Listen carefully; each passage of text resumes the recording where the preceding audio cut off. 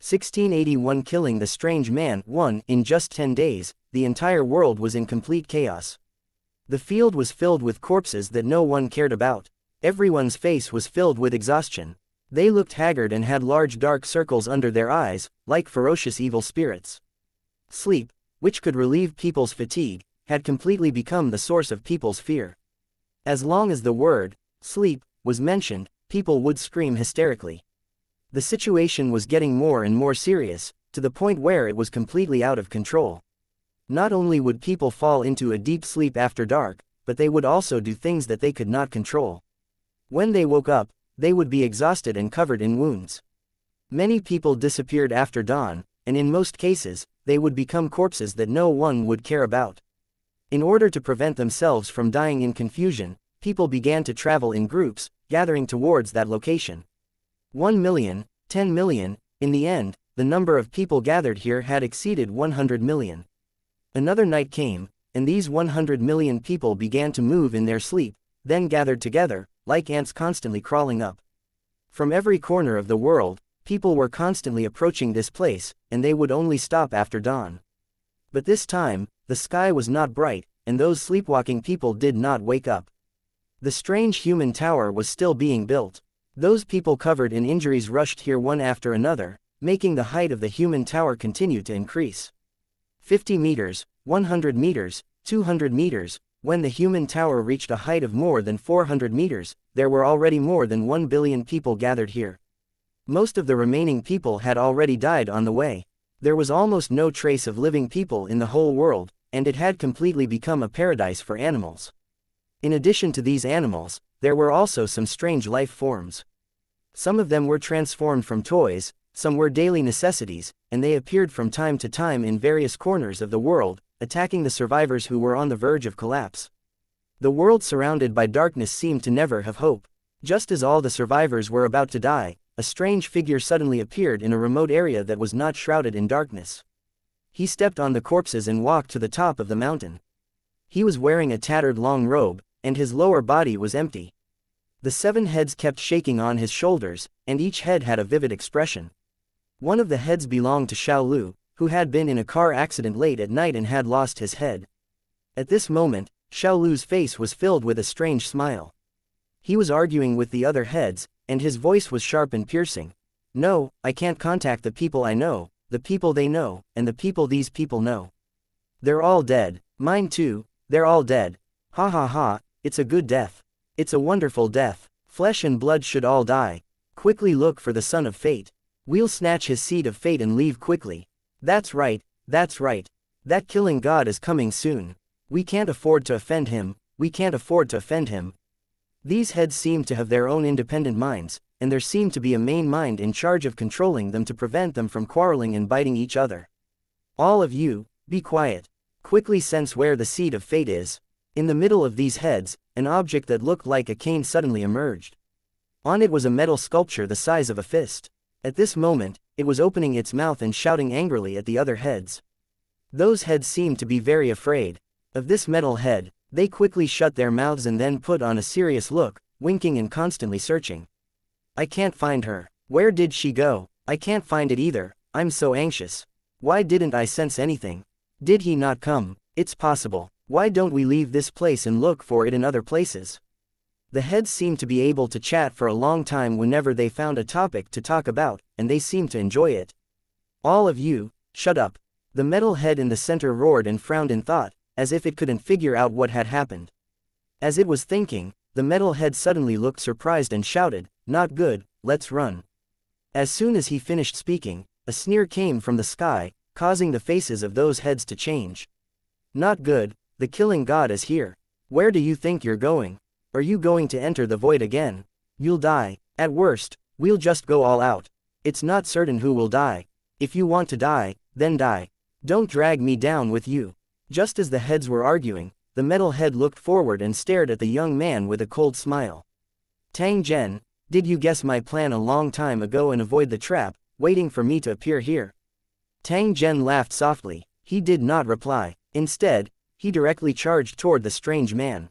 This time, when he had the chance, he would not give the other party a chance to escape. When they saw Tang Zhen charging over, Those heads shrieked at the same time. All sorts of substances were spurted out from their eyes, ears, mouth, and nose. They were like squirming living creatures that pounced toward Tang Zhen. You dare to show off such a small skill. Following Tang Zhen's furious rebuke, a blade light flashed past the strange man's shoulder. A pile of heads rolled off like coconuts and fell to the ground one after another. Ah, I'm dead, so painful, I can't accept this. Tang Zhen, you will not die a good death. What a sharp blade, what weapon is this? After rolling on the ground, the heads were suddenly wrapped in flames and turned into ashes. Tang Zhen, are you really going to kill us all? The metal head that looked like a walking stick retracted back into his stomach and dodged the blade. Then, it came out from his neck and roared at Tang Zhen. Tang Zhen was already too lazy to reply. He once again brandished his battle blade and slashed toward the strange man. In this kind of world overlord level battle, teleportation was simply impossible. That strange man could only receive Tang Zhen's attack. It was just that Tang Zhen's battle blade was too powerful. Although the strange man was not cut into two, he was still struck by the blade. This saber attack caused the strange man to no longer hold any hope in his heart. He knew that if he did not think of a way soon, he might really be killed by Tang Zhen. Tang Zhen, why don't we stop the battle? I will give you sufficient compensation as long as you name a price. Tang Zhen did not reply. He merely swung his blade once again. Damn it, what do you want? The strange man was flustered and exasperated. He shouted as he dodged. I'll take your life. Tang Zhen's reply was direct and decisive. At the same time, he slashed his blade at the strange man's body. His long robe suddenly shattered, revealing the withered bones beneath. A ray of light flashed past, right at the position of the sternum. The seed of destiny. A trace of excitement flashed across Tang Zhen's eyes. The speed of his attack once again increased. Moreover, he chose the most dangerous close-range attack. The strange man couldn't withstand it, and his body instantly shattered. At the same time, he roared in a desperate tone, Tang Zhen, you won't be able to kill me. Instead, you will suffer my revenge. Let's see who will die first. Ha ha ha. As soon as he finished speaking, Tang Zhen's blade split the metal head. At the same time, his other hand reached into the strange man's chest and pulled out the seed of fate. Boom! The strange man's body suddenly exploded. At the same time, a gray fog that was like maggots in tarsal bones contaminated Tang Zhen's body. It was impossible for him to dodge. Tang Zhen's expression changed. He hurriedly retreated, but he was still contaminated by some of the gray fog. What the hell is this? Tang Zhen snorted coldly as he watched the strange man turn into ashes. He kept the seed of fate into his storage space. Tang Zhen's figure teleported and disappeared after he sized up the surroundings and confirmed that there were no traces. A breeze blew past, and the ashes of those strange men slowly floated up and turned into a face full of resentment. It stared in the direction that Tang Zhen had disappeared in, and then disappeared in the blink of an eye. 1682 Hope will always exist in a certain corner of this world. Tens of thousands of survivors were gathered. Their faces were haggard, and their bodies were covered in wounds, as if they had experienced countless hardships. If one was high up in the sky, they would be able to notice the abnormality in this area. There seemed to be a faint energy shield covering the land. The strange power that could cause survivors to fall asleep had never affected this place from the beginning. This was a shelter for survivors, the only hope for survival. Just as the survivors were discussing in low voices why the surrounding darkness had suddenly disappeared, a human figure suddenly appeared in the sky. It was Tang Zhen who had killed the strange man. The moment he appeared, the ground became so quiet that even a pin drop could be heard. It was as if no one existed. At this time, the survivors on the ground were all looking at him. Their eyes were very complicated. There was gratitude, doubt, and endless confusion. They were extremely familiar with Tang Zhen. This was because he was the demon in their dreams. He used cruel methods in his dreams to kill everyone over and over again. When the survivors saw Tang Zhen's face, they would subconsciously feel nervous and afraid. They would be completely unable to control their emotions. When they were struggling in the disaster, they had fantasized more than once that they could kill the owner of this face and cut him into 1,000 pieces. However, things in the world were just so wonderful. Sometimes, things that you thought were right might not be the truth. Because it was this demon that appeared in their dreams that saved them from the sea of suffering and told them the truth. Some said that dreams were the opposite, just like mirror images, and that was true. The so-called god in the dream was the real devil that created the disaster. It was he who used strange means to destroy the world. If he wanted to avoid being controlled by the devil, he could only do it at the location Tang Zhen had marked. Only then would he not lose control like a walking corpse when night came. The survivors had no other choice but to stay here. Then, they were surprised to find that they could really avoid the control of the devil here. Even if they were to fall asleep at night, they could sleep well until dawn. The survivors were overjoyed. While they cheered, they also began to take the initiative to find other survivors so that they could also hide here. At this time, the survivors did not need any command. They spontaneously united and worked together, and everyone worked hard to survive. It didn't take long for a large number of survivors to gather here. They held on day after day, waiting for the arrival of hope in a daze. Fortunately, their bitter wait finally paid off. The moment they saw Tang Zhen appear, a trace of joy rose in the hearts of all the survivors. It seemed to have come inexplicably. Perhaps it was because the sky had suddenly brightened, or perhaps it was because of some unknown reason. Don't worry, the demon is already dead. Upon hearing Tang Zhen's words, the survivors were stunned for a few seconds. Soon after, earth-shaking cheers rang out from the ground. In this period of time, they had experienced hellish torture and were on the verge of collapse at any time. It could be said that they were better off dead than alive. If they weren't lucky, if they weren't supported by a strong desire to live, perhaps they would be like the others and become corpses that no one cared about. Fortunately, everything was over, and hope had finally arrived. The survivors cheered for a long time, and then looked up at the sky again with tears of joy. Tang Zhen descended from the sky and arrived in front of a middle-aged man. He was the destiny's child of this plane. Tang Zhen had roughly judged the strange man's intentions and had discovered him first with the detection ring. Then, he had brought him to this safe zone. The strange man would never have imagined that Tang Zhen had already taken the first step and he was still foolishly waiting for his prey to come. However, Tang Zhen didn't want the middle-aged man's seed of fate. When this plane was facing a disaster, it needed such manpower and resources to turn the tide and lead the survivors to rebuild their homes in the ruins. Tang Zhen had always acted according to his heart. He also had his own principles when doing things. He was unable to stop the strange man's methods. However, he was able to provide some help in his own way. Furthermore, a seed of fate from a low-energy plane like this was worth 100 destiny gold coins at most. After obtaining the strange man's seed of fate, he didn't even think much of such a low-value seed of fate. I'm going to leave soon. The rest is up to you. If I'm not wrong, the number of survivors should be more than 1 million. Try to gather as many as possible. After Tang Zhen finished speaking, he turned around and left. Your Excellency, please hold on. The middle-aged man asked him to stay, his face nervous. Facing such a godlike figure, the middle-aged man's heart was still hanging in the air. It had taken a great deal of courage for him to speak up and make him stay. Tang Zhen stopped his footsteps. He turned around and swept his eyes over the middle-aged man as he said indifferently, "Speak, what do you want? Can you tell me how this disaster happened? Why are we all in that state of sleepwalking?" The middle-aged man's eyes had a hint of pleading. The survivors knew nothing about this. In order to prevent similar things from happening, they had to find out the reason. Tang Zhen pondered for a moment when he heard this before giving an answer to the middle-aged man. Have you ever heard of a theory called 6-degree division? The middle-aged man shook his head with a puzzled expression. It was obvious that no one in this dimension had proposed this concept.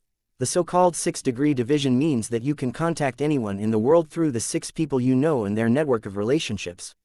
The middle-aged man nodded, a trace of shock on his face, as if he had thought of something. The demon in the dream obtained 7 heads from different regions. After modifying them, he controlled them and then invaded the world through their network. Then, he hypnotized you in your dreams. The longer the time, the stronger the effect of the hypnosis. In the end, even if someone creates a night, you will immediately enter the state of hypnosis. After Tang Zhen said this, he looked at the middle-aged man and smiled, but you're different. Because of the power of destiny, you'll subconsciously seek good fortune and avoid disaster, heading to an absolutely safe place. But if you really go there, you'll fall into the trap of the demon in your dream. Everything he did was to find you. The middle-aged man's face was filled with shock. He didn't expect that he was the source of this disaster. But it's fine now, I've killed the demon in the dream. As for those strange life forms, they'll disappear soon. The middle-aged man let out a long sigh after he understood the cause and effect of the matter. He immediately bowed to Tang Zhen. When the other survivors saw this, they also bowed and expressed their gratitude. The middle-aged man stood up and asked Tang Zhen, "We will build a statue to forever remember your help to us. May I have your permission?" The man asked. "You guys can do as you please." Tang Zhen waved his hand before he flew into the sky. He turned into a shooting star and disappeared in an instant. The survivors on the ground looked up at the sky and were in a daze for a long time. 1683 Returning to the world of Lusheng. After leaving this plane, Tang Zhen once again headed in the direction of the Tower World. First, he was trapped by the strange man. Then, he was chased by him. The distance between Tang Zhen and the Tower World seemed to be getting further and further. Of course, this was not a big deal. At most, it would just waste some time. After locking onto the direction of the Tower World, Tang Zhen advanced rapidly in the void without stopping. However, the process of returning wasn't smooth sailing either. During this period, he encountered 2 void storms and several pursuers from void creatures. Fortunately, he managed to avoid them each time. Compared to the void creature controlled by the strange man, the void creature that Tang Zhen encountered was even more powerful. It was invisible and had no body. However, it was extremely difficult to get rid of it once it collided with it.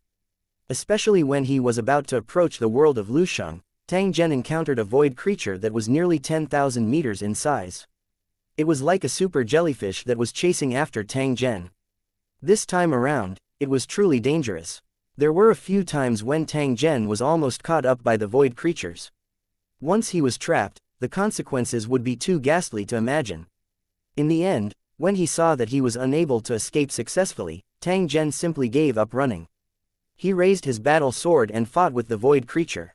This battle was extremely thrilling. Tang Zhen had used his energy avatar and was locked in a battle with the void creature. However, even though he had used his energy incarnation, Tang Zhen's body size was still far inferior to the void creature. The difference in size between the two of them was like a cat and a mouse. Due to the lack of world energy in the air, he was unable to replenish his energy in time. As a result, Tang Zhen's situation became extremely passive. The longer the battle dragged on, the more disadvantageous it would be for him. Tang Zhen relied on the world's origin to replenish his needs. After fighting bitterly for more than a day, he finally killed the void creature. His energy incarnation was also covered in injuries. After resting for a period of time, Tang Zhen inspected the void creature's corpse and took away the valuable items. Only then did he set off on his return journey. In the blink of an eye, several months had passed. Tang Zhen finally arrived at the void region where the world of Lusheng was located. If one wanted to enter the Tower World from the void, they couldn't barge in like they did in other planes. Instead, they had to prove their identity and let the cornerstone platform guide them. Otherwise, they would easily suffer a backlash from the terrifying power. Moreover, the strength of the plane barrier of the world of Lusheng was extremely high. Even if he wanted to break in by force, he might not be able to do so. However, if he went through the cornerstone platform's plane channel, he would not have such trouble and could directly teleport to the designated location in the Tower World. Tang Zhen controlled his spiritual power to touch the barrier between the planes and sent his identity information into it. He soon received a response, indicating that the verification had been passed. A gap appeared in the barrier, and Tang Zhen flew into it. In the next instant, he appeared inside the Tower World. The guidance of the foundation stone platform was in place in one step, directly sending Tang Zhen to the Holy Dragon City. The first thing that entered his eyes was that giant insect warship. The appearance of the giant bug warship had changed greatly. The filth on its shell had been completely cleaned, and it was shining in the sun. The giant worm no longer exuded a thick aura of death like it did in the past. Instead, it gave off a feeling of rebirth. Of course, this was just a feeling. In reality, the giant worm was still a corpse, an old shell without any life. Tang Zhen sized up the giant insect battleship for a moment and suddenly had an idea. The strange man used the power of vitality contained in the light of the oil lamp to turn inanimate objects into special life forms. Could he also try to modify the giant bug warship? Just like the metal hull that trapped him, after it gained intelligence, its combat power was greatly improved. Just the ability to adapt to changes was far better than those weapons without intelligence. This was not even a weapon spirit, but a special life form that was far more advanced than a weapon spirit. It was completely different from flesh and energy life forms. If this could really be done, the combat power of the giant insect warship would be multiplied, and it could even fight independently. When he thought of this, Tang Zhen gathered his thoughts and transmitted them to his main body. He had just sent out this thought when he saw a human figure flash in front of him. Tang Zhen's main body had appeared. "Welcome home, how have you been?" The main body and the clone greeted each other and then laughed out loud. The two sides were originally one, so there was naturally no need for formalities. As long as they were willing, they could merge again at any time. After merging with the main body and clone, Tang Zhen's strength would definitely rise another level, directly advancing to the second level of the Sector Lord realm. However, now was not the time for fusion. The main body still had to stay in the Holy Dragon battle zone, while the clone's task was to fight outside. Both sides had their own responsibilities, which was definitely the most reasonable distribution method. This was the advantage of life after evolving into energy form, especially when facing an enemy. The advantage was even more obvious. Unless it was killed by a cultivator of the same level, a Sector Lord could split into thousands of clones. As long as a trace of energy recorded in the person's information existed, there was a possibility of resurrection. The strange man who was killed by Tang Zhen earlier must have had a trace of energy separated from his body in the Wheel of Destiny. Therefore, although he seemed to have been killed by Tang Zhen, he still had a chance to be reborn. Tang Zhen was also aware of this point. However, he did not care. Regardless of whether it was Hua Yu or the strange man, after their seeds of fate were snatched away, they would need an extremely long time to recover. During this period of time, Tang Zhen had enough time to kill them. Tang Zhen took out the oil lamp and inspected it once more. He confirmed that there were no hidden dangers and that it only had one use. Since the oil lamp could give life to inanimate objects, he naturally had to give it a try. Therefore, in the following time, the clone entered the body of the giant worm and placed the oil lamp in a safe place. Although the oil lamp consumed some of the world's origin energy as fuel, the Holy Dragon Warzone was no longer the same as before. Some of the origin energy consumption was completely bearable. He would leave the rest to his main body, and his clone would return to the 5th battle area to prepare for his trip to the Wheel of Destiny. Before he left, Tang Zhen used the strange man's seed of fate to trade for 12,000 gold coins of destiny. Such a price was within his expectations. Compared to Hua Yu, the strange man's strength was clearly stronger, so the value of the seed of destiny should be higher. After giving the 3,000 destiny gold coins to his main body, Tang Zhen's clone left through the teleportation array. When he reappeared, Tang Zhen had already arrived at his territory. The scene in front of him became a little strange. In the years he had been away, the cracked territory had developed rapidly and was no longer the same as before. Because of the existence of the giant tower, it attracted countless wild cultivators. On one hand, they obtained resources from the shattered space underground, and on the other hand, they regularly attacked the giant tower to obtain rewards and spots for cultivators in the city. Since the construction of the tower, thousands of wild cultivators and cultivators from other worlds had been qualified to become cultivators of the tower. This had successfully stimulated the other cultivators and made them more persistent. As long as one became a cultivator of Lu Cheng, their fate would completely change. Now that the opportunity was in front of all the wild cultivators in the 5th battle area, who would give it up easily? As the foreign population continued to increase, the giant city built by Tang Zhen had been expanded again. More than 10 million cultivators and ordinary people lived here. Millions of immigrants from his original world also came to live in the cracked territory. This was Tang Zhen's return to his hometown. As his strength continued to rise, Tang Zhen's connection with the world had become increasingly less. However, he had never forgotten the place where he was born.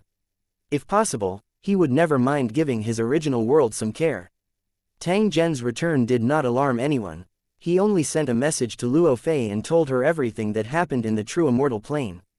With Tang Zhen's help, Loki no longer had any worries. However, if he was worried about the celestial spirit territory, he could also send people to help, and perhaps they could speed up the progress of his mission. After summoning the double-headed snake and the residents of Lu City who were in charge of managing the territory, Tang Zhen first dealt with the recent matters. After all, there were some things that needed his approval. Fortunately, his main body was often teleported over, so there were not many things that needed to be dealt with. It did not take long for Tang Zhen to finish dealing with them. 1684 The Wheel of Destiny's weird rules. After dealing with the trivial matters, Tang Zhen logged onto the cornerstone platform and ordered 20 teleportation arrays from the mysterious Iron Territory, which cost him nearly 2,000 Destiny gold coins. With the existence of these teleportation formations, the entire fractured territory would be connected, making traveling more convenient. When the basic infrastructure was completed, the cracked territory would also set foot on the track of development and begin to be qualified to compete with the old territories. Ellipsis ellipsis exclamation mark. Tang Zhen slowly walked out of the secret training room in the cracked territory with a serious expression. The gray mist that the strange man turned into before his death was actually a special curse and a means of locating him. It was hidden in his sea of spirit and could not be dispelled no matter what. Although it wouldn't cause any harm to oneself, it was extremely disgusting. Anyone would choose to get rid of it at the first moment. However, Tang Zhen had tried all sorts of methods, but none of them had any effect. In the end, he still chose to give up temporarily. The matters in the cracked territory had been settled. Tang Zhen's next goal was to head to the Wheel of Destiny. He had two goals for this trip. One was to kill Hua Yu and the strange man. The other was to see what the connection between the Scales of Fate and the Wheel of Fate was. The information that he had ordered his men to gather had already been delivered. It allowed Tang Zhen to have a deeper understanding of the Wheel of Destiny. At the same time, he also understood how difficult it was to hunt down Hua Yu and the strange man. However, even if it was difficult, Tang Zhen would not give up easily. He did not have the habit of leaving his enemies alive and adding danger to himself. Taking the teleportation array in the cracked territory, Tang Zhen headed to the territory closest to the Wheel of Fate. Then, he continued to move forward until he reached the edge of the territory. This place was also the edge of the fifth battle area. Under their feet was a cliff-like abyss, and in front of them was the boundless sea of stars, flashing with colorful lights. In the far end of the abyssal sea of stars, there was a floating island-like island. That was where the Wheel of Destiny was. To reach the location of the Wheel of Destiny, one had to take a special transportation tool, because even Sector Lord cultivators couldn't fly across the abyssal star sea. There was once a guy who didn't believe in heresy who flew in, but in the end, he escaped back in a few minutes, his face full of fear. It was said that after that incident, this realm Lord cultivator was unlucky for a full 50 years. He would get stuck in his teeth even if he drank cold water. After this matter spread, no one dared to try it easily anymore. Every time they went to the Wheel of Destiny, they would obediently pay the money. When Tang Zhen arrived at the Star Sea Abyss, there were already hundreds of cultivators waiting there. There were Sector Lord level experts, Spirit Emperor level cultivators, and even King level cultivators. Tang Zhen didn't understand why a King level cultivator was heading to the Wheel of Fortune, but he didn't care too much. He just stood quietly in the corner and slowly waited for the transportation to appear. "Senior, are you heading to the Fate Island?" A law cultivator came over and asked Tang Zhen in a low voice. His appearance was slightly reserved. Although the other party couldn't see through Tang Zhen's cultivation, he knew that he was definitely a world overlord expert. This was because during the process earlier, the few world overlords present had sized up Tang Zhen. If they weren't cultivators of the same realm, they wouldn't even bother with them. "That's right, what's the matter?" Tang Zhen casually asked as he looked at this foreign race cultivator with a half-transparent body that flickered with specks of silver light. "You look unfamiliar. It must be your first time to the Wheel of Fortune. If you need anything, I can provide you with the service." Hearing the other party's reply, Tang Zhen could not help but be stunned. Since when did law cultivators fall to such a level and start to solicit business everywhere? "You're not Lu Cheng's cultivator." Tang Zhen's interest was piqued as he began to chat with the other party. "I'm not a cultivator of Lusheng, but a cultivator of the Wheel of Fortune. I'm here to solicit business for my inn." When the Law King saw that Tang Zhen was interested, he patiently explained. It turned out that the Wheel of Destiny was different from Lu Cheng's cultivators. Although they all lived on the giant floating land called the Island of Destiny, they could only be regarded as ordinary civilians before they obtained the qualification of the Child of Destiny. The people here couldn't enjoy the benefits of the residents of the Tower City and could only find ways to make a living like ordinary people. However, because of the abundant natural energy, the number of cultivators on the Island of Destiny was particularly large. On the Island of Destiny, war missions would occasionally appear, but they were all issued by the Wheel of Destiny. Basically, they were all to clear up rebellious planes. The planes controlled by the Wheel of Fortune weren't all willing to accept its control, and rebellions would occur from time to time. Under such circumstances, the Wheel of Destiny would, according to the severity of the situation, conscript cultivators to quell the rebellion. It was said that in the largest rebellion, millions of cultivators and dozens of children of destiny were mobilized, and it took more than 10 years to win. No one knew the specific reason for the rebellion, but the cultivators who survived in the end were all paid a generous commission, which made the cultivators who were not qualified to participate in it envious. However, if one did not become the child of destiny, they would never be able to become a superior, and their status would be lower than others. Therefore, becoming the child of destiny was the common goal of all cultivators on the island of destiny. However, few succeeded. The law cultivator in front of him ran a place similar to an inn on Destiny Island, which provided various services to Lu Cheng cultivators who went to Destiny Island and earned some materials for their daily cultivation. As he listened to this law cultivator's introduction, the sense of novelty in Tang Zhen's heart grew stronger and stronger. After getting used to the operation mode of Lu Sheng and being the lord of a battle zone, Tang Zhen was no longer interested in making money. Only the coin of destiny could move his heart. However, the way of life on Destiny Island was more secularized. There wasn't much difference between ordinary people and cultivators, and they met each other often. What kind of experience would it be to live in such an environment? After chatting with this law cultivator for a long time, Tang Zhen didn't want to let his efforts go to waste, so he nodded and agreed to go to the other party's shop to rest temporarily. The law cultivator was overjoyed. His shop could take in Sector Lord Lu Sheng cultivators, he would definitely make a fortune. It wasn't that he was prepared to scam Tang Zhen, but Destiny Island was different from other places. As long as the cultivators in Lu Sheng stayed, they had to spend money. When they did things, the local residents would do it for them, so they naturally had to pay. The pavilion closest to the water enjoys the moonlight first. Since Tang Zhen was staying at his place, these matters would naturally be directly handed over to him to handle. Speaking of this, it must be mentioned that the attitude of the Wheel of Destiny towards Lu Cheng's cultivators was a little too harsh. Although the Wheel of Destiny would accept Lu Cheng's cultivators and allow them to undergo the trial of fate, before becoming the child of fate, it would be difficult for them to move a single step on the island of fate. As long as they stepped onto the island of destiny, the cultivators of Lu Sheng couldn't move freely. They had to either go to a designated place to stop or live in a private business. Even if he wanted to join the trial of destiny, he had to get help from a local. If Lu Cheng did it himself, he would be violating the rules of Destiny Island. Only God knew what the Wheel of Destiny was thinking to make such a strange rule.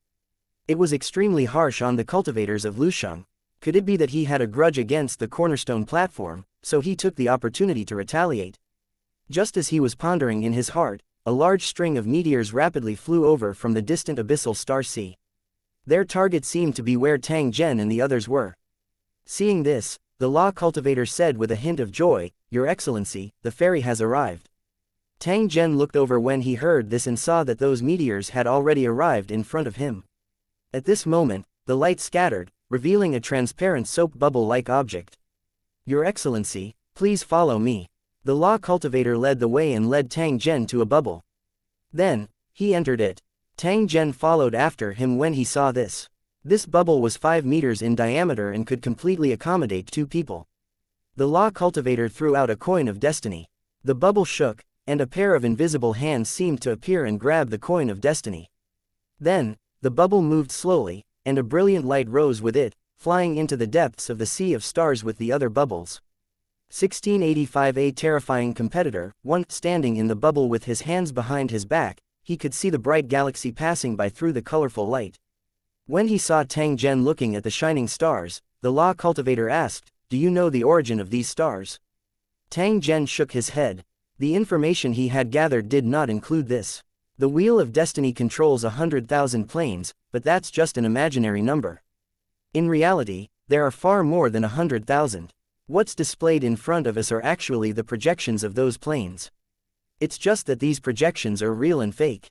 The fake planes can't be touched, and can only be seen with the naked eye. However, if it's a real plane projection, you can use your spiritual power to lock onto it and observe the birth, aging, sickness, and death of a world from a god's perspective. It can also be considered an experience of a different life. Tang Zhen nodded his head. Although this method seemed boring, it was a good way to kill time for some long-lived species. While the two were talking, the bubble suddenly accelerated, like a shooting star that could travel 1,000 miles in an instant. After about 20 minutes, a piece of land overflowing with light appeared in front of them. It was like a lighthouse floating in the sea of stars and could be seen from a great distance. "Sir, we'll be there soon." As the shop owner spoke, a group of meteors scattered like fireworks and flew in different directions. After the bubble meteor that Tang Zhen was riding on flew onto the land, it flew towards a mountain peak before finally landing in a courtyard on the mountainside. This courtyard was quite unique. There were waterfalls and springs, pavilions and rockeries, and it looked pleasing to the eye. The bubble slowly landed on the ground. After Tang Zhen and the other person stepped out, it bounced twice on the ground and flew into the air again, disappearing in an instant. "This way, please." Knowing that Tang Zhen was clear about the rules of Fate Island, the shop owner didn't waste any words and directly invited him to the guest room. After following the shop owner for a distance, they arrived near a clear bamboo forest. The environment here was quiet and clean, and several bamboo buildings were hidden within. Tang Zhen did not have many requirements. He randomly chose a bamboo building and treated it as a temporary resting place. "I can't trouble two people for the same matter. Since I'm staying at your place, I'll leave the registration for the Wheel of Fortune to you. This is the room fee I've paid in advance." Tang Zhen took out 20 destiny gold coins from his storage equipment and threw them into the hands of the shop owner. "Don't worry, sir. I've done this many times. I won't make a mistake." The shop owner patted his chest and hugged him.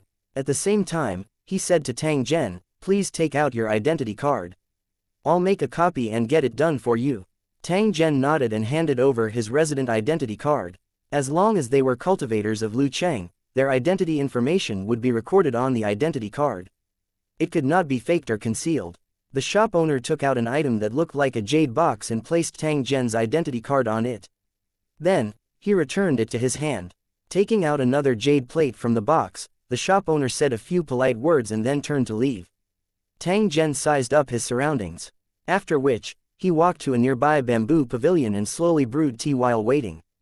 The owner left his inn and took a disc-shaped vehicle to the registration counter. Within the Island of Destiny, only the air bubble meteors and Destiny's Child were qualified to fly. No matter how strong ordinary cultivators were, they could only fly close to the ground. If that reckless person had been flying in the air, he would have been struck by lightning in less than a second, and he would have been seriously injured. This wasn't the end, they still had to face a huge fine. If they didn't pay, they would be captured and thrown into the abyss hell, even if a sector lord's skin was peeled off. The Island of Destiny's strict rules could be seen from this. However, if they followed the rules, the Island of Destiny would be the best place to live. It could be said that every step was a beautiful view, like a blessed paradise. The shop owner walked through the busy streets and finally arrived in front of a building about 300 meters tall. He put away the flying device and walked into it. This was the registration place for the Wheel of Destiny. Whether it was the residents of the Island of Destiny or the cultivators of Lusheng, this was an indispensable step if they wanted to participate in the trial of the Wheel of Destiny.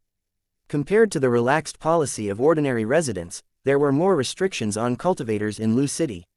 Whether it was cultivation or status, they were closely related to whether they could successfully register. When the innkeeper arrived, there were already many people in line. They were also holding jade cards and sending them into something like a counter machine. It would be a big mistake to treat the cultivators of Lu Cheng as country bumpkins who did not know anything about technology. Many cultivators of Lu Cheng were as knowledgeable scholars. It was once said that when technology reached its limit, it would be closer to the mysterious power, and it was indeed so. It was for this reason that most cultivators in Lusheng City looked down on technological products. Even if there were similar technological products in their daily lives, most of them were disdainful. The world of technology had always been submissive to the cultivators of Lusheng, and even in the invading plains, the threat of the world of technology had never exceeded the medium level. How could a concept that had been fixed for thousands of years be changed overnight? The shop owner wasn't in a hurry and waited slowly in the queue. He had plenty of time anyway. After more than 10 minutes, it was finally the innkeeper's turn. He stuffed the jade card in his hand and waited for the pass to get another jade card. At that time, Tang Zhen would be able to directly participate in the trial of the Wheel of Destiny with the Jade token. On the screen in front of him, the information stored in the Jade card could be seen. The shop owner took a casual glance and was instantly stunned. Tang Zhen, Lord of the Sacred Dragon War Zone, 5th Battle Zone, Lord of the Cracked Territory, 1st Realm Sector Lord. The shop owner was shocked when he saw the top line of information. He didn't expect the smiling young man to have such a big background. Oh my god, if I had such a background, I would never have come to participate in the trial of fate. The shop owner sighed, and his eyes were filled with envy. They were all cultivators, but why was there such a big gap between them? The cultivators in line behind him also saw the display on the screen. After being stunned for a moment, they immediately began to discuss in low voices. Tang Zhen, why does this name sound so familiar? Isn't he the one who broke the promotion record of the 5th battle area and built the giant tower? Now that you mention it, I also remember. It's said that this Tang Zhen's reputation among the wild cultivators is extremely high. Moreover, he's famous for being fierce. I didn't expect that he would actually come to participate in the trial. Damn it. If we were to be in the same group as this person, would we still have a chance? The group of cultivators looked dejected and worried about their future. In fact, it's not that serious. You should know that the Wheel of Destiny's trial emphasizes fairness the most. Even if Tang Zhen has 3 heads and 6 arms, he will still be at the same starting point as us when he participates in the trial. What is there to be afraid of? One of the cultivators said loudly. His face was filled with injustice and a trace of jealousy. That's right, that's the logic. According to what you said, there is nothing to be afraid of about that Tang Zhen. That's right, that's why I said never to boost other people's morale and destroy your own prestige. The inn owner laughed coldly to himself at the cultivators' words, thinking how short-sighted they were. For Tang Zhen to be able to possess his current achievements, he definitely has something that surpasses others. Even if they were at the same starting point, he is definitely not someone that all of you can compare with. 1686 I'll give you a chance to make money. While the innkeeper was waiting, the Wheel of Fortune cultivator in charge of registration was also arguing about Tang Zhen's registration. Compared to ordinary cultivators, they had more comprehensive information in their hands. Other than more detailed information on Tang Zhen's strength, they also had information on how he had killed 2 children of destiny in a row. Although he didn't really kill them, he still caused great damage to the 2 children of destiny. It wouldn't be an exaggeration to say that Tang Zhen was the enemy of the Wheel of Destiny cultivators. However, in the rules of the Wheel of Destiny, there was no rule that one was not allowed to participate in the trial if they attacked the Son of Destiny. Even if Tang Zhen really killed the Son of Destiny, the other party could only think of ways to take revenge in private.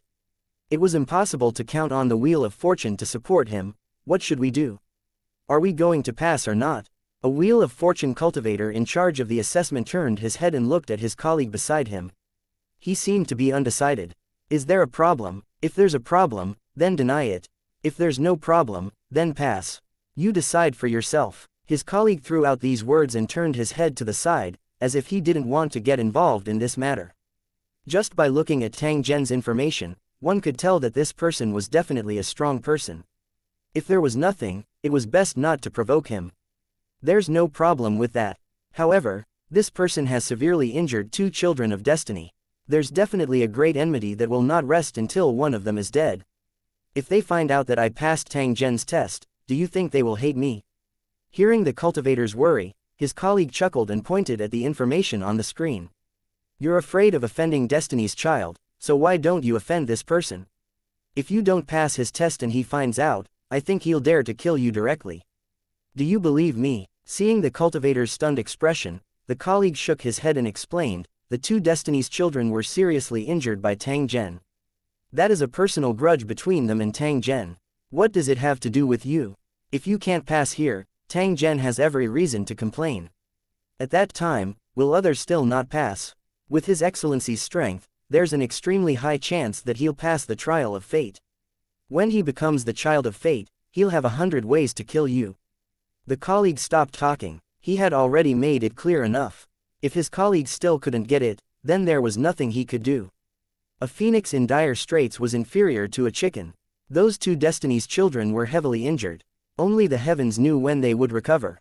Would they be killed by Tang Zhen during this period of time? He could judge from the information that Tang Zhen would never hold back against his enemies. Perhaps, he had come to the Destiny Island this time for the sake of those two children of destiny. Why you and that unknown son of fate could be said to be extremely unlucky to have provoked this fiend. The cultivator in charge of reviewing Tang Zhen's information had also thought it through and directly passed it. In any case, he was doing things according to the rules, so who could find any problems? As soon as the approval was given, the proof of entry popped out. The inn owner took it and quickly turned to leave. Regardless of Tang Zhen's identity, since he was his guest, he had to try his best to satisfy him. Halfway there, the inn owner hesitated for a moment before turning to a shop.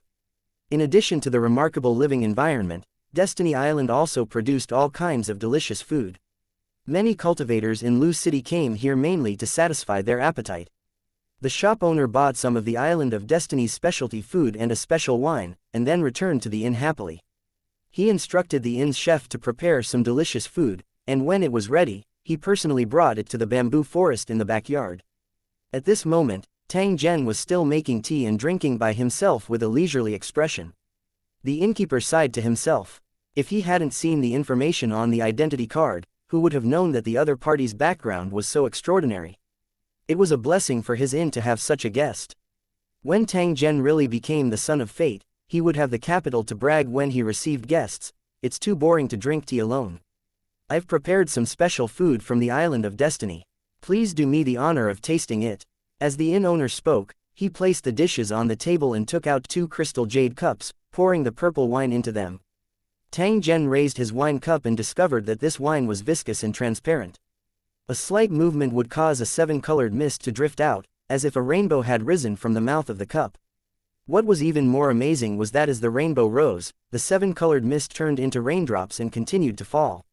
The wine cup also reflected the beautiful scenery of the mountains and rivers, and together with the falling rain, it formed a strange scene of misty rain. Before the wine even entered his throat, he was already a little drunk. Tang Zhen clicked his tongue in wonder. Under the urging of the inn owner, he slowly took a sip with a face full of enjoyment. Good wine. Seeing this, the innkeeper also revealed a happy expression and introduced, "There's a misty cloud valley on the Island of Destiny. It's surrounded by clouds and mist all year round, and the scenery is exceptionally beautiful. This misty rain fine wine is produced there, and it's very famous." Not bad, the wine is just like its name. Tang Zhen nodded. After softly praising it, Tang Zhen took out his chopsticks, picked up a little of one of the dishes, and placed it in his mouth to chew carefully. An indescribable delicious taste exploded in his mouth. Tang Zhen had never tasted such a taste before. It was so comfortable that it almost made him moan. "What is this? What is there to say?" Hearing Tang Zhen's question, the inn owner quickly replied, "There's a big river at the edge of the Island of Destiny that flows into the Abyssal Star Sea.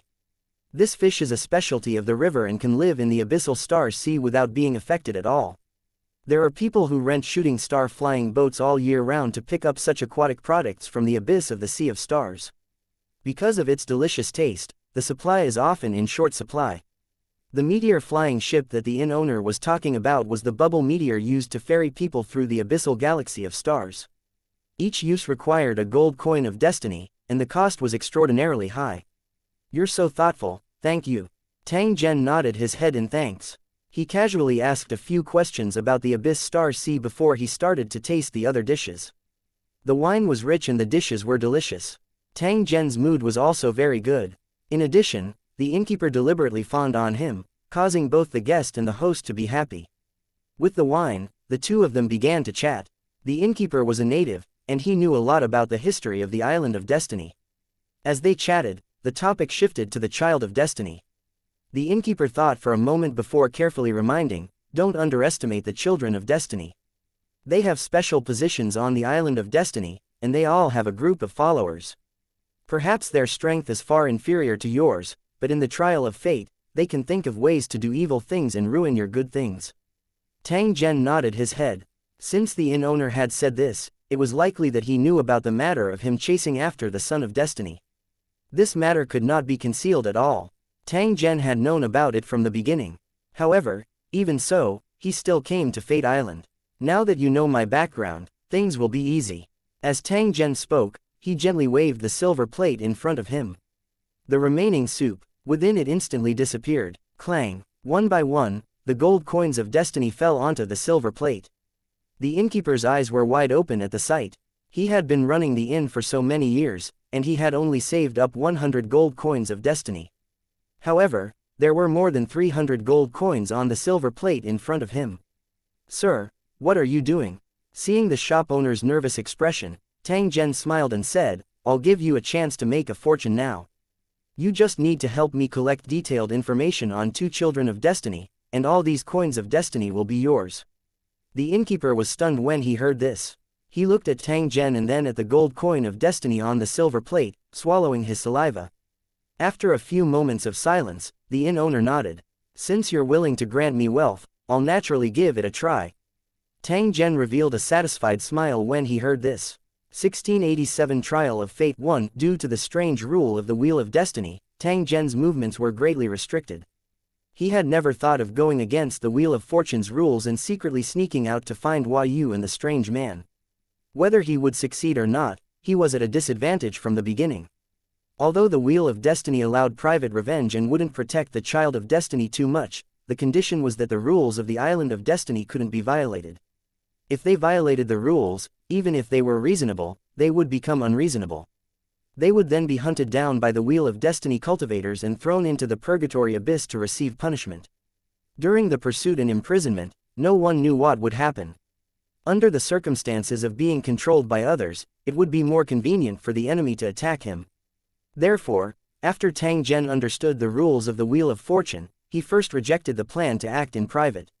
Instead, he prepared to use the rules here to reasonably and legally get rid of Yu and the strange man. However, in a situation where he was under the control of others, if he wanted to realize his plan, he needed to have people at his disposal to facilitate his actions. He was unfamiliar with this place and the best way to recruit useful manpower as soon as possible was to throw money. Sure enough, the innkeeper couldn't resist the temptation of the gold coin of destiny. Although he knew that there was a certain risk in this matter, he still agreed. "In that case, you can keep these destiny gold coins. I'll be waiting for your good news." Tang Zhen smiled and stood up. He returned to the bamboo house and continued to cultivate. The innkeeper looked around and put away the silver plate. Then, without a change in expression, he tidied up the table and left the backyard. The Trial of Fate begins once every 3 years. The participants can be guided by a jade tablet and directly enter the trial grounds. The time that Tang Zhen arrived could be considered coincidental. In another half a month's time, a new round of the Destiny trial would begin. Before that, all he needed to do was to wait in peace. After a few days, the inn owner found Tang Zhen. "Sir, the information you wanted has been obtained. However, there is only information on Yu. The other person is missing." Tang Zhen was not surprised when he heard the inn owner's answer. This was because the strange man's injuries were far more serious than Yu's. Even though he had been reborn, he still needed a long time to recuperate. "How about this, if you have the time, help me pay more attention to the news of the Wheel of Destiny, and pay more attention to whether there are any children of destiny who have suddenly gone into seclusion." The strange man had no name, so he could only find him through this method. Of course, Yu wasn't much better off. Losing the seed of destiny made his name hollow. He was already lucky that he wasn't removed from the Wheel of Destiny. Compared to the cultivators in Lusheng, the rules of the Wheel of Destiny were undoubtedly stricter, even merciless. If Yu wanted to recover her strength, she would have to participate in the Trial of Destiny again to accumulate the power of destiny and condense the seed of destiny. It could be said that if Yu were to participate in the trial now, there would not be much difference between her and the other participants. However, with the resources that she had, she would still have some advantages over the other participants. Tang Zhen was prepared to use this opportunity to openly kill Yu during the trial. "You've done well. If you have the chance, please like and share the video on the YouTube channel Cultivation Audiobooks. Around for more information about the Trial of Fate. If you do well, I'll give you more than enough rewards." Those who participated in the Trial of Destiny would have their memories wiped after failing. Only the Child of Destiny would reveal some relevant information. The innkeeper was overjoyed. He was originally worried that Tang Zhen would be dissatisfied if he didn't complete the agreed task. However, it seemed that he had been overthinking it. "Don't worry, sir. I've already used all my connections to help you gather information in this area. Once there's a new situation, I'll definitely inform you at the first moment. The inn owner didn't dare to be neglectful when facing a big gold mine like Tang Zhen. He hoped to obtain even more rewards.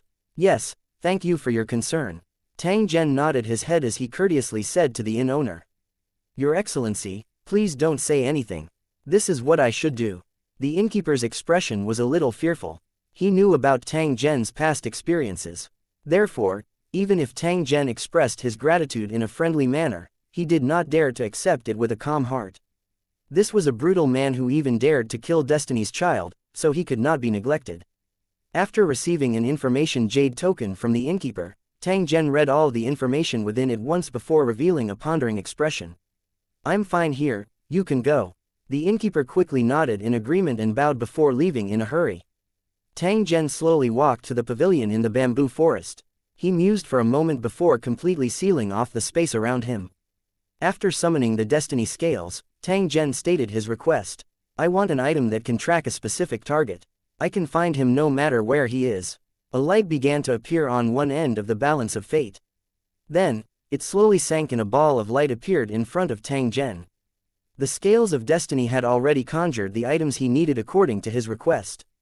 Next, he would have to pay enough destiny gold coins to exchange for them. After selling the strange man's seed of fate last time, Tang Zhen had left 3,000 destiny gold coins for his main body. He still had a few thousand on hand, enough for his daily use. After spending more than 1,500 destiny gold coins, Tang Zhen got the item he wanted. The item this time was a small metal bird. It looked very lively. When it fell into Tang Zhen's hand, it even lightly pecked his palm and emitted a clear cry. After Tang Zhen fiddled with it a few times, he clearly understood the usage of this metal bird. As long as he fused the information of the tracking target into his spiritual energy and then sent it into the little bird's body, it would automatically search for the target and lead Tang Zhen to the target location. Tang Zhen was extremely satisfied with the items this time around. Although the price was very high, it was worth it. With this item, even if Yu and the strange man were to hide at the ends of the earth, Tang Zhen would be able to find them. Keeping the metal bird in his storage space, Tang Zhen continued to train, fighting to reach the Sector Lord's second level as soon as possible. Time flew by, and in the blink of an eye, the day of the trial of fate had arrived. On this morning, the inn owner sent the last message, congratulating Tang Zhen on successfully passing the trial, and then left. Tang Zhen returned to the bamboo house alone. He held the jade tablet in his hand and used his mental energy to communicate with it. The jade token started to glow. Soon after, Tang Zhen felt an incomparably vast power slowly appearing and enveloping his body. Countless pillars of light appeared in the sky above the island of destiny and shot straight to the ground. One of them landed in the bamboo building where Tang Zhen was. Tang Zhen's body became light as a familiar feeling was transmitted over. He knew that he was undergoing a spatial teleportation. When the scene in front of him returned to normal, he found himself in a void, and under his feet was a vast and boundless land. A cold and emotionless voice suddenly sounded by Tang Zhen's ear. The trial of fate has begun. The first trial is to walk out of this desert alive. Tang Zhen's voice had just sounded when he suddenly lost control of his body. He directly fell from the sky toward the desert. At this moment, all of Tang Zhen's cultivation had been sealed and he only had the strength of an ordinary person. The items in his storage equipment could not be taken out. If he fell straight down, he wouldn't die, but he would still be injured. Fortunately, although the process of falling was dangerous, his body did not suffer any injuries after he landed. This also caused Tang Zhen to gently sigh in relief. After checking the items on his body, Tang Zhen discovered that there was only a knife and a pot of water on his body. Other than these, there was nothing else. Just as he was about to check his surroundings, a black shadow suddenly rushed out from beside him and raised a dagger to stab his back. A cold glint flashed within Tang Zhen's eyes. He suddenly twisted his body to avoid it. The long blade in his hand was swung and it was slashed at the throat of the sneak attacker. Cough cough, the ambusher clutched his neck and knelt on the ground unwillingly. His body quickly turned into white light and disappeared, but the items on him were left behind. Tang Zhen frowned slightly. He picked up the items on the ground and gently shook his head. It's not an illusion. It can only be said that there is reality in the void, and there is emptiness in the reality. It seems that only an expert at the level of the creator can create such a magical world. 1688 The battle in the desert. 1 Tang Zhen picked up the items left on the ground and slowly advanced. This vast desert seemed to have no end. The scorching hot air made it difficult for people to breathe. Under the situation where his strength was sealed, Tang Zhen was not much different from the other participants. The inn owner had once said that the trial of fate gave everyone a fair starting point, and how far they could go depended on their own luck and strength. Now it seemed that it was true. Even with his strength, he could not get any care. After sensing the surrounding environment, Tang Zhen was even more certain that this was a world created by a master of creation. It was specially prepared for the trial of fate. In this world, any thoughts of the creator could be turned into reality. It could be said that the world was as wonderful as the hole in one's brain. However, once the creatures here went outside, they would lose their original strength. Even an expert who could tear the void with one hand might not even be able to kill an ant after staying outside for a period of time. This was the flaw of the masters of creation's world. In order to become a true plane, more harsh conditions were required. However, in this world, the creator was the god and ruler. He could decide life and death with a single thought. Tang Zhen was filled with interest towards this special world. Even if it was just a grain of sand under his feet, he would be able to study it for half a day. He wanted to explore the profoundness of this world. However, with his cultivation sealed, it would be impossible for him to figure out the secret here. He hadn't even reached the second realm of the Sector Lord realm yet, so it was a bit of a stretch to think he could study the secrets of the creator level. Putting aside this unrealistic thought, Tang Zhen continued to move forward, and very quickly, he encountered another participant. That person looked at Tang Zhen from a distance. After hesitating for a moment, he immediately turned around and dodged. It seemed that he was very afraid of coming into contact with Tang Zhen. Tang Zhen could not be bothered with the other party. He continued to head in a fixed direction in an attempt to leave the desert as soon as possible. Who knew that not long after he walked out, Tang Zhen saw that the trial taker who had avoided him earlier was stopped by someone. There were two of them and they surrounded the trial taker. He didn't know why these two trial takers had gathered together, but in this situation, the more people there were, the more advantageous they were. The three of them started fighting, and it didn't take long before the lone cultivator was killed, turning into a white light and disappearing. The two participants picked up their water bottle weapons from the ground and looked towards Tang Zhen's direction. Their eyes were filled with greed and cruelty. Tang Zhen knew what they were thinking. They wanted to kill him and snatch the water from him.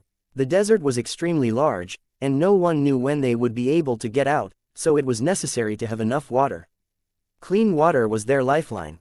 If there was a lack of water, they would die of thirst sooner or later, even if they were not killed. The best way to obtain clean water was to kill other participants and snatch their resources. This was a very sinister GU refinement method. If the cultivator wanted to pass the trial, he would have to fight with other cultivators. Just as he had this thought, he saw two trial takers running towards him. Tang Zhen did not move. He merely coldly looked at the other party. Although his strength had been sealed, his years of fighting experience and fighting skills were still there. How could two small fish offend him? In merely a dozen breaths' time, the two trial takers had already rushed in front of Tang Zhen. They grinned hideously as they charged at Tang Zhen. They did not even bother to say threatening words. They only wanted to directly get rid of Tang Zhen and reduce one competitor. Just as the enemy launched their attack, Zhen Tang's left hand suddenly raised and a dagger flew out, stabbing into the enemy's throat. At the same time, he waved the long saber in his hand, twisted his body slightly, and brushed past another enemy. The long saber was stained with blood, and the outcome was decided. The enemy rushed forward a few steps, his face full of unwillingness, and fell into the yellow sand. Tang Zhen picked up the items on the ground and revealed a pondering expression as he watched the two corpses turn into white light and disappear. Other than the two daggers, there was also a wrist guard, which was part of the armor. It was estimated that he would have to slowly collect it to make a set. Tang Zhen kept all these things and continued to move forward. After walking for a few hours, Tang Zhen saw quite a number of participants. During this period of time, he had fought with others several times. The equipment on his body had also become more and more sophisticated. When those cultivators saw the string of water bottles on Tang Zhen's body, their eyes were filled with greed. They wanted to snatch it away, but they hesitated and didn't dare to step forward. The preliminary equipment of the trial takers was basically the same. The water bottles on Tang Zhen's body were obviously plundered. After estimating each other's strength, most of the trial takers chose to stay away from them. However, there were still cultivators who rushed up. They had already finished their water bottles. If they did not think of a solution soon, they would die of thirst. In this incomparably realistic world, the feeling of hunger and thirst would be magnified countless times, and the trial taker would not be able to bear it at all. After drinking a bottle of water, it would not be long before he would be thirsty again, as if what he had drunk was not water, but dry sand. Due to his desire for fresh water, a battle was unavoidable. Tang Zhen did not hesitate to kill those people who took the initiative to court death. After the battle ended, they would pick the equipment that caught their eye and continuously upgrade their weapons and equipment. After killing more than 10 trial takers who were on the verge of going crazy, Tang Zhen received a follower whose task was to carry his supplies. This fellow was similarly thirsty to the point that his throat was smoking. However, after seeing the outcome of the trial takers earlier, he wisely chose not to fight head-on. Instead, he slowly followed behind Tang Zhen. With every step that Tang Zhen took, he would take a step as well. The distance between the two of them was very suitable, so it would not make people feel uncomfortable, and the hostility would be greatly reduced. Time slowly passed. Although this fellow was so thirsty that he was about to go crazy, he still restrained his impulse to charge forward and quietly followed behind Tang Zhen. Tang Zhen walked for a distance before turning around and looking at that participant. Your body is so strong, so your strength must not be small. If you can win by fighting, why don't you fight with me? Upon hearing Tang Zhen's question, the burly man bitterly laughed and replied with a hoarse voice, I know my own limits. I'm definitely not your match. Rather than throwing my life away like this, I might as well follow you and wait for an opportunity. What chance? I'll wait for you to fight. If there are many enemies, I'll help you. If you die, I'll take your things. The burly man did not hide his thoughts as he spoke word by word to Tang Zhen. Tang Zhen smiled. He felt that the other party was just like a hungry wolf in the desert. He took a water bottle and threw it to the brawny man. The man reached out to take it and drank it all in one gulp. Is that enough? As long as you don't die of thirst, that's enough. Tang Zhen smiled. He threw the water bottle and the extra weapons on his body onto the ground. He looked at the strong man and said, I still need someone to help me carry these things. The brawny man nodded. He walked forward and carried the water bottle and weapon on his back before silently standing behind Tang Zhen. What's your name? I don't have a name, I was born to be raised, but those who know me call me Iron Head. Tang Zhen laughed out loud as he looked at the bald head of the strong man. Iron Head, you're really worthy of your name. The brawny man chuckled and touched his bald head as if it was a habit. Let's go, Ironhead. I'd like to see when we'll reach the end of this desert. The road city was still filled with endless killing, especially when the sky was approaching dusk. From time to time, dazzling white light could be seen flashing in the surroundings. Only the heavens knew how many cultivators had participated in this trial. After experiencing a series of battles, the cultivators who survived all had extraordinary means. However, another problem appeared in front of the trial takers, and that was that they had no source of food. If they didn't eat for a long time, it would only make their physical strength weaker and weaker. Without sufficient physical strength, it would be wishful thinking if they wanted to walk out of this boundless desert. As he looked at the scorching sun that was still hanging high above his head after dozens of hours, Tang Zhen reckoned that he would soon have a hint about food. 1689 Bloody Battle in the Siege 1. Tang Zhen clearly knew in his heart that there would definitely be a way to solve the food problem. As expected, after the long day, night slowly fell. Beams of light were cast down from the sky, blooming in the desolate desert. There was a package in the beam of light that looked very ordinary. When the package landed on the ground, the light beams did not disappear. Instead, they could be seen from a great distance. These packages were filled with food, but this unusual appearance might also mean that something unusual was about to happen. The package emitted the fragrance of food, causing the trial taker's stomach to convulse and twist. Due to the influence of the special world law, the trial taker's hunger was amplified more than 10 times after smelling the fragrance of food. Their eyes were filled with eagerness as they looked at the packages. Their saliva slowly flowed out of their mouths, and their legs even ran forward uncontrollably, moving quickly towards those packages. At this moment, the trial takers were like animals in a farm. After receiving the signal to feed them, they swarmed over like a swarm of bees. I really hate this feeling. It's like I'm a clown. Tang Zhen shook his head. As a sector lord, food was already dispensable, but now he had no choice but to risk his life for a portion of food. People had no choice but to lower their heads under the eaves. This was the world of the creator. Everything had to go according to the other party's wishes. Even Tang Zhen was unable to resist. Of course, this didn't mean that Tang Zhen would allow others to manipulate him. If the creator who controlled this world wanted to harm him, Tang Zhen would still have a way to escape. But before that, his primary goal was still to obtain the qualifications to become Destiny's child. Everything had to be done according to the rules of others. Iron Head, you wait here. I'll be right back. After leaving behind these words, Tang Zhen lifted his battle blade and directly charged towards a bag nearby. It's not a good thing to just watch. I'll go over too. If we're going to die, we'll die together. Iron Head laughed as he took out his battle axe and followed Tang Zhen, blocking the two enemies who were rushing over. Tang Zhen took 3 steps at a time and rushed to the bag with the other 2 survivors. He waved the saber in his hand and chopped off the head of a participant. The other participant took the opportunity to snatch the package, but he was directly killed on the spot by a throwing knife thrown by Tang Zhen.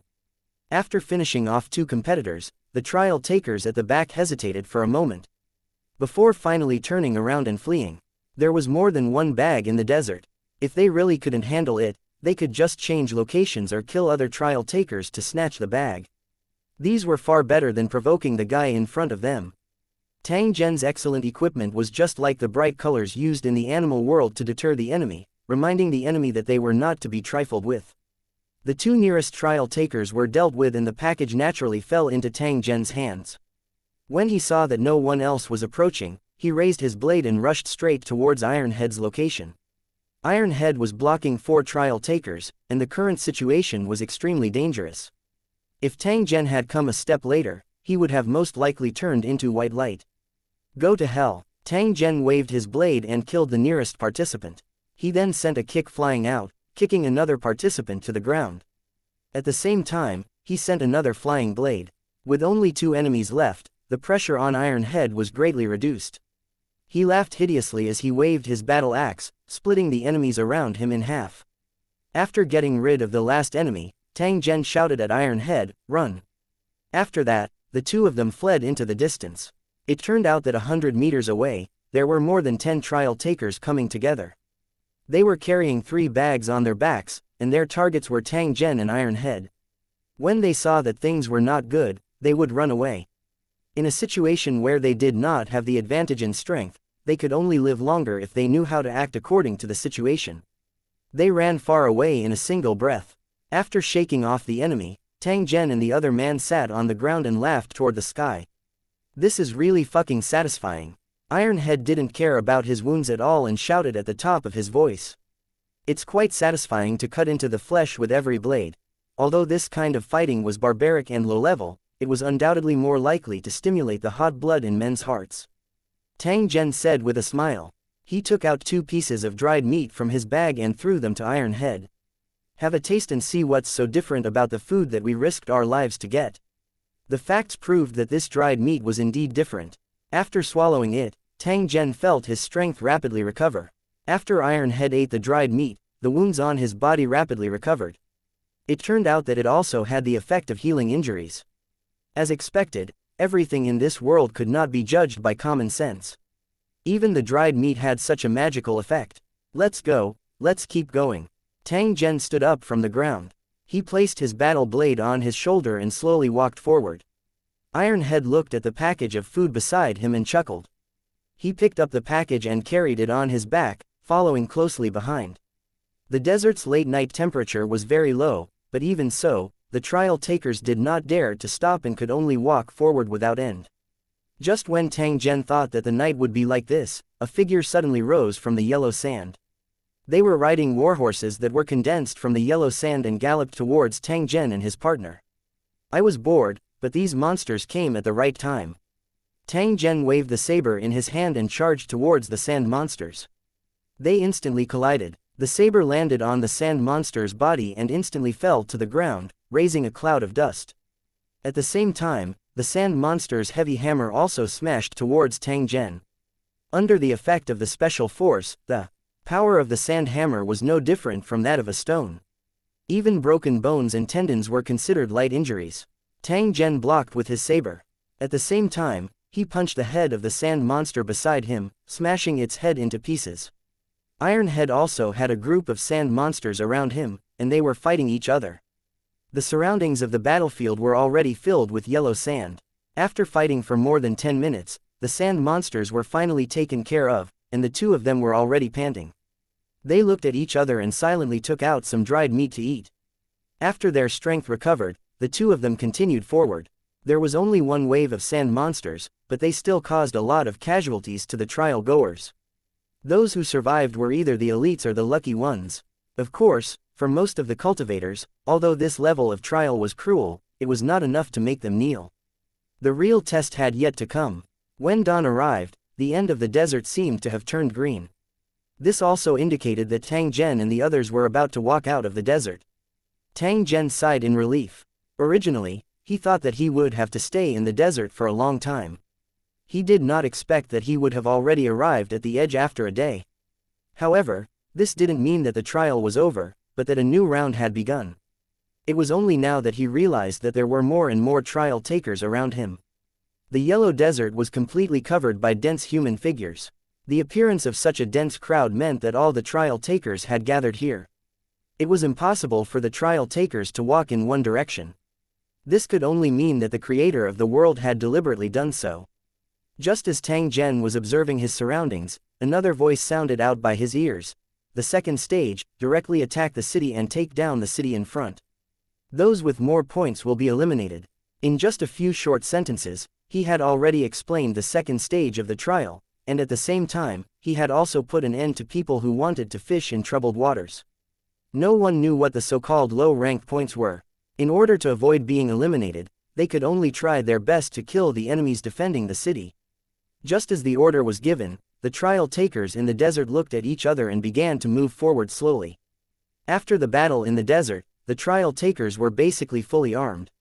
It was clear that the weapons and equipment that had dropped earlier were to pave the way for the siege battle.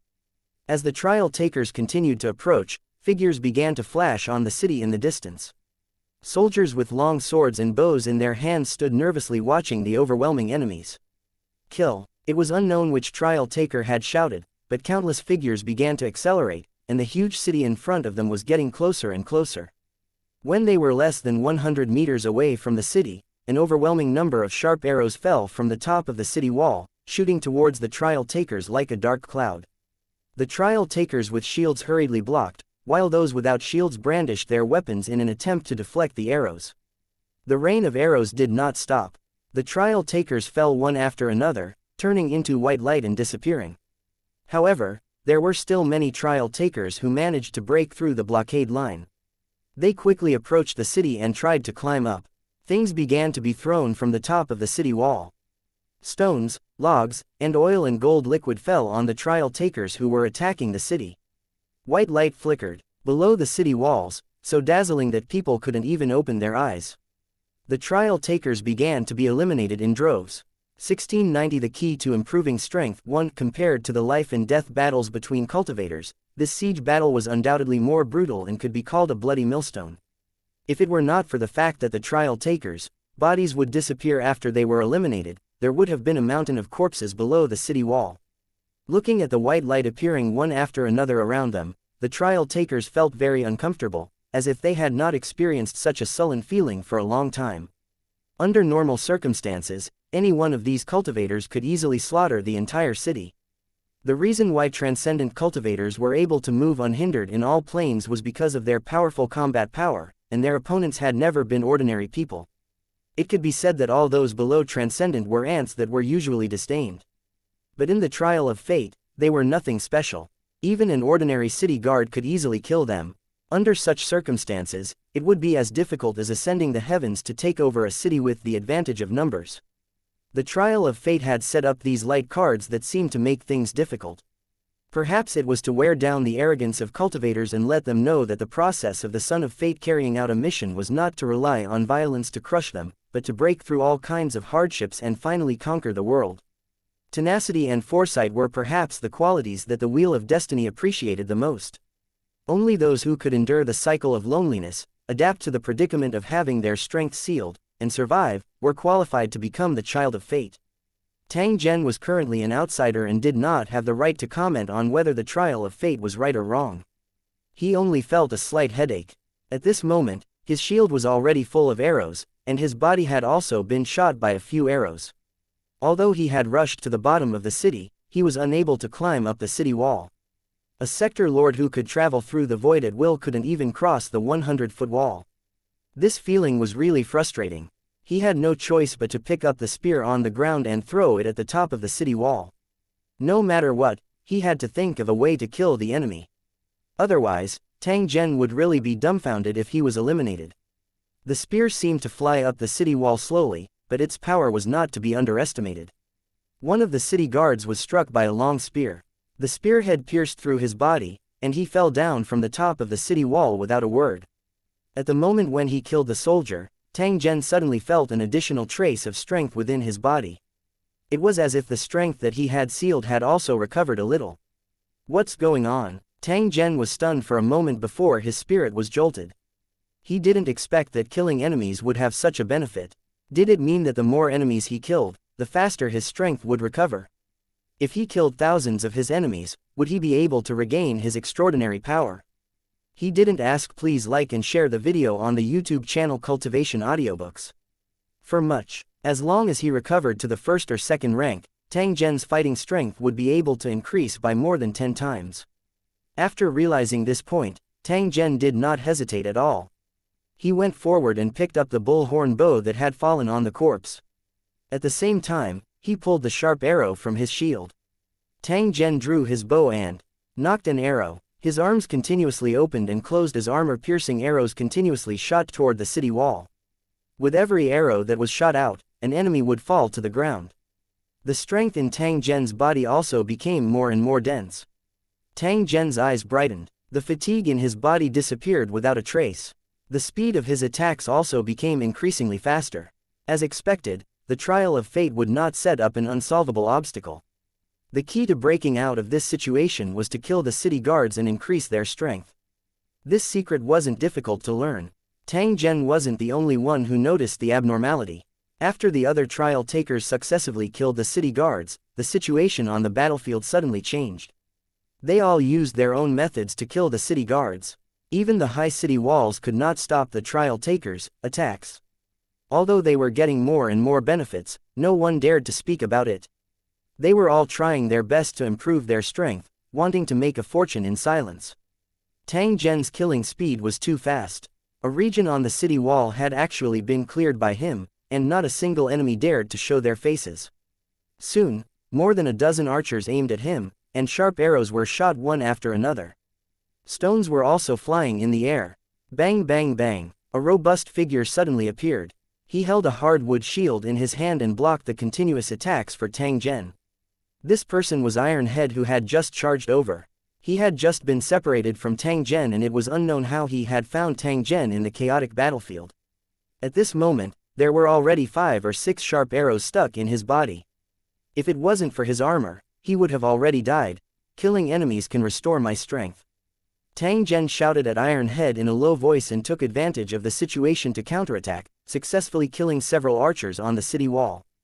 After Iron Head heard Tang Zhen's reminder, he immediately roared and picked up a stone from the ground. He swung his arm and threw it at the top of the city wall. Pa! One of the city guards did not manage to dodge in time and was hit in the head by a pot-sized stone. His face was instantly smashed into pieces. It's effective, Iron Head roared excitedly, the gloominess on his face swept away. Relying on his monstrous strength, he threw whatever he picked up. He had killed quite a number of city guards, and he was getting more and more excited. As the battle continued, more and more trial takers discovered the secret. Under their frenzied killing, the strength of the camp also increased rapidly. On the city wall that seemed impossible to climb, there were already trial takers using tools like daggers to swim up like geckos. I can't wait any longer, I have to rush up. Tang Zhen made up his mind. After he threw away the broken bow and arrow, he casually picked up the 2 long spears on the ground. Tang Zhen inhaled a deep breath of air and leapt up. He thrust his long spear toward the top of the wall with all his might and hung his body in the air. He pulled with his arm, and his body suddenly rose several meters. At the same time, another spear pierced into the wall, and his body rose again. When they saw Tang Zhen charging towards the top of the city wall, those soldiers guarding the city turned pale with fright. Amidst the cries of alarm, there were people who continuously threw stone javelins in an attempt to throw him off the city wall. However, Tang Zhen's movements were unusually agile. He moved left and right on the city wall and dodged those attacks by a close shave. In just a few breaths, Tang Zhen had already climbed to the top of the city wall. Then, under the frightened eyes of the city guards, he jumped up to the top of the city wall. "Quickly kill him," the general on the city wall shouted and ordered, but his body was shot through by Tang Zhen's spear and he was fixed on the city tower. Although the soldiers guarding the city were frightened, they also raised their spears mechanically and stabbed towards Tang Zhen. "Get lost!" Waving his long spear to block the attacks of the soldiers guarding the city, Tang Zhen laughed wildly. He pulled out the battle blade on his back and started to fight on the city wall that was covered with corpses. Blade light flickered as flesh and blood flew. Everywhere Tang Zhen went, people and horses were thrown off their feet, killing until the soldiers guarding the city were trembling in fear. The other trial takers also rushed up the city wall. All of them were like violent killing gods, as if they had entered a no-man's land. Under such circumstances, if they didn't steal the kill, when would they? Due to the rules of the trial of fate, the stronger the expert, the harder it was for Tang Zhen and the others to be defeated. It was obvious that the trial of fate would not be so simple. Just as the trial takers climbed up the city walls one after another and the city guards were about to be killed, a group of heavily armored enemies appeared from the city and pounced toward Tang Zhen and the others. A grave expression flashed across Tang Zhen's face as he looked at the enemies who were waving their zanmadao with thick auras. Although his strength had far exceeded that of ordinary people, he was still not at the level of the cultivators in Lushan. It was still very difficult for him to win against these heavy armored swordsmen. The real siege battle had just begun. 1691 Who's the one who dares to steal the kill? 1. This group of heavily armored swordsmen only had a few hundred people, but when they charged into the enemy's formation, they had the momentum of 1,000 soldiers and horses, making people not dare to underestimate them. This was an expert in the military, not someone ordinary soldiers could compare to. This also made the trial takers' situation even more dangerous. Kill. There were already cultivators who rushed forward with their weapons, but they were instantly surrounded by the heavy armored swordsmen and killed as if they had fallen into a meat grinder. Are you going up or not? The situation on the battlefield was constantly changing. Tang Zhen did not have much time to hesitate. No matter how strong the enemy was, he had to brace himself and charge forward. Most importantly, killing the heavy armored swordsman was bound to yield a huge harvest, which was not something that ordinary soldiers could compare to. More and more trial takers rushed up the city wall. The heavy city gate was on the verge of collapse, and more trial takers were about to rush in. However, the number of enemies was very limited. If they were to calm down, they might not even get 1 out of 100 people. If he hesitated any longer, he might not even get a single piece of soup. The long blade in Tang Zhen's hand trembled when he saw this scene. He leapt down from the top of the city wall. He was not the only one who leapt. These trial takers all had their eyes on the heavy armored swordsmen, and they began a fierce battle after landing. This was a battle of equal strength. Against the heavy armored swordsmen, the only advantage of the trial taker was their agility and their accumulated combat experience. The target that Tang Zhen had locked onto was over 2 meters tall. He waved his zanmadao in a vigorous manner. With the killing power of the zanmadao, he could definitely easily cut a person into two. After avoiding the other party's attack range, Tang Zhen flew up and kicked the other party's helmet. He then took advantage of the situation and flipped onto the ground. That heavily armored swordsman's body staggered for a moment. He seemed to have lost his center of gravity. This gave Tang Zhen an opportunity to take advantage of. He took advantage of the situation to jump up again, pulling out a dagger and stabbing it into the heavy armored swordsman's ghost mask at lightning speed. The knife pierced the heavily armored swordsman's eye, causing him to roar in pain. He waved the zanmadao in his hand and swept it around, regardless of whether it was friend or foe. Tang Zhen hurriedly dodged, afraid that he would be injured by the zanmadao. He didn't expect the heavy armor swordsman to have such a strong life force. Even after his head had been hit hard, he could still struggle. However, no matter how fierce the other party's performance was, they were already an arrow at the end of its flight and could not hold on for long. Tang Zhen did not wish to waste any time. He once again charged toward the heavy armored swordsman and prepared to finish him off with a single move. Who would have thought that at this moment, a figure would charge straight toward the heavily armored swordsman kneeling on the ground? From the looks of it, it was clear that the figure wanted to snatch Tang Zhen's head. "You're looking for death." A cold glint flickered in Tang Zhen's eyes. His battle blade suddenly changed direction and directly headed for the back of that participant. The trial taker rushed to the front of the heavy armored swordsman and was about to attack him with a face full of joy when he suddenly felt a prickling sensation on his back. He subconsciously dodged to the side. The blade light flashed and brushed past his side, but in the blink of an eye, it caught up and went straight for his neck. "Bastard, what do you want to do?" That participant turned pale with fright as he dodged this killing move by a hair's breadth. He turned his head and furiously roared at Tang Zhen, "What am I doing? Of course, I'm going to kill you." As Tang Zhen spoke, he kicked the dagger in the swordsman's face. The dagger pierced deep into the swordsman's brain, killing the enemy. Seeing this, the trial taker beside him was furious, as if his things had been stolen. At the same time, a trace of energy that was far more vigorous than when he killed an ordinary soldier suddenly rose from Tang Zhen's body, causing his spirit to be jolted. Tang Zhen didn't have the time to carefully experience this feeling. His body suddenly leapt forward and his battle blade slashed toward the trial participant's head. That participant did not dodge. He confidently brandished his saber and charged at Tang Zhen. It seemed like he also had the intention of killing him. As soon as the two sides exchanged blows, the trial taker's expression changed drastically and he quickly retreated. The strength within Tang Zhen's body was actually more than 2 times his own. This trial taker felt that he was simply not a match for him. A trace of regret appeared on the face of that trial taker when he saw Tang Zhen charging over in an overbearing manner. He hurriedly cried out for help and called for his companions on the battlefield. "So what if you have a helper? They can't save your life either." Tang Zhen coldly snorted. His body suddenly sped up as his battle blade brought about a dense cold light, beheading that participant. The head had an unwilling expression. After turning a few times, it turned into white light and disappeared. "If you kill third brother, you'll also die." 4 trial takers rushed over from the side. They watched helplessly as Tang Zhen killed that trial taker. Each and every one of them was so furious that their faces were dark and distorted. "It's not certain who will die, let's fight first." Tang Zhen did not have the slightest fear as he waved his blade and was about to attack. Seeing this, the trial taker beside him quickly advised, "Everyone, please don't attack. Let's focus on the trial. I'm afraid there will be many strong enemies later." Tang Zhen did not say anything. He merely sneered as he looked at the 4 cultivators. "How can we not make a move? Don't tell me third brother died in vain." A participant stared at Tang Zhen. His eyes looked as though he wanted to eat someone. Tang Zhen swept his eyes over that participant and coldly asked, "He wants to take my head, what do you say?" Upon hearing Tang Zhen's question, that participant laughed, "So what if I stole your head? If I really succeed, it only shows that you're a waste."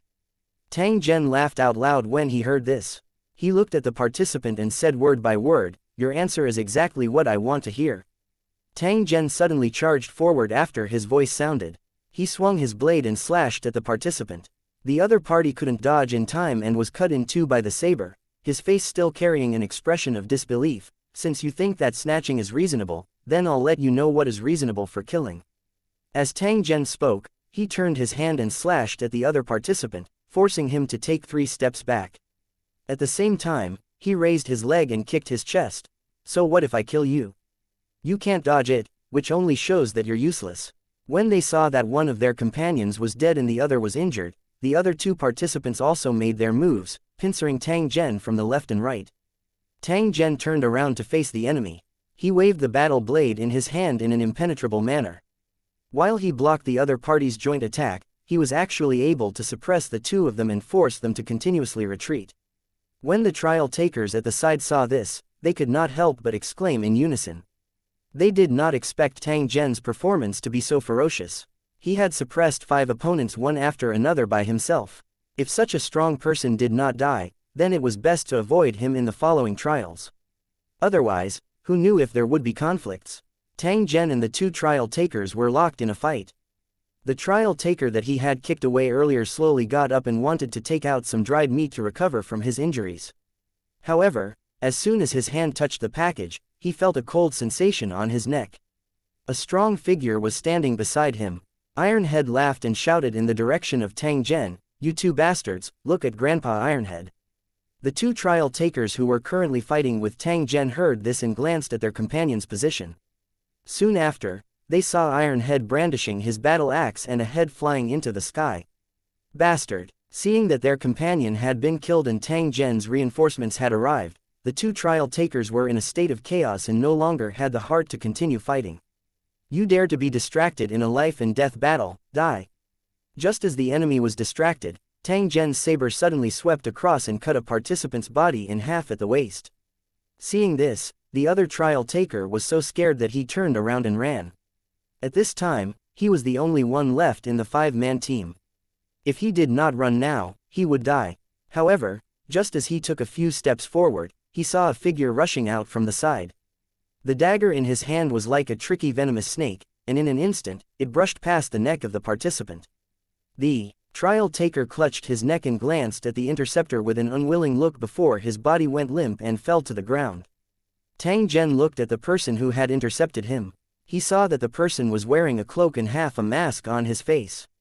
There seemed to be special runes on the skin that was exposed. "Thank you for your help, sir." Tang Zhen cupped his hands together and thanked the participant who had intercepted him.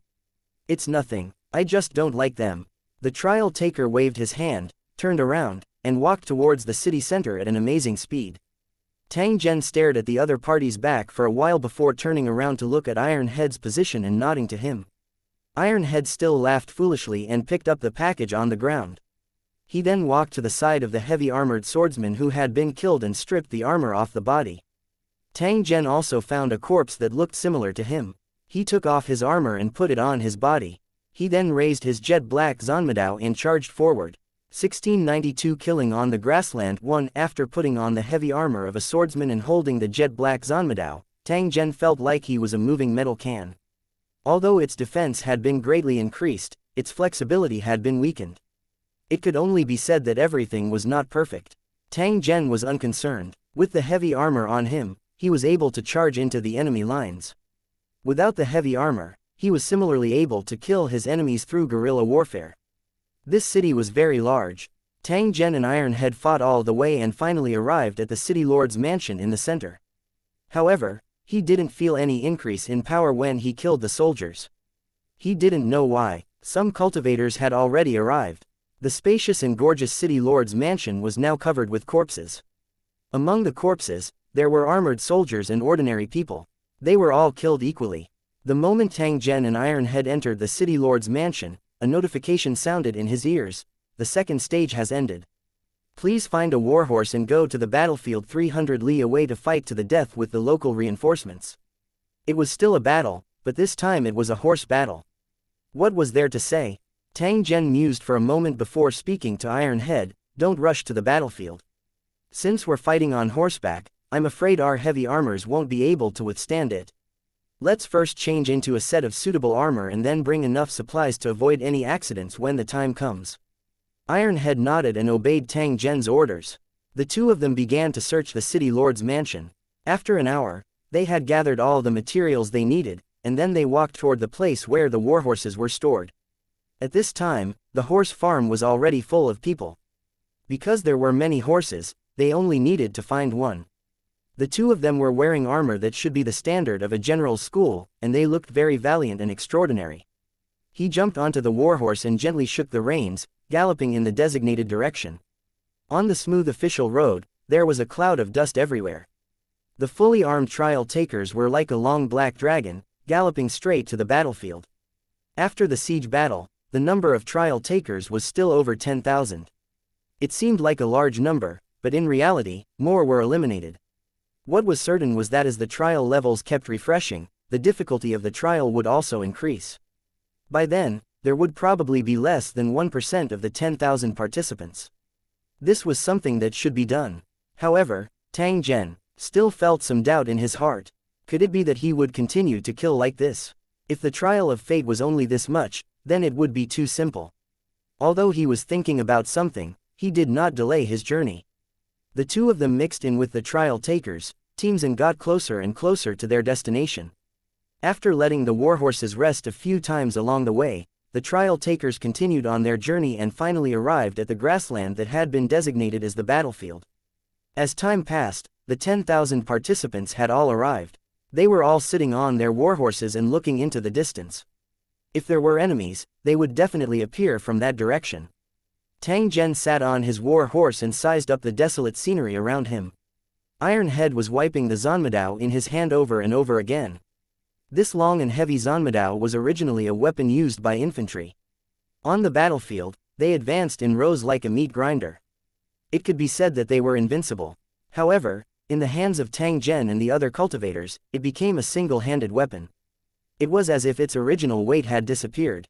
At this moment, the combat strength of the trial takers had increased greatly. For example, the gap between the leaders like Tang Zhen and official cultivators was not big.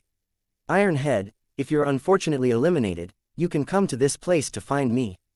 As Tang Zhen spoke, he threw out a wooden tablet. There was a line of words carved on it.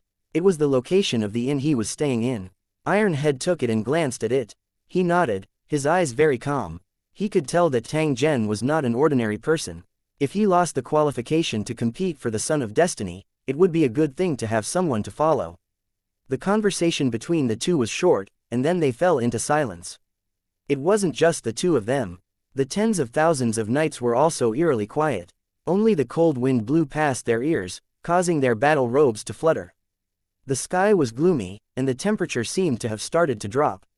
A faint murderous aura was slowly gathering. The ground under his feet trembled slightly, and the frequency became higher and higher. In the end, it was like thunder, making a boom boom sound. At the end of the grassland, a black line appeared. Countless cavalrymen were slowly approaching, like a wave. The enemy did not charge. The warhorses could not withstand the distance of several thousand meters. Tang Zhen gently nudged his war horse and slowly advanced with the group of participants. As a city lord, this was the first time he had participated in such a group battle. At this moment, he was not the commander. He could only choose to adapt to the situation and try his best to ensure his own safety. Otherwise, if he was not careful, he would be eliminated. On the huge battlefield, both parties continued to get closer. In the end, Tang Zhen could even see the expression on the enemy's face. Tang Zhen turned his head and glanced at Iron Head beside him. He smiled and said, "Take care." After which, he pulled down his metal mask and looked straight ahead with his ice-cold eyes. At this moment, Tang Zhen's blood was already boiling. Kill. In the opposite camp, war drums sounded at the same time, and countless knights urged their war horses forward, charging forward with an overwhelming force. Kill. The trial takers shouted at the same time and charged forward fearlessly. Even though the number of enemies was 10 times that of their own, none of them retreated in fear. If they fought, they would live. If they retreated, they would die. The trial takers had no choice. The two torrents of blood and flesh collided in an instant. The sound of swords clashing and flesh tearing resounded in the sky. The originally empty ground was covered with the corpses of knights and warhorses in an instant. Swords and sabers were broken, armors were pierced, and blood had dyed the grassland red. The groans of the dying became the most common sound on the battlefield. Tang Zhen waved the battle blade in his hand and continued to charge forward. Even if there was an iron wall in front of him, he would still charge forward. The moment he hesitated, he would be knocked over by the trial taker behind him and then fall to the ground under the hooves of the charging horse. At this moment, Tang Zhen had a kind of feeling that he was just like a spare part of a huge war machine. Everything was involuntary. Tang Zhen numbly waved the saber in his hand. He didn't know how many people he had killed, nor did he know how many times he had been stabbed. He only felt a ball of fire in his body, as if it could burn at any time, making him want to look up to the sky and roar. Ah! Tang Zhen waved his blade to split apart the incoming long spear. He suddenly let out a furious roar as his body suddenly flew off the saddle and directly landed on the back of the enemy's horse. Go to hell! At the same time as he shouted, Tang Zhen grabbed the other party's helmet and twisted it with all his might. A crisp, crack, sound was heard as the knight fell from his horse and rolled onto the ground. Several enemies at the side brandished their swords and hacked over at the same time. Tang Zhen laughed wildly as he picked up the long spear on the horse's back and continuously smashed and stabbed in all directions, killing the enemies one after another. After killing for an unknown amount of time, he was completely covered in blood.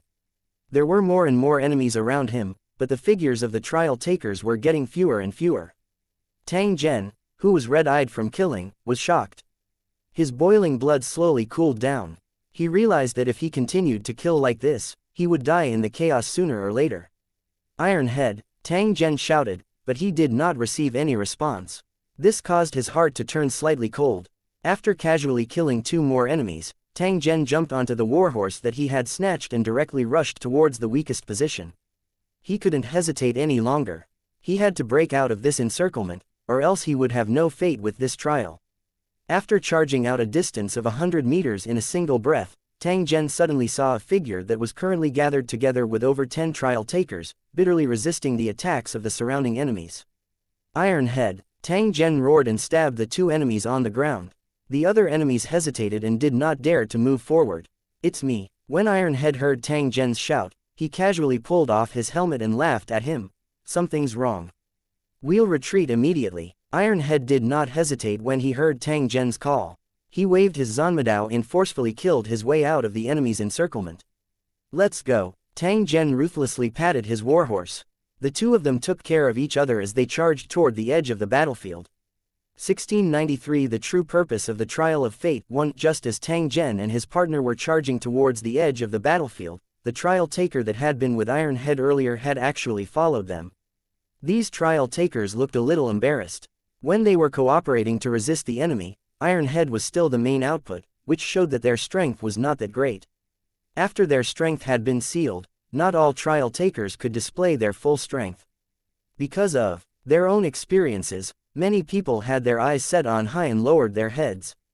Tang Zhen turned his head and swept a glance over. He did not pay too much attention to it as he continued to wave his long spear and open up a path. "Brother, why did you leave? Did you discover something?" A participant rushed to Tang Zhen's side and loudly asked him. He seemed to be puzzled by Tang Zhen's actions. "I don't know. I just feel that something is wrong and I'm preparing to evacuate first. The enemy's numbers are increasing. If we continue to waste time, we will all die here." Tang Zhen sent an enemy flying. His brows were tightly knitted together as he looked at the enemy reinforcements that were rolling over from afar. Now, he was more and more certain that he would die if he stayed on the battlefield. The more trial takers he killed, the more enemy reinforcements he would get. Ever since he arrived at the battlefield, he had not received any notifications. On the contrary, he had killed more and more enemies, and his strength had not increased at all. Under such circumstances, what was the point of hesitating if they didn't run? Wait to be shot into a hornet's nest. When that participant heard Tang Zhen's reply, he frowned slightly and revealed a hesitant expression. Although Tang Zhen did not explain the specific reason, he was also clearly aware that this was not the time to go into detail. In reality, Tang Zhen was not the only one who felt that something was amiss. The other trial takers also felt the same. It was just that they were unable to confirm it. The enemy's will was too strong. Even after being killed by the trial takers, their morale did not weaken at all. On the contrary, they became fiercer. The number of reinforcements was even more frightening. It was like a flood that surged towards the low-lying areas, and there was an endless stream. There must be a reason for this abnormal situation.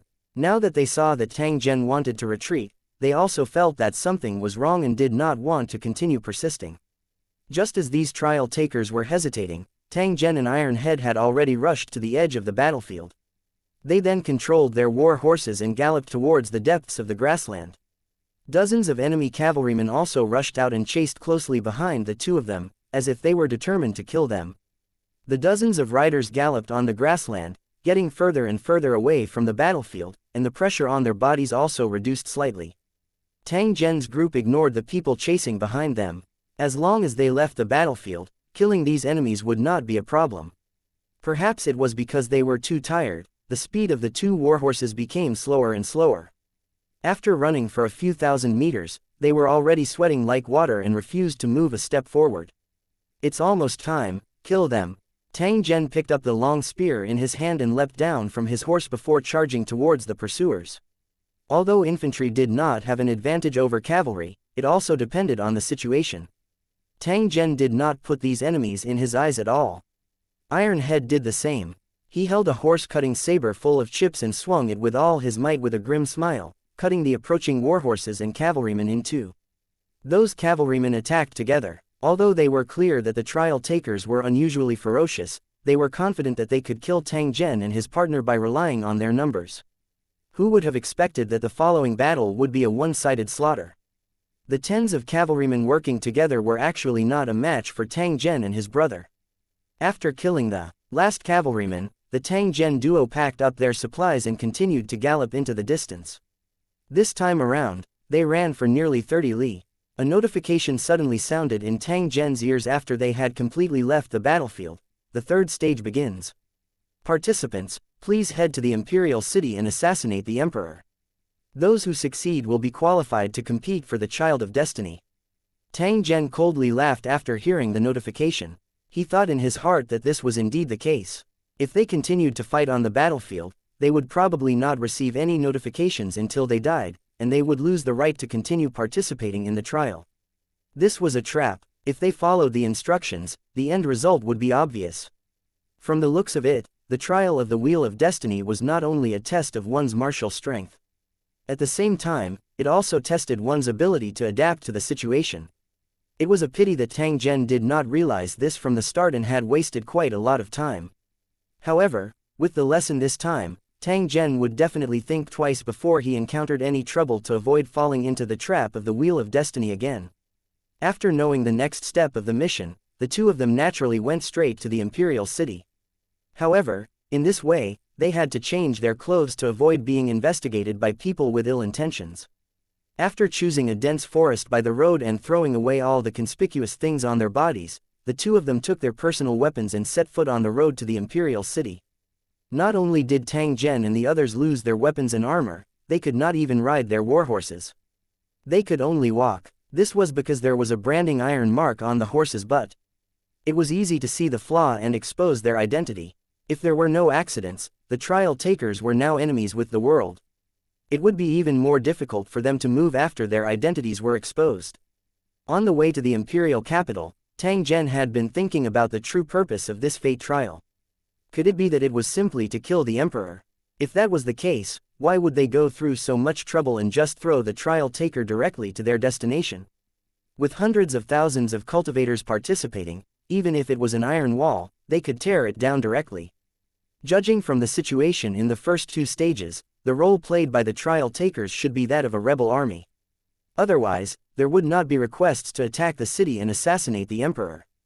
The rebel army had risen up, presumably to conquer the country and sit on the dragon throne, and then control the entire world. The Destiny's Child's mission was to control the world. Of course, this kind of control was true control. It could make the worlds will submit, and then be controlled by the Wheel of Destiny. After the control was complete, the rulers of this world would be the puppets of the Wheel of Destiny, and there would be no possibility of getting rid of it for their descendants. In that case, was the Wheel of Fortune planning to use this mortal world to test the trial takers' adaptability and see if anyone could learn their true purpose through the contents of the mission? As long as one controlled the world, it was no different from assassinating an emperor.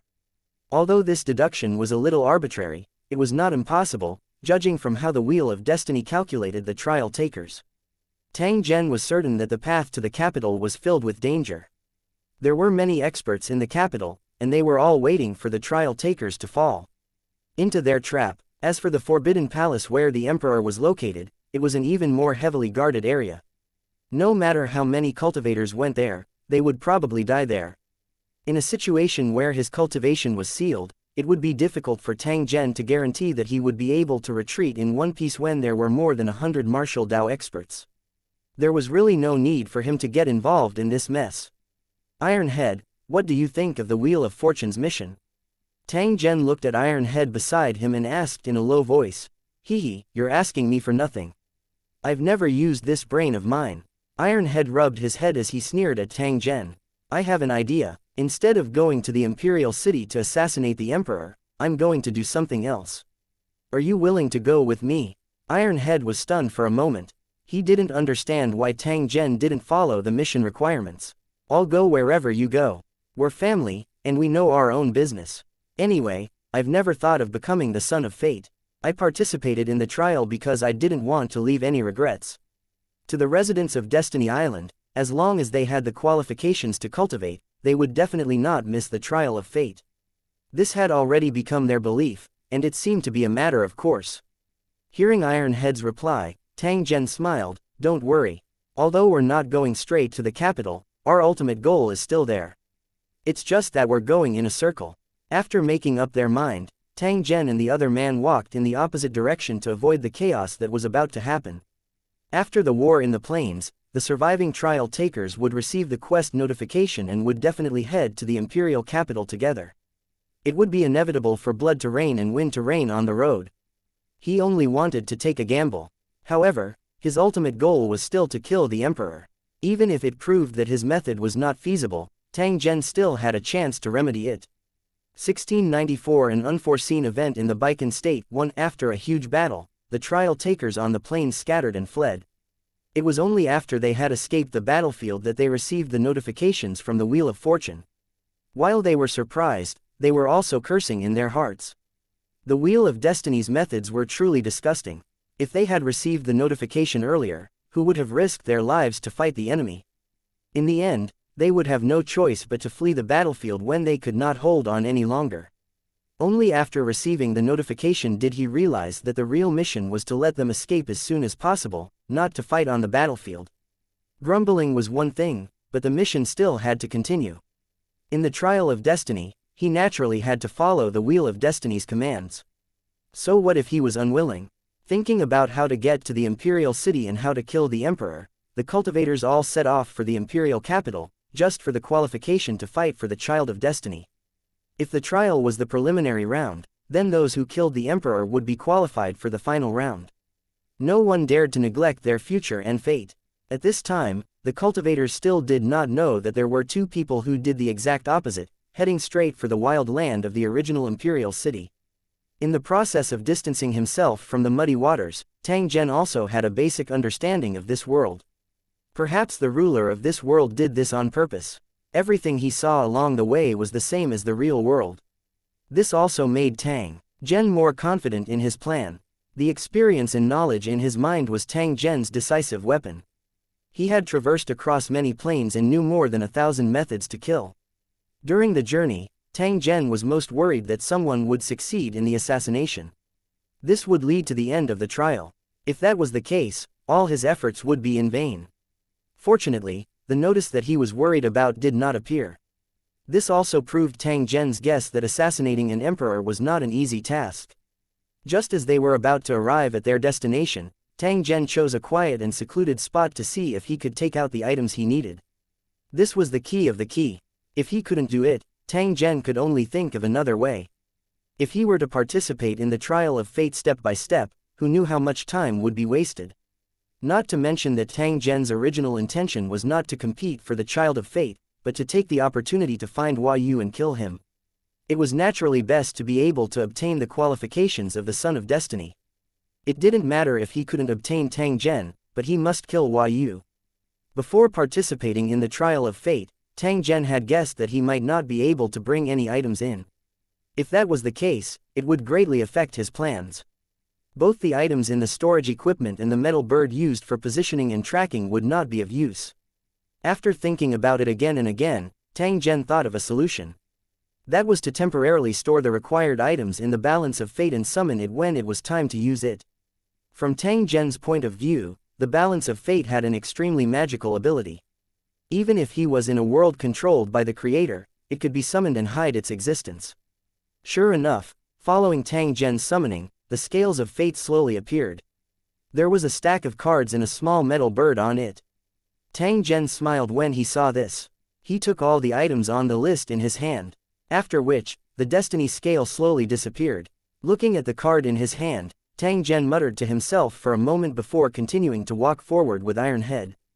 The two of them finally arrived at the border of the empire. It was called the Baikan State, and it had just encountered a large-scale natural disaster.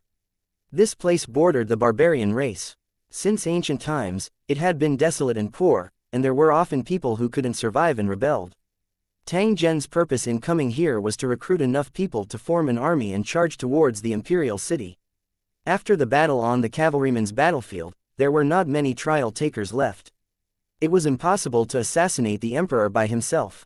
Just by looking at the heavily guarded city and the countless cavalrymen, one could tell how tight the defense of the imperial city was. Under such circumstances, if he could gather a strong enough army and fan the flames everywhere, he would be able to stir up a group of heroes until the army arrived at the imperial capital. His chances of winning would be much higher. After Tang Zhen took the storage card, he didn't lack money. With money, he didn't lack strong men of sacrifice. After arriving at their destination, the two of them inquired about the specific situation and immediately began to act. It didn't take long for a rumor to spread in the Baikan state that someone was recruiting guards for the business group, and as long as they were strong men, they could join. After joining, one could get 1 gold coin for selling one's body, a bag of food, and free food and accommodation.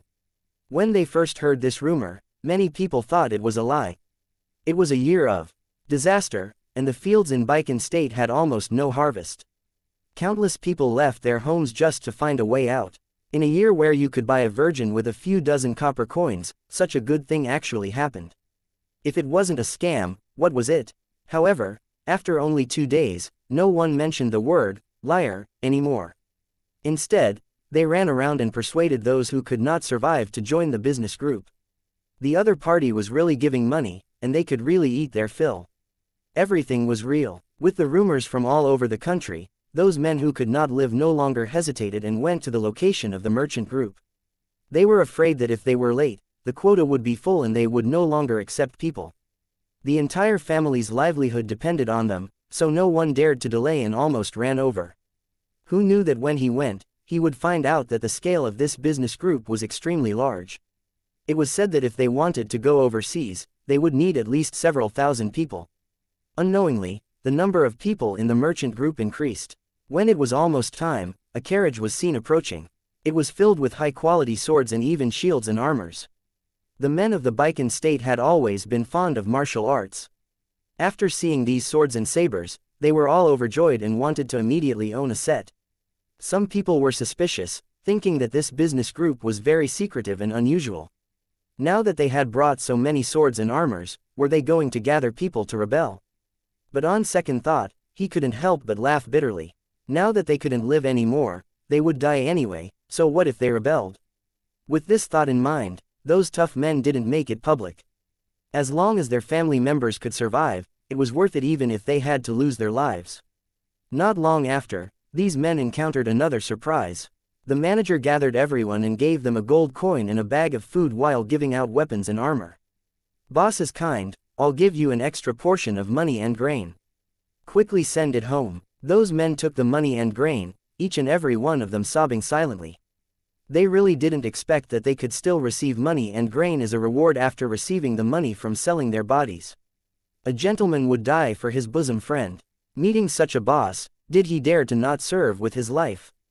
After winning over the hearts of the people, it was time for daily training. He believed that it would not take long for these men to be able to carry their sabers and go into battle to kill the enemy. It was also at this time that the state's army received a secret report from a powerful force, claiming that someone was wantonly recruiting soldiers and buying horses, and was likely preparing to rebel.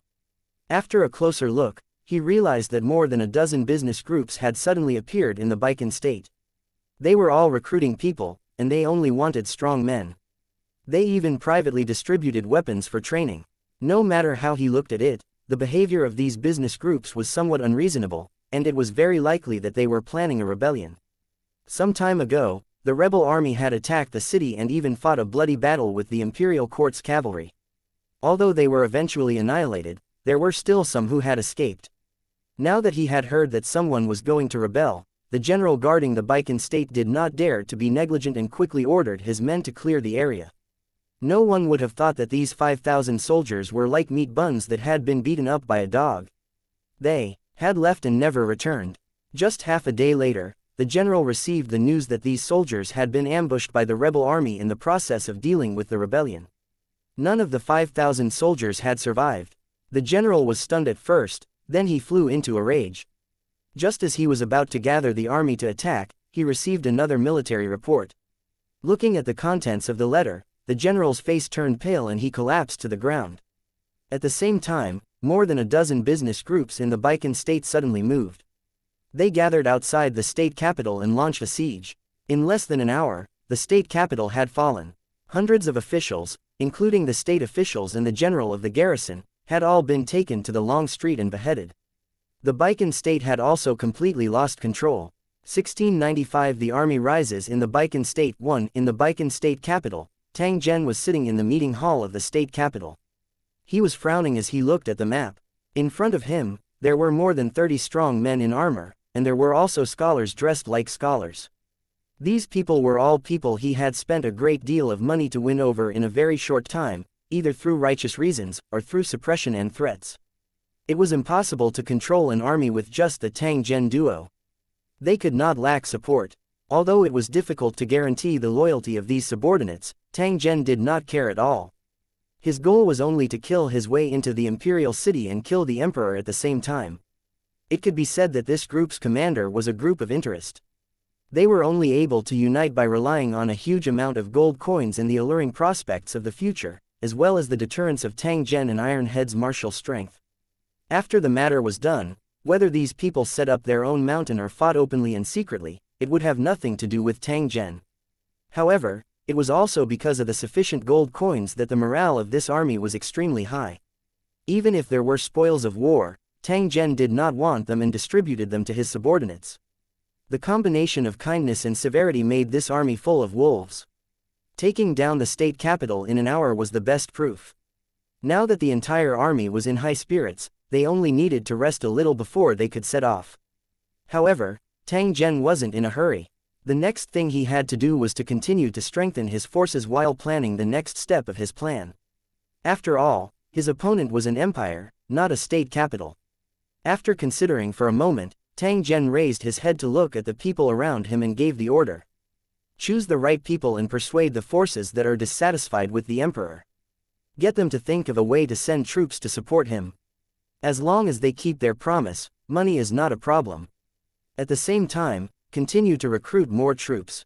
I want to have at least 100,000 troops in 10 days, and more than 150,000 in half a month. In addition, send people to spread the news that the emperor is fatuous and has been assassinated one after another. The wider the news, the better. Don't be afraid of spending money. Send people near the capital to buy food and block the shipping channels. It doesn't matter if the food is transported away or destroyed, but it can't flow into the capital. As they listened to Tang Zhen's arrangements, everyone took note of it in their hearts. At the same time, they were thinking about the suitable candidates for the mission. Tang Zhen was rich and generous. Anyone who carried out a dangerous mission would be rewarded handsomely. He never lacked manpower. As they pondered, everyone was also filled with curiosity about this young man who had an unknown background but was rich. Rich and courageous, why was such an outstanding person unknown before? As for the bald man standing behind him, everyone was a little afraid. The other party's martial strength was too high. Even if everyone in the room went into battle together, they would probably not be his match. I've already stated my request. Do you have anything else to add? After Tang Zhen finished speaking, he swept his gaze across everyone and asked in a calm tone. No problem, yes, everyone answered at the same time in the same tone. They were all wondering what would happen to the empire after these plans were implemented. It wouldn't be to the extent of collapse, but it would have a great negative impact on them. That's good, go do your work. Tang Zhen waved his hand and everyone hurriedly bowed and left. Iron Head, is there any news from the imperial city? Tang Zhen sat on a chair and asked Iron Head, who was standing beside him. I've just received news that the defenses of the imperial city have been strengthened several times over the past few days. There have even been assassinations in the imperial palace, but not a single one has succeeded. Tang Zhen nodded. This was also within his expectations. It was impossible for the Wheel of Destiny to give him an easy mission. Otherwise, the trial would have lost its meaning. Master, when are we going to attack the imperial city? Ever since he decided to follow Tang Zhen, Iron Head had called Tang Zhen Master, and Tang Zhen did not refuse. Don't be in a hurry. Let the other trial takers continue to consume their energy. We will develop slowly. As long as the right opportunity comes, it will be easy for us to win. Tang Zhen's face was filled with confidence when he said this. He had more than one method. With enough gold, not only could he recruit enough people, but he could also tamper with the enemy's camp. It was just that it was not the time to reveal those hidden means. They would only be used at the most critical moment.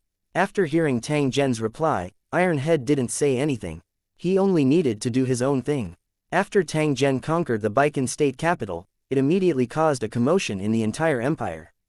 Although the Baikan state was a remote place, this was the first time that the state capital had been contributed. Some time ago, the rebel army had attacked the city, but they had been annihilated by the empire's cavalry. Who knew that not long after, the Baikan region had completely fallen? The emperor was furious and ordered the nearby state capitals to gather a large number of troops to destroy the rebel army. For a moment, the Baikan state, which was ignored by few people, attracted the attention of the entire empire. Everyone wanted to know if the empire would win, or if this group of rebel soldiers would become the dominant force. After the surrounding state capitals received the order, no one dared to disobey. They quickly mobilized troops and prepared to clear up the rebellious forces in the Baikan state. However, the mobilization of the army was not a child's play.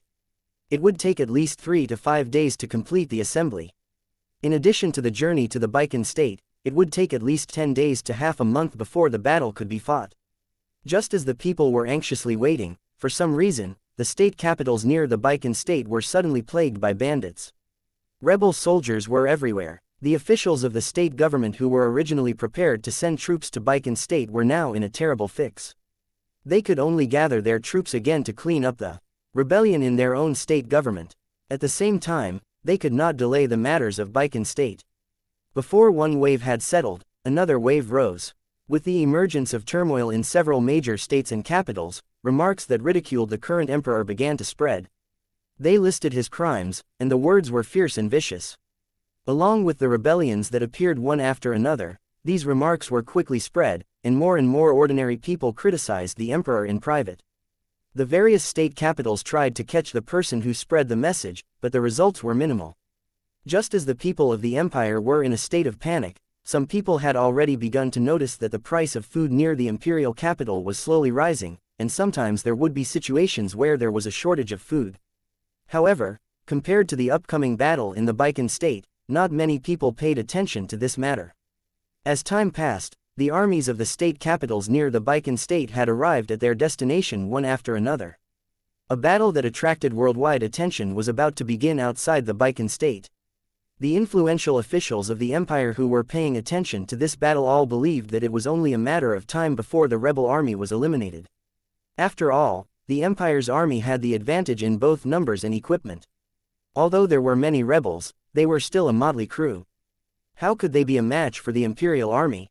The generals of the state capitals also thought so, but when the real battle began, everyone was dumbfounded. The Baikan rebel army actually used a large number of cannons and catapults. Not only did they fire explosive grenades, but they could also fire poison gas. At the same time, they also used wooden cannonballs fired with gunpowder. They flew high into the air and exploded, scattering poison powder. The unprepared state capital coalition army suffered heavy losses, with countless casualties. The entire military camp was filled with wails. Just as the vanguard suffered a crushing defeat, more cavalrymen came from the flanks. Each and every one of them was like a wolf and tiger, catching the state capital coalition army off guard. However, this was only the beginning of the nightmare. It didn't take long for the state coalition army to be besieged by the local people. Stimulated by the reward of a gold coin for every soldier's head, the eyes of the common people were all red. Even the old woman held a pair of scissors and stared at the soldiers of the state capital like a wolf. 1696 soldiers against the imperial city. One on the long road in the desolate suburbs, a group of soldiers were escorting rations and fodder slowly towards the Baikan province. The long convoy was full of food mobilized from other state capitals. Nearly 1,000 soldiers and generals were following the convoy, on guard against the possible appearance of enemies.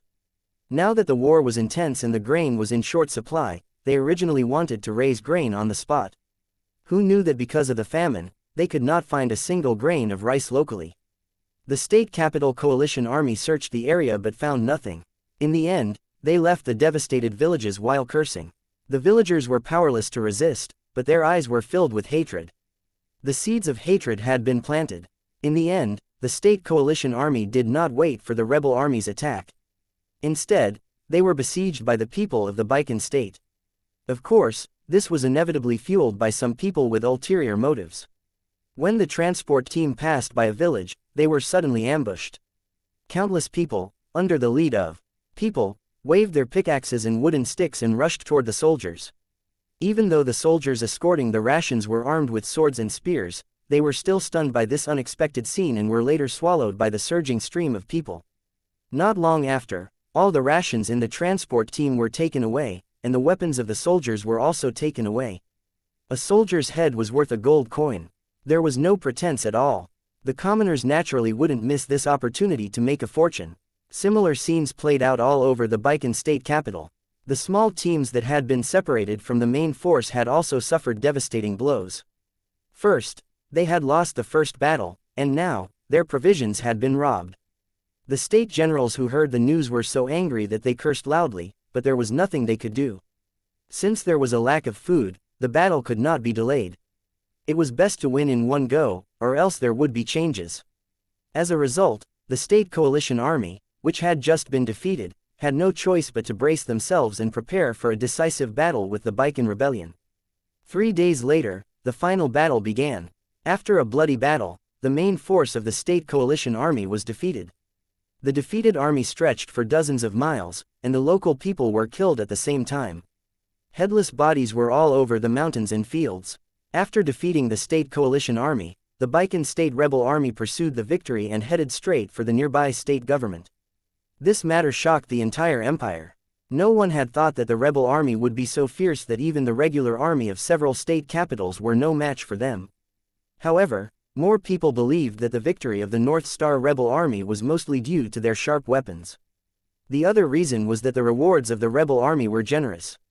No matter the reason, as the Baikan state's rebel army defeated the state coalition army, their wings were gradually growing, and they began to have the momentum to sweep the world. Just as the world was shocked by the changes in the Baikan continent, there were also strong armies in other states and prefectures to attack the nearby states and towns. Although some of these rebel forces were strong and some were weak, they caused the entire empire to fall into chaos. In this chaotic environment, the Baikan rebel army was unstoppable. No one could defeat them. The rebel army had said that if they surrendered, they would not kill a single person. If they resisted, the city would be destroyed and the people would die. Those towns that knew they were no match for the rebel army chose to surrender in order to protect themselves. In the end, the other party really did not offend them. They only collected their weapons, spent a lot of money to recruit people, and then continued to move forward. After the news came, the towns along the way surrendered one after another, which saved them from a war. When they encountered towns that put up a last-ditch resistance, the Baikan rebel army would attack the city with cannons and throw poisonous smoke everywhere. The rebel soldiers were like wolves and tigers. This was because Tang Zhen had ordered that all the property obtained from the siege would belong to the individual, and the head of the enemy would also be heavily rewarded. With such a reward, the men's eyes were all red, hoping to get more spoils of war so that their families could live a rich life. With such a huge reward, there would definitely be brave men. Those cities that tried to resist were all broken through, and those who participated in the resistance were all beheaded in public. Even the commoners were pillaged by the North Star rebels. Those who dared to resist were often beheaded. A battle in the middle of the Baikan army, with 1,000 gold on the waist and nowhere to put it. Under the deliberate baiting and gathering, more and more people joined the Baikan rebel army. From the initial 200,000, it quickly grew to 500,000, and it was still increasing. The army advanced without stopping for a moment, heading straight for the imperial city. The imperial capital was so frightened that it quickly called for reinforcements from all the state capitals. At this time, the various state capitals of the empire were already in chaos, all of them unable to take care of themselves. However, it was difficult to disobey the emperor's orders. In this chaotic situation, the various state capitals could only summon up their courage and send troops to the imperial city to deal with the Baikan state's rebel army that was approaching. Who knew that at this crucial moment, there would be an unforeseen event in the imperial city, catching everyone off guard. First, there was a shortage of food, and the granary and rice shop did not have any food in stock. Then, there was a robbery of the grain transport fleet, and the food was completely burned. This matter immediately attracted attention, but the mastermind behind the scenes had long escaped, leaving behind a mess. The population of an imperial capital was close to 1 million, and the amount of food consumed was also extremely large. Now that the people had no food, they naturally had to think of a way, or they could only wait to starve to death. In just a few days, there were many incidents of rich people's granaries being robbed, smashed, and killed, causing the imperial city to be in chaos. Under such circumstances, the rebel army of the Baikan state, which had already reached 1 million people, gradually approached the imperial city. The change of ownership might not be far away. In a village near the imperial capital, there was a house where more than a dozen trial takers were gathered. When they had arrived at the imperial city some time ago, they had tried to assassinate the emperor. However, they had not expected to be ambushed by hundreds of martial arts masters the moment they entered the depths of the imperial palace. In addition to these experts, there were also many imperial army soldiers, keeping the palace impregnable. If they hadn't evacuated in time, they would have either been eliminated or locked up in a dark death cell, suffering from torture every day. In that case, it would be better to commit suicide and quit. In the following period of time, these trial takers had been observing carefully, waiting for the best time to make a move. The assassinations continued, but they all failed without exception. More and more trial takers died in the palace. It was only then that the cultivators realized that the inner court of the palace was actually a huge trap. It could be said that the number of people who entered would suffer great losses. In order to obtain the right to compete for the Child of Destiny, assassinating an emperor was a mission that had to be completed. However, the heavily guarded palace had become an impassable barrier for the trial takers. Even though he knew it was a trap, he had no choice but to jump in. Just as the cultivators were racking their brains to come up with countermeasures and how to kill the emperor, they suddenly heard the news of a rebellion in the Baikan state. Initially, the trial takers did not think much of the aboriginals' actions. However, they soon realized that this was the opportunity they had been looking for.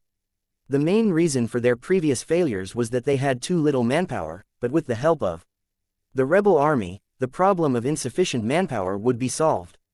Under such circumstances, it would be extremely difficult to assassinate the emperor. He could use this chance to attack the inner court of the palace while the rebel army of the North Star continent attacked the imperial city.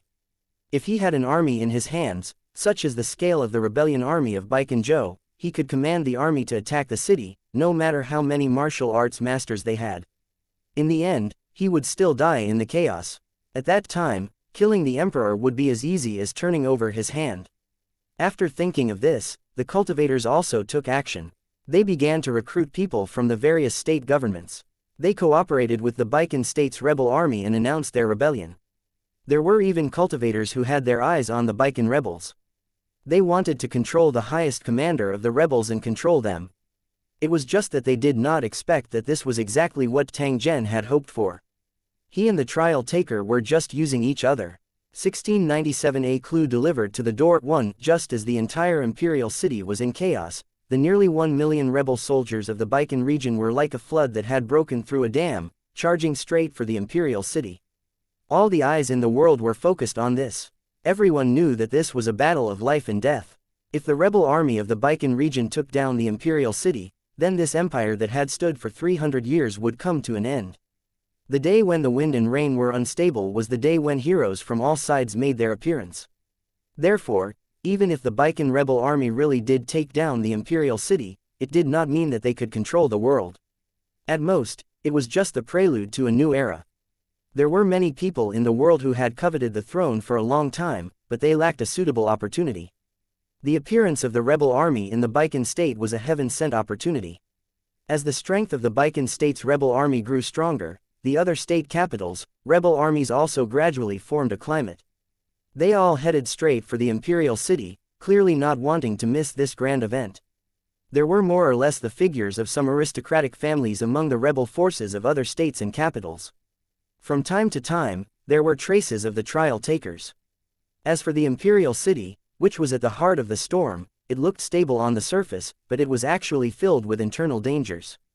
The rumors and the food crisis made the building on the verge of collapse at any time, and people were in a constant state of panic. In this complicated situation, the rebel army of the Baikan region broke through many obstacles and officially arrived 30 li from the imperial city. The Baikan rebel army camp was heavily guarded. There was a guard every 3 steps. Tang Zhen sat in his tent. He looked at the map of the imperial city in front of him and revealed a pondering expression. At this time, the number of rebel soldiers in the Baikan region had already exceeded 1 million. They could launch an attack on the imperial city at any time, and victory was a matter of course. What he had to do was to ensure that the emperor was always under his control, so that other cultivators would not take advantage of him. After writing a secret letter in his hand, Tang Zhen looked at a man in front of him and said in an indifferent tone, "You must take good care of this letter. You can't let anyone else know about it, or you'll know the consequences." The man opposite him nodded his head gently. After he received the letter, he carefully hid it in his clothes. After which, he bowed to Tang Zhen and bid his farewell. After the man left, Tang Zhen thought for a moment before turning his head to look at Iron Head, who was in charge of protecting him. "Iron Head, what's the progress on the matter I asked you to do?" Iron Head replied, "I've already sent the money over. The other party has also received it. However, there's no reply. I still feel a little uneasy." Tang Zhen laughed. He used a tone that contained a trace of disdain and said, "As long as he takes our money, he will definitely work for us." The reason why he didn't give us a reply was because he didn't want to bear a bad reputation. Iron Head smiled. Since Tang Zhen had said so, he naturally would not worry about it. Tang Zhen stood up from his chair. He placed his hands behind his back and walked 2 rounds around the large tent. He sighed in a low voice, "All the necessary arrangements have been done. This game should be over soon, but I don't know why, but I keep having a feeling that it's not enough." Iron Head touched his head and asked in a slightly puzzled tone, "I feel that you've already done very well. If it were me, I would definitely not be able to do these things." When Iron Head said this, his eyes were full of admiration. He had gathered nearly 100,000 troops in a short time and then directly attacked the Baikan prefecture. After taking control of a state, he had killed his way to the imperial city with an unstoppable force. The number of rebel soldiers under his control had exceeded 1 million. Although the gold of unknown origin was indispensable in the execution of the entire plan, it might not have been possible to achieve this if there was only gold and no strategy. It was like a child holding gold in a busy market. He would have been swallowed up long ago, not to mention an army of millions of tigers and wolves. Iron Head asked himself, even if there were 10 of him added together, he would not be able to do this. Tang Zhen shook his head. What he meant was that there was no trial taker to compete with him, and he felt that it was a little less interesting. Perhaps the true child of destiny was the same. He was always hidden behind the scenes, and his words and actions affected the development of a world. He was the true planner. However, he was the only one who knew about this process, and he could not find a partner to share it with. It might sound a little pretentious, but it was true. The higher the position, the lonelier it was. Just as the two of them were conversing, 5 people suddenly walked in through the door. Their faces were very unfamiliar. Tang Zhen's tent was a heavily guarded place, and anyone who trespassed would be killed without mercy. The other party had clearly explained the problem by swaggering in like this. "Who are you? How dare you barge in without warning? Are you tired of living?" Killing intent flashed in Iron Head's eyes. He pulled out the long saber at his waist and was about to kill these people. Hearing Iron Head's question, the 5 people looked at each other, as if they didn't care. "There's no need to rush. We just have something to discuss that's beneficial to both of us." The person in the lead smiled as he spoke to Tang Zhen. However, his eyes contained a trace of contempt. It was as if he was a god that was high up in the sky, looking down on the ants on the ground. As if to increase his persuasiveness, he continued, "If we can come in here without a sound, we can also kill you without a sound. So, do not doubt our strength. Cooperating with us is the wisest choice you can make." He stopped Iron Head with his eyes, then asked the man with a faint smile, "Tell me, what is it?"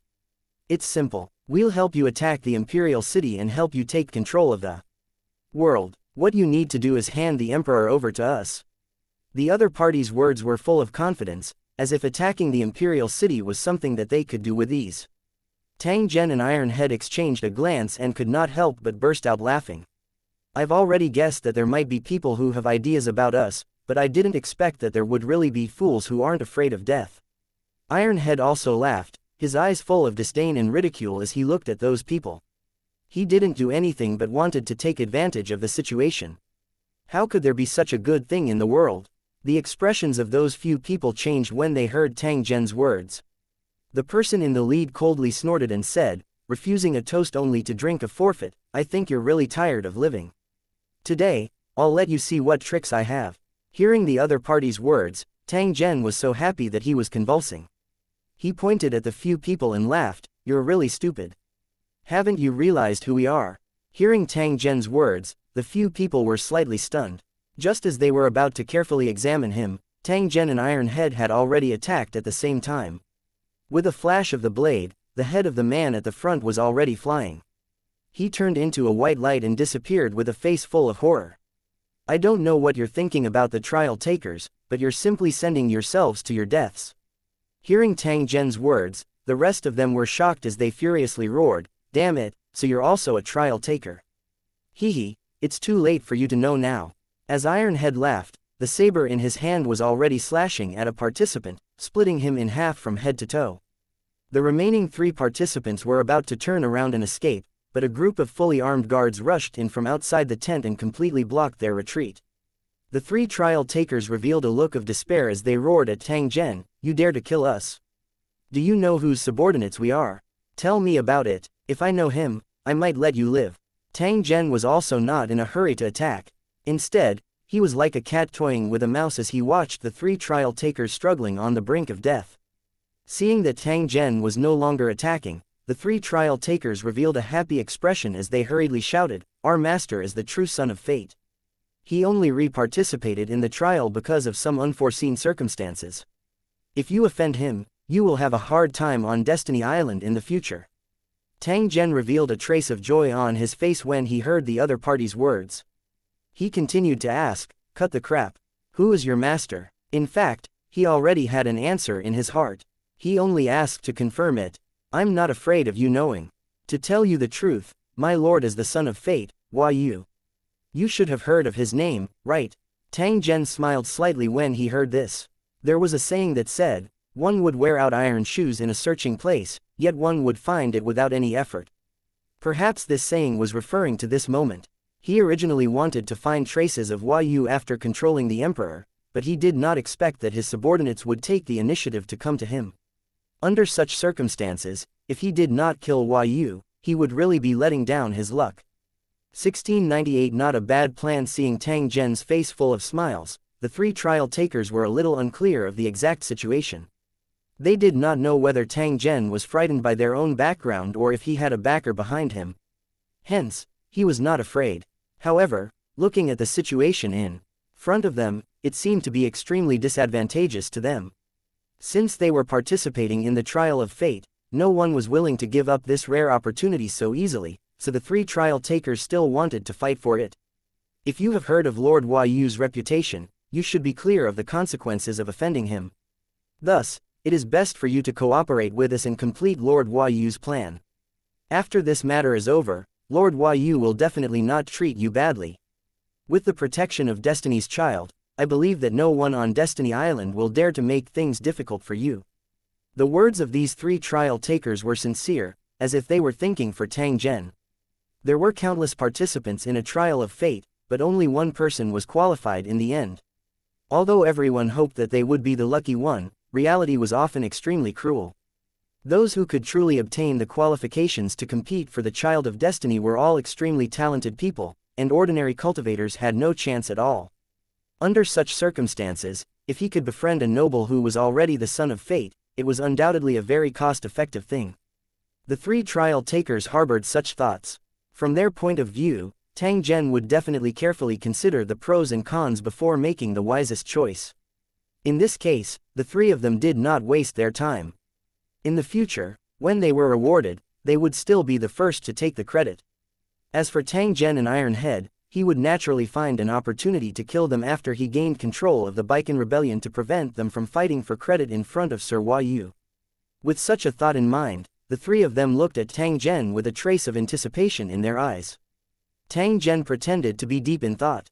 After thinking for a moment, he replied, "Since you are the subordinates of Lady Yu, I have to give you some face.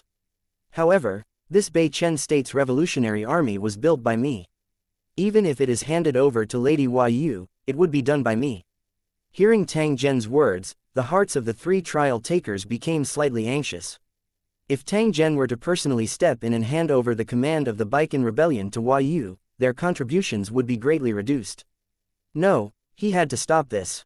At the thought of this, the 3 trial takers hurriedly said, Lady Hua Yu is currently busy with worldly affairs and does not have the time to see you. Why don't we do it this way? You give us military power, and when the time is right, we will take you to see Sir Hua Yu and put in a few good words for you in front of him. Tang Zhen shook his head when he heard this. He coldly snorted at the 3 trial takers, do you think I'm an idiot? I'll tell you the truth, if you don't see Lady Hua Yu, don't even think about obtaining the military power of the Baikan Revolutionary Army. Hearing Tang Zhen's decisive answer, the 3 test subjects felt troubled. They understood that it was not an easy matter to get Tang Zhen to hand over his military power so easily. After pondering for a moment, the 3 trial takers said, since you're not willing to hand over your military power, we have no choice. However, I'll say the ugly words first. If you do this, it's very likely that you'll make Lady Hua Yu angry. Do you understand the power of a Destiny's Child? If you anger him, it will be a disaster for you. I hope you will think twice before acting. Tang Zhen merely shook his head and sneered. He stared unblinkingly at the 3 trial takers, as if he had already made up his mind. How about this? We'll find a way to contact Lord Hua Yu, but before he arrives, we'll lead our troops to assist in the siege. After this matter is completed, you'll also receive some benefits. Tang Zhen continued to shake his head. If he couldn't see Hua Yu, he wouldn't do anything. The 3 trial takers completely gave up when they saw Tang Zhen's determined attitude. They knew that they would not be able to monopolize the credit. All right, since you are so insistent, we will introduce you to Lady Hua Yu. After cursing a few times in their hearts, the 3 trial takers made an agreement with Tang Zhen that they would bring Sir Hua Yu here later. At that time, Tang Zhen would have to personally pay a visit to him. The meeting place would not be in the military camp to avoid any unforeseen circumstances. Tang Zhen smiled and nodded in agreement. After the 3 of them left, Tang Zhen called Iron Head over and whispered a few words. After Iron Head left, Tang Zhen took out a small metal bird and gently threw it into the sky. Only he could see this scene. Tang Zhen coldly laughed in his heart when he saw the small metal bird flying in the opposite direction of the 3 trial participants. He secretly thought that the little metal bird had indeed not given up on its evil intentions. Tang Zhen mused for a moment after casually recalling the metal bird. He then hurriedly returned to the tent. After about 4 hours, one of the 3 trial takers appeared again. He claimed that Hua Yu had arrived near the military camp and asked him to pay a visit immediately. Because of Lord Hua Yu's distinguished status, Tang Zhen could only go alone and was not allowed to bring any attendants. Tang Zhen didn't refuse. After nodding his head in agreement, he followed the trial taker and quietly left the Baikan Continent's rebel army camp. The 2 of them rode on the fast horses and traveled for about 20 miles before they came to a remote forest. You wait here, Lady Hua Yu will be here soon. After that participant finished speaking, he turned around and was about to leave. However, he did not expect that Tang Zhen would grab his shoulder and ruthlessly throw him to the ground. The force of the fall was so great that the volunteer felt like his bones were about to fall apart with a muffled sound. He could not help but let out a painful groan. He furiously roared at Tang Zhen, damn it, are you crazy? What do you want? Tang Zhen coldly laughed. He pointed to the forest beside him and said, it's better for you to get your accomplices out. Otherwise, I can't guarantee that you'll still be alive if you wait any longer. Upon hearing Tang Zhen's words, the participant's expression changed as a trace of panic flashed across his face. What are you talking about? Lord Hua Yu will be here soon. If he sees you treating me like this, his impression of you will definitely drop. Seeing that the participant was still quibbling, Tang Zhen did not waste any words. With a kai sound, he drew his saber and directly placed it on the participant's neck. I'll give you 10 breaths of time. If you still don't tell me the truth, I'll kill you directly. Upon seeing the killing intent in Tang Zhen's eyes, the volunteer finally panicked. His eyes continuously drifted toward the forest, but he was thinking in his heart, where exactly was the flaw? At this moment, a series of footsteps could be heard. Soon after, more than 10 trial takers rushed out of the forest with swords in their hands and surrounded Tang Zhen. A bunch of greedy people indeed. What a waste of my time. He did not kill the 3 cultivators earlier because he was afraid of alerting the enemy and letting Hua Yu escape after sensing something was wrong. But now it seemed that Hua Yu had not been with them from the beginning. They had either acted separately, or this group of people had taken advantage of their power. Since Hua Yu was not here, Tang Zhen did not need to waste any more time. The long saber in his hand trembled slightly, and the test subject who was lying on the ground struggled for a moment before turning into a white light and disappearing. The rest of the companions were furious when they saw this. They immediately brandished their swords and attacked Tang Zhen, wanting to kill him to avenge their companions. After killing Tang Zhen, they only needed to disguise themselves as Tang Zhen, and they would be able to control the Baikan rebellion. Before the rebel army generals realized anything was wrong, the imperial city had already been taken. So what if they were exposed? Their plan was pretty good. Unfortunately, Tang Zhen had already seen through their tricks. Their purpose of following them here was merely to eliminate the weeds and roots. 1699 I followed the wrong master, one Tang Zhen sneered as he looked at the 10+ participants with fiendish expressions. He took out a talisman-like item from his pocket and gently patted it on the battle blade in his hand. Swish! The moment the talisman touched the saber trembled violently as if it was going to explode. At the same time, light bloomed from the talisman and covered the blade like flowing water. Then, a dragon-like cry was heard. The battle saber, which was only made by a mortal craftsman, suddenly burst out with a fierce aura that made people tremble. Just as the other participants were still in shock, Tang Zhen had already slashed out his blade, slashing towards the participant closest to him. The blade flashed past, and the trial taker's body suddenly split open, blood spraying out. After struggling a few times on the ground, the trial taker's legs gave way, and he was completely dead. What was surprising was that the trial taker's body did not turn into white light. Instead, it was left where it was, and it was a horrible death. Upon seeing this scene, the cultivators' movements suddenly froze. They looked at the corpse on the ground with a puzzled and shocked expression. Then, they carefully sized up the saber in Tang Zhen's hand, and their faces were filled with horror. "You lunatic, you actually killed him," one of the trial takers shouted in a trembling voice. His legs seemed to be trembling slightly, clearly unable to accept this fact. "I'm not only going to kill him, I'm also going to kill you all. Don't worry, it won't be long before your master will go and accompany you." As soon as he finished speaking, Tang Zhen once again unsheathed his blade and went straight for the 2 participants beside him. "Be careful, there's something strange about that saber. Don't touch it." The strange death of their companion had long caused these 10+ volunteers to be extremely frightened. They really could not understand how Tang Zhen had managed to do this. When participating in the trial of fate, although every trial taker felt like they were in the real world, everyone knew that all of this was actually just an illusion. This was the world created by the Wheel of Destiny. Every blade of grass and every tree here was formed from thoughts. To the Aboriginals, this was a real world. Life, death, sickness, and death, the 4 seasons changed, and there was no difference from the real world. However, to the trial takers, they were just passers-by. Everything in this world was just a dream. Therefore, even if they died in this world, it would not be a true death. They would only lose the qualification to participate in the trial. However, the situation was different now. The battle blade in Tang Zhen's hand was so strange that it could actually kill the trial taker. The trial taker, who was originally fearless, now felt a chill in his heart. If he was killed by this blade, the result would be death and his Tao would vanish. He would be buried here for the rest of his life and it would be impossible for him to leave this world. After seeing Tang Zhen kill 2 more trial takers in succession, the remaining trial takers could no longer hold on. The fear in their hearts had already caused them to be on the verge of collapse. "You lunatic, you will definitely be punished by the Wheel of Destiny.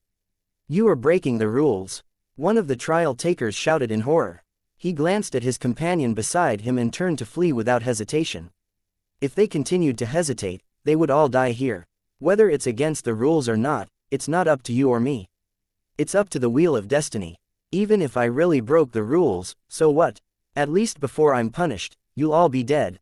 As Tang Zhen spoke, his figure shuttled back and forth at the edge of the forest like a ghost, killing trial takers after trial takers.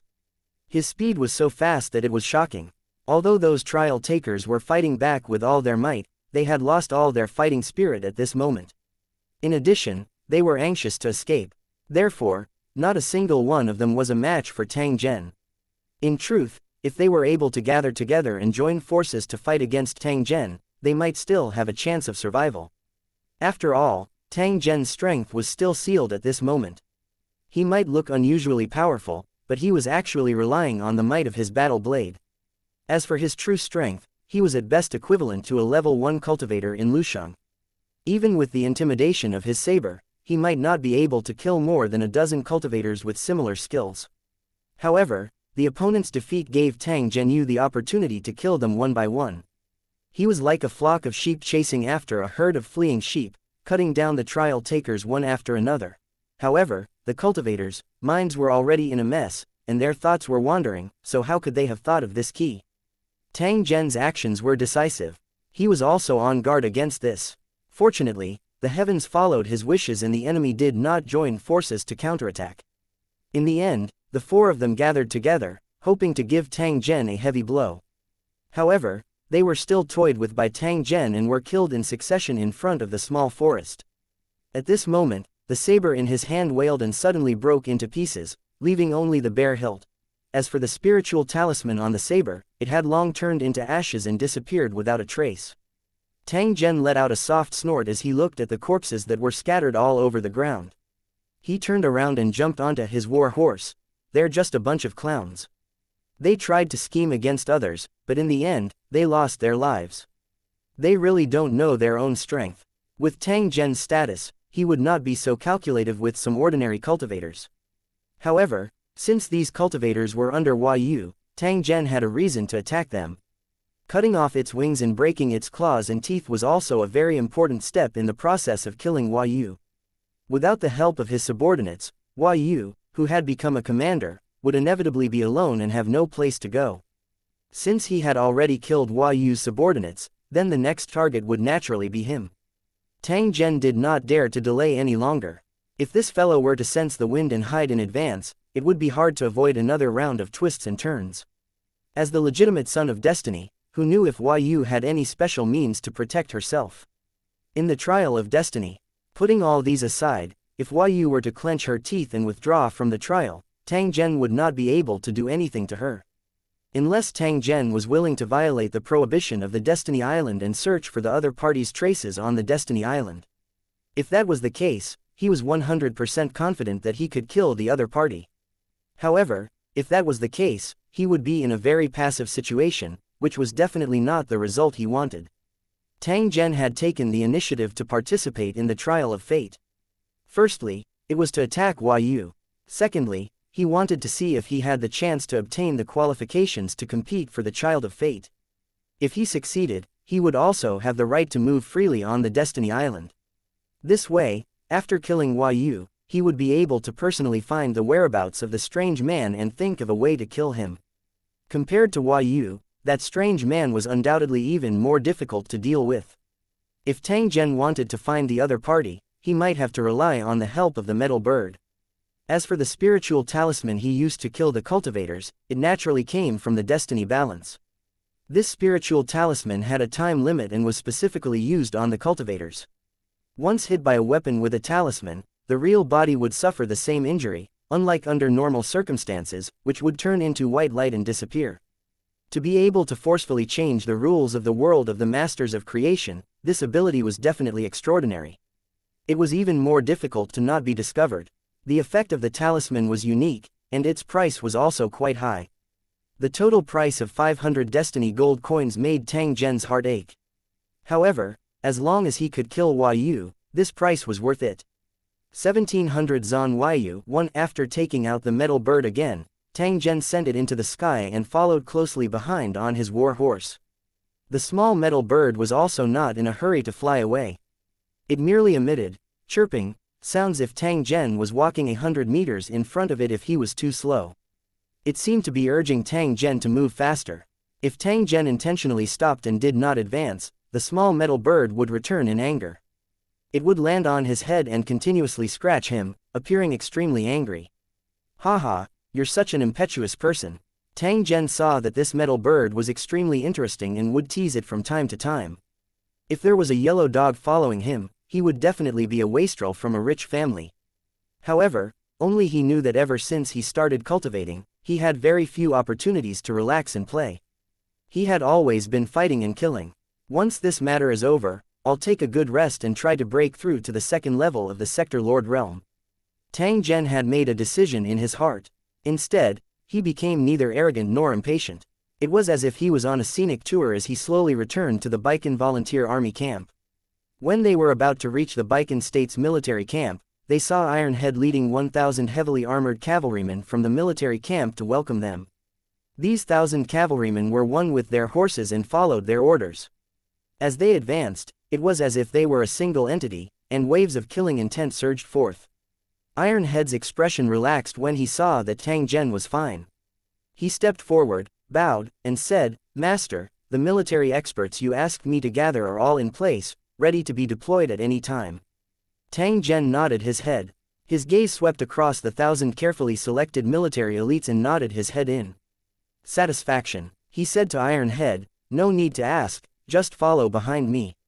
When I give the order, just do your best to execute it." "Master, don't worry, Ironhead knows what to do." Tang Zhen nodded. He pulled down the visor on his helmet and covered his face. After which, he urged his horse forward. Ironhead did not hesitate when he saw Tang Zhen leaving on his horse. He waved his hand at the 1,000 cavalrymen behind him and followed closely behind him. The 1,000 cavalrymen charged into the distance in the opposite direction of the imperial city. After running for nearly 2 hours, they finally stopped outside a village. When the people in the village heard the sound of horse hooves and saw the black mass of cavalry guarding the village entrance, they were already in a state of confusion and did not know what to do. In order to avoid getting into trouble, the villagers all hid in their homes and used the doors and windows to secretly observe the movements outside. Now that the world was in chaos, the rebellion was rising everywhere, and the people's lives were difficult. They were afraid of encountering military disasters and bandits, and they were in a constant state of panic. Tang Zhen raised his head and looked at the small metal bird that was constantly circling the village. He knew that this was the tracking bird's warning, indicating that the enemy was here. Sizing up the quiet and peaceful village in front of him, a cold glint flashed across Tang Zhen's eyes. He ordered Ironhead, "Expel all the people in the village. Anyone who disobeys will be killed immediately." "Yes, sir." After Ironhead agreed, he immediately gave the order to surround the village with 1,000 cavalrymen. Soon after, the fierce soldiers waved their swords and drove the frightened villagers out of the village. They went straight to the empty land at the entrance of the village. In the process of driving them away, there were villagers who tried to resist from time to time. In the end, they were kicked to the ground by the fierce soldiers and fell to the ground, bleeding. Seeing how fierce the rebel soldiers were, the villagers did not dare to show off. They were afraid that if they angered them, their heads would be cut off by the bright sabers. Amidst the curses and cries, the villagers were driven out one after another. Finally, they gathered in the open space in front of the village and looked around in fear. Thousands of heavy armored cavalrymen held swords and spears in their hands as they surrounded these villagers. As long as Tang Zhen gave the order, heads would roll on the ground in an instant. Tang Zhen did not care about those frightened villagers. Instead, he turned his gaze to the sky above him. He saw a small metal bird chirping as it continuously circled and danced above the villagers' heads. However, other than Tang Zhen, no one else was able to discover this scene. The metal bird's actions had already indicated that Yu was here, but she was hiding among the villagers. She didn't know what he was planning to do. He had actually disguised himself and hid in the mountain village. Perhaps he had a bigger plan. Tang Zhen was also not in a hurry. He turned his head and whispered a few words to Ironhead, but he did not lift his mask. Ironhead acted immediately after receiving the order. He claimed that he was only here to capture deserters and would not harm the innocent if it was not necessary. When the villagers heard this, they heaved a sigh of relief in their hearts, thinking that they had dodged a calamity. "Now, everyone, listen up. Walk to the open space 100 meters away one by one. Only one person is allowed at a time. It starts now." After hearing Ironhead's order, the villagers didn't know what to do. However, under the coercion of the soldiers, they still obediently followed the order. One by one, the villagers walked out of the crowd, their bodies trembling as they moved 100 meters away, afraid that something would happen again. "Hurry up. Catch up with the next one." Seeing the villagers dilly-dally, the soldiers waved their whips and whipped them continuously. As expected, after being whipped, the villagers suddenly sped up. As time passed, the villagers were split into two, but the metal bird continued to circle above their heads. Tang Zhen's eyes slightly narrowed. He quietly took out a soul talisman and pasted it on a newly obtained battle blade. There weren't many people left, so it was time to make a move in order to avoid any unforeseen circumstances. At this moment, an old villager held a walking stick and slowly walked out of the crowd under everyone's gaze. The old man's hair and beard were all white, and he was staggering as if a gust of wind could blow him away. Because of Iron Head's order, no one dared to help him, and they could only watch him slowly move forward. Just as the old man was struggling to move forward, the metal bird in the sky suddenly changed its position. It flew above the old man's head and continued to draw circles. A glint flashed in Tang Zhen's eyes. The corner of his mouth behind his mask revealed a smile. This Yu was so cunning and actually disguised herself as an old man. It would be strange if she didn't have a scheme. However, since he had already given himself away, it also meant that his death had arrived. After confirming that the old man was Yu, Tang Zhen's figure was like lightning as he jumped off his war horse and headed straight for the old man. A glint flashed across the old man's dim yellow eyes when he saw Tang Zhen rapidly charging over. He raised the wooden staff in his hand and smashed it towards Tang Zhen's face. Yu, this time I'll see if you're still alive. Hearing the voice from the other side, Yu's raised wooden staff trembled, and then she revealed an expression as if she had seen a ghost. Tang Zhen, it's actually you. After he shouted, Yu's bent back suddenly straightened and she dodged nimbly. He had suffered a great loss in Tang Zhen's hands before and was even more aware of how powerful he was. Hence, even though both parties were evenly matched, he still did not dare to face him head-on. At this time, there was only one thought in his heart, and that was to quickly escape from this place and get as far away from this god of plague as possible. However, the moment he was exposed, Iron Head had already led his men to charge forward, surrounding the area so tightly that not even a drop of water could pass through, completely cutting off any escape routes. Seeing that there was no hope of escaping, Yu was so angry that her entire body trembled. She turned to Tang Zhen and furiously roared, Tang Zhen, are you really going to kill us all? If I don't kill you, will you take revenge on me after you recover your strength? Tang Zhen sneered as he moved forward and his blade went straight for Yu's face. I promise I won't take revenge. How about we call it even? Yu dodged Tang Zhen's attack by a hair's breadth as he furiously roared. At this moment, the beard on his face had already fallen off, making him look extremely miserable. I don't believe you. Ever since you sent people to kill me in the true immortal plane, we've been fighting to the death. Tang Zhen's voice had just faded when he flicked his hand and threw the battle blade in his hand. Yu was entangled by the metal head and was unable to dodge. The knife pierced through Zongyu's chest. He howled in pain and then looked frightened. Seeing the blood flowing out of her chest, Yu seemed to realize something. After a bitter laugh, she fell to the ground. I hate Yingluo, Yu muttered to herself on the ground, and then there was no more sound. The child of destiny, Yu, had died. 1701 The end of the trial. 1 Tang Zhen, who was escorted by thousands of cavalry, rode his horse toward the Baikan State's military camp. After killing Yu, Tang Zhen's heart relaxed a little. Otherwise, who knew when such a venomous snake-like enemy would bite him? From the day he became a cultivator of Lu City, Tang Zhen didn't have the habit of holding back against his mortal enemy unless the life and death of the other party was under his control and they could no longer pose a threat. On the way back, he still thought about the information he had obtained from the villagers and also found out why Yu was hiding in the village. It turned out that the emperor was about to celebrate his birthday, so he issued a decree to invite all the old men within 100 miles of the imperial city to the palace to celebrate the birthday with the emperor. Thousands of long-lived elders gathered together to show off the glory of the golden age and to show the virtue of the emperor. The old man from the village was also invited. Perhaps it was because the palace was heavily guarded and the assassination was not successful. Yu had used another method and wanted to use this opportunity to sneak into the palace.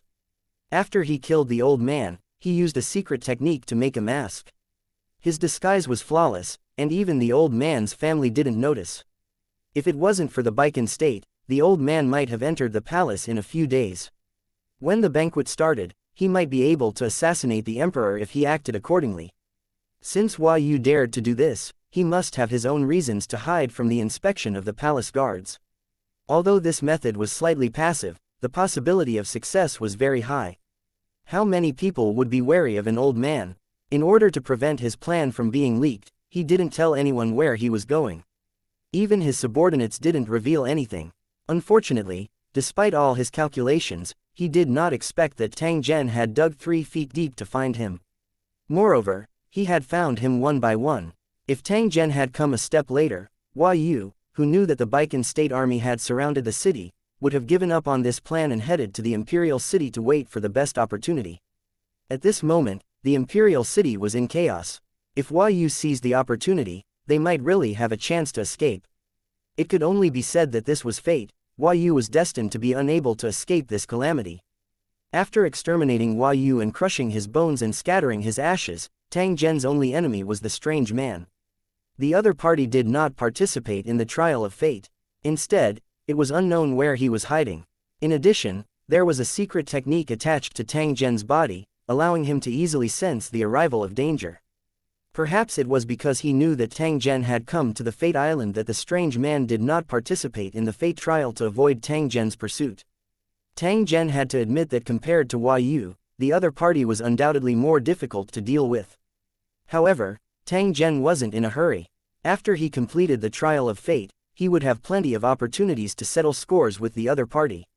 With the tracking bird in hand, he could find him no matter where he went. Now that Hua Yu was dead, there was no need for Tang Zhen to waste any more time. After returning to the Baikan military camp, he immediately gave the order to attack the city. The military order was like a mountain, and the armored soldiers bravely advanced. Countless soldiers rushed toward the imperial city like a tide.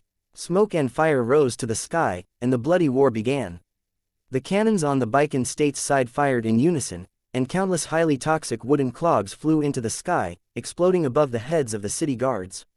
This poisonous fog danced in the wind for 5 kilometers, enveloping the entire imperial city. Countless people were affected by it. Tang Zhen used all the methods he could think of, causing the strength of the Baikan rebel army to increase greatly. Although the soldiers guarding the city were numerous, they were still forced to retreat in defeat in front of these wolf-like rebel soldiers. After several hours of fierce fighting, the two sides were evenly matched, but the Baikan rebel army clearly had the upper hand. However, at this moment, a change occurred. The guards at the east gate of the royal palace suddenly disappeared, and the city gate, which was sealed with soil and stone, was unguarded. Without the obstruction of the guards, the city gate was easily blown up by the Baikan rebel army with explosives. Like a broken dam, the torrent flooded 1,000 miles. Countless rebel soldiers poured into the imperial city, waving their swords and killing everywhere. When the soldiers guarding the city saw this, they all ran away. With the fall of the east gate, the entire imperial city fell into a sea of fire, causing the morale of the army to completely collapse. Not long after, the other city gates were also lost one after another. Soldiers who had abandoned their helmets and armor were everywhere. They either knelt and begged for mercy or were looking for an opportunity to escape out of the city. After charging into the imperial city, the rebel soldiers of the Baikan state charged straight for the imperial palace and began fighting with the imperial army and guards. According to the rules of the Baikan rebel army, all spoils of war belong to the individual. In order to obtain the treasures that had piled up like a mountain in the palace, the rebel soldiers were all unusually brave.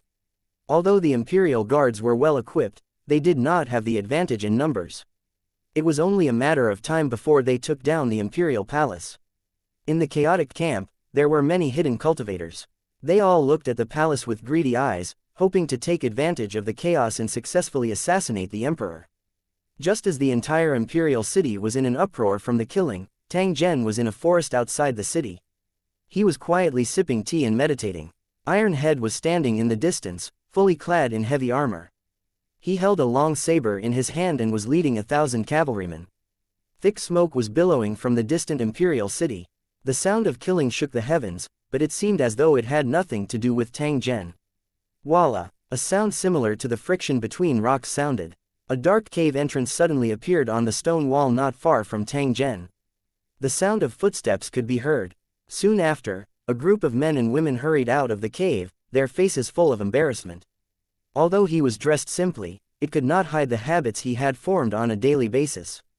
His temperament and expression were extraordinary. Everyone was slightly startled when they saw Tang Zhen, who was seated a short distance away. They appeared to be at a loss. A few of them had joy in their eyes, but no one noticed it. I've waited for a long time. Fortunately, you're finally here.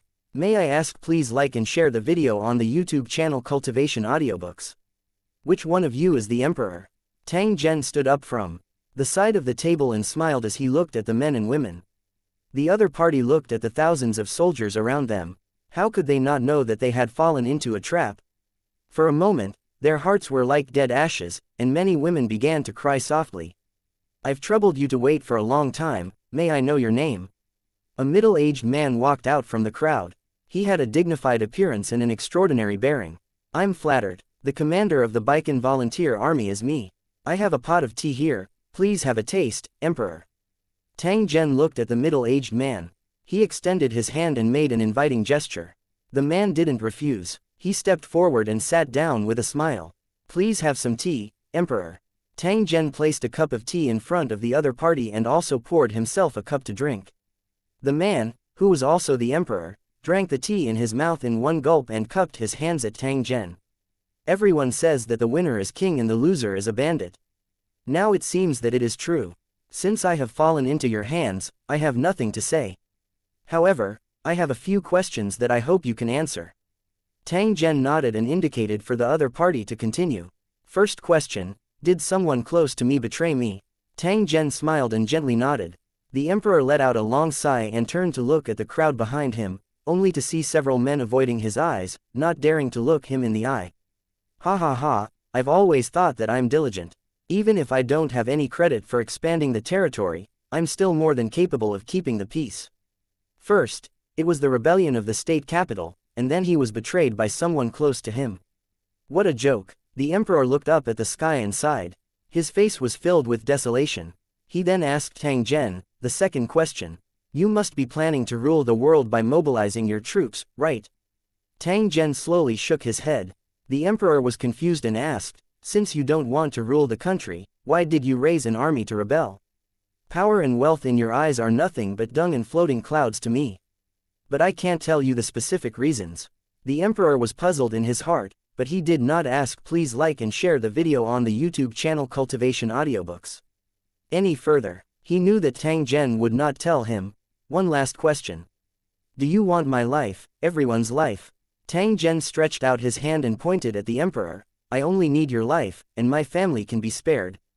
The emperor laughed and bowed to Tang Zhen. Then, he drew the long sword from his waist. I wish I could use the 3-foot-long blade in my hand to kill all the evil people in the world.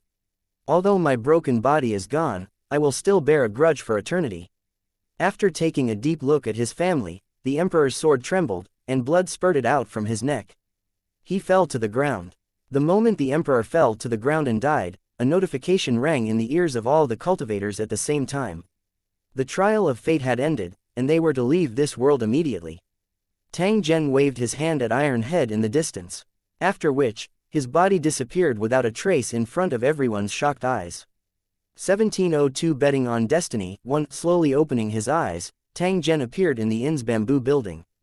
At the same time he exited the trial of destiny, a notification rang in his ear, informing him that he had successfully obtained the right to compete for the Child of Destiny, and that he could participate in a new trial in a year. Tang Zhen didn't think much of it. Who knew if he would still be on the Fate Island after a year? Recalling the bits and pieces of the trial of fate, Tang Zhen didn't know if his actions had been discovered by the Wheel of Fate. However, since they didn't make things difficult for him during the settlement, it was obvious that the other party didn't care about this matter. Otherwise, they wouldn't have been qualified. Since that was the case, Tang Zhen did not need to cause any more trouble. He only needed to act according to the original plan. At this moment, light footsteps could be heard from outside the door, followed by the voice of the inn owner. Sir Tang Zhen, have you ended the trial? Tang Zhen stood up when he heard this and walked outside the bamboo house. He looked at the inn owner and said, the trial is over. I'll be leaving soon. The inn owner was startled when he heard this. He didn't know why Tang Zhen was in such a hurry to leave. He wanted to ask please like and share the video on the YouTube channel Cultivation Audiobooks. About the results of the trial, but he was afraid that Tang Zhen would fail and lose face if he were to ask. For a moment, he was in a dilemma. Tang Zhen didn't explain. Instead, he casually threw out a jade token and 50 gold coins of destiny. He said to the shop owner, "After a while, a cultivator called Iron Head will come to find me. Please give this jade card and the coin of destiny to him." The innkeeper quickly nodded and promised that he would not make a mistake. "Since that's the case, we'll meet again." Tang Zhen had already walked towards the front courtyard of the inn after his voice sounded. The inn owner hurriedly followed, only to see that Tang Zhen had already stepped out of the main door and drifted far away on the street. Seeing this, the inn owner was stunned for a moment, and then revealed a happy expression. "Congratulations to Sir Tang Zhen for winning the trial. If you have free time in the future, please come over and have a cup of wine." The innkeeper's voice sounded. However, Tang Zhen had long disappeared. After leaving the inn, Tang Zhen slowly walked on the street with a carefree expression. He had already made up his mind to take the opportunity to tour the Island of Destiny while he was looking for the strange man. One was to understand the Fate Island, and two was to recuperate and prepare to advance to the second level of the Sector Lord realm. Perhaps it was because of the different environment, but the city on Destiny Island was much larger and simpler. The details of the buildings were perfect, and the colorful exotic flowers and plants left a deep impression on people. On the ancient bluestone streets, all kinds of people were walking back and forth. Although they were of different races, everyone was used to it. He stopped at the fountain in the middle of the street for a moment. After admiring the fish swimming in the water, Tang Zhen walked toward the buildings by the roadside. This was a castle-like building that was tens of meters tall. The interior was built with a rich and beautiful palace that looked like a crystal palace. People came and went at the entrance of the building, which seemed very lively for some reason. Tang Zhen observed for a moment before walking over. After asking around, he found out that this was a place similar to a casino. The men and women who came and went were actually gamblers who were there for entertainment. When he asked about the gambling content of this casino, Tang Zhen's interest was piqued as he stepped in. Following the instructions of the service staff, Tang Zhen arrived at a large hall. Only then did he discover that this place was a completely different world. It was definitely not as narrow as the outside. In the hall that looked like a movie theater, there were nearly 10,000 seats floating in the air, and they were already filled with guests. In the middle of these seats, a huge image appeared. It seemed to be some unknown dimension in the void. Just as Tang Zhenfei sat on a chair, a voice came from the hall and echoed in everyone's ears, "Welcome to today's betting on fate. I'm sure you all know the specific rules, so I won't waste any more time. If there are new friends who do not understand the rules, you can read the instructions on the side of the seat to answer your questions. Alright, let's cut to the chase. Our main character this time is the target randomly chosen by the astrolabe of disaster from countless dimensions. We can guarantee that no one knows the coordinates of that plane and can't interfere. Due to the astrolabe of disaster, the young man would encounter disasters one after another today. There were a total of 10 disasters, and each one was fatal. What everyone needs to do now is to bet on the coin of destiny and see how many calamities he can survive. The first wave of the tribulation has begun. This is a disaster simulation. Please take a look." As soon as he finished speaking, the scene in the center changed. A human youth was walking on the road, but countless bricks suddenly fell from the buildings beside him, covering the entire street. The teenager couldn't avoid it and was finally smashed under the bricks. The scene stopped, and the voice sounded again, "The disaster simulation is complete. Please place your bets." As these words were said, the chairs in the dark space flashed one after another. Every time they flashed, it meant that a coin of destiny had been bet. When a certain number of destiny's gold coins were bet, something similar to a special effect would appear around the seat, attracting everyone's attention. This merchant was clearly well versed in the ways of business, using this special effect to satisfy the vanity of those gamblers. Tang Zhen looked at the rules of the bet of fate.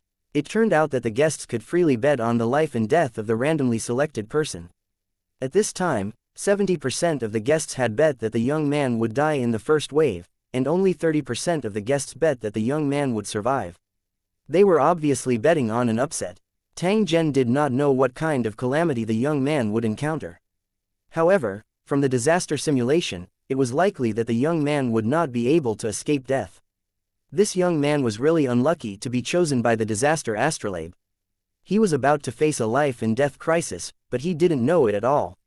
Although the cultivators of Lu City regarded the living creatures of other planes as ants, they would never kill innocent people if it was not necessary. However, the cultivators of Destiny Island liked to control the fate of mortals to entertain themselves, which was very different from the cultivators of Lu Cheng. Tang Zhen was a little disgusted by this kind of thing. He originally wanted to stand up and leave, but after thinking about it, he sat back down. Since he had encountered such a situation, he might as well have a good time. It just so happened that he had consumed a lot of his gold coins of destiny. There was no reason not to take such ill-gotten gains. Although Tang Zhen was unable to control this youth's fate, Tang Zhen was able to increase his own luck. Perhaps, he could indirectly affect that youth's luck. After hiding himself in the gray fog and not being discovered by the outside world, Tang Zhen took out a stack of luck cards and continuously tore them. As he tore the card, the coin of destiny beside him automatically flew up and kept falling into the coin slot on the seat. When the number of bets reached 100, Tang Zhen's seat began to glow. When the number of bets reached 200, the light was already extremely dazzling. When all 500 Destiny's gold coins were thrown in, strange beasts appeared around the chair, flying and letting out soft cries. The people at the side looked over with envious and curious expressions as they tried to figure out Tang Zhen's background. The value of the coin of destiny was extremely high, and 500 gold coins was not a small amount. To be able to throw out 500 gold coins in one go, it was obvious that he was a wealthy man. However, the surroundings of Tang Zhen's seat were covered by clouds. Clearly, he did not want others to know his identity. The guests around him sized him up a few times before they did not continue to pay any attention to him. Tang Zhen turned a blind eye to the probing around him. He merely quietly watched the scene in the middle of the arena to see if the young man would be able to escape this calamity. The bets have ended. The first wave of the calamity has begun. Following the voice, the young man in the image walked out of his house and slowly walked down the street. 100 meters ahead was the place where the first wave of tribulations would take place. At this time, the young man had no idea that a life-and-death crisis was coming. The guests were also staring at the scene intently. They kept shouting and cursing the young man to die. There were also guests who shouted that the young man would never die and would definitely be able to come back from death's door. The scene was very lively. Under everyone's gazes, the young man finally walked onto the street, and the disaster descended. The walls of the buildings on the side of the road suddenly collapsed, and countless debris, bricks, and stones fell down the street, heading straight for the youth. The young man was shocked by this sudden scene. He stood there in a daze, not knowing how to dodge. It's over, this idiot is dead. The guests who had bet that the young man would escape all sighed, feeling sorry for their gold coins of destiny. Who knew that just as the young man was about to be flattened by the bricks, the situation suddenly changed. A brick fell at the young man's feet first, smashing the manhole cover on the ground. The young man standing on it cried out in surprise and fell into the sewer. Boom! Another huge brick fell on the black hole, blocking the sewer. 1703 The temptation of 1,000,000 gold coins of destiny. One isn't Yingying's luck too good? Seeing the young man fall into the sewer and the entrance sealed, the guests who had bet that the young man would die were all stunned. If this kid didn't die, their gold coin of destiny would be gone. Although this kind of thing required one to be willing to gamble and accept the loss, it would be a lie to say that they didn't feel heartache. The guests who had bet on the young man's escape cheered in joy. They didn't expect that they would win after betting on an unpopular bet. After calculating the odds, their faces were filled with joy and they congratulated each other. A slight smile also surfaced on Tang Zhen's face. It seemed like his luck was really able to affect the young man. Otherwise, the chances of the young man escaping alive in that kind of dangerous situation would be extremely low. However, there was one thing that Tang Zhen could not understand. Just by looking at the disaster simulation scene earlier, he knew that the chances of this young man surviving were extremely low. But why did this gambling den open for business? If all the guests bet on the young man's death and the other party really died, even if the odds were extremely low, they would still lose money and make a profit. Could it be that this casino could control the young man's fate and his life? On second thought, it was unlikely. These guests were not fools. If the casino could control the young man's life and death, it would have been discovered long ago. How could it have been operating until now? After thinking about it, there must be something he hadn't thought of, and the casino must have a way to make money. Just as they were pondering, the host's voice rang out once more, he escaped from a great disaster. I reckon that this young man has the power of destiny on him. This is even more interesting. Since such a situation has occurred, then according to the usual practice, we will add a new bet on how many waves this young man can last. Starting from the second wave, the odds will gradually increase. Everyone is welcome to place your bets. The betting will be closed in 10 minutes. After the announcement, the guests looked at each other, but they did not place their bets as crazily as they did in the first round. This was because this kind of gamble was far less satisfying than a wave of life and death. There were only two choices, life and death.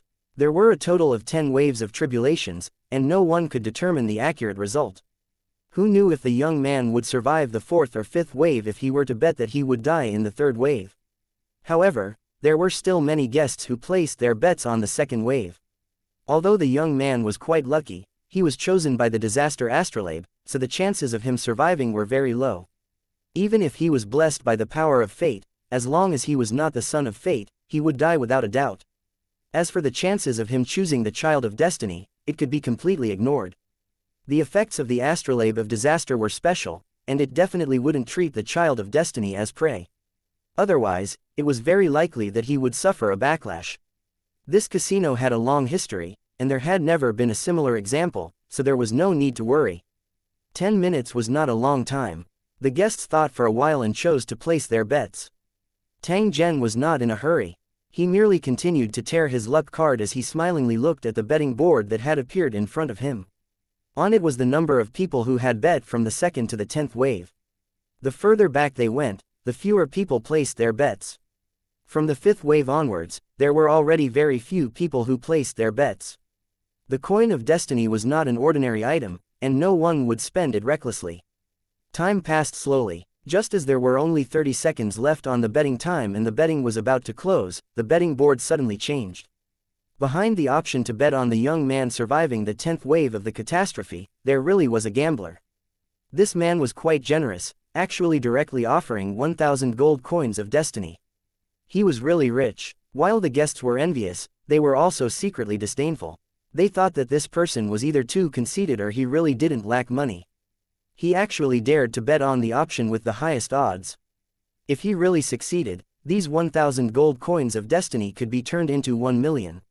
1 million, just thinking about it made one's heart jump. Even the old Destiny's Child didn't have such a rich net worth, right? As for whether the casino would be able to pay the money, he did not have to worry about it. It had been running the casino for many years, and it could afford to pay 1 million destiny gold coins. The casino wouldn't go back on their word, otherwise, if their signboard was ruined, who would still dare to come here? Everyone understood the logic, but who could be so lucky? Just as he was mulling over this, the betting time ended. After the bets were closed, the second wave of disasters began to follow the young man. In the disaster simulation demonstration, the young man climbed out from another exit of the sewer. He looked very miserable, but just as he got up, a car sped over and hit him, sending him flying. And NBSP, just from the speed of the car, one would know that if a normal person was hit, they would definitely die. When the demonstration ended, the guests placed their bets. However, this time, the number of people who bet on the young man surviving the disaster was much higher. Only 20% of the guests bet that the young man would survive the disaster. Tang Zhen still bet that the young man would be able to escape from death. He still used 500 gold coins of destiny, and his expression was extremely calm. After the bets were placed, the screen began. The teenager who had fallen into the sewer was frightened. He didn't care about the wounds on his body and the foul-smelling water around him. He quickly climbed up and found that the exit was completely blocked. There was no way to get out. Being in an enclosed environment where oxygen was very thin and harmful gases could kill people at any time, the young man panicked. Just as he was feeling anxious, the young man saw a rat climb out of the water behind him. When the rat saw the young man, it screamed and turned around to climb back into the wall of the sewer. The young man's eyes widened and he immediately realized that the sewer was not sealed, but connected to other places. In the dirty water, a 1-meter-thick cement pipe was stuck to the wall. If one did not look carefully, they would not be able to see it. He squatted down and saw that the cement pipe was half filled with dirty water, but there was still a small gap. There seemed to be a faint trace of light. The young man didn't dare to hesitate any longer, or he would be killed by the poisonous gas. Since he couldn't get out of here, he could only take the risk and try. Thinking of this, the young man immediately went into the cement pipe, covered his nose, and squatted down, moving forward. In the dark and narrow space, the young man's head was constantly touched, and blood flowed down his cheeks. This young man was strong. He knew that if he hesitated, he would die, so even if his head was bleeding, he continued to move forward.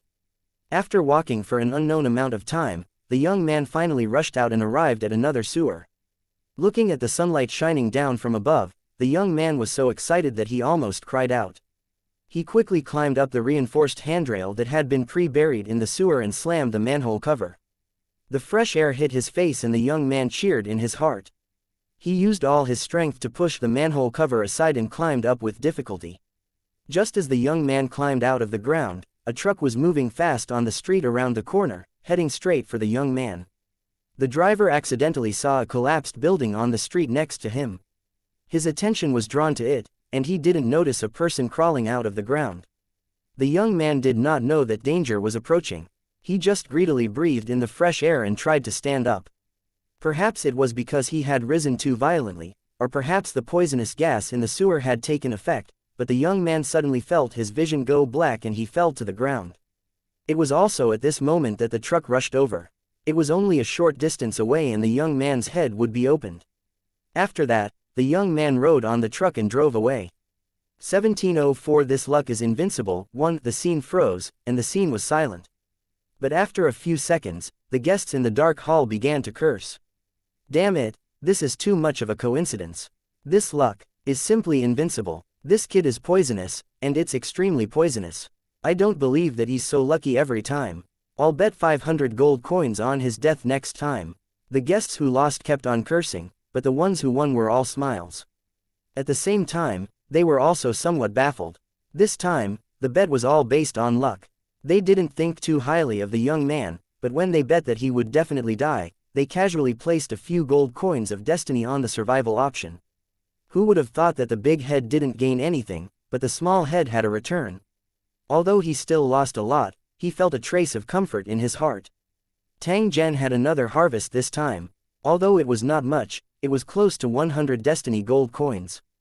To Tang Zhen, it wasn't much, but to the ordinary cultivators of Destiny Island, this was already a huge sum of money. The inn owner had been running the business for many years, but he had only saved up 100 destiny gold coins. However, after winning twice in a row, he felt that he had used up too much luck. If he continued, it was difficult to guarantee that he could continue to win. His goal was not a few hundred gold coins, but the reward after the young man survived 10 waves of the disaster. That was 1,000,000 gold coins of destiny, and just thinking about it made him feel excited. For children of destiny at the level of Yu, he would need to kill 70 to 80 of them in order to make up for this number. Although Tang Zhen had killed Yu and was prepared to kill the strange man, that was all he could do. If he were to kill dozens of Destiny's children, that would simply be an unimaginable matter. Maybe when he reached the second or third realm, he would be able to do so and at the same time, ensure that he wouldn't die. However, the luck card in his hands had already been used up. If he wanted to increase his luck, he had to choose another method. When Tang Zhen thought of this, he quietly summoned the balance of fate. The scales of fate had the ability to hide their tracks. Even in the world of the masters of creation, they could not be discovered, let alone in this place. Tang Zhen was clear about this point. Hence, he no longer had any qualms in his heart.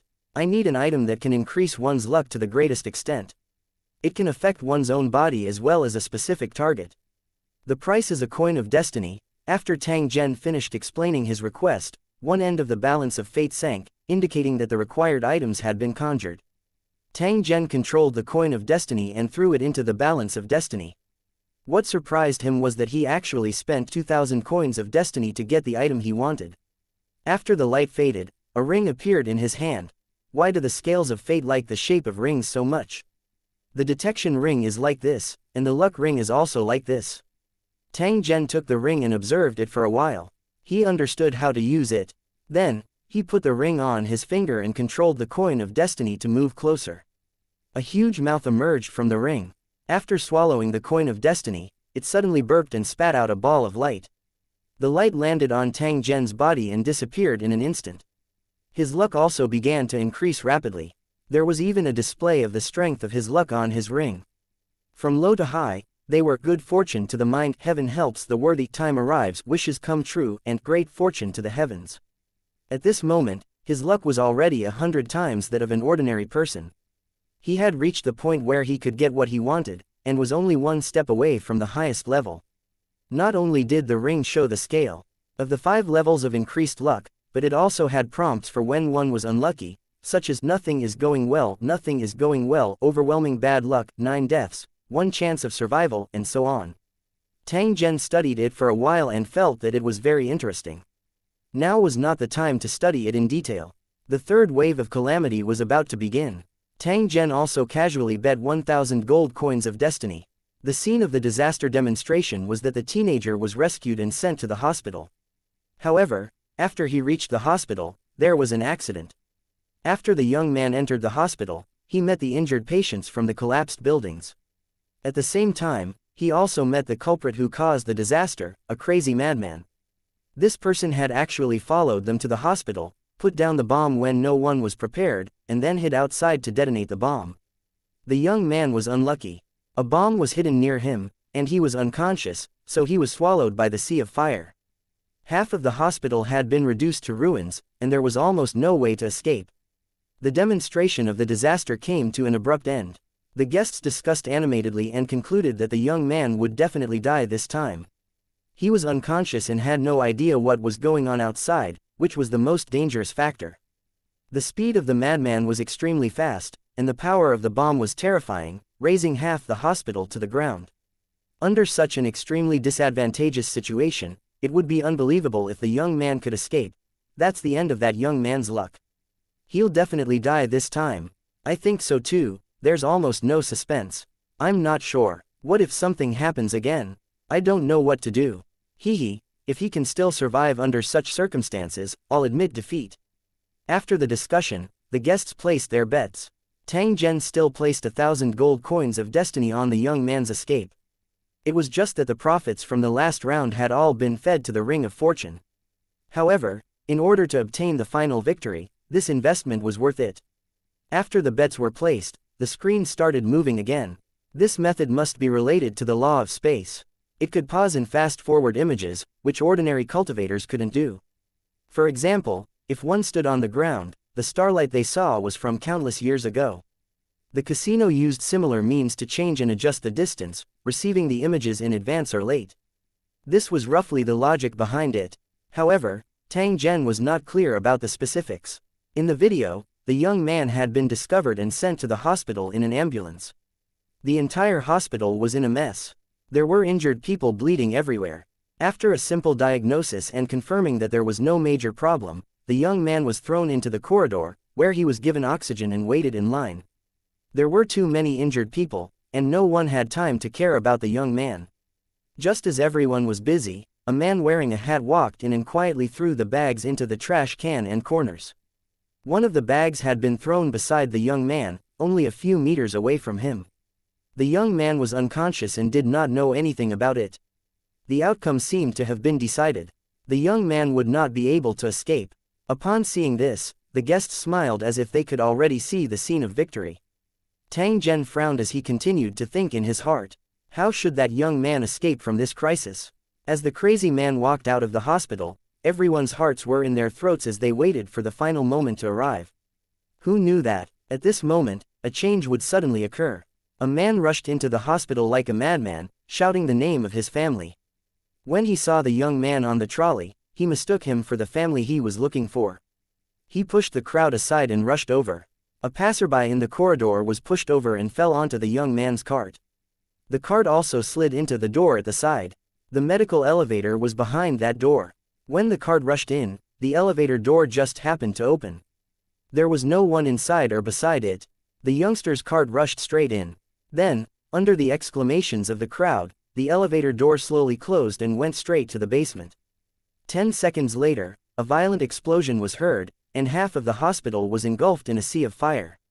1705 Are you really going to renege on your debt? The guests in the hall were speechless for a long time. Anyone could see that the young man had once again escaped death. At this moment, the guests couldn't help but doubt their own judgment. Could it be that this young man really had the care of the god of fate, so he could always survive in the face of certain death? It seemed that he had to be more careful in his next bet. This matter was really strange. Tang Zhen had once again obtained victory. However, he was currently extremely calm compared to the trace of excitement he had earlier. With the existence of the Ring of Luck, obtaining the final victory seemed to be no longer a problem. It was only a matter of time. It was precisely because of the suspense that gambling on luck would make people excited and unable to help but be engrossed in it. Now that he already knew the result, Tang Zhen's heart was calm. On the contrary, he no longer had that trace of anticipation. In the following period of time, Tang Zhen continued to place his bets. He continued to bet that the young man would be able to escape. Unconsciously, the young man went through one disaster after another. After he was lucky enough to survive the explosion in the hospital, he was hunted down by the perverted lunatics. Relying on his heaven-defying luck, the young man successfully survived the 10th wave of the disaster, which made the guests' eyes pop out. If he remembered correctly, this was the first time something like this had happened since the establishment of this casino. The young man had gone through great disasters, but he would soon be able to turn over a new leaf. His future fate would also be completely changed. However, none of the guests cared about this matter. They all felt that it was a pity. If they had known that this young man would have such good fortune, they would have placed a heavy bet. Unfortunately, there was no medicine for regret in this world. No matter how much they sighed, it was useless. No one knew that the reason why this young man was so lucky was entirely because he had borrowed Tang Zhen's luck. In the process, he had spent over 10,000 destiny gold coins. Tang Zhen's gains were all invested in this, which saved his life. The price could be said to be quite huge. Of course, the one with the greatest harvest was still Tang Zhen. This was because he had successfully gambled on the final outcome. His harvest had already reached 1 million. When the final result was announced, all the guests present were in an uproar. They were all guessing who this bold and lucky guy was. Tang Zhen frowned. This was because the reward of 1 million destiny gold coins could not be paid directly from the seat. Thinking of this, he sat up from his chair and found the casino staff, ready to take back his reward. The staff member was stunned for a moment when he heard that Tang Zhen was the recipient of the 1 million gold coins. He hurriedly invited him to wait in the room at the back. Tang Zhen nodded when he heard this. After following him for a few steps, he slowly waited in the room. Not long after, a dwarf cultivator walked in. He was only 1 meter tall, but his aura could not be ignored. If his estimation wasn't wrong, this person's strength should be at the 2nd level of the Sector Lord realm, which was higher than the current Tang Zhen. Although his realm was high, it was also a well-known fact that the cultivators of Destiny Island had low combat strength. Therefore, Tang Zhen did not feel the slightest pressure. "Sir, you're really bold, and your luck is amazing. To be honest, even I'm envious." The dwarf cultivator's body was suspended in midair as he cupped his hands and congratulated Tang Zhen. However, the expression on his face was a little unnatural as he looked at Tang Zhen with a scrutinizing look. "As you said, I was just lucky." Tang Zhen shook his head and directly asked, "May I ask please like and share the video on the YouTube channel Cultivation Audiobooks? When I can get my bonus, sir? We'll pay soon, but before that, we still need to verify your identity."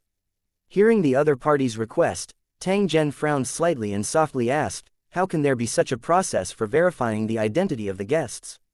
This should be personal privacy, right? That's true for small bonuses, but your bonus is too big. That's why this step is needed." Tang Zhen nodded. Since the other party had such a request, he could not say anything more. "How do you verify it?" Upon hearing Tang Zhen's question, the dwarf cultivator smiled and said, "No hurry, no hurry. If I'm not wrong, you're not a resident of the Island of Destiny, but a cultivator of Lusheng, right?" Tang Zhen nodded. There was no need to deny this. "Then, sir, do you know that non-residents of the Island of Destiny are not allowed to walk around the island as they please? Those who break the rules will be thrown into the abyss purgatory." A thought flashed across Tang Zhen's heart. He then swept his gaze over that cultivator and nodded. "That's right, so what?"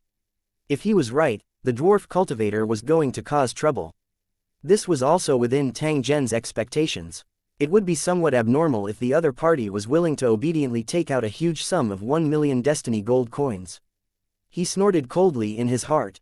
If this dwarf cultivator really wanted to renege on his debt, he was afraid that a fight would be inevitable later. He was not in a hurry to make a move. Instead, he stared at the dwarf cultivator, wanting to see what kind of technique he was going to use.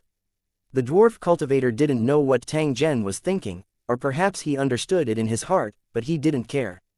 To be able to run a casino of this scale, with tens of thousands of customers betting more than 1 million in one round, how could he not have his own backing?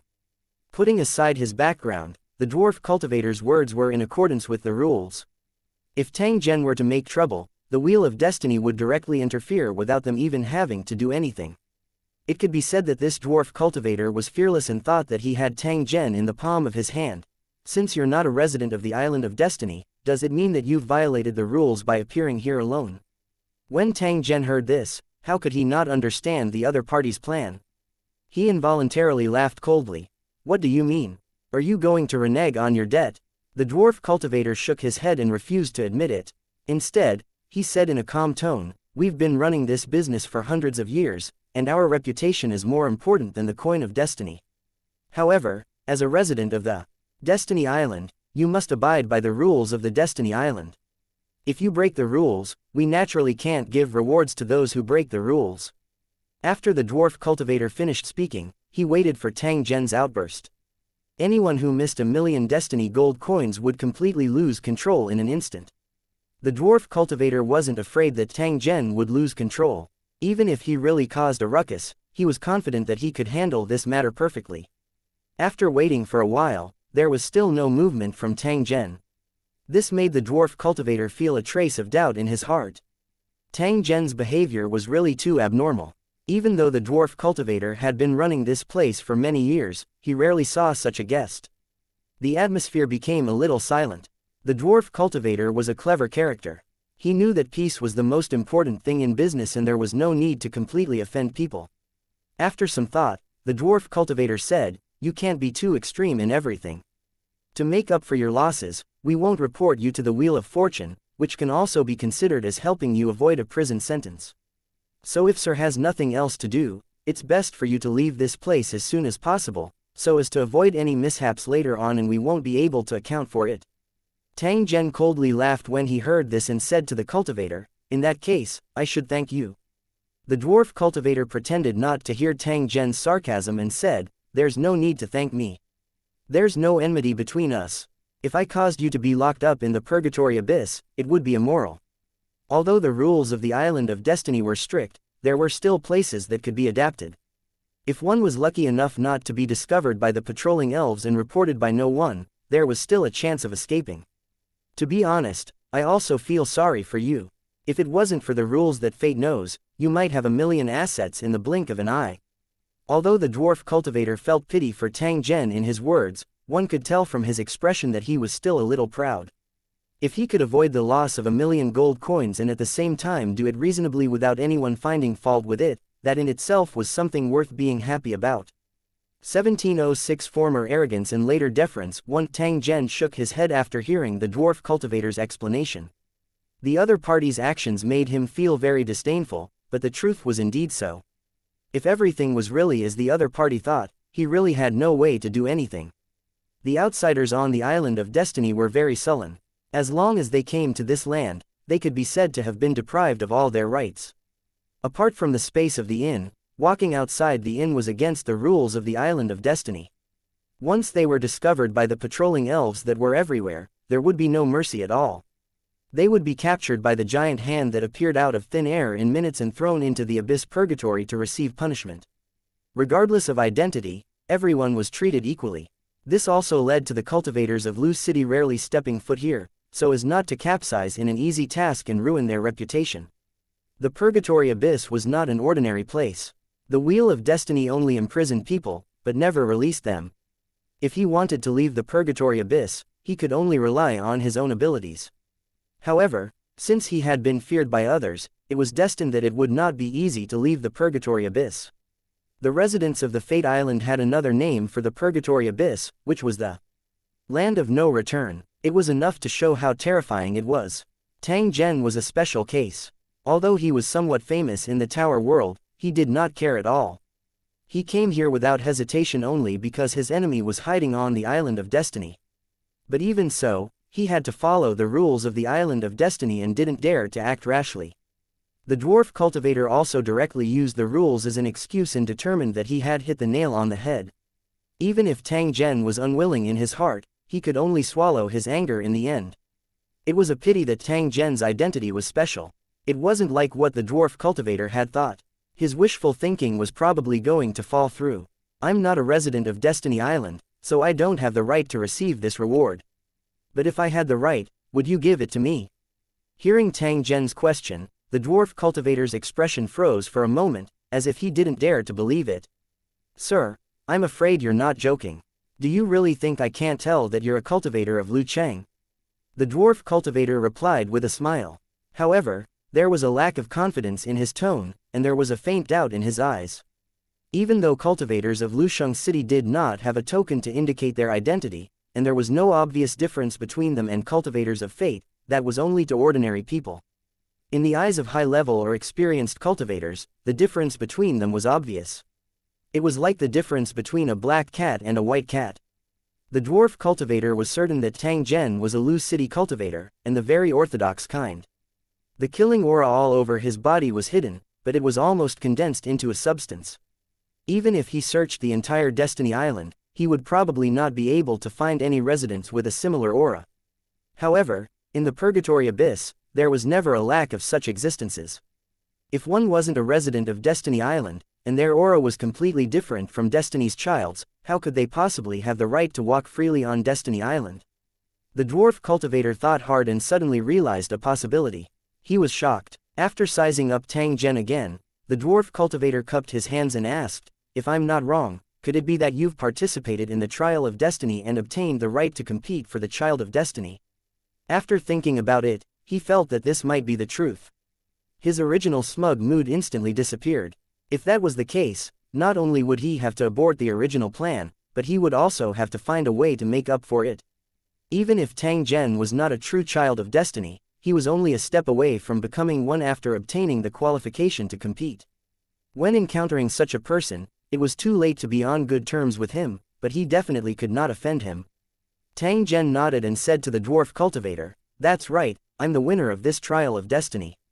If you don't believe me, you can check it at any time. So tell me, are you going to give me the coin of destiny or not?" Hearing this, the dwarf cultivator thought to himself that it was indeed the case. If that's the case, then there's no problem. The dwarf cultivator nodded. At the same time, he was glad that he had a good attitude and was in control of the situation from the beginning to the end. The dwarf cultivator cupped his hands toward Tang Zhen and said with a smile, "I didn't expect that you would receive such an honor. It is truly worthy of congratulations. If you had revealed your identity earlier, we wouldn't have had to say those words just now. Of course, I'm the one to be blamed for this.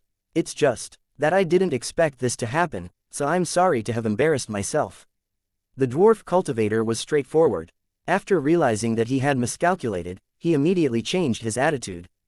This was especially so after he realized that Tang Zhen was very likely to become the son of fate.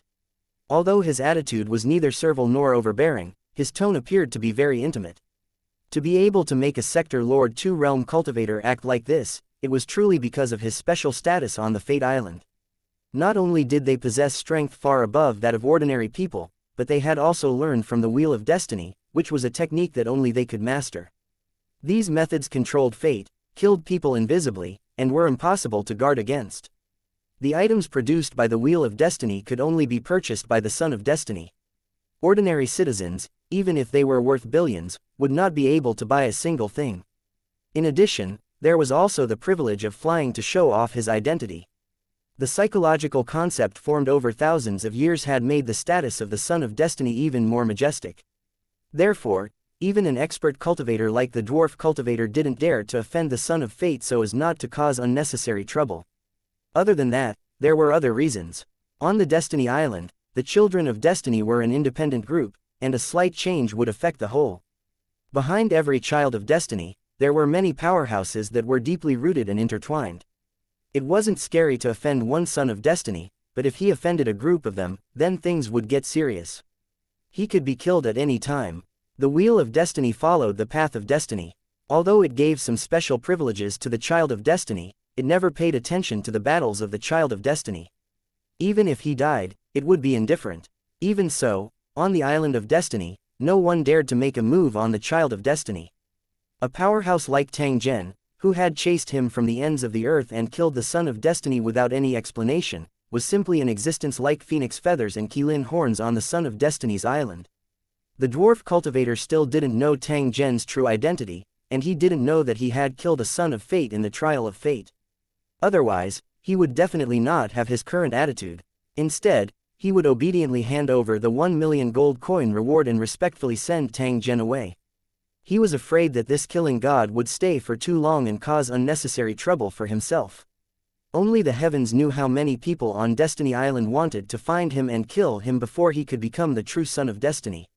Not to mention the other Destiny's children, Yu's followers would probably be the first to jump out. As for whether there were other Destiny's children involved, it was still unknown. When Tang Zhen saw that the dwarf cultivator's attitude had softened and that he was sincerely apologetic, he didn't bother about it anymore. At the end of the day, this matter was still because the amount of 1 million gold coins of destiny was too large. As the saying went, profit makes one's mind go blank. In the face of such a huge amount of wealth, anyone would have some thoughts about it. The dwarf cultivator was a cunning old fox. He tried to use the rules of the Fate Island to control Tang Zhen instead of using some underhanded means. This in itself had already left room for reconciliation. Otherwise, they wouldn't be having a pleasant conversation now, but fighting with weapons instead, with blood and flesh flying everywhere. Even if the dwarf cultivator was a second-level sector lord, Tang Zhen wasn't afraid. With his strength, he could definitely win against the cultivators of the Island of Destiny, who were slightly higher in realm but weaker in combat strength. 1707 differences. 1. If that's the case, please show us your identity card. After we've verified it, we'll immediately hand over the prize money. Tang Zhen took out his identity card and handed it to the dwarf cultivator. The dwarf cultivator took a glance and took out a device to copy the identity information, putting the identity card on it. Someone, take this information and check it. The faster, the better. The dwarf cultivator called out to the door, and a cultivator of similar height came in. After taking the identity jade card, he hurriedly went out. We might have to wait for a while. If you're not in a hurry, why don't you try the specialty drink of our Island of Destiny? It's also an apology for my rudeness just now. Although the dwarf cultivator's strength was higher than Tang Zhen's, he was polite and did not use his cultivation base to suppress others. Even before he knew Tang Zhen's identity, he had acted appropriately. In this aspect, he was quite different from the cultivators in Lusheng. This was another major characteristic of the Destiny Island. Except for the Son of Destiny, all the other cultivators and civilians had the same status, and wealth and strength didn't determine anything. Walking on the streets of the Destiny Island, if you saw a spiritual emperor drinking with an ordinary person at the same table, you shouldn't be surprised, because this kind of scene was very common on the Destiny Island. In the end, they were still affected by the rules of the Wheel of Destiny. It completely restricted the privileges of cultivators. Even if you could fly, you weren't allowed to use this ability. Even if you could destroy the world, you would be punished after destroying the vegetation on the Island of Destiny. In this case, cultivation became dispensable, and the residents of the Island of Destiny didn't pay much attention to it. The weaker one was, the safer they would be. The stronger one was, the higher the possibility of being thrown into the purgatory abyss. The residents of the Fate Island were terrified when they heard about the terrifying purgatory abyss. In order to avoid being thrown into it, they followed the rules when they did things, for fear of violating the slightest thing. You're too kind, please go first. Since the dwarf cultivator had the intention to apologize, Tang Zhen naturally wouldn't hold it against him. After both parties exchanged a few words of courtesy, someone served tea and fruits. The two of them sat down and chatted while drinking tea. They were very harmonious. It didn't take long for the young dwarf cultivator who had verified his identity to rush back. He handed over a piece of paper and left without further instructions. However, his gaze paused on Tang Zhen's body for a few seconds before he left. There was some envy and shock in his eyes. The dwarf cultivator who was conversing with Tang Zhen took the paper. He glanced at it and immediately revealed a shocked expression. As he looked more closely, the dwarf cultivator became more and more surprised. He looked at Tang Zhen as if he was looking at a monster. "I've been disrespectful. I didn't expect you to have such a great background. Please forgive this old man's rudeness earlier. Please don't take it to heart." The dwarf cultivator suddenly stood up and bowed to Tang Zhen. His attitude was very sincere. He was really frightened. Although the Lord of the Holy Dragon Warzone and the Lord of the Fifth Warzone were enviable, the residents of the Island of Destiny didn't really care. No matter how famous you were, in the outside world, you had to obey the rules on Destiny Island. Otherwise, no one could save you. Therefore, Tang Zhen's original identity was nothing compared to the final victory in the trial of fate and the battle record of killing a son of fate. The dwarf cultivator still couldn't believe that Tang Zhen was actually so fierce. He had killed the son of destiny on the island. This kind of courage had really broken through the sky. If he really dared to put down a 1,000,000 yuan bounty, he reckoned that this person would definitely not let it go. By then, his casino would probably be turned into ruins. The loss of property was secondary, but the key was that this man was a strong man who even dared to kill the son of destiny. Who could guarantee that he would not target him? Although his cultivation realm was slightly higher than Tang Zhen's, the strength and savagery of the cultivators in the Tower City had resounded throughout the entire Destiny Island. Only the Son of Destiny could compete with him. It was because of this reason that even though the dwarf was at the second level of the Sector Lord realm, he didn't dare to guarantee that he was Tang Zhen's opponent. On a real battlefield, it was not rare to kill enemies above one's level. The root cause of this situation was the completely different cultivation environment between the two. All the major battle zones in the world of towers used war to sustain themselves, and killing an invasion were a common occurrence. Any random expert would be considered a peerless brutal man on the Island of Destiny. When it came to war and killing, the cultivators of the two sides could not be compared in terms of strength or experience. On the other hand, there were no wars on the Island of Destiny all year round. Only when there was an occasional planar rebellion would there be an opportunity for war. The lives of the residents were also leisurely and indifferent, no different from that of parasites. For the cultivators on the Island of Destiny, cultivation might only be a means for them to prolong their lives. It had nothing to do with killing and war. For such a place to exist in the world of Lusheng with a completely different style of doing things, it was indeed a wonder. The reason why the Island of Destiny had survived until now was entirely because of the Wheel of Destiny. At the same time, it had a deep relationship with the world of Lusheng. Otherwise, it would have been swallowed up in the 3,000 battlefields. It was also possible that the cultivators of Lu Cheng were too fierce, so the Wheel of Destiny set such harsh rules to restrain them and prevent them from causing damage to the Island of Destiny. This method was indeed very effective. After those cultivators who came to the Island of Destiny were grounded, they only came into contact with a very small number of residents of the island. Trapped in a small area, and at the same time needing the help of the residents of the Island of Destiny, it was very rare for him to violate the rules. "Sir Tang Zhen, how about we let this matter go?"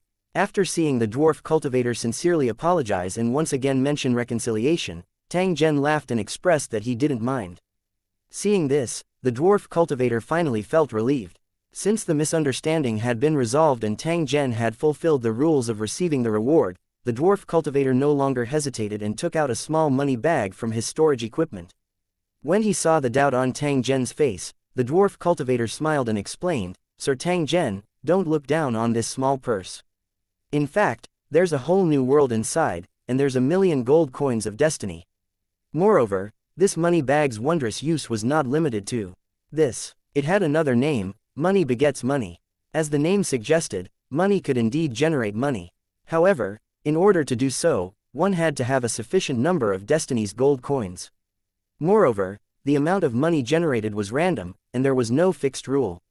The only difference is that the coin of destiny that is born is slightly different. This kind of coin of destiny is called small money, and it is also circulated on the Island of Destiny. Its value is much higher than origin stones." Tang Zhen clicked his tongue in wonder when he heard this. He did not expect that there would actually be so many things inside this small money bag. While he was sighing, the dwarf cultivator continued, "The previous misunderstanding with you was caused by my greed. I will give this money-making purse to you as an apology." When Tang Zhen heard this and was about to refuse, the dwarf cultivator had already stuffed the money bag into Tang Zhen's hand and strongly urged him to check it. Seeing this, Tang Zhen no longer refused. He took the small and exquisite money-making purse. After checking it, he confirmed that there were 1 million destiny gold coins inside. There was also a pile of fingernail-sized gold coins of destiny, which must be the small amount of money the dwarf cultivator had mentioned. Although this 1 million gold coins was the reward he deserved, Tang Zhen was prepared to experience some twists and turns. He really didn't expect it to enter his pocket so quickly. However, looking at the dwarf cultivator's change in attitude, it seemed that he had some other request. Otherwise, he wouldn't have acted like this. Is there something you need? If there is, please speak frankly. If this Tang can do it, I naturally won't refuse. Hearing Tang Zhen's words, the dwarf cultivator revealed a happy expression. After considering his words, he said, I do have something to trouble you with, and it's very beneficial to both of us. Whether it succeeds or not, it's just a matter of your words. What exactly is it? Please speak directly. Tang Zhen had a curious expression as he asked. I hope to open a branch in your territory. We'll split the profits 50-50. What do you think? Tang Zhen came to a sudden realization. So this was what the other party was planning. With the level of fertility in the 5th battle area, if they opened a similar casino, they would be able to make a lot of money every day. The reason why the dwarf cultivator did not do so previously was probably because he could not find a suitable relationship. Now that he had met him, he wanted to try it out. Tang Zhen did not reject such a matter. Since it was a matter of mutual benefit, what was the harm in agreeing to it? 1708 Blackmailing the King of Hell. I can agree to your request, but we'll have to discuss the details of the plan. Tang Zhen didn't directly agree to the dwarf cultivator's request. After all, he didn't know much about this aspect. Although the other party wouldn't lie to him, it was better to be safe. After hearing Tang Zhen nod his head in agreement, the dwarf cultivator quickly nodded his head in agreement. Then, he began to explain the specific operation process to Tang Zhen in detail. In fact, there were similar places in the Holy Dragon Battle Zone and the 5th Battle Zone. However, there were no similar gambling places, because only the cultivators of the Island of Destiny had the astrolabe of disaster. Hearing the dwarf cultivator mention the disaster astrolabe, Tang Zhen's interest was piqued. He asked what it was. The dwarf cultivator didn't hide anything and gave Tang Zhen a detailed introduction of the disaster astrolabe. It turned out that the disaster astrolabe was a divine weapon left behind from the ancient times. It could cross the void to search for people with declining fate and predict the disaster that they would suffer, displaying the images of their surroundings. No one knew who made it, nor did they know what these functions were for. They only knew that these functions were of little value, which made the astrolabe of disaster the most flashy but useless artifact. This also led to the disaster astrolabe being ignored even though it was called a divine weapon. Ever since it was discovered, it was put aside. The dwarf cultivator had also thought of using the astrolabe of disaster to place a bet. After careful consideration, he had spent all his fortune and finally bought the cheapest divine weapon on the Island of Destiny. In the days that followed, with the gimmick of the divine artifact and the fact that this method was indeed very interesting, it attracted many participants. The dwarf cultivator relied on his steady income and gradually became rich. He then spent money to buy this piece of land and expanded his business. His strength being able to reach the 2nd level of the Sector Lord realm was also due to his wealth and cultivation resources. It could be said that he had used money to obtain his cultivation.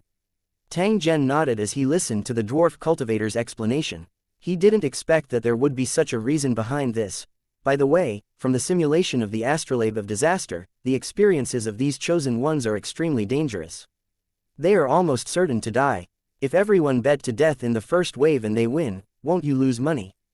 Tang Zhen had thought about this question for a long time, but he ultimately did not have an answer. Now that he had the opportunity, he naturally had to ask. Upon hearing Tang Zhen's doubt, the dwarf cultivator smiled and explained, Sir, do you know that there is nothing absolute in this world? In a situation where death seems certain, there is a chance of survival. Take today's young man for example. Although it was extremely dangerous, he still managed to survive 10 waves of disasters. If he didn't die in a real disaster, there would be good fortune after. Perhaps this is what you human cultivators mean by, to die and to live. When he heard the dwarf cultivator mention death and then life, Tang Zhen's heart couldn't help but move as if he had thought of something. It was just that this thought flashed by and he could not figure out anything. Therefore, Tang Zhen did not pay much attention to it. As for the bet you mentioned, in fact, even if the young man were to die, the guests would have won all the bets. However, because the odds were extremely low, we didn't lose much. In a situation where there are close to 10,000 guests, the situation you mentioned is even more unlikely to happen.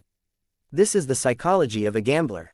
At this point, the dwarf cultivator sighed. As for the bet on how many waves the young man could last, there are only a few people who won. It's the first time I've seen someone like you who won 1,000,000 gold coins. Tang Zhen thought and laughed. He thought in his heart, I am actually cheating. It's just that you are unable to discover it. After chatting with the dwarf cultivator for a long time and discussing the details of their cooperation, the two of them reached an agreement. Later, the dwarf cultivator would send people to the cracked territory to inspect and construct it. When everything was ready, they could start business directly. With the protection of the Lord Tang Zhen, no one dared to have any crooked ideas. This was what the dwarf cultivator valued the most. Tang Zhen did not need to pay anything and could just sit back and collect the dividends. This could be considered an unexpected joy of this trip.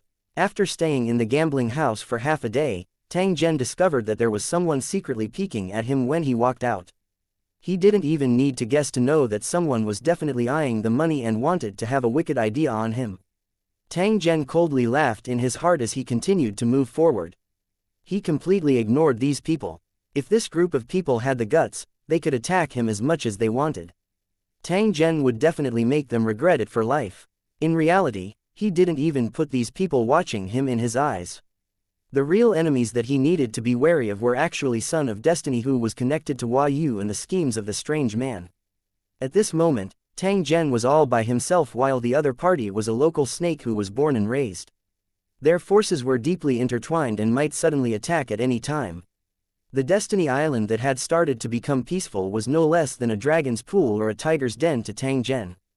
Tang Zhen could be considered to be filled with courage for daring to barge into this place alone. Even if it was really filled with danger, he had to kill his way out and kill that strange man. Tang Zhen walked along the streets of the city and finally arrived at the area outside the city.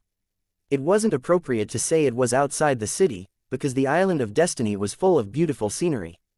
There were also many courtyards outside the city, scattered around the valleys and streams like villas. It wasn't an exaggeration to say that there was a scenery with every step. It was just that in this beautiful landscape, there was a hidden killing intent, which really ruined the scenery. You've been following us for so long, don't you find it troublesome? Tang Zhen stopped his footsteps and coldly asked without turning his head. As soon as he finished speaking, a few people walked out from the surrounding bushes, all looking at him with unfriendly eyes. Since you've already discovered us, I'm sure you know what we're here for. A cultivator with a gourd-like body looked at Tang Zhen. After rolling his large eyes and sizing him up, he said in an unwilling tone, since you've gained some benefits, we're here to make you happy. You should at least show us some respect. Tang Zhen nodded. He sized up the residents of Fate Island and discovered that there were even lord cultivators among them. A character with such strength actually dared to extort a sector lord cultivator. One had to admit that there were many strange things happening on this Island of Destiny. Tell me, how many do you want? After hearing Tang Zhen's question, the gourd-like cultivator immediately replied, we won't slander you. There's a saying that we'll split it in half every time we meet. You can just give us half. Looking at his expression, it was as if this was a matter of course. Half. Tang Zhen revealed a smile that wasn't a smile as he looked at the cultivator and asked, do you know how much money I got from the casino? Hee, how could we not know? Otherwise, we wouldn't have come to you. The gourd-shaped cultivator glanced at Tang Zhen and continued to roll his two protruding eyes and said, for things like money, you have to be alive to spend it. Otherwise, it's just the root of trouble. If you're not willing to lose your money, you have to be prepared to lose your life. I'm not trying to scare you, but you can ask. Please like and share the video on the YouTube channel Cultivation Audiobooks. Around after this, he said he'll kill you tonight, so you won't live to see tomorrow morning. When the gourd-shaped cultivator said this, he didn't hide his threatening intent. At the same time, he sneered at Tang Zhen as if he had the latter in the palm of his hand. 1709. So what if I violate the rules? Tang Zhen felt that it was very funny. Ever since he came to the Fate Island, he had encountered one strange thing after another. Putting aside other matters for the time being, just this matter in front of him made Tang Zhen feel somewhat incredulous. He was a sector lord, he controlled a war zone, and in the top 5th battle zone, he was also a lord.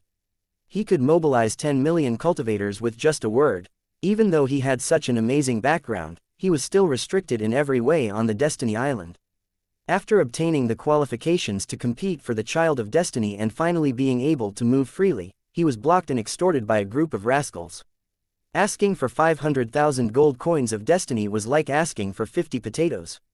It was ridiculous. Tang Zhen was so angry that he laughed. He really wanted to ask, please like and share the video on the YouTube channel Cultivation Audiobooks. The gourd-shaped cultivator if he knew what 500,000 destiny gold coins meant. If the other party didn't know, Tang Zhen would tell him the answer. That was equivalent to the lives of more than 30 children of destiny.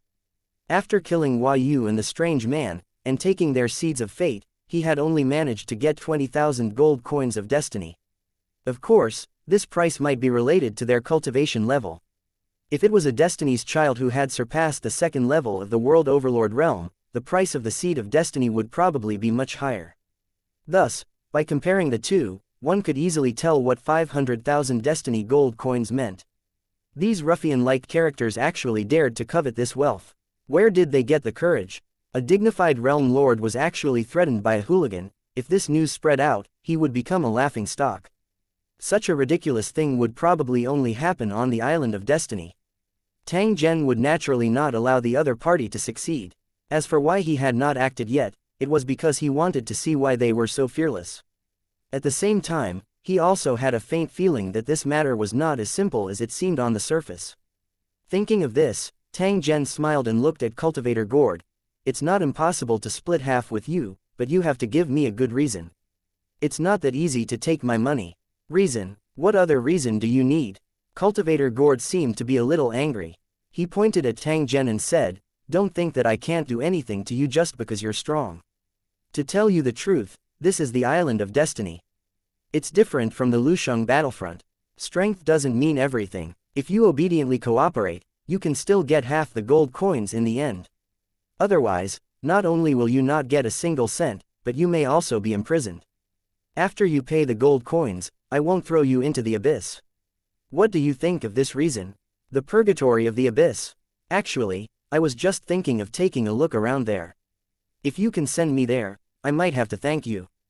Tang Zhen laughed in a teasing manner. The gourd-shaped cultivator was stunned for a moment when he heard Tang Zhen's words. He did not know how to continue the conversation. He wasn't even afraid of the abyss in hell. Was he really not afraid, or was he just trying to act tough? Cultivator Gourd didn't know what to do. However, he was a ruffian who treated money as his life. Now that he finally had the opportunity to make a fortune, how could he let it go so easily? He had to get it no matter what. I'll ask please like and share the video on the YouTube channel Cultivation Audiobooks. You again, are you really not willing to hand over the other half of the bonus? Tang Zhen nodded and then shook his head. He did not say anything. Damn it, what do you mean by this? Do you really think I'm just trying to scare you? Cultivator Gourd flew into a rage out of humiliation. He shot a look at his companions beside him, and at the same time, he took out a ball-shaped object from his bosom and threw it at Tang Zhen. The attack speed of the spherical objects was not very fast. They could be easily repelled or dodged. However, it was unknown what method the other party had used. These spherical objects were like maggots attached to one's bones as they chased after Tang Zhen without letting go. Under normal circumstances, these few balls could forget about getting close to Tang Zhen. They would probably turn into flying ash while they were attacking. However, to the current Tang Zhen, these few balls were a little troublesome. On the Island of Destiny, any energy fluctuation could attract the attention of the patrolling elves. If it was proven to be a battle, the consequences would be unimaginable. Therefore, everyone used physical attacks to avoid any energy fluctuations, which would not attract the attention of the patrolling elves. Tang Zhen was also aware of this rule. Hence, he had been suppressing his cultivation and only relied on the strength of his physical body to dodge. In the end, he really couldn't avoid it, so he could only swing his fist at a round ball and smash it into pieces. Seeing that Tang Zhen had finally attacked, the gourd cultivator revealed a trace of joy on his face, but Tang Zhen saw it clearly. So that's how it is. You want me to break these balls? It seems that the secret is in these balls. Tang Zhen's voice suddenly rang out, causing Cultivator Gord's expression to change. Just as he was about to say something, Tang Zhen had already grabbed a few balls in his hand. Cultivator Gord and his companion immediately surrounded Tang Zhen when they saw this. Their expressions were extremely unfriendly. Tang Zhen was completely unconcerned about this. He merely weighed the few balls in his hand before picking one out. If I'm not wrong, the secret is hidden here, right? Cultivator Gord didn't say anything. He just looked at Tang Zhen coldly with an ominous glint in his eyes.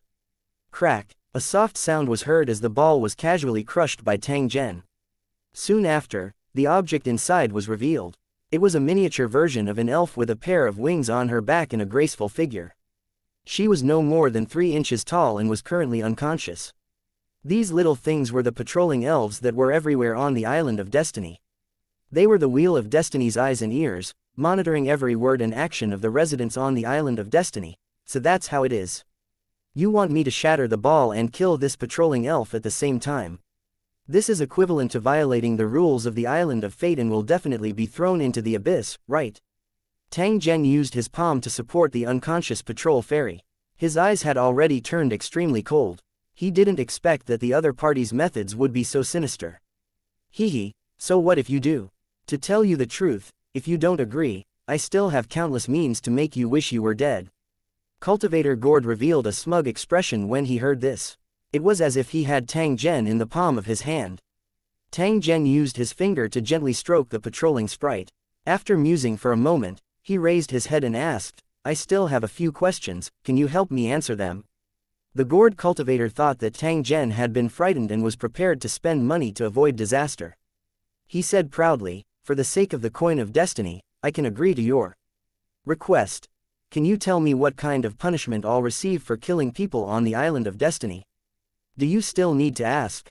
Of course, we'll throw him into the purgatory abyss. What if we imprison them? Imprison? Are you kidding me? This is the Island of Destiny, and the patrolling elves are everywhere. Where are you hiding them? Who ordered you to deal with me? Of course it's Yingluo. As soon as Cultivator Gord spoke, he felt that something was wrong. He rolled his eyes and looked at Tang Zhen with a fierce look. Hehe, it's not that easy to trick me. Are you going to give me the coin of destiny or not? Tang Zhen shook his head. He had already guessed a possibility. At the same time, he no longer wanted to play such a boring game. It's fine if you don't want to say it now. I'll make you take the initiative to say it. As soon as Tang Zhen finished speaking, Cultivator Gord felt that he had lost control of his body and was unable to move at all. When he turned his eyes to look at his companion, he was in the same state, his face full of fear. What did you do? Don't you know that you'll be thrown into the purgatory abyss if you do this? Previously, it was certain that Tang Zhen would not dare to use the power of a cultivator, so Cultivator Gord and his accomplices were fearless and prepared to extort him. However, when they discovered that Tang Zhen no longer cared about the rules of the Fate Island, they immediately panicked. If they were to really fight, Tang Zhen only needed to move his fingers and he would be able to crush them into powder. Let me go. Otherwise, you'll regret it when you enter the abyss purgatory. The gourd-shaped cultivator was completely flustered. He kept shouting at Tang Zhen, afraid that Tang Zhen would kill them regardless of the consequences. Now you're afraid, but it's too late. Tang Zhen coldly snorted. He casually threw out an item that looked like a house. It was the spoils of war he had obtained after killing the strange man. After the house appeared, the heavy door opened automatically. Then, 2 arms reached out and stuffed Cultivator Gord and his companions inside. 1710 The strange man's hideout. 1. It was forbidden to fight on the Island of Destiny. Any energy fluctuation that exceeded a certain level would immediately attract the attention of the patrolling elves, and they would come to investigate what was happening. The harshness of the laws was simply outrageous. It could be said that the cultivators living on the Destiny Island were no different from the civilians of other planes. They had a cultivation base, but they had no way to display it. Of course, this wasn't a bad thing. At the very least, the environment on the Island of Destiny was harmonious, and fights rarely occurred. Under the rules, even Destiny's Child was treated equally, not to mention ordinary residents. Almost no one dared to cross the line. It was precisely because of this that Cultivator Gord was fearless. He was certain that Tang Zhen would not dare to attack them at the risk of being thrown into the abyss. Since he couldn't use the power of a cultivator, Tang Zhen was not much stronger than an ordinary person. At this time, Cultivator Gord and the others could rely on their numbers to extort Tang Zhen. Only on the Island of Destiny would such an outrageous thing happen, yet it was possible to succeed. Unfortunately, they were too full of themselves and were unclear of Tang Zhen's style of doing things. It must be known that even the Abyss Purgatory on the Fate Island, which caused people's expressions to change, was unable to cause Tang Zhen to fear it. Other than this, Tang Zhen also had a method to punish the other party without using the power of cultivators. The items that he had snatched from the strange man were all special life forms with strange powers, and they came in handy now. This metal house was able to stuff Cultivator Calabash and the others into its stomach with its own strength, as if it was eating and drinking. During this period, he did not mobilize any heaven and earth energy, so he did not attract the attention of the patrolling elves. Treat your new residents well. When I see them again, they must answer whatever I ask. Please like and share the video on the YouTube channel Cultivation Audiobooks. Understand. Upon hearing Tang Zhen's instructions, the metal hall nodded its head in a human-like manner. A trace of unconcealable fear flashed across its huge eyes. Tang Zhen kept the metal hall and sized up his surroundings. He stared in a certain direction for a long time. There had been someone peeking at this place from the beginning. However, after seeing that Tang Zhen had already taken care of the gourd cultivator, they quietly left. Perhaps, it was just as Tang Zhen had guessed. This matter was definitely not a coincidence. There was someone behind it. Tang Zhen didn't know who the other party was, and he wasn't in a hurry to know. He believed that it wouldn't take long for him to get useful information from the mouth of Cultivator Gord. The metal hall was filled with all kinds of strange life forms, all of them strange and mischievous, and it was impossible to guard against their tricks. If the gourd cultivator and the others went in, they would be skinned even if they didn't die. After dealing with the gourd cultivator and the others, Tang Zhen took out the metal bird and threw it into the sky. With a clear chirping, the metal bird circled in the sky and slowly moved in one direction. Tang Zhen unhurriedly followed behind. It was as though he had gone out to play during his free time. It had been a long time since he had traveled on foot, and when he experienced it again, he had a different feeling. While they were moving forward, Tang Zhen held the unconscious patrol fairy in his palm and checked her physical condition. Tang Zhen had also heard a little about the patrolling sprites. It was said that this patrolling elf was the servant of the Wheel of Destiny and monitored the entire island on its behalf. Although it was weak, its status could not be ignored. Anyone who dared to harm an inspection elf would be severely punished. Therefore, on the Island of Destiny, the status of an inspection elf was not inferior to that of a child of destiny. In addition, this kind of fairy was pure in nature and very cute, so it was quite popular with the residents of the Island of Destiny. Although they were very weak, it did not mean that the patrolling elves were easy to deal with. Because of the Wheel of Destiny, these little guys could teleport infinitely on the Island of Destiny. They could escape immediately when they encountered danger. Since the gourd cultivator was able to capture an inspection fairy, he must be quite capable and courageous. Once he was discovered, he would be thrown into the abyss in hell. Moreover, this method was very insidious. If Tang Zhen was the slightest bit negligent, he might fall for his trick. The Wheel of Destiny didn't care whether Tang Zhen was wronged or not. As long as he killed the patrolling elfin, it would definitely act immediately and throw him into the purgatory abyss. In fact, the little fairy might not have been created by the gourd cultivator.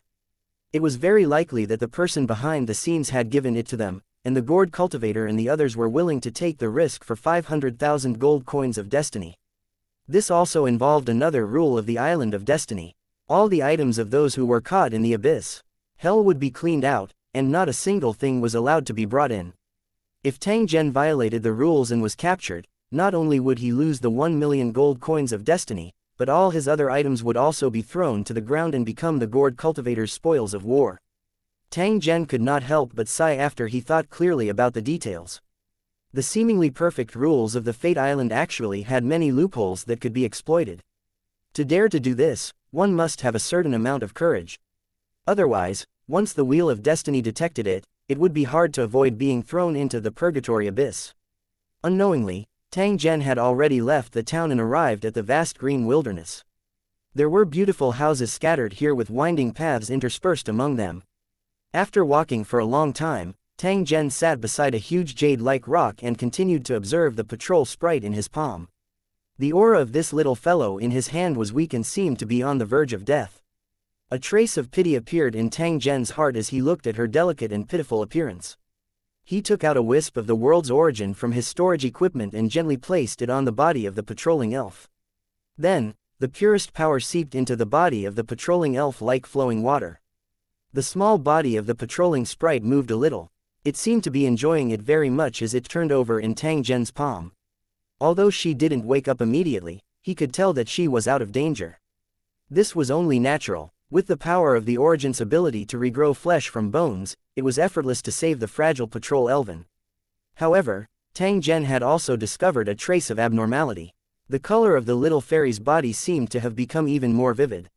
Its body size had also increased a little. After discovering this change, Tang Zhen was curious. He took out another trace of the world's origin and sent it into the patrol sprite's body. It was just that there wasn't any obvious change this time. That little fellow seemed to be drunk as it rolled around in Tang Zhen's palm. It even let out xianxia sounds as if it was extremely happy. Tang Zhen laughed out loud when he saw this. He dragged the patrol fairy in his hand and strode forward. In the blink of an eye, half a month had passed. Tang Zhen trekked over mountains and rivers all the way. He relied on the flying saucer-shaped transportation tool that he had bought along the way to greatly increase his speed. Along the way, they had experienced many sceneries that they had never seen before. Even with Tang Zhen's experience, he could not help but sigh repeatedly. The scenery of this Destiny Island was simply beautiful to the extreme. In the process of walking and stopping, the tracking bird leading the way suddenly stopped and continued to circle in the sky. Have we arrived? I didn't expect to hide here. Tang Zhen recalled the tracking bird. A trace of shock flashed across his eyes as he looked at the huge abyss in front of him. The bottom of the huge abyss could not be seen at all. The black and gray clouds did not dissipate even after a year, and there seemed to be lightning flashing in between. From time to time, they could also see huge and strange figures flashing through the clouds, making people feel frightened. This was the abyss of purgatory, which the residents of the Island of Destiny would turn pale at the mere mention of, and was known as the Land of No Return. Tang Zhen had never thought that this would be the result. This strange man was actually so decisive. After he discovered that he was being chased by Tang Zhen, he kept moving. In the end, when he saw that he could not escape, he simply hid in the purgatory abyss. If Tang Zhen didn't dare to come in, he could continue to live. If Tang Zhen dared to come in, then he would have to give up his life. As for why the other party didn't hire anyone to deal with him, it was probably because this person was too eccentric and didn't have many friends, so he couldn't find any help at the critical moment. Or perhaps the other party had already made a move, and the gourd cultivator's appearance was instructed by the strange man. Regardless of the specific reason, it was no longer important to Tang Zhen. As long as he locked onto the whereabouts of the strange man, he would definitely not retreat even if there was a mountain of daggers and a sea of flames in front of him. A person who could be so ruthless to himself would be even more ruthless to his enemies. When Tang Zhen found out that he had killed all his friends and family and refined them into special life forms, he had already decided to kill him. If he didn't get rid of this enemy, he would become a great threat. Thus, even if the purgatory abyss was full of dangers, he had to go down. 1711 The Abyss of Purgatory. Once before entering the purgatory abyss, he still had to do some preparation work. Putting one's own items into the balance of destiny and letting it take care of it, in case a situation similar to the trial of fate occurred again, where one could not bring in their own items. In addition, there was also an inspection fairy that accompanied him along the way. This little thing had to be properly taken care of. It was impossible for Tang Zhen to bring her into the purgatory abyss. After looking around, he walked to a flower the size of a millstone and placed the patrolling elf in his hand in the pistol. At the same time, Tang Zhen once again inserted a wisp of origin energy into her body before turning around and leaving. Just as he was walking further and further away, the patrolling elf lying in the pistol moved. It slowly opened its eyes and looked at Tang Zhen's back in a daze. Perhaps it was because she was hungry, the little fairy reached out and pulled off a pistol. She put it in her mouth and sucked on it, her face full of a happy smile. The smile on the little fellow's face froze when it saw that Tang Zhen was getting closer and closer to the purgatory abyss. Soon after, it revealed an anxious expression. After throwing away the flower pistol in its hand, it hurriedly flapped its wings and chased after him. Just as his body approached the purgatory abyss, Tang Zhen felt an enormous suction force radiating over. It made him feel as though he could not stand steadily and could fall down at any moment. At this moment, when he looked at the purgatory abyss, Tang Zhen felt dizzy. It was as if a strange voice was continuously revolving in his ears, urging him to jump in. Other than this terrifying suction force, Tang Zhen could also feel an indescribably dense death qi that was continuously spiraling above the abyssal purgatory. Due to the suppression of the vitality of the Fate Island, this death aura couldn't spread out at all. After a long time, it had condensed into a solid substance and scattered near the entrance of the purgatory abyss. This kind of crystal condensed from death energy was definitely a rare treasure for cultivators who practiced evil cultivation methods in some planes. However, at the entrance of the purgatory abyss, no one paid any attention to these special crystals. They were everywhere. This was indeed a strange place. No wonder the residents of the Island of Destiny were so afraid of being thrown into it by the Wheel of Destiny. After being silent for a moment, Tang Zhen walked toward the purgatory abyss with a determined expression. At this moment, an object suddenly flashed in front of his eyes. He took a closer look and realized that it was the patrol elfin that had accompanied him along the way. "Little guy, you're finally willing to wake up." Tang Zhen smilingly extended his hand and held the little fairy floating in the air in his palm as he asked. He already knew that the little fairy had woken up, but he thought that the little guy was very cute, so he deliberately didn't expose her. Perhaps, this little fellow was also obsessed with the taste of origin energy. She had been pretending to be unconscious from the beginning. She was afraid that Tang Zhen would not give her that kind of delicious food after she woke up. However, when it discovered that Tang Zhen was about to enter the purgatory abyss, the little fellow could no longer sit still. It hurriedly rushed over to stop him. Hearing Tang Zhen's teasing, the little fairy's face blushed as red as an apple. She seemed to be extremely embarrassed. However, she soon remembered what she was going to do. She pointed at the abyss in hell with a frightened expression on her face. Tang Zhen smiled and waved his hand when he saw the little fairy anxiously waving her hand to remind him. Her concern was beyond words. "I know it's dangerous here, but I have my reasons to go down. Don't worry, I'll be fine." After explaining to the patrolling fairy, Tang Zhen took out a trace of origin energy and placed it on the little fairy's head. The little fellow could not resist the temptation at all. It opened its little mouth and looked at the droplet-like object with anticipation. Ah woo! When the origin energy fell, the little guy hugged it with both hands and swallowed it with his mouth wide open. Then, with a look of enjoyment, he gently patted his little belly. "All right, go back and find your friends. Remember, don't be deceived by bad people in the future. Not everyone will help you, understand?" The little fairy's face revealed an angry expression. After waving her small fist a few times, she bowed to Tang Zhen. She knew who had lied to her, and at the same time, she knew who had saved her. The little fairy was very close to her savior. Tang Zhen sent the little fairy into the air and waved his hand at her. He then continued to walk towards the purgatory abyss. The little fairy danced in the air for a while. She seemed to know that she was unable to stop Tang Zhen and her small face was filled with a dejected expression. Seeing that Tang Zhen had finally disappeared from her line of sight, the little fairy was silent for a moment. Then, her figure flashed and she disappeared in an instant. After Tang Zhen approached the edge of the purgatory abyss, he immediately felt the death qi was like a tide that continuously gushed towards his body. Under the attack of the law of death, if one didn't use the power of a cultivator to defend, they would probably lose their life in an instant and become a lifeless corpse. In reality, there were corpses lying all over the ground under Tang Zhen's feet. They were all unlucky individuals who were unable to resist the terrifying death qi and had lost their lives in an instant. Black mist filled the air, and the aura of death churned. Coupled with the layers of corpses around him, the scene was like the abyss of hell. However, just a few dozen steps away, there was the chirping of birds and the fragrance of flowers. It was like a paradise. The contrast was extremely obvious.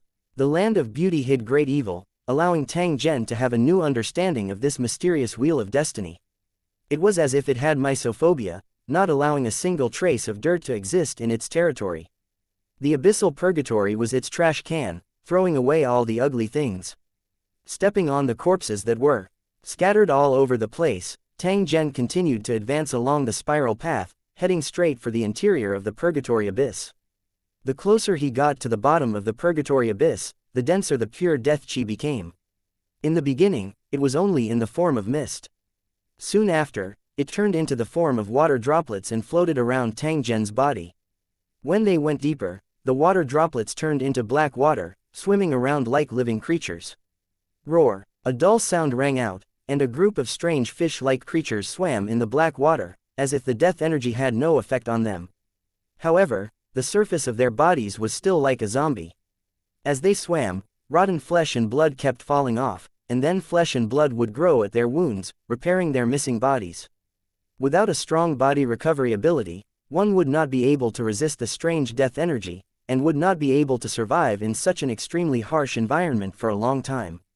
The new wounds stacked on top of the old ones, causing the tumors to spread all over its body, making the strange fish look extremely ferocious. When those blood-red eyes looked over, they were filled with extreme evil, making one's heart tremble. With just a glance, Tang Zhen could confirm that these strange fish had the strength of a spirit emperor cultivator. At the same time, they also had the ability to attack with their mental energy. As expected, creatures that could survive in such an environment all had extraordinary strength and were extremely fierce. Just as Tang Zhen was observing those strange fish, they had also noticed him. Soon after, they were like sharks that had seen blood as they pounced towards him. The strange fish had clearly treated Tang Zhen as its prey. If he did not dodge, a huge battle would be unavoidable. There wasn't a single wisp of heaven and earth energy in the purgatory abyss. It couldn't be replenished once it was consumed. If it wasn't necessary, Tang Zhen would never waste it. Without any hesitation, Tang Zhen leapt and flew into the Black Sea below. This black water appeared to be as light as air. However, when Tang Zhen entered the water, he felt his body rapidly falling as he charged into the bottomless darkness. During this period of time, the pressure that Tang Zhen felt grew increasingly greater. If he were to hold onto a piece of steel at this moment, it was likely that he would be instantly crushed flat. However, there were still living beings present in this terrifying environment. During the process of Tang Zhen falling into the abyss, clusters of black figures would appear from time to time. Their cold and indifferent eyes were firmly staring at him. Without any warning, a figure that was hundreds of meters long rushed out of the black water and bit at Tang Zhen. Tang Zhen hurriedly dodged when he saw this. He narrowly avoided the mouth of the huge beast and secretly thought that he was lucky in his heart. He thought that he had dodged a disaster, but the giant beast seemed to have its eyes on him. It chased him closely, its huge mouth opening and closing as it bit him. Tang Zhen could only helplessly increase his speed as he charged into the depths of the black water. He would occasionally unleash an attack to delay the speed of the monster's pursuit. The gigantic monster had thick skin. Even after being struck by Tang Zhen, it was not affected in the slightest. On the contrary, its speed of pursuit continued to increase. To be able to survive in such an extreme environment, the monsters all had extremely strong vitality, as if they were not afraid of pain. This was also Tang Zhen's first time encountering such a creature. He could not help but feel a little restrained for a time. The world energy that had accumulated in his body was rapidly consumed. Just when the situation was extremely critical, he felt his body become light. Then, he rushed out of the black water and fell into a dark area. 1712 Once in purgatory, living is worse than death. Tang Zhen felt his body become light the moment he charged out of the black water. The feeling of being free from his restraints was so carefree that he could not help but roar out loud. He didn't have time to look at his surroundings. He quickly stabilized his body in the air to avoid encountering other dangers. It was only then that he realized that the air around him was filled with a rancid smell that made him want to vomit. It was like the terrible smell of countless filthy garbage accumulated over the years. Because there was no discharge channel, it could only be accumulated in this world. Owu! An angry roar came from above his head. It was the giant monster that had been chasing him all the way. At this moment, it had actually extended its head out of the black water and was ruthlessly biting towards Tang Zhen. The monster's huge head was the size of a house.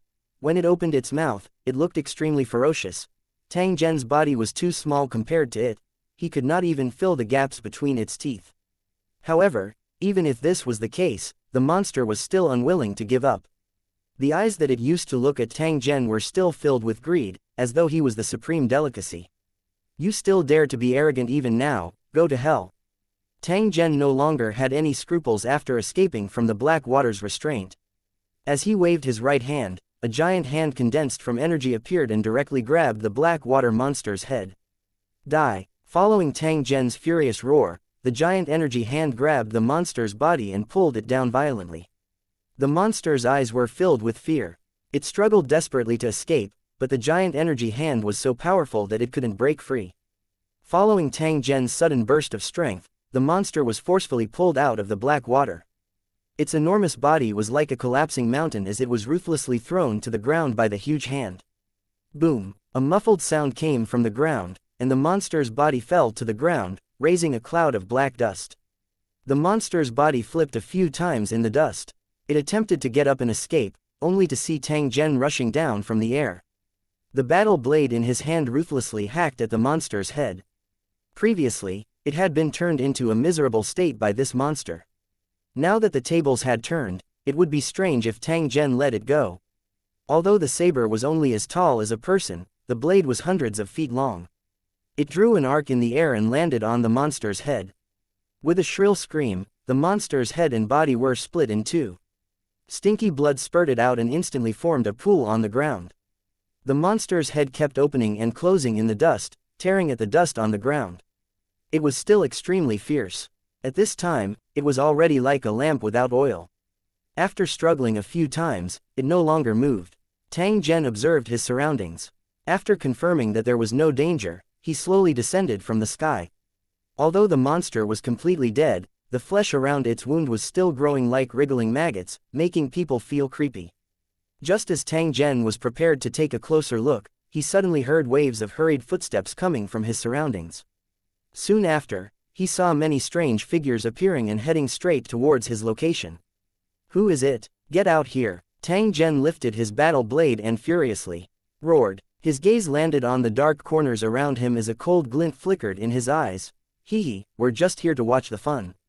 We don't have any other intentions." Someone quickly replied and walked out from the darkness.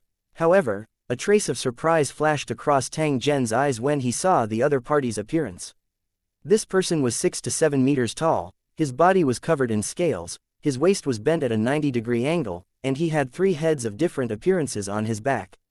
There was also an ugly head on his neck. One of his eyes had rotted away, and his mouth had rotted away to the point that his gums were exposed. The 4 heads did not match their bodies at all, as if they were not their original bodies, but had just borrowed this shell and parasitized it. At this moment, the 3 heads on its back were all stretching their necks and staring at the monster's corpse on the ground. Saliva was constantly flowing down like a waterfall, looking extremely exaggerated. "I'm so hungry, I want to eat. It smells good, it smells so good.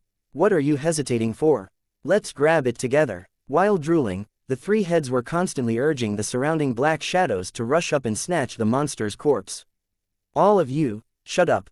The man with the bent back turned his head and roared behind him.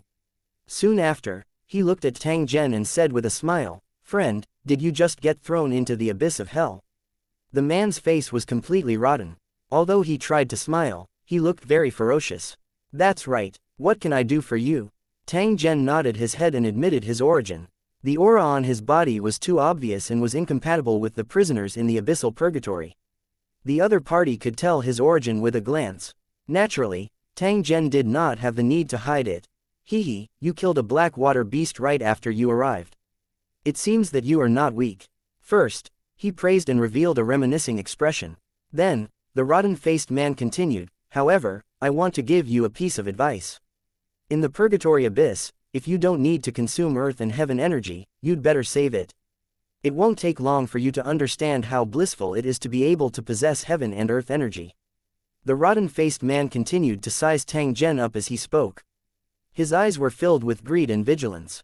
Soon, he shook his head and sighed unwillingly. "In addition, you have to be careful. Newcomers like you are the favorite food of those old monsters.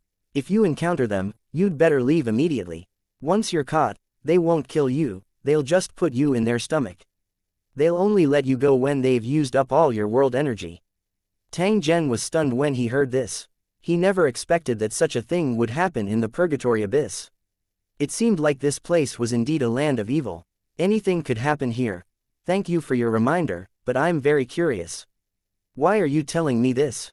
"He, I just want to make a deal with you." After telling you this, I hope you won't be stingy with your spoils of war and give me some of the beast's flesh. I see, no problem. Tang Zhen nodded. He gently waved the blade in his hand and a piece of flesh the size of a car was cut off. It was then sent flying in front of the man with a rotten face. Thank you, thank you. You're so generous. The rotten-faced man cupped his hands in thanks.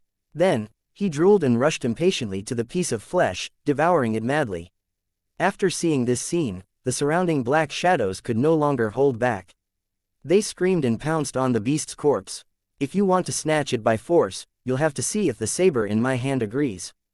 After seeing the rotten-faced man's reaction, Tang Zhen also understood the value of this ferocious beast's flesh and blood. When he saw the surrounding black figures trying to snatch it, he did not hold back and attacked. A blade light flashed and the black shadows that tried to rush toward the fierce beast's corpse were cut in succession. Strange screams were endless. During the process of the battle, Tang Zhen discovered that these black figures were actually like walking corpses. The surface of their bodies was extremely festering. As they walked, rotten flesh, pus, and blood continuously dripped down. Some people's bodies had simply rotted to the point that only a skeleton was left.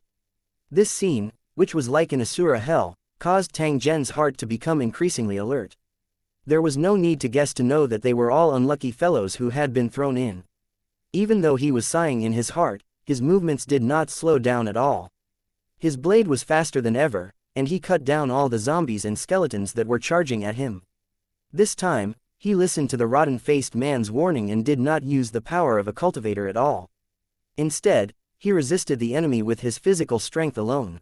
When the carrion skeletons saw that they were unable to break through Tang Zhen's defense, each and every one of them let out a desperate and crazy roar. They actually no longer pounced towards the ferocious beast's corpse but instead rushed towards him. Tang Zhen had no fear on his face as he slashed with the saber in his hand. The corpses around him piled up like a small mountain. Fortunately, these rotting corpses and skeletons only knew how to use brute force. Even if they were to surge over endlessly, Tang Zhen could still easily deal with them even if he was alone. The rotten-faced man next to them would also attack them from time to time, ruthlessly smashing them away so as not to affect his eating. 1713 Purgatory might not be heartless. After the last zombie was taken down, Tang Zhen looked at the rotten-faced man with blood all over his face and asked, "What are they? Why can't they communicate normally like you?"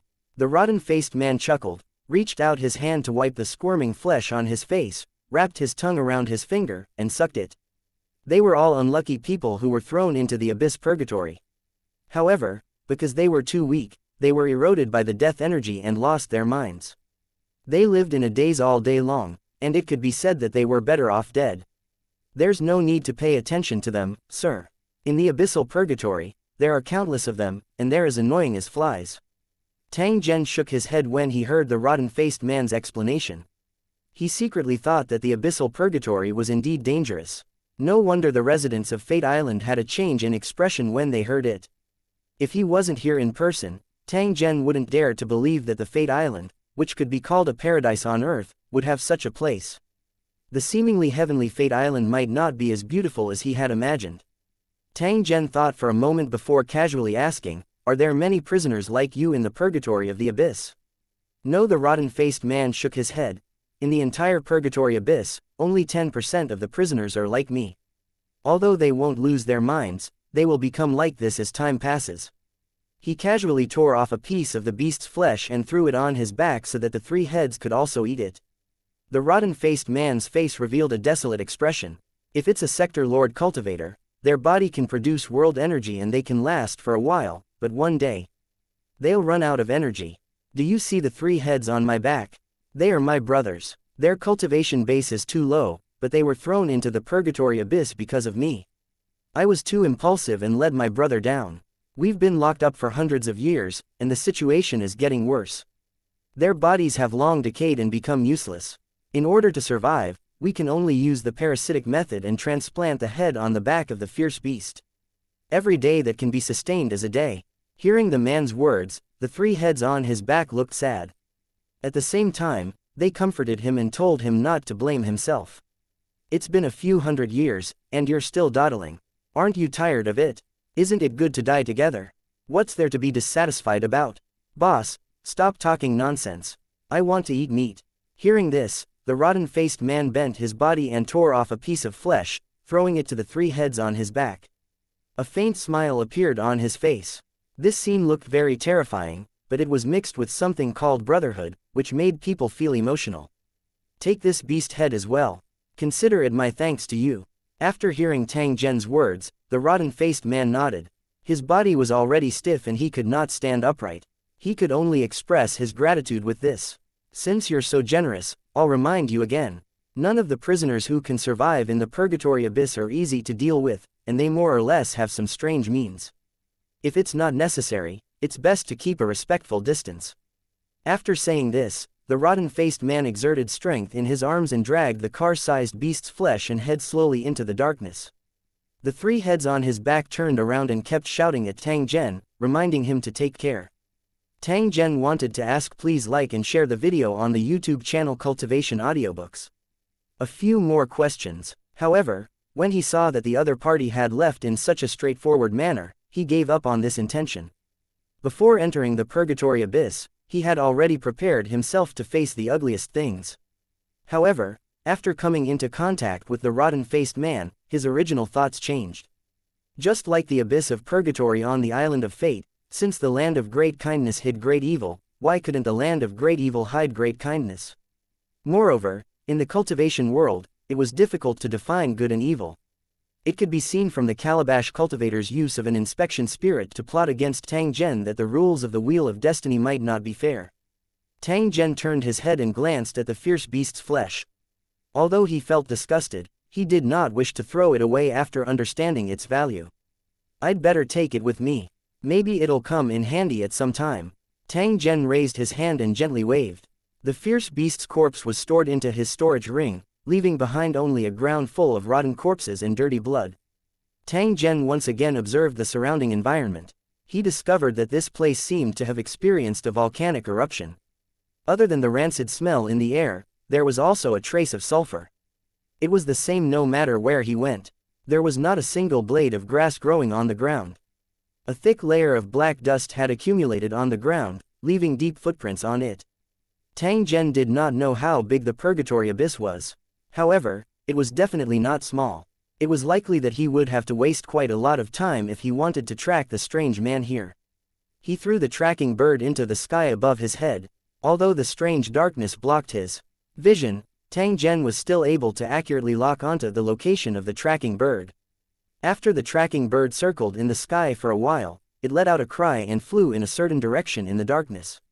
After Tang Zhen left, a group of black figures appeared from the surrounding corners. Compared to those ignorant zombies and skeletons earlier, their eyes clearly had a trace of intelligence. They rushed up impatiently, lying in the pit that was filled with dirty blood, and desperately sucked the stinky blood. Their faces were full of enjoyment. While they were drinking to their heart's content, these prisoners were also conversing in low voices, guessing Tang Zhen's origins. Just look at the saber in his hand. He's another lunatic who has entered the abyss purgatory on his own initiative. Damn egoistic maniac, hee, looks like the rumors about the purgatory abyss aren't scary enough. Otherwise, why would there always be some guys who are not afraid of death who dare to come in? Do you think we should follow behind him and see when he dies? Then we can take his things. If you want to die, go yourself. I haven't had enough. Upon hearing their companion's suggestion, the other prisoners all showed disdain and said sarcastically, a newcomer like him is very vigilant. Aren't you afraid that he'll kill you after finding you? It's a little dangerous, but the reward is great too. If we really get his items, we'll be rich. He has so many things on him. As long as he doesn't do anything stupid and provoke those terrifying monsters, he can definitely hold on for a long time. I'm afraid you won't be able to hold on before he dies. You're right, it seems like I've been overthinking. The sound of their conversation became weaker and weaker, and in the end, these black shadows simply lay down in the blood, no longer willing to get up. Even if their stomachs were full, they would desperately drink another mouthful. After they digested it, they would take another mouthful, afraid that their actions would be one step slower. Tang Zhen did not know what had happened after he left. He only silently followed behind the tracking bird and continued to advance into the darkness. He had a feeling that the strange man must have discovered him, so he was running away. Of course, there was also a possibility that he was deliberately luring him into the danger zone. it was not strange for him to have such a thought. Since he had dodged it, he would pull Tang Zhen down with him before he died. As they advanced, the surrounding environment became more and more desolate. From time to time, he could see piles of white bones on the ground. There were also figures swimming in the dark, as if they were puppets without intelligence. They were in groups and constantly wandering on the plain that was covered in black dust. In addition, there were also huge corpses scattered on the ground. They must be the corpses of the fierce beasts that lived in the black water. After walking for a short while, Tang Zhen was attacked by a group of strange human-headed birds. When these human-headed birds saw Tang Zhen, they let out excited roars and swarmed towards him. Following the chirping of the strange birds, black shadows shot out of the surrounding hills that looked like volcanic craters. They were all human-headed strange birds. A strange, xianxia, sound was emitted from their mouths. They were like a black sandstorm as they continuously danced and circled around Tang Zhen and launched wave after wave of attacks. When he saw the number of human-headed strange birds increasing, Tang Zhen did not dare to continue fighting. He waved his battle saber and slashed out a bloody path as he sped forward. 1714 The crisis-ridden inferno abyss, 1 in the air. That was filled with black mist. Those human-headed strange birds persistently chased after Tang Zhen. They let out irritating chirps that were incomparably ear-piercing. "You're too noisy." Tang Zhen couldn't stand the disturbing noise anymore. He flicked his hand and threw out a chain of lightning, which landed on the flock of human-headed strange birds. The chain of lightning spread wildly. After hitting one of the birds, it quickly spread to the other birds. It was like a thunderbolt that spread out in the dark clouds, spreading out for several miles. The blinding light illuminated the dark and desperate land. For a time, shrill screams rang out without end. The human-headed birds that were struck by lightning were blasted into meat paste, and the sky was filled with flying feathers and charred corpses. Seeing that chain lightning's attack was effective, Tang Zhen threw out dazzling light balls one after another. They flew into the sky like flares and cleared out an empty area. Under the illumination of the flickering light, countless figures could be seen moving from all directions, like moths attracted to a flame. Every time a human-headed bird was killed by him, the wandering figures would search for its remains, grab it, and devour it. In the process of devouring, the flesh and blood of these strange birds were like charcoal, setting the purgatory prisoners' chests and abdomens on fire, making them look like moving furnaces. But even so, they still devoured crazily. Compared to the pain of being burned, it seemed that hunger and the erosion of death were more terrible. After devouring the human-headed bird's flesh and blood, the pain was slightly reduced. Some of the purgatory prisoners even had expressions of enjoyment on their faces. This was the abyssal purgatory. Flesh and blood-containing energy could offset the pain of being corroded by death energy. It was also here that food was the most difficult to obtain. Unknowingly, a strange scene appeared. Tang Zhen was madly running in front while countless human-headed strange birds followed behind him. Closely following behind were a dense crowd of purgatory prisoners. The loose dust on the ground flew up as he ran, like a ferocious black dragon, dancing in the dark sky. It looked dangerous, but it was not the case at all. Compared to Tang Zhen's speed, these human-headed strange birds were clearly much slower. It did not take long for them to be left behind. However, in the process of escaping, the energy accumulated in his body had been consumed greatly. In the case of not being able to replenish it, he could only take out a trace of the world's origin to absorb and refine it, so as to make up for the energy deficit in his body. Just as he recovered, he felt the ground shake violently. Then, a huge figure the size of a small mountain appeared in front of him, staring at him with blood-red eyes. It was a monster with only one head. Its skin was mottled and rotten, and its four arms supported its huge body like a spider.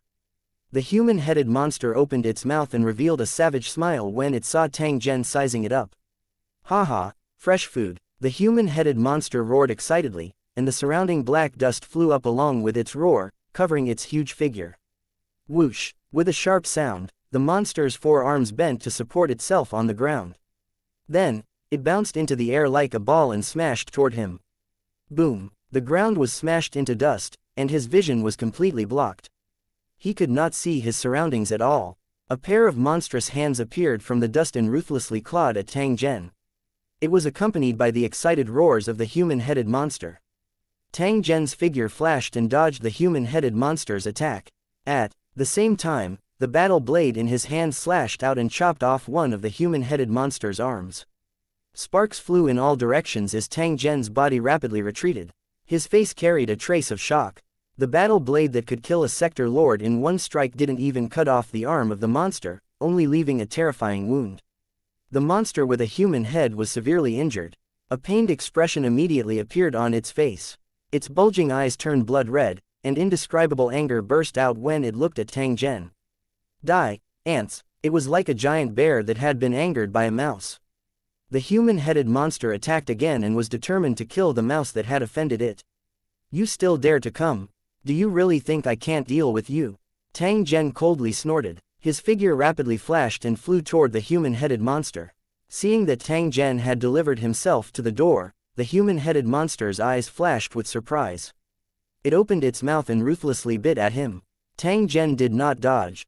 Just as both parties were about to come into contact, the battle blade in his hand suddenly slashed out and directly struck one of the eyes of the human-headed monster. The blade seemed to ignore space and distance, and it instantly landed on the human-headed monster's eye. With a poof, the huge eye suddenly exploded. The stinky liquid splattered all over the place. The human-headed monster's roars were mixed in the middle as its forearms once again grabbed toward Tang Zhen. Zhen Tang's attack had succeeded. He turned around and launched a new attack. His target was the other eye of the human-headed monster. Ant, I'm going to tear you apart. The human-headed monster roared again and again. It waved its arms and randomly grabbed everywhere. In the end, Tang Zhen was as flexible as a fish and could not be touched. In the middle of the stalemate, Tang Zhen flicked his hand and threw out another icicle, which hit the other eye of the human-headed monster. A shrill scream was heard again. The monster's second eye had been blown off, and it was now completely blind. Oh woo! The monster with a human head went completely crazy after being hit continuously. It spun around on the spot like a spinning top, its forearms constantly waving and scratching. Due to the rapid rotation of the human-headed monster, a tornado appeared with it as the center. The tornado grew larger and larger, sweeping the surrounding black dust into the sky. All the moving objects in the vicinity were attracted over and spun continuously with the strong wind. The purgatory prisoners who were attracted by the fight were also swept up by the storm one after another, and were torn into pieces in a moment. The human-headed monster swallowed crazily, its mouth chewing non-stop, and it kept letting out a strange laugh. Tang Zhen promptly withdrew himself. He looked at the terrifying whirlwind from a distance before turning around and leaving without the slightest hesitation. The tracking bird seemed to be a little impatient from waiting. After it saw Tang Zhen, it continuously emitted clear chirps before continuing to fly forward. After encountering the human-headed monster, Tang Zhen had become even more careful. Whenever he discovered any signs of danger, he would immediately dodge and retreat. His goal was to kill the strange man, so there was no need to waste time on useless fights. In fact, there was another reason for this. There was no benefit in killing these purgatory prisoners. Instead, it would be a waste of precious energy, which was not worth it. After continuously running for over 10 hours, Tang Zhen discovered that the sky in front of him seemed to have brightened up. It was completely different from the dusky environment from before.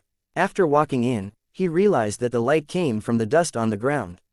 The dust looked like unburnt charcoal and grass, flickering with light as if it was breathing. After he stepped on it, a terrifying burning sensation seemed to penetrate his skin and burn his soul. In the distance, the light seemed to grow stronger, like a burning sea of fire. Tang Zhen was not afraid of being burned by the flames. Even if he was within a sea of flames, his body would not be damaged in the slightest. However, the flames of the abyssal purgatory were different. It seemed to be able to burn the energy within one's body.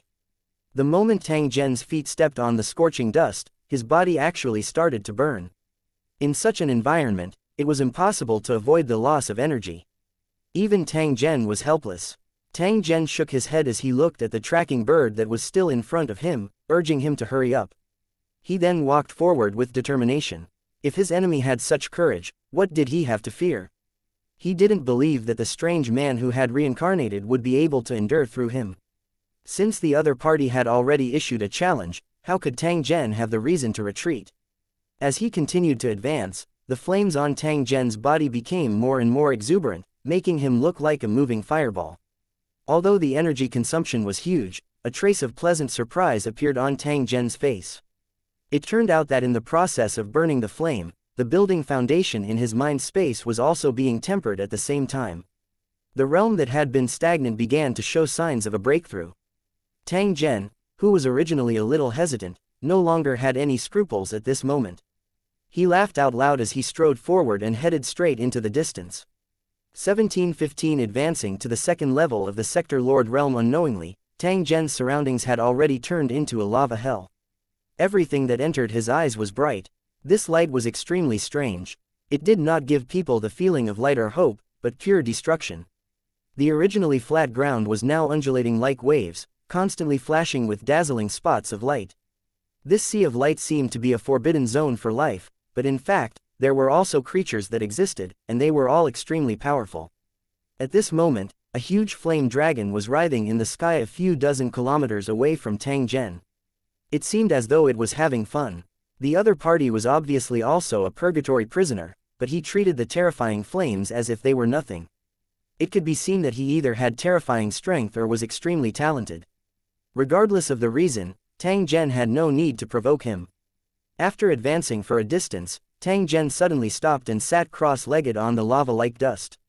He had a feeling that the advancement of his cultivation level had already reached a point where it could not be delayed. Otherwise, there would be a huge problem.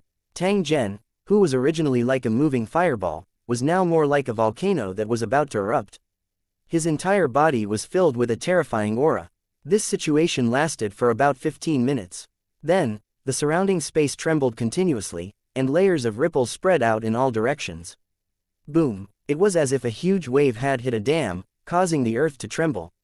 The fireballs around Tang Zhen, which were originally only as tall as a person, began to expand at a terrifying speed. In just a moment, they had already reached a height of several thousand feet. A human figure appeared from the sea of fire. He sat cross-legged in midair and suddenly opened his eyes. The flames that surrounded the figure also began to change shape. They were like humans, beasts, birds, insects, and fish. It was as if they were worshipping a king. They kept spinning around the figure. This spectacular scene also alarmed the prisoners in the sea of fire. They all looked at the position where the flames rose, their eyes filled with doubt, greed, and also fear. The purgatory prisoners that were able to survive in this region were all extremely strong, with the lowest being at the Sector Lord level. Seeing the strange phenomenon in the flames, the purgatory prisoners knew that someone was breaking through to a new realm. Although this was rare in the purgatory abyss, it was not as if it had never happened. What really surprised them was the commotion caused by this breakthrough. It was simply unheard of. One must know that this place was a dangerous place without any energy. And to break through to a new realm, especially the world energy, was essential.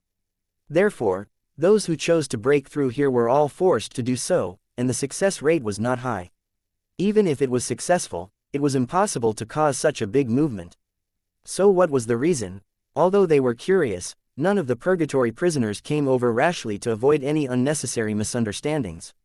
One had to know that it was not easy to survive in the purgatory abyss. If they rashly made a strong enemy, they would not be far from death. Just as the surrounding purgatory prisoners were paying attention to this place, Tang Zhen had also fallen into a crisis. Because he was in a land of death without world energy, the world energy he needed to advance had no source, so under these circumstances, there were signs of a backlash. His body began to rapidly shrivel up as a large amount of heaven and earth energy was forcibly extracted from his body, turning into energy clouds that surrounded his body before being absorbed by his mental dimension. However, after this world energy appeared, before it could be absorbed by his mental dimension, it turned into a blazing flame. The amount that was truly absorbed and used was less than 1/3 of the amount consumed. This was a terrifying vicious cycle. If he did not resolve it as soon as possible, Tang Zhen might die from exhaustion before he could complete his advancement. I have to solve this problem, or else I'll die.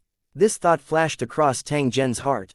He hurriedly took out a portion of the world's origin source, threw it into his stomach, and began to refine it. As a result, the flames around him expanded once more after he swallowed the origin energy. The refined origin energy was unable to be absorbed in time and turned into flames again. This method won't work. What should we do next? Tang Zhen's brows were tightly knitted. He was at a loss for what to do.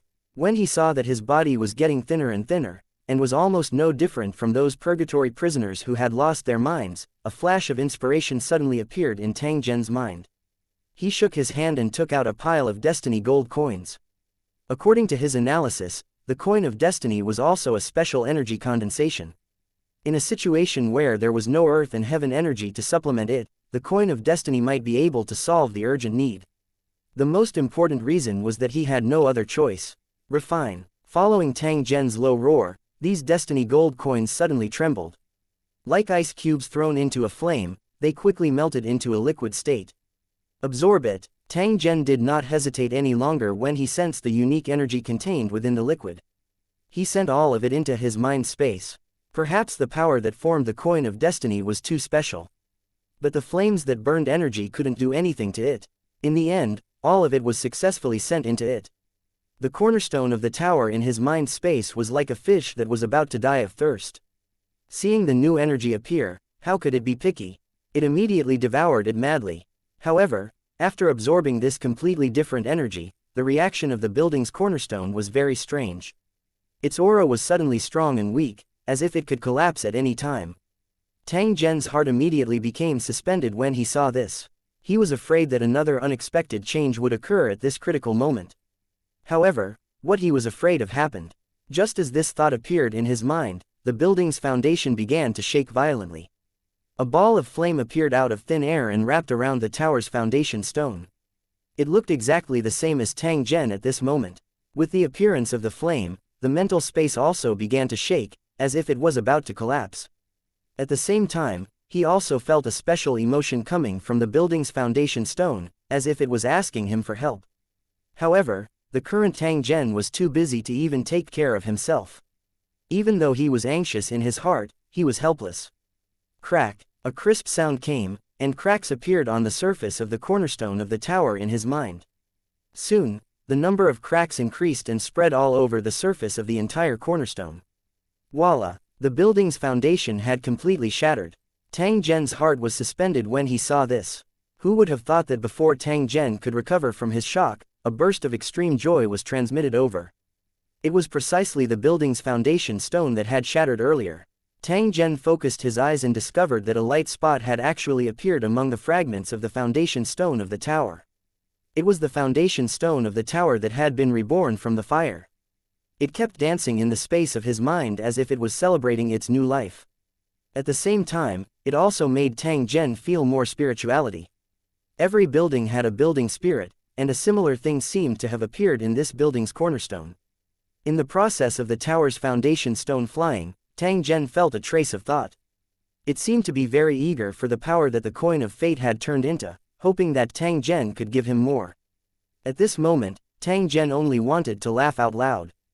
How could he be stingy with some destiny gold coins when he had just escaped death? Moreover, he had 1,000,000 gold coins of destiny, so he could spend them freely without worrying about running out. In the following time, Destiny's coin was refined one by one and sent into the mental space, which was then absorbed by the building's cornerstone. In the beginning, Tang Zhen was still calm and collected. However, as time passed, the corner of his mouth started to twitch. Unknowingly, he had invested 200,000 destiny gold coins.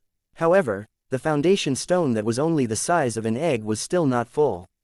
Tang Zhen, who previously felt that he was rich and overbearing, also felt his heart ache unceasingly at this moment. The problem was that the foundation stone of Lusheng still sent him a message of desire. Tang Zhen really couldn't bear to refuse. Not to mention, this was related to the improvement of his realm, so he absolutely couldn't be reluctant to invest. Forget it, I can't keep this unexpected fortune. It'll only cause trouble if I keep it, so I'd better take it out quickly. After making up his mind, Tang Zhen once again took out a huge amount of destiny gold coins, refined them, and sent them into his mind space. The tower's cornerstone let out a jubilant sound and began to devour crazily again. After an unknown amount of time, the tower's cornerstone sent a thought that it was full. Tang Zhen's mind space also shook violently, and a new world was suddenly opened up. The second level of the Sector Lord realm was just a matter of time. 1716 The Sector Lord's 5 brothers who failed in their raid. 1. A couple of human figures suddenly rushed over from the distance the moment Tang Zhen had successfully completed his advancement. They headed straight for his position. To choose to appear at this time, he was definitely not a good person and was definitely someone with ulterior motives. Earlier, Tang Zhen was still puzzled as to why there was no one who wanted to take advantage of the situation. From the looks of it now, it wasn't that there wasn't anyone. The other party was merely waiting for an opportunity. Due to the wild burning of the heaven and earth energy, the 100-jong flame that originally enveloped Tang Zhen's surroundings had already shrunk to a height of less than 10 meters. This would inevitably give people the wrong impression that Tang Zhen had encountered an unforeseen event during his advancement and had already reached the extent of being a lamp without oil. In a situation where the supply of world energy wasn't enough, the ascendants would inevitably be in a life-and-death crisis. Under such circumstances, it was naturally the best time to take action. However, the other party would never have guessed that Tang Zhen's advancement to the second level of the Sector Lord realm wasn't from the ordinary world energy, but from a vast amount of Destiny's gold coins. One wrong step would lead to all the wrong steps. This group of people thought that they had chosen the right time to attack. However, they did not know that Tang Zhen had already completed his advancement. In the blink of an eye, the enemy had crossed over 10 miles of space and was getting closer and closer to Tang Zhen. As these enemies ran, they dragged a bright fire dragon behind them, which danced in the air with great momentum. Fortunately, I'm not late. Brat, I'll take your life. Before he even arrived, a roar could be heard. The purgatory prisoner in the lead with a short horn on his head laughed in a strange manner.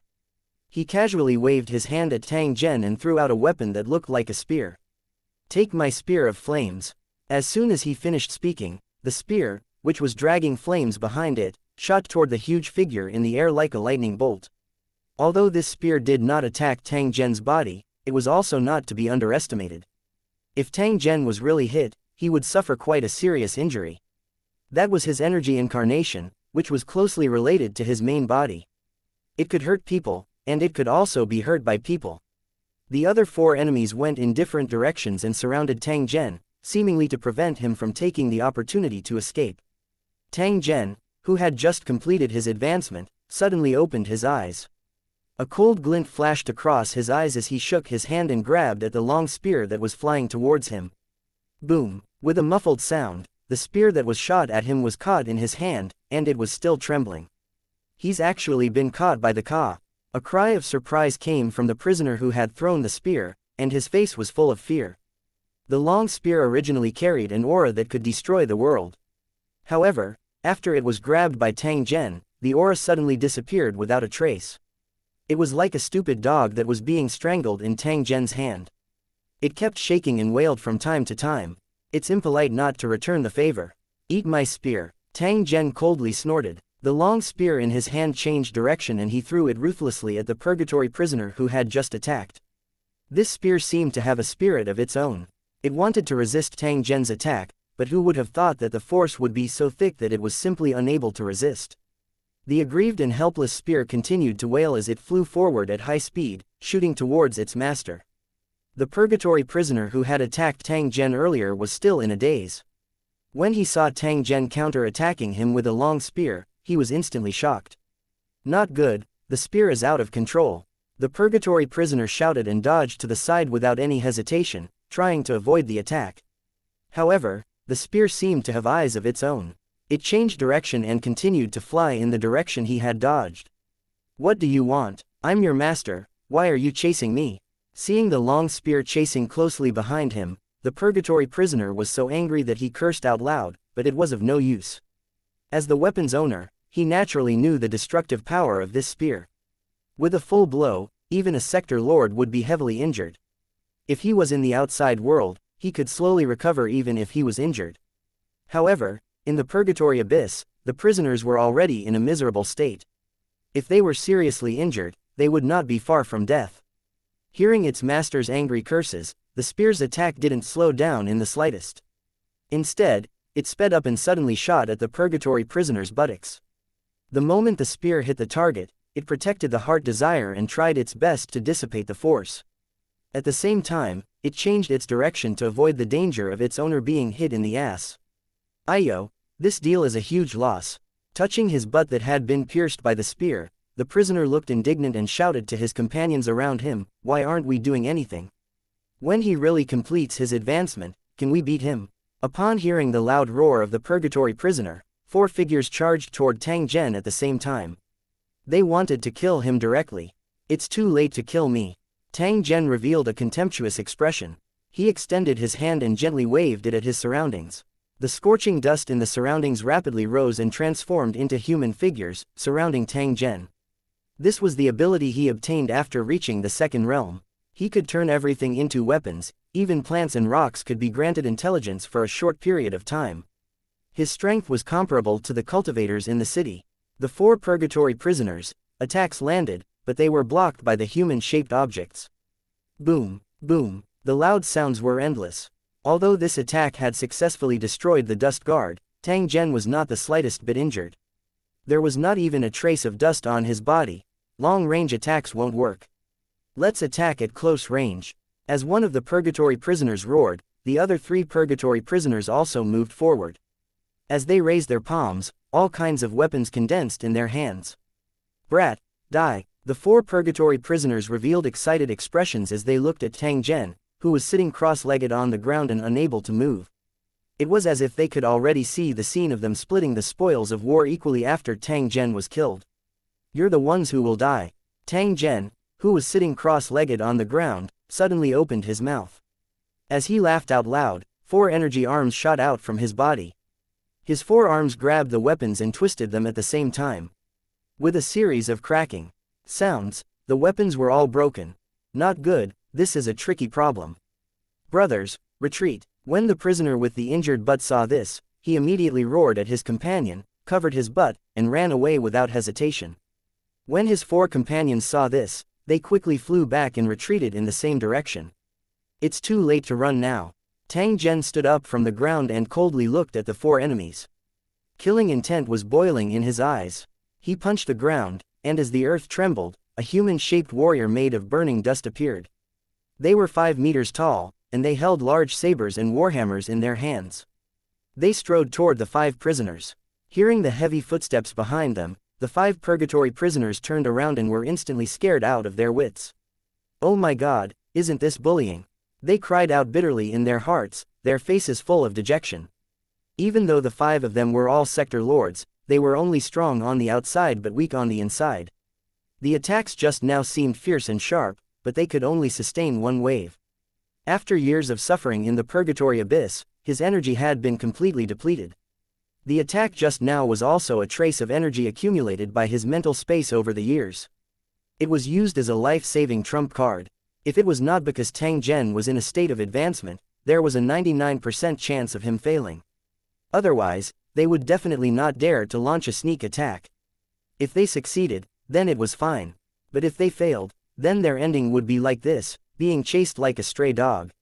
Right now, they were secretly regretting it in their hearts. They really shouldn't have listened to that bastard's instigations and recklessly provoked this terrifying fellow.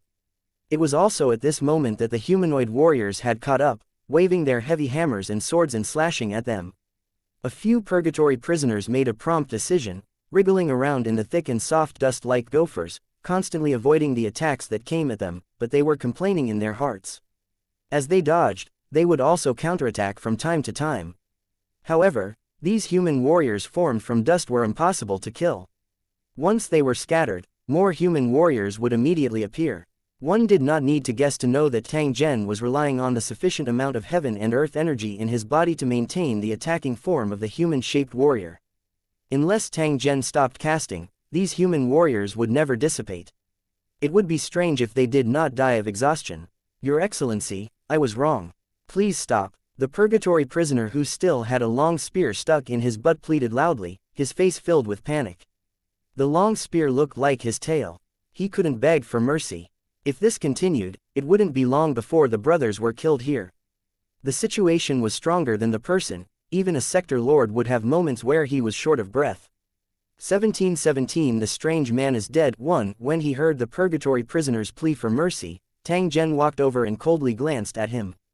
Do you think it's too late to beg for mercy now? Upon hearing Tang Zhen's mocking question, the purgatory prisoner dodged the attacks of the humanoid warrior while shouting, "There's still time, there's still time, Your Excellency, we were really wrong."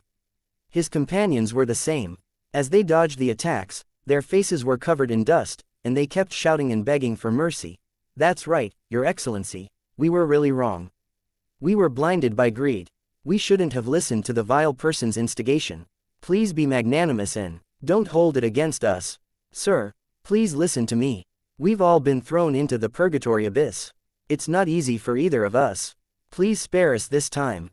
Tang Zhen revealed a strange expression when he heard the continuous pleas of those purgatory prisoners. He felt that it was somewhat unbelievable. He had dominated the world of Lusheng for tens of years, and this was the first time he had seen such a shameless sector lord. However, Tang Zhen clearly understood that the other party had indeed reached the end of their rope. Otherwise, why would they act in such a manner? It seemed like the purgatory abyss not only consumed heaven and earth energy, but also the pride of the cultivators. Forget it, I'll spare your lives for now. The enmity between the two sides was not one that would not rest until one of them died. Tang Zhen originally did not have the intention to kill them all.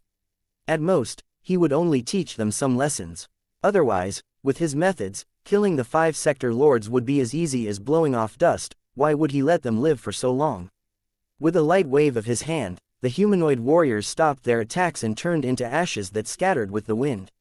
Seeing this, the 5 purgatory prisoners relaxed and lay on the ground, panting. The dodging just now had really tormented them. If it wasn't for their foundation as realm lords, they would have already been exhausted. Oh my god, I almost died of exhaustion. The purgatory prisoner with a long spear stuck in his butt side. As he spoke, the long spear was still shaking. Tang Zhen strode over. He looked down at the purgatory prisoner lying on the ground, shook his head, and sighed. The purgatory abyss was indeed not a good place. Just by looking at the 5 sector lord cultivators, one could tell that they must have suffered a lot. A realm lord cultivator who could roam the greater world and cross the void as he pleased was actually worse than a beggar here. Tell me, why did you attack me? If I'm satisfied with your answer, I can let you go. If not, you should know the consequences. Tang Zhen's ice-cold voice was transmitted over, causing the expressions of the 5 purgatory prisoners to freeze. Their bodies involuntarily trembled. Sir, listen to me. We were incited and deceived by someone. If you want to take revenge, go find that guy. If you really can't, we can lead the way for you. The purgatory prisoner with a long spear in his butt explained hurriedly, shirking his responsibility. Yeah, it really has nothing to do with us. We were all deceived. That brat is truly detestable. If you're willing, we brothers will go and beat him up right now and bring him here to be punished by you. That's right, as long as you say the word, we'll go through fire and water without hesitation. Tang Zhen waved his hand, indicating for them to shut up. After which, he coldly asked, since you've been deceived, I'll give you a chance. Bring that guy here now.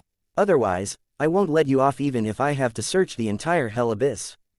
Do you understand? Upon hearing Tang Zhen's words, the 5 purgatory prisoners no longer pretended to be dead. After leaping up from the ground, they patted their chests and guaranteed Tang Zhen, don't worry, we'll make a trip there and bring him over immediately. After throwing down these words, the 5 purgatory prisoners ran off into the distance in a flash. Each and every one of them was afraid that Tang Zhen would go back on his words. Tang Zhen was not in a hurry. In any case, there was no exit to the abyssal purgatory. If the 5 prisoners dared to escape, Tang Zhen would find them sooner or later. At this moment, he had already reached the 2nd realm of the Sector Lord realm, and his mental dimension was starting to produce an endless amount of world energy. Although it still couldn't keep up with the amount consumed, it was still much stronger than when he had first entered. Most importantly, the tower's foundation stone in his mind was also emitting energy, and it was extremely special. Upon closer inspection, it was actually very similar to the power of destiny, yet not completely the same. This kind of energy could be used by Tang Zhen at any time. When he summoned those human warriors earlier, he used this kind of special energy. Moreover, this kind of energy wouldn't burn on its own. As long as Tang Zhen didn't use it, he could continue to gain likes. As time passed, the quantitative change would turn into a qualitative change, and it might bring unexpected benefits. In addition to these unexpected changes, the original function of the cornerstone of the city tower was not affected. It could still search for heroic spirits and summon them. Not only could the summoned energy cultivator use the energy of heaven and earth, but he could also use that special power. As for the specific effect, Tang Zhen still needed to experiment to know. Just as he was carefully sensing the changes in his mind space, another series of footsteps sounded out from afar. Tang Zhen raised his head and saw that the 5 purgatory prisoners had returned. At this moment, the 5 of them were gathered together. They were carrying a human-shaped object as they jubilantly dashed toward Tang Zhen. Tang Zhen did not need to look carefully to know that the object they were holding in midair was the strange man that he was bitterly chasing. Because the tracking bird was circling in the sky and chirping, with an anxious expression, as if the 5 guys on the ground had stolen its business. "Sir, this is the guy who wants to harm you. We've already captured him." The purgatory prisoner in the lead looked at Tang Zhen with a fawning expression. As for the long spear that was stuck in his buttocks, it had already been pulled out and was now tied behind him. Tang Zhen nodded his head. He looked at the strange man who was thrown on the ground, only to discover that he was already on the verge of death. It seemed that he did not have long to live. "You didn't expect us to meet again so soon, did you?" Tang Zhen looked at the strange man and spoke in an indifferent tone. He, how could I not have thought of this? From the day I entered the purgatory abyss, I knew that we would meet very soon." The strange man wanted to stand up from the ground, but the feeling of being looked down on by an enemy was very uncomfortable. However, his body was too weak, and he failed after several attempts. In the end, he could only helplessly sit cross-legged on the ground. He raised his head and looked at Tang Zhen with a trace of arrogance and unwillingness in his eyes. The purgatory abyss wasn't a good place to begin with. Even the realm lord cultivators had been tortured to the point where they were neither human nor ghost. He was just a child of destiny who was still recovering his strength. How could he withstand such a degree of torture? To be able to live until now, he was probably relying on his will to hold on, wanting to see the final result. Unfortunately, he still lost. He was completely defeated in the hands of Tang Zhen. Tang Zhen shook his head as he looked at the strange man whose body had already been burned and whose appearance was like a dried corpse. "Now that you're on the verge of death, what else do you have to say?" The strange man coldly laughed when he heard Tang Zhen's words. He sighed and said, "The winner is king and the loser is vilified, what is there to say? The only thing I didn't expect was that you would have the courage to come to the path of fate to seek revenge. I've come into contact with many cultivators in Lu City, and there's no lack of brave ones, but there are very few like you. And the thing I admire about you the most is that you actually dared to enter the purgatory abyss. You know that death is the only way out, but you still refuse to back down. To have made an enemy like you is the greatest misfortune of my life." The strange man's breath became weaker and weaker as he spoke. His body was like a piece of cotton that was on fire, constantly burning and turning into ashes. However, he did not care in the slightest and still stared fixedly at Tang Zhen. "I just want to ask, please like and share the video on the YouTube channel Cultivation Audiobooks. One thing, is it worth it to get to this point where both sides are injured? It doesn't matter if it's worth it or not. A man must repay kindness and take revenge. You being alive is my greatest threat. I will only feel at ease if you die," Tang Zhen softly said, answering the strange man's question. The strange man laughed bitterly. The moment before he died, he stared unblinkingly at Tang Zhen. His cold voice seemed to have come from the 9 hells. "Tang Zhen, I really want to see how exactly you are going to leave this abyss hell. If you can really leave, then congratulations, I'll also be convinced of my loss." As soon as he finished speaking, the strange man's body turned into a cloud of dust and disappeared with the wind. After Yu, the second Destiny's Child died in the hands of Tang Zhen. 1718 A weird reason for going to jail. 1 Tang Zhen was silent for a long time as he looked at the strange man who had completely disappeared. When a person died, their grudges would disappear. However, Tang Zhen did not have any special feelings after the other party died. It could only be said that after stepping on the path of cultivation, he had been wandering in the cycle of killing and being hunted. He had seen life and death lightly and was used to it. Compared to Yu, this strange man was actually more worthy of Tang Zhen's respect. He knew that he wasn't Tang Zhen's match, so he used his body as bait to set a trap to lure Tang Zhen. Perhaps, it was because he understood Tang Zhen's character that he was so confident and certain that Tang Zhen would definitely follow him into the abyss. The person who understood you the most in this world would always be your old enemy. With the death of the strange man, Tang Zhen's mission to the Fate Island was basically completed. The next thing he had to consider was how to leave the purgatory abyss. Under normal circumstances, it was not an easy task to escape from prison. It could even be said to be as difficult as ascending to the heavens. In the past countless years, Countless purgatory prisoners had thought about this problem and had tried hard, but they had all failed without exception. The reason for this was because this was a sealed world set up by a master of creation. If a world overlord entered it, they would have no chance of escaping. The masters of creation and the sector lord cultivators were two completely different forms. The difference wasn't limited to their cultivation, but the sublimation of their entire life form. In a cage set up by such a powerful expert, only an artisan-level prisoner could break out of this sealed space by force. Otherwise, they would be imprisoned here forever. However, in this prison where there was no energy of heaven and earth, it was not easy to maintain one's life. How could one break through to the creator level? If one was determined to break through, the higher one's strength, the faster one would die. It was likely not an easy task for Tang Zhen to leave this place. However, since he dared to enter, he also had the confidence to leave. It was just that he was not in a hurry. Tang Zhen waved his hand in a bored manner as he looked at the 5 purgatory prisoners who were smiling obsequiously at the side. Since you've already captured the person, then we can let bygones be bygones. You can leave now. Upon hearing Tang Zhen's words, the purgatory prisoner whose butt had been pierced by a spear fell silent for a few breaths. He then looked at Tang Zhen and asked with a smile, "Sir, you've just arrived. I wonder if you need a guide or an attendant. If you need one, the 5 of us guarantee that you'll be satisfied.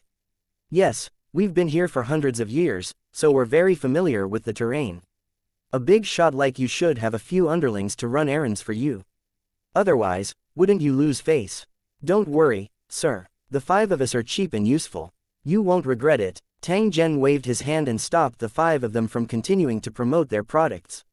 Soon after, he asked with a curious face, "The few of you must also be realm lord cultivators. If you do things like this, won't you lose your own face?" Upon hearing Tang Zhen's question, the head prisoner whose butt had been pierced by the spear curled his lips and said with a face full of disdain, "So what if you're a realm lord? I don't care if you're at the 1st or 2nd level. Even if you're a 3rd level realm lord, you're nothing here." In order to survive, he was even willing to be a dog, so how could he care about his face? To be honest, even if there's energy in dog shit, we brothers will eat it without hesitation. Although the prisoner's boss did not seem to care about what he said, Tang Zhen could hear a trace of sadness and helplessness from his tone. In purgatory, he had no choice but to make some changes if he wanted to live.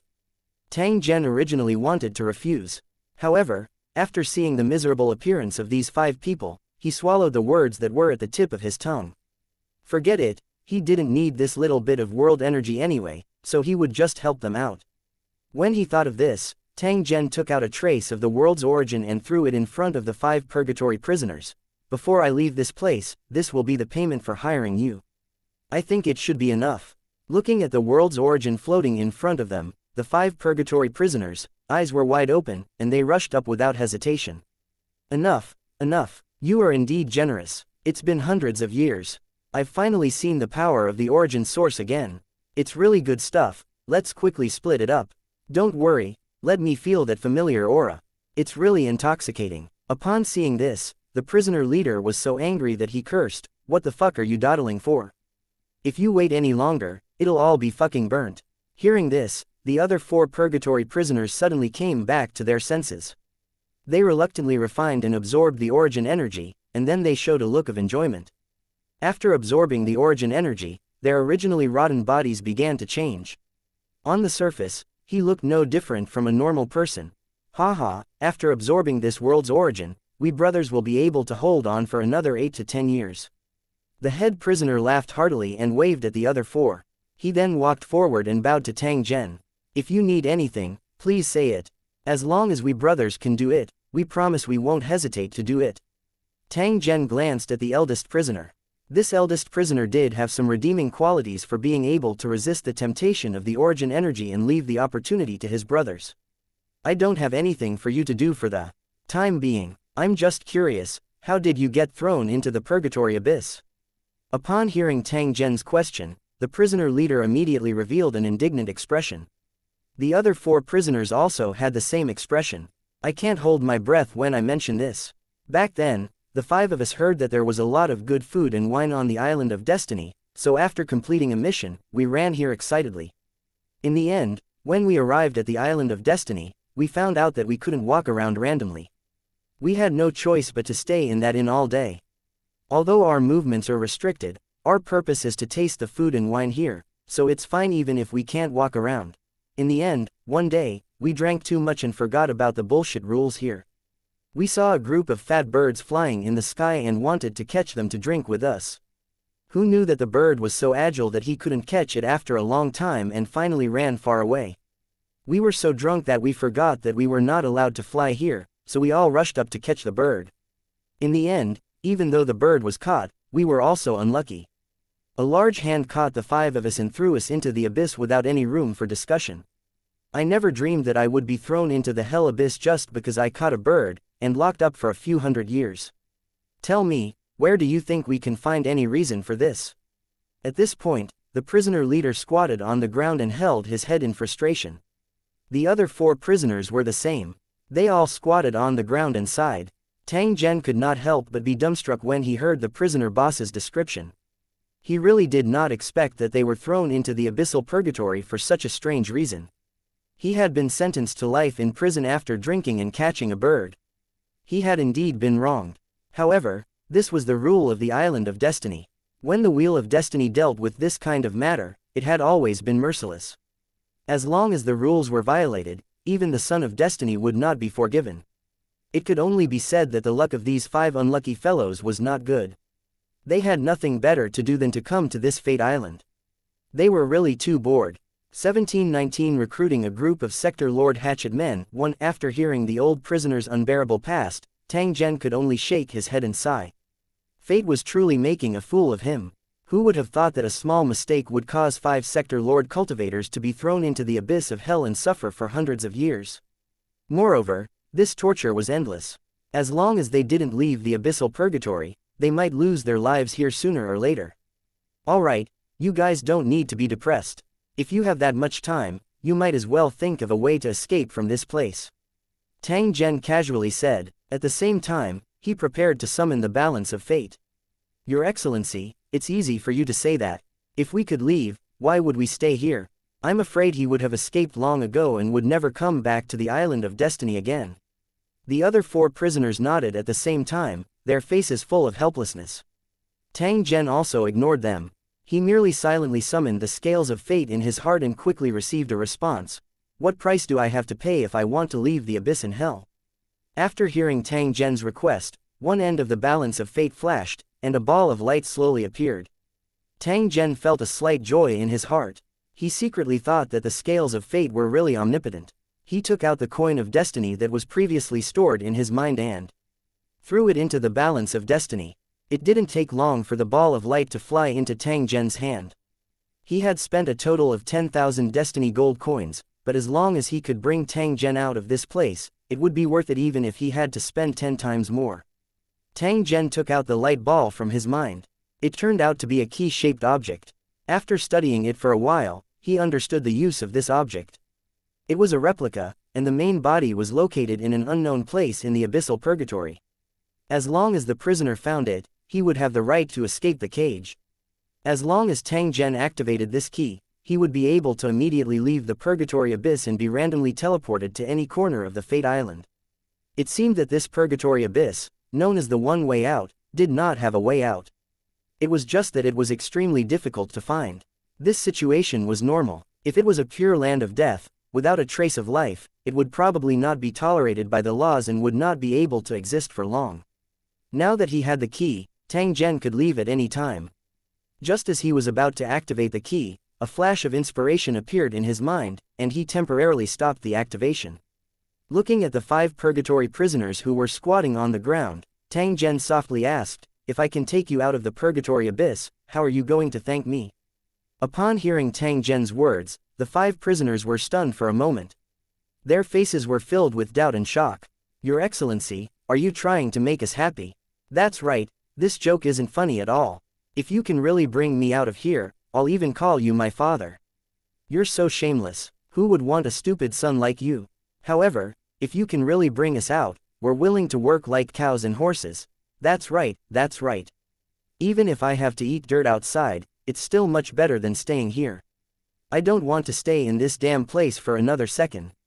After hearing the 5 prisoners' answers, Tang Zhen smiled and said, "So that's what you all think. As long as I help you get out, I'll even be willing to be your slave." The prisoner leader took a serious look at Tang Zhen before he nodded and replied, "You're new here and don't know what kind of suffering you'll suffer here. Is it normal to doubt our sincerity? If you're also trapped here for a few hundred years, suffering every second, you'll know if we're sincere or not." After pausing for a moment, he once again looked at Tang Zhen with a puzzled expression. He seemed to be unable to understand why Tang Zhen had asked this question.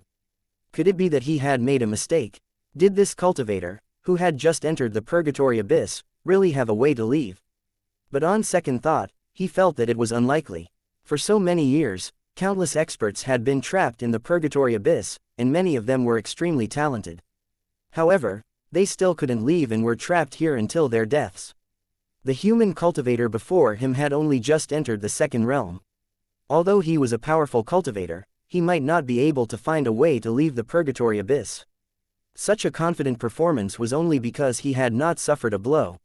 He would soon find out how ridiculous his thoughts were. When he saw the puzzled expressions of the 5 prisoners who had escaped from the prison, Tang Zhen did not explain much. Instead, he asked them to contact the prisoners who wanted to leave the abyssal purgatory. The more the better. Although the 5 of them felt puzzled, they would naturally not reject Tang Zhen's arrangement since they had already accepted his employment. After gathering together and studying it for a while, the 5 of them went in different directions. Their actions were decisive. Tang Zhen stood quietly at his original spot, waiting for the purgatory prisoners to come to him on their own accord. However, many thoughts flashed through his mind. The reason he did this was because of an idea that suddenly appeared in his mind, and it was highly feasible. There was a knot in Tang Zhen's heart. Back then, when the Wild War Zone was destroyed, he was unable to stop it and could only watch as the enemy left. One day, a debt of blood will be paid in blood. Attacking the world where the Tarobo people live was also the promise he made to all the residents of Holy Dragon City. It was only because the tribesmen were so powerful that his own strength was not enough to deal with this epic-level invasion, which was why he had not made a move yet. Just as he was about to leave, a thought suddenly appeared in his mind. Could he use the sector lords in the Abyss Purgatory to help him fight an invasion? Tens of sector lords forming an alliance to invade a world, just thinking about it was terrifying. No matter how strong the Tarobo people were, they wouldn't be able to defend. Just a few dozen sector lords weren't enough, because the world the Taroboros people lived in was a starry sky, radiating to many planets. It wasn't as simple as a plain invasion. Hence, other than sector lord level warriors, he also needed to recruit many cultivators and mercenaries. The manpower in the Holy Dragon War Zone and the cracked territory alone would definitely not be enough, so he might have to recruit from the entire 5th battle zone. If he really couldn't, he could contact other battlefields and post recruitment messages on their battlefields' platforms. As long as the rewards were generous, there would be no shortage of applicants. He could also ask please like and share the video on the YouTube channel Cultivation Audiobooks. The sector lords he brought out to help. With their influence, it should be easy to recruit some mercenaries. This was Tang Zhen's plan. If it could be successfully implemented, the doomsday of the tribesmen would soon arrive. This was definitely a bold and crazy plan. According to Tang Zhen's understanding, there were very few wars that invaded star systems in the history of the Tower world. If they could invade under his command and obtain the final victory, then he would leave his name in history in the entire world of Lusheng. This process might require a large amount of manpower and resources, so much that even Tang Zhen could not afford it. However, once it was successful, they would obtain a return that was tens or even hundreds of times more. After this thought gushed out of his heart, he could no longer suppress it. Therefore, Tang Zhen made up his mind in an extremely short amount of time and decided to gamble. There was no need to mention the benefits of success. Even if they failed, it would be a heavy blow to the tribesmen, and it could be considered as revenge for what had happened back then. Just as Tang Zhen was carefully studying the entire plan, numerous figures appeared one after another.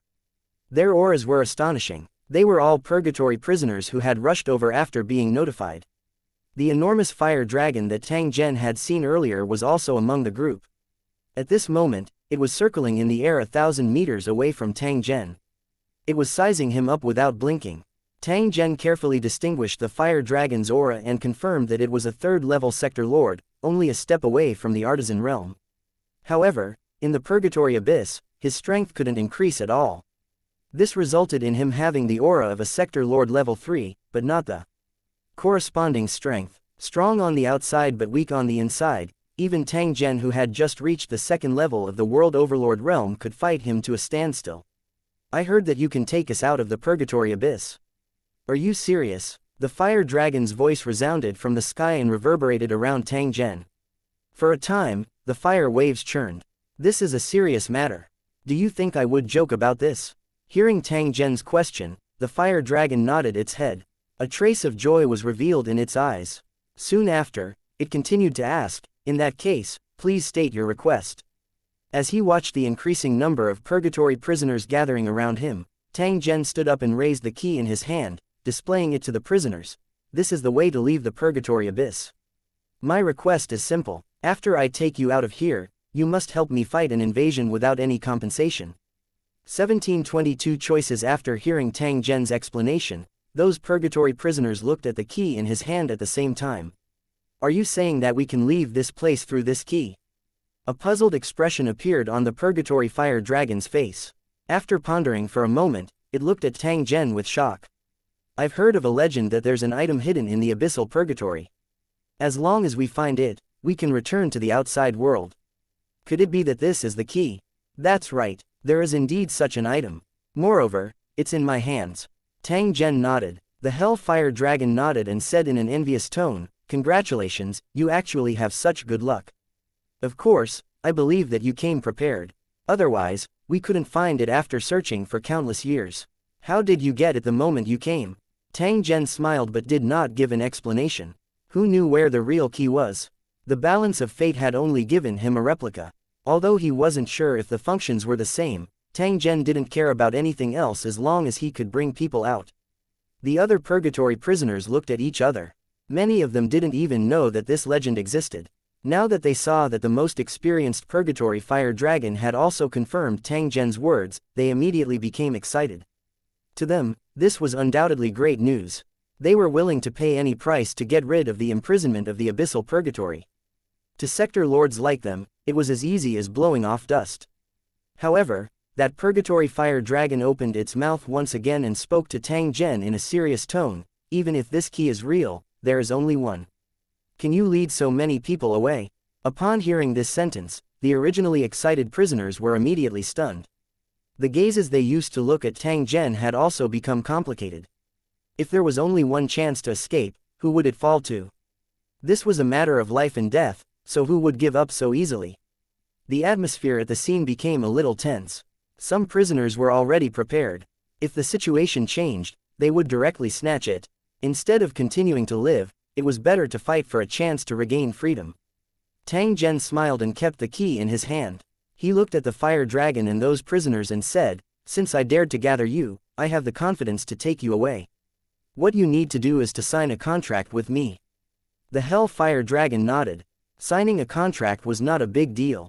As long as they followed the contents of the contract, it would not be too much of a restriction to them.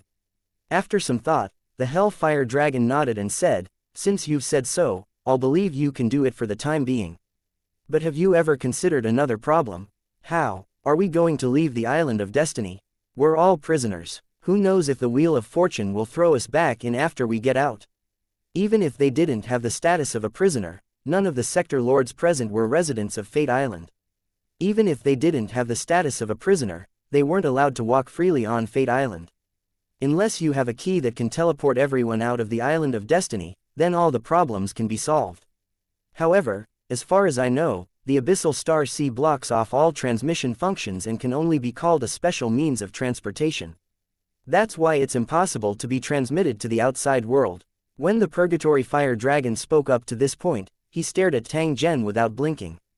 He wanted to hear how Tang Zhen would solve this problem. The other party's question seemed to be difficult, but in fact, it was something that had to be considered. If there was an oversight, it could lead to all their previous efforts being in vain. Tang Zhen had already thought about these questions earlier. Therefore, his face revealed a confident expression after hearing the question of the purgatory fire dragon. This Tang has already considered the problems that Your Excellency mentioned and has a way to deal with them. If this key can only transport one person, you will need to enter my mind space. That way, when I leave, I can take you with me. Upon hearing the answer given by Tang Zhen, a purgatory prisoner beside him shook his head. In that case, isn't our life and death in your hands? Isn't that inappropriate? Tang Zhen coldly laughed when he heard this. He looked at the purgatory prisoner and said, "This Tang is willing to share this precious opportunity with you and sign a contract.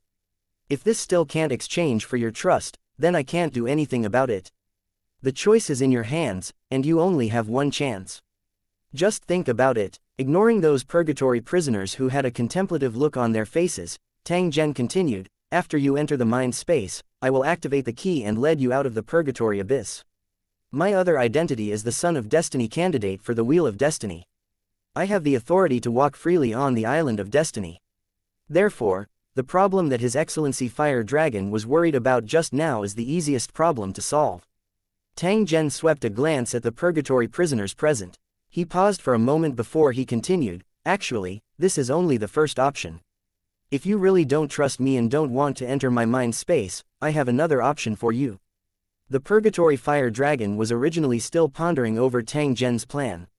When it heard that there was another method, it immediately looked at him and asked, "There's actually a way?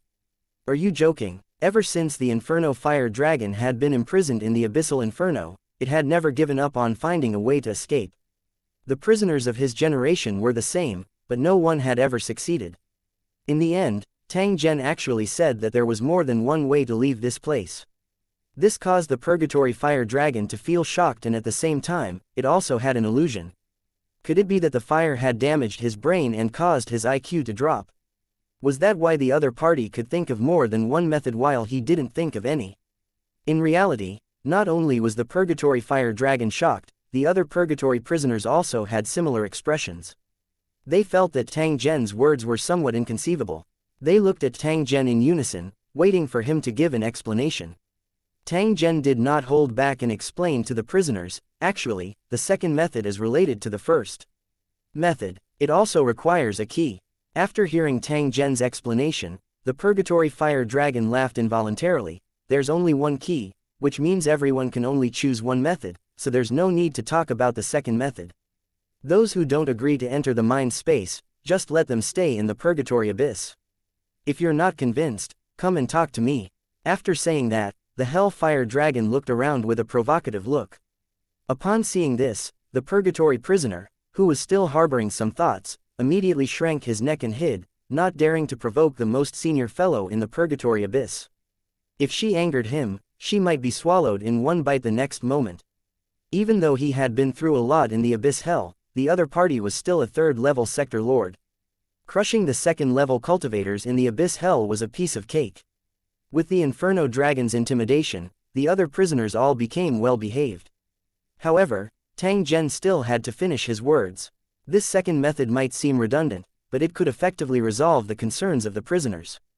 At the same time, it could also provide him with an opportunity to make a fortune. When did I say that there was only one of these keys? Upon hearing Tang Zhen's words, all the prisoners, including the purgatory fire dragon, were stunned. The gazes they used to look at Tang Zhen became increasingly strange. It was difficult for others to get a single key, but you got more than one. How could you live? The hellfire dragon's face turned red, but he knew that it wasn't the time to think about his reputation.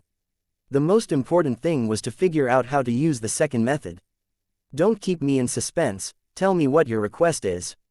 Upon hearing the Inferno Dragon's anxious tone, Tang Zhen immediately said, "One key for 100,000 Destiny gold coins. Sign a contract and find a way to leave the Island of Destiny. However, you still have to help me participate in the plane invasion. When the time comes, you can enjoy the war benefits according to the proportion." After saying this, Tang Zhen looked at the prisoners and smiled as he waited for them to make their choice. 1721 The mysterious woman. Tang Zhen's conditions were laid out, and the prisoner had to consider how to choose. As he had said earlier, there was only one chance. If he missed it, he could not blame anyone. After being silent for a moment, the eldest of the 5 brothers was the first to open his mouth.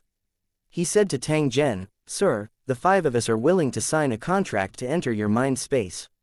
I can't stay in this fucking place for another day. Other people might not believe you, but we do.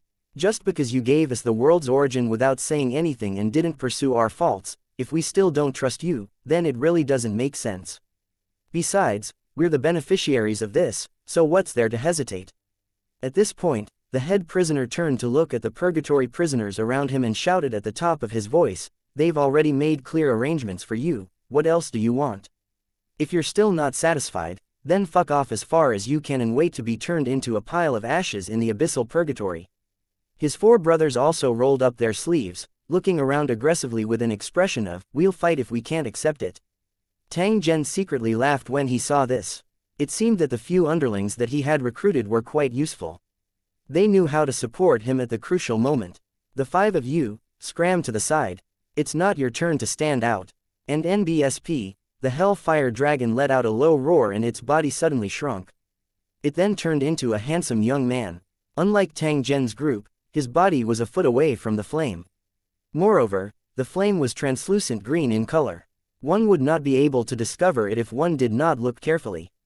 When the 5 brothers who were still aggressive earlier heard this, they immediately shrank their necks and retreated to the side, their faces full of fawning expressions. Under everyone's gazes, the Purgatory Fire Dragon walked in front of Tang Zhen. He sized him up with an expressionless face and extended his hand with a smile. "I want a key. I'll give you the coin of destiny after we get out of here. As for helping you in the planar invasion, I don't want any dividends. Just take it as me returning you a favor." In the eyes of the Inferno Fire Dragon, leaving the Inferno Abyss was the most important thing. 100,000 destiny gold coins were not even worth mentioning. Tang Zhen was giving him a favor, and he was not willing to owe him a favor. As for the benefits from the planar invasion, as long as he returned to his own tower in the war zone, he would have plenty of opportunities to earn them. Tang Zhen laughed out loud when he heard this. After taking out a contract and signing it, he passed the key in his hand to the Purgatory Fire Dragon. After sizing up the key in his hand, the Purgatory Fire Dragon revealed a satisfied expression. He took a deep look at Tang Zhen before turning his head to survey his surroundings. "Old friends, I'm leaving and never coming back. Your luck is too bad and you weren't able to last until this day. This can't be helped. You can only say that fate is playing with you. This damn wheel of fortune is too hateful. Don't worry, I'll save a cup for you when we drink in the future so that you can taste the wine, so that you won't really forget the taste." The Purgatory Fire Dragon roared a few times into the sky. Soon after, it cupped its hands toward Tang Zhen and disappeared in an instant. The way he did things was free and straightforward. This Hellfire Dragon was obviously a person of character. When the surrounding Purgatory prisoners saw this scene, their eyes were filled with emotion. They empathized with the words of the Purgatory Fire Dragon. After so many years of suffering, many familiar figures had disappeared, all of them turning into the black dust of the abyss. Only the old prisoner knew that there was not a trace of dust in the abyssal purgatory. It was the accumulation of dust after the death of countless prisoners. Tang Zhen also did not know that the abyssal purgatory was actually the execution ground used by the Wheel of Destiny to deal with the rebellion plane. Countless cultivators and ordinary people had been thrown here. The plain prisoners with low cultivation bases, some of whom were just ordinary people, turned into black dust the moment they entered the purgatory abyss, falling down gently. As for the human-headed birds, they were monsters born from resentment and were not pure living beings. Of course, all of this had nothing to do with Tang Zhen. At this moment, what he needed to do was to continuously sign contracts and hand over the keys that he had exchanged from the scales of fate. Since those purgatory prisoners dared to make such a choice, they must have some unknown means. Tang Zhen did not need to worry. In the end, he traded for 15 keys. If the other party could escape successfully, it would mean that he would have another 1.5 million gold coins of destiny in his account. Due to the existence of the contract, Tang Zhen was not afraid that the other party would renege on their debt. Otherwise, Tang Zhen only needed to hand the contract over to the cornerstone platform and it would be enough to make the other party suffer. After sending off the 15 purgatory prisoners, Tang Zhen was about to sign a contract with the remaining dozens of prisoners when he saw a group of black figures appearing in the distance. Tang Zhen took a closer look and discovered that they were all purgatory prisoners. There were close to 1,000 of them in total. It was likely that all the prisoners who still had some spiritual intelligence in the abyssal purgatory had gathered here. He didn't know where they had gotten the news from or how they had come so quickly, but he was sure that they had paid a huge price. At the forefront of the crowd was the man with 3 heads on his back whom he had met once. The other prisoners were also in a miserable state. They were struggling in the burning flames, staggering as they approached. They didn't have the strength of a realm lord, so they usually stayed far away from this place. But at this moment, they would rather risk being burned to ashes to find a chance of survival. The bent-over man walked in front of Tang Zhen and cupped his hands to pay his respects. He hesitated for a moment before saying, "Your Excellency, we're Yingluo." Tang Zhen sighed. His gaze swept over those purgatory prisoners whose bodies had been carbonized. However, they were still bitterly persevering. He said in a clear voice, "I'll just ask please like and share the video on the YouTube channel Cultivation Audiobooks. You one thing, do you trust me?" The bent-over man nodded and said in a certain tone, "Of course I trust you." "Alright, now enter my mind space and I'll take you out." Upon hearing Tang Zhen's words, those prisoners from purgatory were stunned for a moment. The words that they had prepared were all stuck in their throats. For a moment, all sorts of feelings welled up in their hearts. "Thank you for your kindness." The bent-over man cupped his fists in greeting, his tone seemed to be a little choked. "Thank you for your kindness." Nearly 1,000 purgatory prisoners opened their mouths at the same time, their voices like muffled thunder, as if they were all shouting with all their might. Tang Zhen didn't hesitate, he raised his hand and pointed ahead. A distorted vortex appeared. After stepping into it, it would be his mind space. The bent-over man took the lead and walked in. The other purgatory prisoners did not hesitate and stepped in one after another. Tang Zhen turned to the realm lord prisoner beside him and said with a slightly urging voice, "There's no time to waste. Everyone, speed up to avoid any unforeseen circumstances." The sector lord prisoners all picked up their speed and entered his mind space. When the last sector lord prisoner entered the mental dimension, Tang Zhen sealed the entrance. At the same time, the purgatory prisoners that entered the mental dimension all fell into a deep sleep. Tang Zhen frowned and thought for a few seconds as he looked at the empty surroundings. He shook his head and laughed softly. He had entered the purgatory abyss to kill the strange man, but he had not expected to do such a big thing. Did this count as clearing purgatory and releasing 100 ghosts? He didn't know how the Wheel of Fortune would react when it found out what he was sitting on. Would it stop him? There was one more thing that Tang Zhen couldn't figure out. The Wheel of Destiny really didn't know what he had done in the purgatory abyss. With the Wheel of Destiny's power, it did not make sense that it could not monitor the purgatory abyss. At this moment, Tang Zhen did not have the time to think too much. He casually took out a key and activated it, after which, he instantly disappeared within the sea of flames. Right after he left, a figure slowly appeared from where he had been standing. It was a woman in a white robe and a black cape. The woman was extremely beautiful. However, her expression was as cold as ice. She looked at the spot where Tang Zhen had disappeared with a faint puzzled expression on her face. After a few seconds, the woman shook her head. With a wave of her hand, the sea of fire around her disappeared. Countless flowers emerged from the black dust and extended for hundreds of miles in an instant, making it look like a fairyland. Without those dirty things, this place should have changed. After saying this, the woman slowly walked through the sea of flowers and disappeared.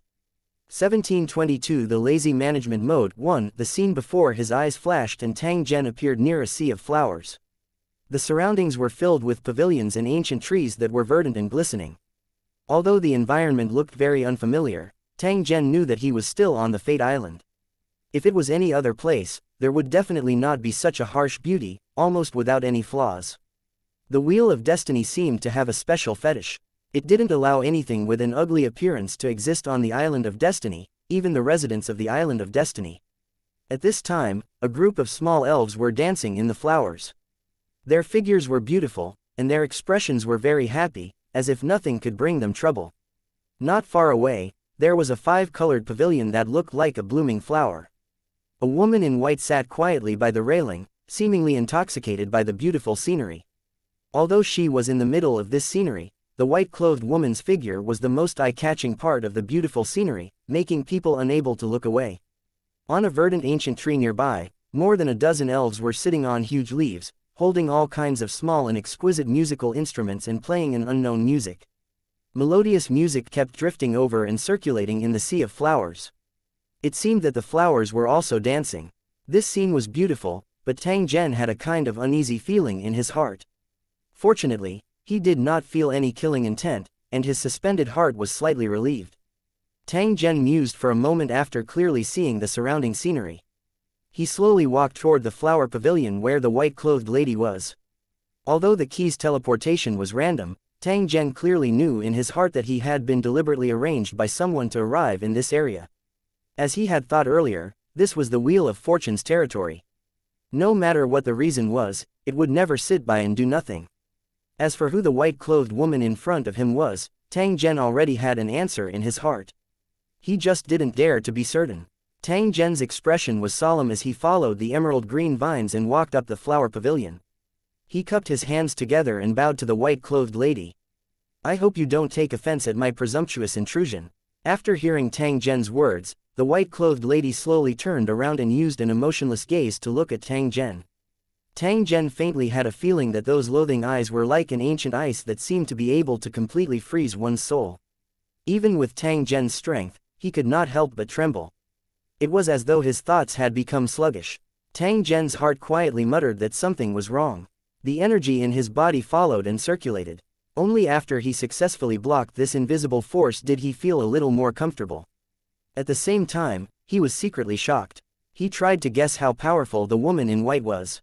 He almost lost his composure with just a casual glance. That white-clothed woman merely looked at Tang Zhen quietly. After waiting for over 10 breaths, she faintly sighed. "Tang Zhen, you are very bold." Tang Zhen shook his head when he heard this. He softly replied, "I was forced by the circumstances, I hope you don't take offense." "Have a seat. Did I say that I blame you?" The white-clothed lady extended her hand and made a, "please," gesture. Tang Zhen nodded his head in thanks and sat beside the wooden table. Just as he sat down, a few little sprites appeared, carrying fruits in a tea set, and placed them on the table in front of him. Tang Zhen originally casually glanced at it before letting out a soft, "yi" sound. This was because he discovered that one of the little spirits seemed a little familiar. Just as he was sizing up the little fairy, the little fellow also turned her head and smiled sweetly at Tang Zhen. Tang Zhen couldn't help but laugh when he saw this. As expected, he didn't recognize the wrong person. This little fellow was the patrolling sprite that he had saved. The woman in white saw this and said in a calm tone, "She was quite lucky. Not only did she escape from death, but she also gained a lot of benefits from you. I estimate that after a few hundred years, after I've completely refined the origin energy, I'll be qualified to become the leader of these elves." Tang Zhen's actions were not strange. Anyone who absorbed so much of the world's origin would have their life's level greatly improved. It was just a casual act. If we can help her, it would be a good thing. Tang Zhen nodded. He seemed to be unconcerned about this matter. What he did back then was just a casual act, and he didn't expect to get any return. Perhaps after he left the Island of Destiny, they would never have the chance to meet again. Hearing this, the woman in white raised her eyebrows slightly. "So, you casually killed 2 of them, destroyed the Trial of Fate, and now released all the prisoners of the Purgatory of the Abyss." No joy or anger could be seen on the white-clothed woman's face. She only stared unblinkingly at Tang Zhen and said with an indifferent tone, "Do you know that you have to take responsibility for your mistakes? The Purgatory Abyss is almost empty now, and it's all because of your casual actions. So, don't you have to give me an explanation?" Tang Zhen was silent when he heard this. At this moment, how could he still not guess the identity of the white-clothed lady? Sure enough, as he had guessed, the Wheel of Destiny would not let it go easily and was now questioning him. As for how to deal with it, Tang Zhen did not have a perfect countermeasure in his heart. He could only choose to adapt to the situation. "To tell you the truth, I did this for selfish reasons, but also because I can't bear to see them continue to suffer. As far as I know, they didn't make any major mistakes, and many of them were unintentional. If I were to throw my life away in the Purgatory Abyss, it would be too harsh and inhumane." The white-clothed lady shook her head when she heard this. She said to Tang Zhen, "I'm not harsh, you don't have the final say, I have the final say. Since they had made a mistake, they should be punished and should not be forgiven. If we were to be lenient in everything, I'm afraid this Island of Destiny would have become as chaotic as the world of Lusheng." When she said this, the white-clothed lady looked at Tang Zhen and asked, "If you choose, would you live on the Island of Destiny or the Lusheng battlefront?" Tang Zhen did not know why the white-clothed lady would ask. Please like and share the video on the YouTube channel Cultivation Audiobooks. Such a question, however, he still decisively replied, "If I were an ordinary person, I would naturally choose the island of destiny. This is without a doubt. However, if I were a cultivator, I might not have chosen the island of destiny. This place gave people the feeling that their wings had been broken and their hands and feet were tied up. It was too depressing. Please forgive my bluntness, but the social form of this island of destiny is also another form of the abyss purgatory." The white-clothed lady did not become angry after hearing Tang Zhen's reply. Instead, she gently nodded.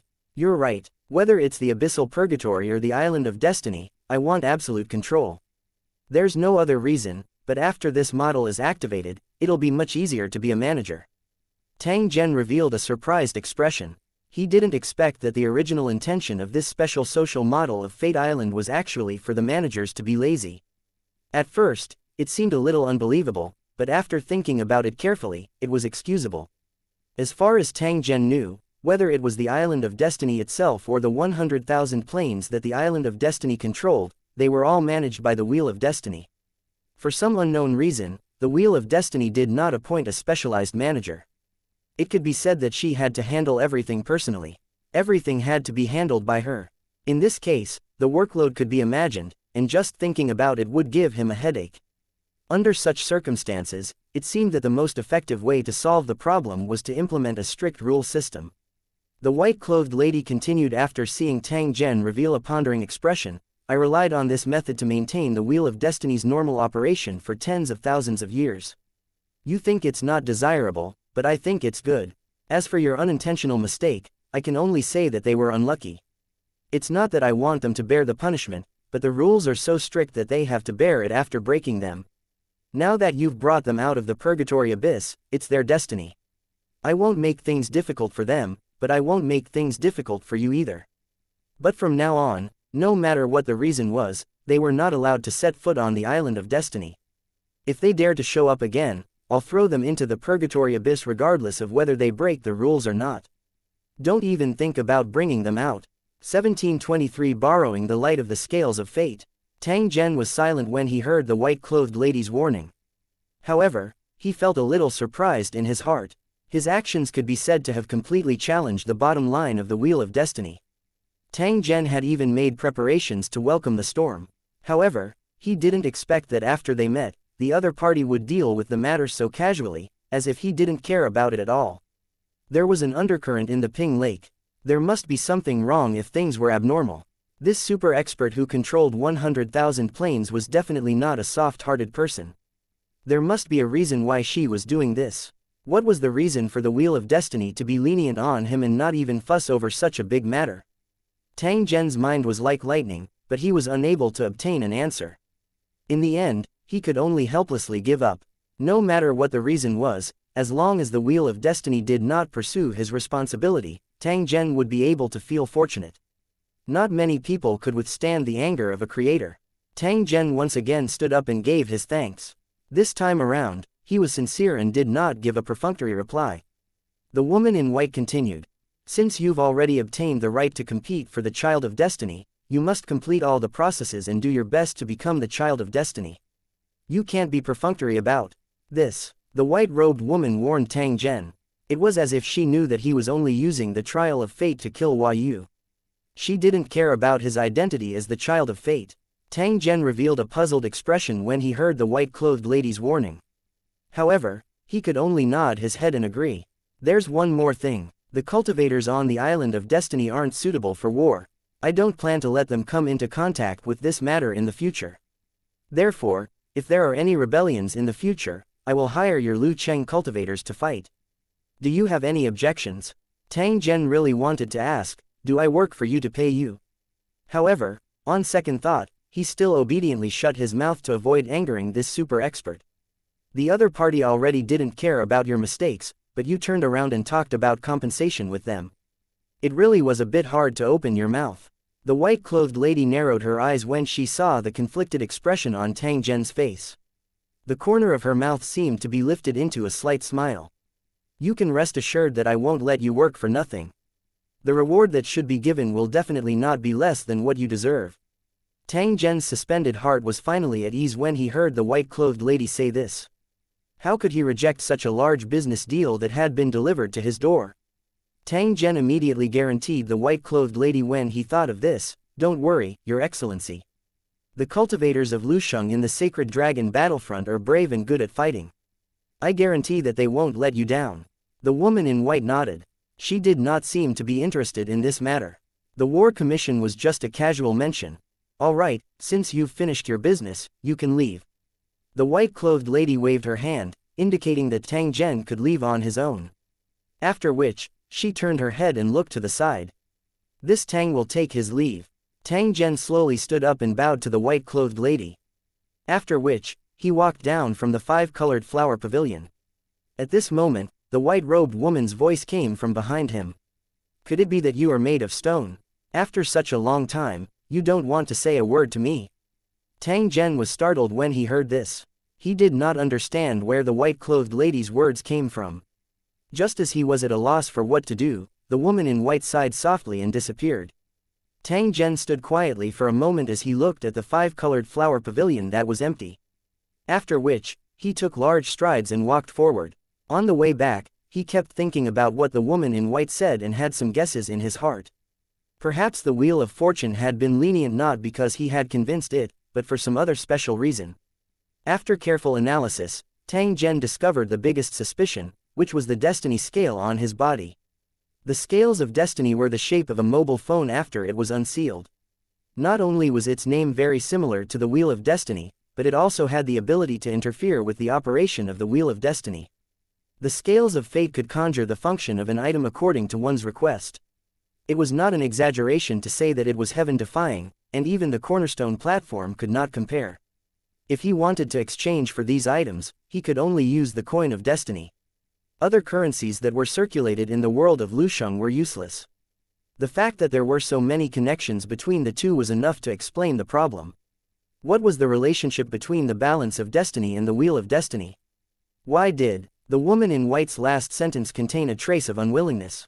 Tang Zhen clearly knew in his heart that there might be some extraordinary secret hidden within. He was only able to obtain the Wheel of Destiny's special treatment because he possessed the destiny scale. Although his heart was filled with curiosity, Tang Zhen also clearly knew that some secrets were the root of trouble. It would be fine if he didn't know, but once he knew, it would be equivalent to getting into trouble, and he wouldn't be able to get rid of it even if he wanted to. Since he was clear about this, he no longer continued to explore the secrets of the scales of fate and let nature take its course. When it was time to know, the truth would naturally come to light, and there was no need to search for it. After leaving the sea of flowers along the small path, Tang Zhen felt relaxed and quickly arrived near the town. He took out his own transportation tool, and after choosing the direction, he flew towards the inn that he had once stayed in. On the way back, Tang Zhen had been paying attention to the rumors in the market to see if there was any news of the purgatory prisoners being captured. However, it was calm all the way. It seemed that the residents of the Island of Destiny didn't know that the entire purgatory abyss had been emptied. The prisoners who had teleported away with their own keys seemed to have disappeared into thin air, leaving no clues behind. Tang Zhen analyzed for a moment and felt that there were only two possibilities for such a situation to occur. The other possibility was that the purgatory prisoners had been tricked. They had not left the abyssal purgatory at all, but had been deceived by the Wheel of Destiny's illusion. They might have already died by now. In the entire purgatory abyss, he was the only one who was not a true prisoner, so he was the only one who had escaped. The other possibility was that the Wheel of Destiny had let him, the main culprit, go, and had also let the other purgatory prisoners go. The Wheel of Destiny had teleported them directly to the edge of the Island of Destiny, which was why there were no traces of the purgatory prisoners on the island. Just as the Wheel of Fortune had said, since they could leave the purgatory abyss, they would give the prisoners a chance to live. If that was the case, these purgatory prisoners would also be warned not to come to the Island of Destiny for the rest of their lives. After continuously rushing day and night, Tang Zhen finally arrived at the inn. As soon as he entered the inn, Tang Zhen saw Iron Head's figure. At this moment, Iron Head was sitting with the inn owner and drinking together. When they saw Tang Zhen standing at the door, the two of them revealed a shocked expression. Soon after, they stood up at the same time to welcome him. Tang Zhen's mood was pretty good after having made a trip to the purgatory abyss and meeting an old friend. The three of them sat down together and began to chat over the simple dishes and wine. After not seeing each other for a period of time, the two of them were very interested in Tang Zhen's whereabouts. This person wasn't an ordinary person. He would have a wonderful story wherever he went. However, the two of them also knew their limits. If Tang Zhen was willing to tell them, they would listen attentively. If Tang Zhen did not want to tell them, they would definitely not ask.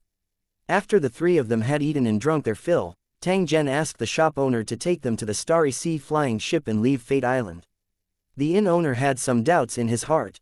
Tang Zhen was clearly going to participate in the competition for the Child of Destiny a year later, so why did he choose to leave at this moment? Tang Zhen merely smiled bitterly and shook his head after he asked the question in his heart. However, he did not give any further explanation. Because he had made an agreement with the purgatory prisoners, he had to return to the war zone and command the invasion of the Terobo star system. It was unknown how long this battle would last. Tang Zhen did not wish to delay it any longer. As for the Son of Destiny competition trial, he could only decide when the time came. However, times were different now. He was already marked by the Wheel of Destiny, and it was impossible for him not to participate in the competition for the Child of Destiny. 1724. This is embarrassing. At the entrance of the abyssal star ocean, a group of sector lord cultivators in tattered clothes were looking at the vast galaxy and sighing. These cultivators were the dozen or so abyssal prisoners who had bought the keys from Tang Zhen and chose to leave alone. After the teleportation was activated, they actually appeared directly at the ferry of the Fate Island. After confirming their surroundings, these sector lords heaved a sigh of relief. They no longer had to worry about being thrown back into the hell abyss by the Wheel of Destiny. On the Destiny Island, the ferry was only a public area. As long as one didn't leave this place, they wouldn't be considered to have officially set foot on the Destiny Island. When they were about to leave, they suddenly realized a problem. They didn't have a ticket. When they first signed the contract, these sector lords were all very generous, as if 100,000 Destiny gold coins were nothing. In the end, as soon as they left the Purgatory Abyss, they all revealed their true forms. After rummaging through their pockets, they didn't even have a single treasure. How could one endure such a scene? If they were in the world of towers, they would have countless ways to get the travel fee, but it was different on the Island of Destiny. They had just escaped from the tiger's den, and they didn't even have time to hide. How would they dare to go to the Island of Destiny to ask? Please like and share the video on the YouTube channel Cultivation Audiobooks. For a toll, if he was discovered by the Wheel of Fortune and sent to the Purgatory Abyss, it would be too late to cry. It was because of this concern that the group of sector lord cultivators stared at each other, looking at each other with helpless expressions. A penny stumped a hero. It was a very suitable description of their current situation. The Starry Sea flying ship only recognized money, not people. No matter if you were a sector lord or not, you would not leave without investing money. Does anyone have any ideas? We can't keep waiting like this, we're too passive. One of the sector lords looked at the people around him and asked helplessly.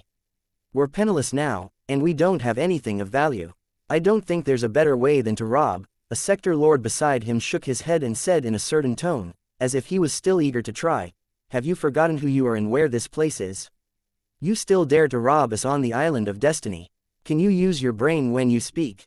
One of the Realm Lord cultivators heard this and immediately sneered. It was obvious that he was very frustrated. The Realm Lord who was being mocked sneered and asked, then tell me, what's the solution to the problem? Can you cross the sea of stars in the abyss? Hearing the other party's question, the cultivator opened his mouth but didn't say anything in the end. His face revealed a trace of frustration. The only thing I can do now is to wait and see if I can borrow some gold coins of destiny from the residents. If he helps us, he can pay back some interest later. In short, he won't lose out. All the cultivators nodded. Looking at the current situation, this seemed to be the only way. It didn't take long for several residents of the Island of Destiny to come here. Apparently, they also wanted to take the Starry Sea flying ship. The sector lords who had been waiting for a long time saw this and their faces were filled with joy. They quickly gathered around to borrow money.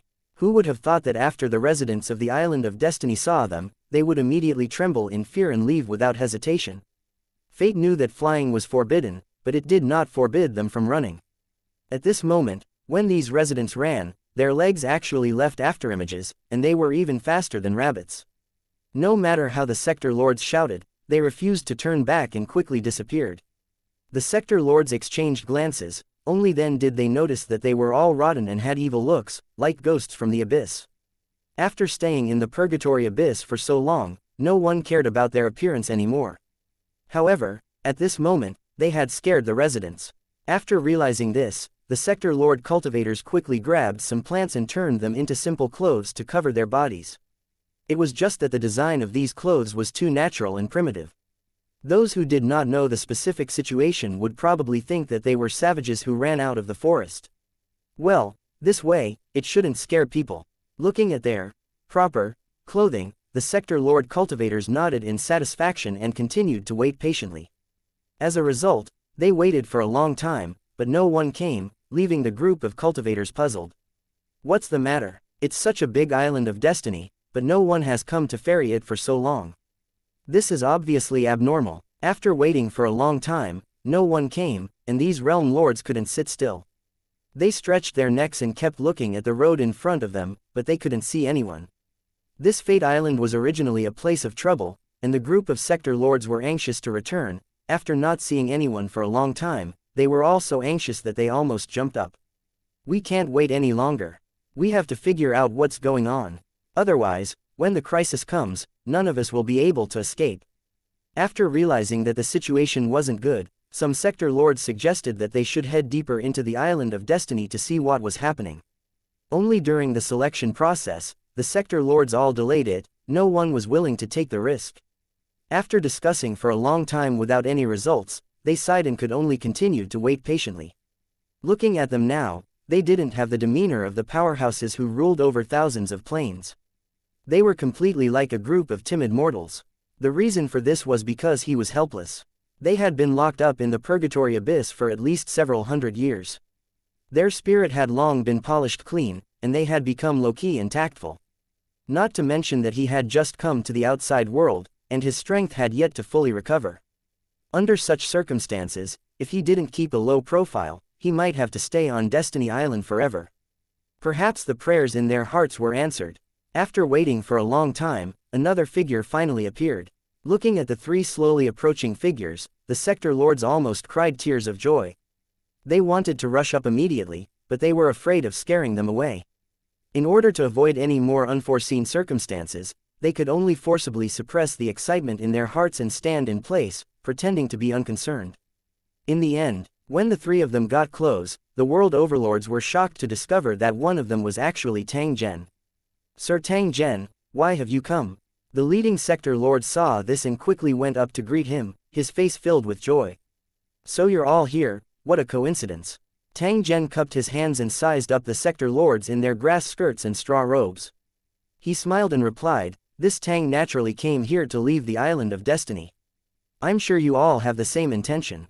When the world overlords heard this, they quickly nodded in agreement. "Sir Tang Zhen, did you notice any changes in front when you came? We've been waiting for so long, but why haven't we seen any residents of the Island of Destiny?" A sector lord cultivator couldn't hold back the doubt in his heart. After the small talk, he casually asked Tang Zhen. The other sector lords immediately perked up their ears. "I don't know the reason, but I saw many people gathered together, pointing at the ferry." This Tang was in a hurry, so he didn't ask. Please like and share the video on the YouTube channel Cultivation Audiobooks. In detail. Do you want me to help you inquire? When Tang Zhen heard this, he explained. However, a trace of curiosity flashed in his eyes. He felt that these world overlords were hiding something from him. "There's no need to go through so much trouble, I was just casually asking." Hearing Tang Zhen's words, the borrowing masters looked at each other with a helpless look in their eyes. If he didn't guess wrong, it should be the residents of Destiny Island who were scared away just now talking nonsense, which caused others to not dare to come over, making them wait for a long time. After understanding the specific situation, the sector lords all sighed in their hearts, thinking that this was truly an unlucky year. After chatting for a while, Tang Zhen cupped his hands and said, "If there's nothing else, this Tang will take his leave first. Everyone, farewell." Hearing Tang Zhen's words, the sector lord cultivators panicked. If Tang Zhen were to leave again, they might really be completely trapped on the Island of Destiny because of this insignificant boat fare. "Sir Tang Zhen, why don't we travel together? We can look out for each other on the way." They really couldn't bring themselves to ask. Please like and share the video on the YouTube channel Cultivation Audiobooks. These sector lord cultivators to borrow money from Tang Zhen, so they could only use some roundabout methods. That's good, then let's go together. Tang Zhen nodded and cupped his hands to bid farewell to the inn owner. Then, he walked towards a starry sea flying ship that had been docked for a long time. When the other realm lord cultivators saw this, they quickly followed behind, afraid that they would be left behind. When Tang Zhen saw these sector lord cultivators following him closely, he was stunned for a moment before he came to a realization. No wonder these sector lords were acting so abnormally. They must be short of money and didn't have any destiny gold coins to pay for the fare, which was why they were acting like this. 1725 An unprecedented invasion. Although he wanted to laugh, he had to take care of the face of these sector lords. He held back his laughter and threw a coin of destiny at each of the flying ships. When the world overlords saw this, their hearts were finally at ease. They looked at each other and smiled awkwardly. They didn't need to guess to know that Tang Zhen had clearly guessed their predicament. It was just that he didn't point it out. His actions just now had also allowed them to save their face. Although it was only a dozen or so gold coins of destiny, it solved their urgent need. It was really a timely help. I've embarrassed myself in front of Sir Tang Zhen. I reckon that many people would laugh their heads off if news of today's matter were to spread. Hearing this, the sector lords looked at each other's clothes and burst out laughing. After the laughter stopped, the leading realm lord cupped his hands towards Tang Zhen and said, "Don't worry, Your Excellency. After we return to the war zone, we will take a short rest and reorganize before heading directly to the cracked territory. We will definitely not go back on our word. Since that's the case, this Tang will be waiting for your arrival in the territory." Tang Zhen nodded his head in thanks and said, "See you again." Then, he and Ironhead boarded the Starsea flying ship and disappeared in an instant. The vast sea of stars was boundless, but the starship did not fly in a straight line. Instead, it used a space jump, so it would not waste too much time. After arriving at the other side of the sea of stars, Tang Zhen released the purgatory prisoners in his mind space and said goodbye to them. Before they left, the 1,000 prisoners promised that they would go to the cracked territory as soon as possible and would not miss the agreed date. After a long sigh, the cultivators went their separate ways. Even if they didn't have to pay for teleportation, they could temporarily borrow money from the market platform and definitely wouldn't delay their journey. After bidding farewell to the prisoners, Tang Zhen took Ironhead to the nearest teleportation array and directly arrived at the cracked territory of the 5th battle area. Only at this moment did Ironhead know Tang Zhen's true identity, and he was extremely shocked. Originally, he only knew that Tang Zhen had extraordinary abilities. Now, he knew that Tang Zhen had such an illustrious identity. Following such a master, his future would also be settled. Compared to the Destiny Island, which was restricted in every way, Ironhead preferred the environment of the Lusheng War Zone, which was like a fish in water. After settling Ironhead down, Tang Zhen took the teleportation array back to the Sacred Dragon War Zone and discussed the plan to invade the Terobo star system with his main body. With the participation of dozens of sector lords, the risk of this invasion had been reduced to the minimum. Now, the only thing to consider was how many cultivators to mobilize for the war. The Sacred Dragon War Zone was no longer the same as before. There were nearly 1,000 towers, but most of them were low-level towers. There were nearly 100 high-level buildings. Even if 10,000 cultivators were transferred from each tower, there would be a total of 1 million cultivators. This was only the minimum standard. If they really wanted to mobilize manpower, just the Holy Dragon City alone could mobilize more than 3 million cultivators. The final result of the discussion was that 10 million cultivators would be sent to the Sacred Dragon Battle Zone, and 5 million reinforcements would follow. This would ensure that they had enough manpower during the war, and at the same time, there would be enough defensive forces in the Holy Dragon War Zone to prevent foreign enemies from taking advantage of the situation. The recruitment for the cracked territory had also started. Tang Zhen planned to recruit more than 5 million wild cultivators to form at least 5 million man legions. Invading a star system was different from invading an ordinary plane. After the battle started, the area of the battlefield would cover the entire planet. If they did not have enough people, they would not be able to push forward normally and would be easily surrounded by the enemy. In addition to the Holy Dragon War Zone and the cracked territory, Tang Zhen would also contact the lords he knew to see if they were interested in participating in this invasion. At the same time, he would also release a recruitment order on the platform of the 5th battle area to recruit cultivators from the entire recruitment building of the 5th battle area. With this operation, he could recruit at least a few million troops, and it was possible to recruit 10 million cultivators. In addition, there were also those realm lords who had signed the contract. As for whether they would bring people over, Tang Zhen was temporarily unable to determine. Hence, he didn't include them in his calculations. From the current situation, the number of troops that Tang Zhen could mobilize was close to 20 million cultivators. This number wasn't considered small, but it was still slightly insufficient to invade a galaxy. Fortunately, the cultivators of Lu City never relied on numbers to win. They had all kinds of strange and powerful means, and it was not an exaggeration to say that they could fight 1 against 100. Therefore, these 20 million cultivators could easily crush over 100 million enemies. If they were just ordinary mortals, they would be crushed as easily as dried weeds. War relied on logistics, equipment, and resources. Therefore, after confirming the number of people participating in the war, Tang Zhen began to gather war resources. With money in his pocket, he didn't panic. On the cornerstone platform of the 5th battle area, Tang Zhen began to purchase crazily. Tang Zhen would buy all kinds of war machines, savage beasts, and even slave soldiers from various dimensions as long as they were materials that caught his eye. Due to the scale of this invasion, Tang Zhen also had the qualifications to mobilize the war towers. After thinking about it, he directly rented 10 war towers. Although the cost was huge, there was nothing he could do. The battlefield of this invasion was too large. Without the support of the war tower, it would be a big problem to cross space, not to mention logistics. With the existence of the war tower, the transportation problem could be solved directly. It had a terrifying storage space inside, and it would not be a problem to transport nearly 100 million cultivators at once. As the 10 war towers arrived one after another, both the scarred territory and the sacred dragon battlefront immediately became lively and tense. In the Holy Dragon battle zone, the sky and the ground were filled with transportation vehicles. The teleportation array flickered non-stop as countless cultivators in Lusheng began to gather in the Holy Dragon City. When they arrived at their destination, the cultivators of the Tower City entered the war tower directly and waited for the final teleportation. War resources were also being sent into the war tower in an endless stream. It was like a giant beast that could never fill its stomach.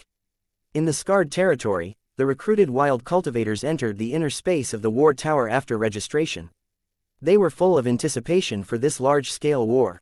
From the other territories, cultivators were also rushing towards the scarred territory. They had heard the rumors that the scarred territory was about to launch an invasion and did not want to miss this rare opportunity. If the invasion war was won, the points gained from the war alone would be enough to wake people up from their dreams. The various lords of the 5th battle area also took action after hearing the news and expressed a high level of concern for this matter. Invading a plane was a common occurrence for them, but invading a star system was a very rare thing. This kind of invasion was more dangerous, but the harvest was also more abundant. Very few cultivators in Lusheng City would not be tempted. Many feudal lords contacted Tang Town to inquire about the specific situation, and at the same time, expressed their interest. Tang Zhen naturally didn't reject anyone. He had a detailed discussion with the other party and told them about the simple battle plan as well as how to distribute the benefits. If he was willing to participate, he could head to the fractured territory at any time and wait for the final moment to arrive. As time passed, the first territory to join the alliance appeared. It was the immortal spirit territory that Tang Zhen had come into contact with a few times. Luo Fei was the leader of the group.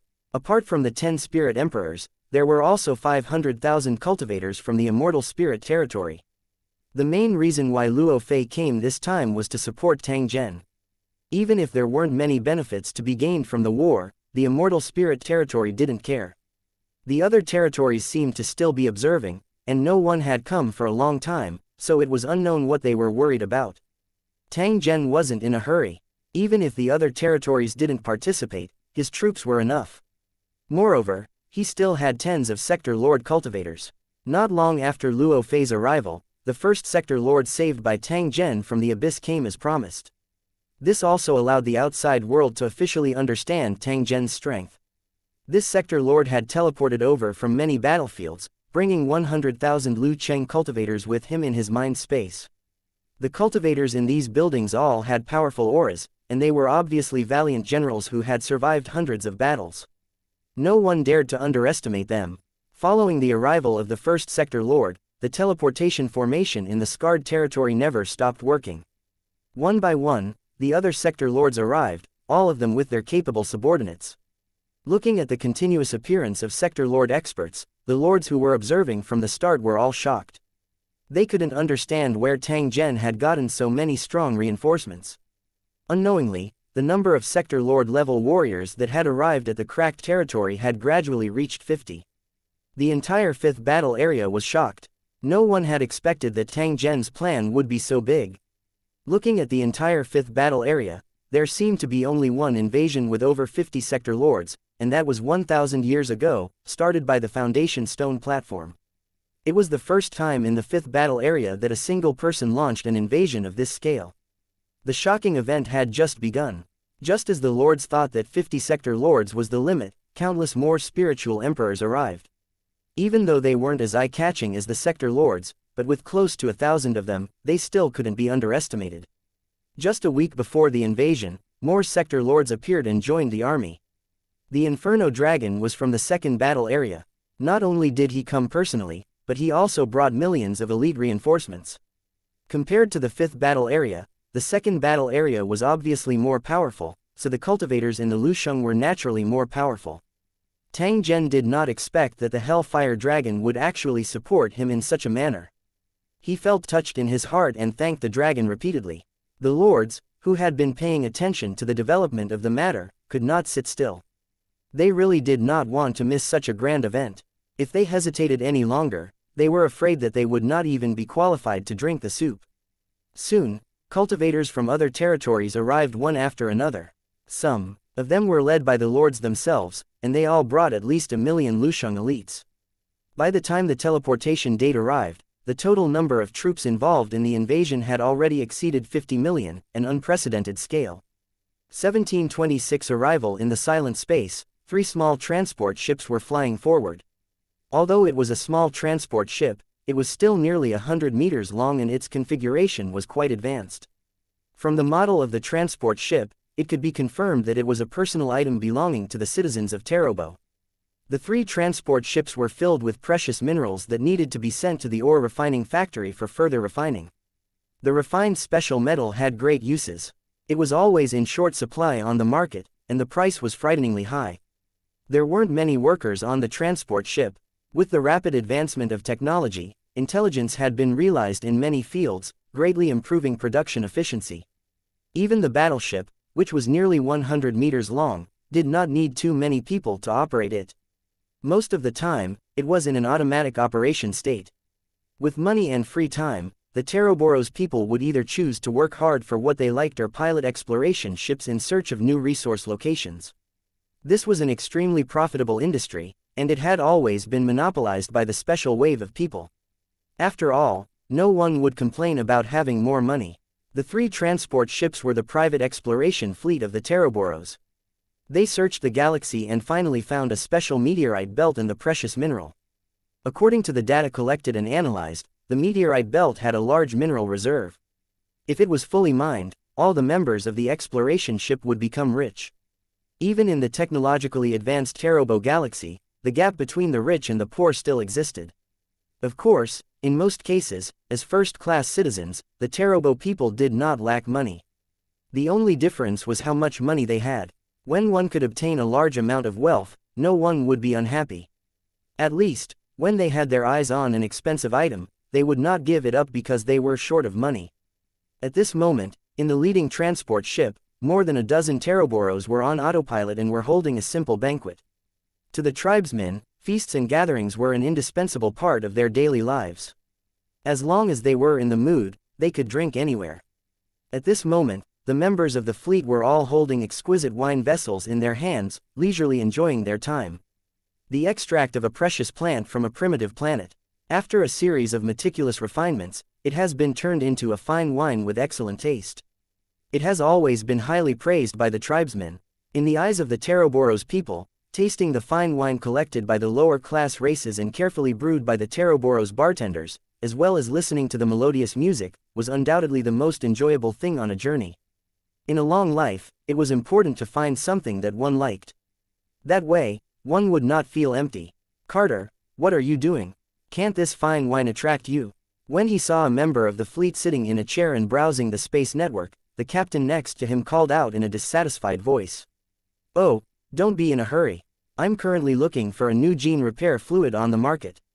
This product is limited in sales, and you won't be able to buy it if you miss the time. It's said that this product has a very magical effect. It can turn untrained people into strong super soldiers in a very short time." The crew member, named Kurt, replied with a hint of anticipation in his tone. "Become a strong warrior. Do you want to become a combatant? That's not a good idea." The captain shook his head and recalled his past experiences. He was disdainful of Kurt's answer. "You've misunderstood. I don't like fighting, but my lovers all like strong men. It makes them feel like they're on cloud nine." At this point, Kurt let out a burst of laughter, which made him look very wretched. "Please, can you not mention your lovers again? It will affect my drinking mood. As far as I know, your lovers are all from lower races and have all kinds of strange appearances. I really don't understand how you slept with them." The captain shook his head at the thought of having sex with a tentacled creature, indicating that he could not accept it. "My dear captain, if you think like this, you won't be able to experience that wonderful feeling. Do you know that with only a little investment, you can get them to serve you with all their might? Sometimes, I don't even need to pay any price and they will take the initiative to approach me, just because I am a first-class citizen." As Kurt said this, the smug expression on his face became more and more obvious, and he even started to hum softly. The other members heard the conversation between Kurt and the captain and smiled one after another, but they could not hide the pride on their faces. Although they looked like they were working, they were actually working hard for themselves. The income of a day of work was comparable to the lifetime savings of lower-class citizens. With a small amount of effort, they could get a huge return, so no one felt that it was hard. On the contrary, they treated it as a form of enjoyment. Of course, there were also many Teroboros who didn't like to work. They either indulged in enjoyment or focused on doing what they liked. They had money and status, which made it easy for them to succeed. The upper echelons of society were completely controlled by the Teroboros, and it was extremely difficult for the lower-class citizens to enter this circle. For example, the exploration and mining of the meteorite area was completely monopolized by the Terobo people. They had enough financial resources to buy astonishingly expensive exploration ships and had the right to explore unknown areas without any difficulties. If it was a low-class citizen, even if they managed to gather enough money to obtain an exploration ship, they would still be met with difficulties from all aspects. Even if they were lucky enough to obtain something, they would not have the right to mine it independently. They would either sell the mining rights to the tribesmen at a low price or choose to smuggle the land. However, doing so would likely result in them losing their lives. There were many other unfair incidents like this, which led to the resentment of the lower races. But even so, the Teroboros could suppress any opposition with their powerful force. In the Terobo galaxy, there had been several rebellions of lower-class races. Although they had been successfully suppressed in the end, there were still some Terobo people who had been killed. In order to vent their anger, the Terobo people had used many methods to punish the rebels, and it did not just include killing. There were even members of the Senate who suggested that all the other races should be exterminated, leaving only the Teroboros to rule this galaxy. Of course, this proposal was rejected in the end, not only for moral reasons, but also because the lower races did have value in existence. Once there were no other lower races, the AI would not be able to take on all the work, and the Teroboros would have no one to show off their special status to. The low-level races had avoided the crisis of extinction, but their status had dropped once again. Some races were even sent to planets with harsh environments and could not leave easily.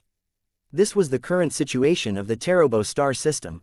As a first-class citizen, the members of the fleet naturally had an indescribable sense of pride. The party was still going on, and Kurt finally found the goods he was looking for. Without a change in his expression, he made a payment that the lower-class races would never have imagined. The poor relied on mutation, while the rich relied on technology. This was the case. All they had to do was pay a small sum of money to Kurt, which was insignificant to him, and they would be able to obtain the results of the cultivation of lower-class citizens who had worked hard for many years, and the results would be even more obvious. This was the difference in reality. Low-class citizens were unable to surpass it and could only be suppressed. Just as Kurt suggested that they wait until they arrived at their destination, he would lead the group to a place where they could experience the beauty of other races. The transport ship's alarm suddenly rang. Hearing the urgent alarm, everyone's expression changed. They all summoned the spherical workbench floating above their heads and jumped in to see what had happened. A strange scene appeared before their eyes, causing the fleet members to be stunned. In the vast starry sky of the universe, a huge vortex appeared out of thin air. In the process of spinning, its volume continued to expand until it finally formed something similar to a wormhole. A gargantuan building slowly emerged from the wormhole that had appeared out of nowhere. Even the largest super warship of the tribesmen could not compare to it. Looking at the huge building that was filled with a mysterious and majestic aura, the fleet members had the same terrifying thought in their minds. The war was probably coming. 1727 collapse at the first touch. 1. It didn't take long for the giant building to rush out of the hole and float in space. From afar, it looked like a terrifying giant beast, quietly peeking at the transport fleet in the dark, ready to bare its sharp claws at any moment. All the members of the fleet felt as if a huge rock was pressing down on their hearts. Their breathing quickened, and their bodies trembled slightly. Activate the quantum communication device immediately and inform the nearby patrol fleet. Also, transmit the captured images to them. Do not hesitate. Just as the other crew members of the transport ship were in shock, the captain's expression had already changed greatly. He roared and issued an order for the intelligent assistant to send out the video just now. After giving the order, the captain realized that his body was trembling.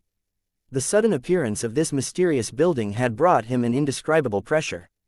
In the Terobo system, other than the military, no other force had this kind of super aircraft, so the other party's origin was extremely suspicious. The captain had no other choice but to call the police immediately and let the military handle this matter. At the same time, he continuously gave orders to change the direction of the transport ship so that they could escape this area as soon as possible to avoid any mishaps. Although he did not know the origin of the mysterious building, the captain had a bad feeling. The fleet had been targeted.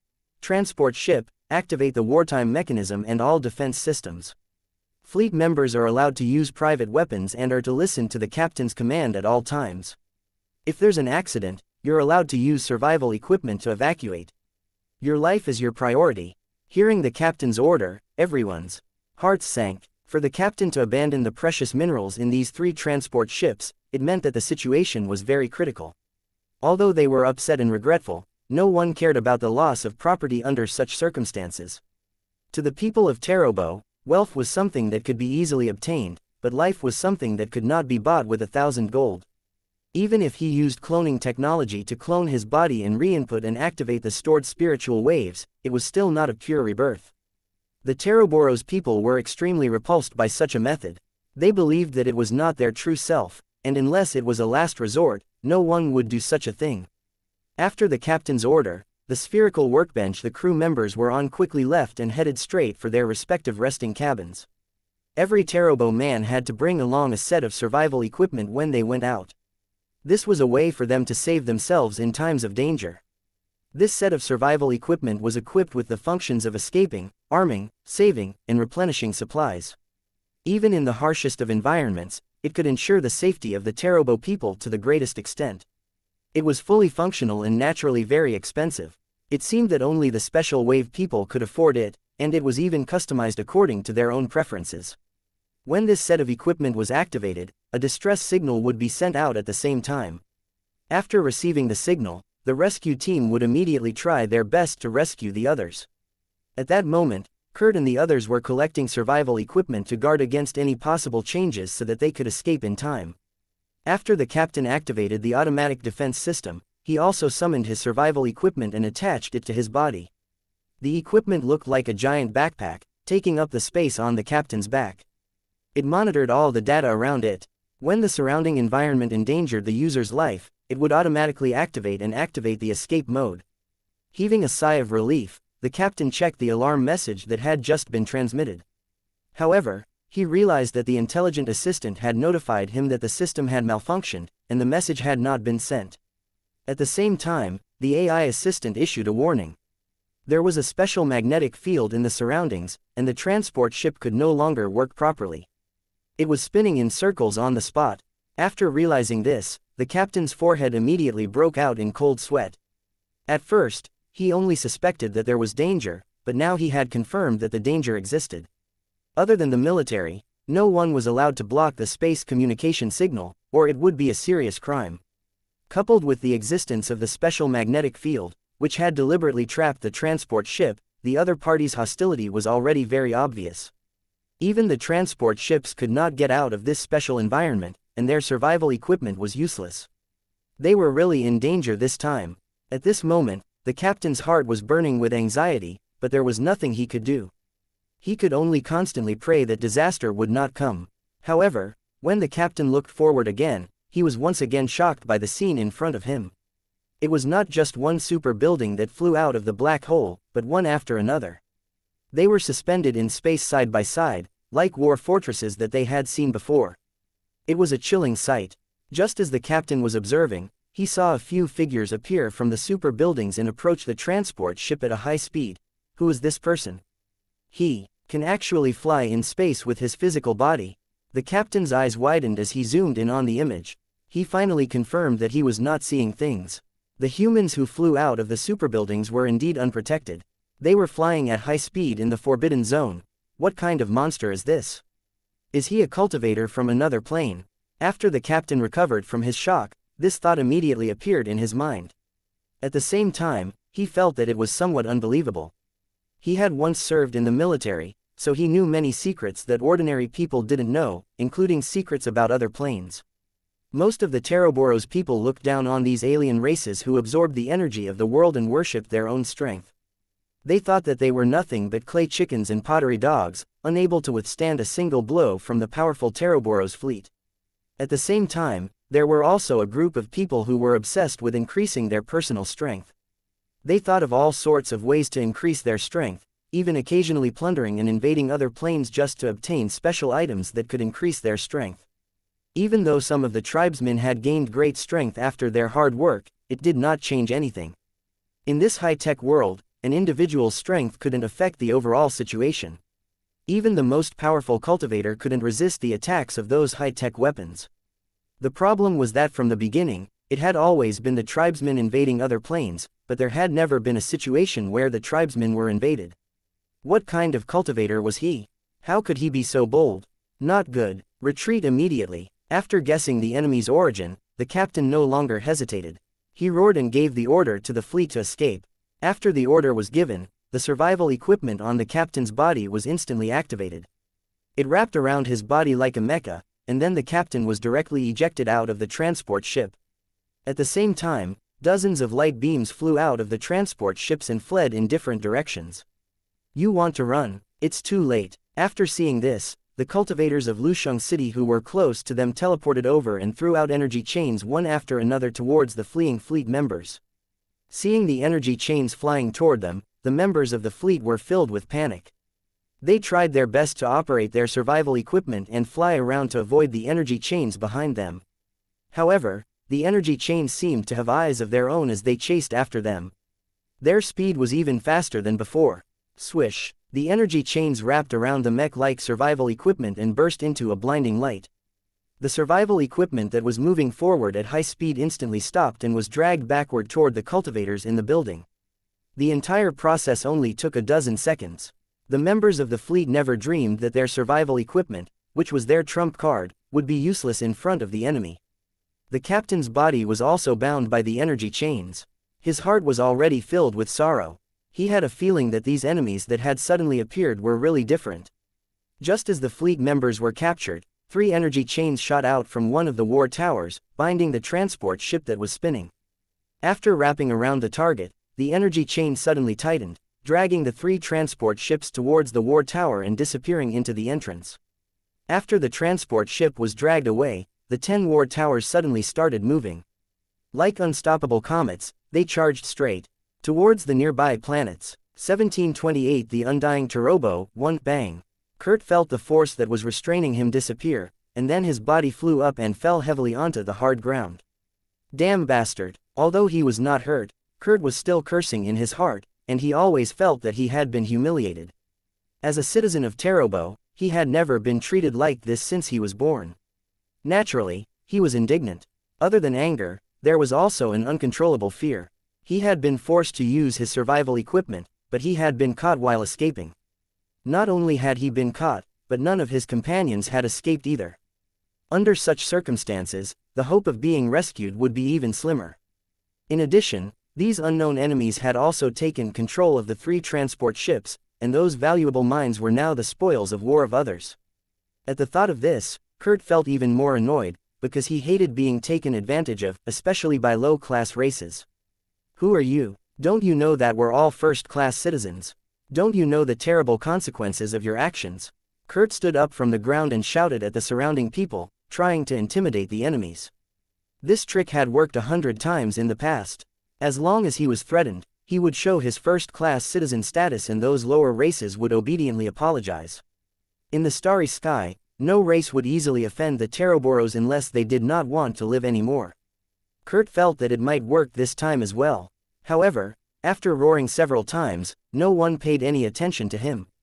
The surroundings were empty, and he was the only one there. Kurt was a little flustered.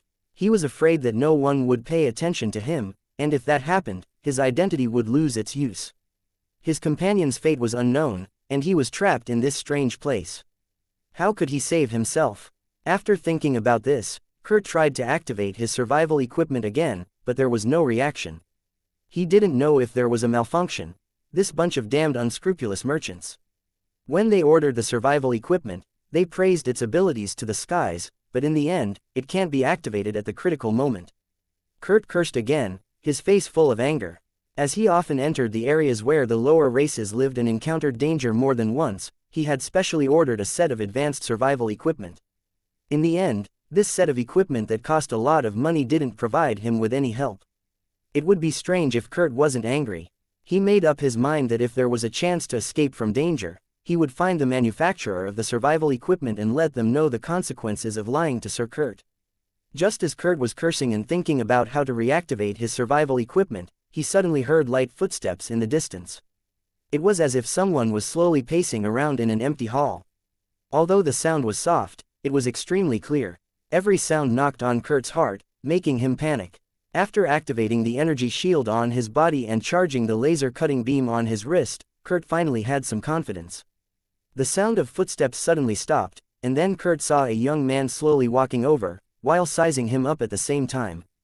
At first glance, Kurt mistook the young man for a Tarobo man as well, as both of them looked too similar.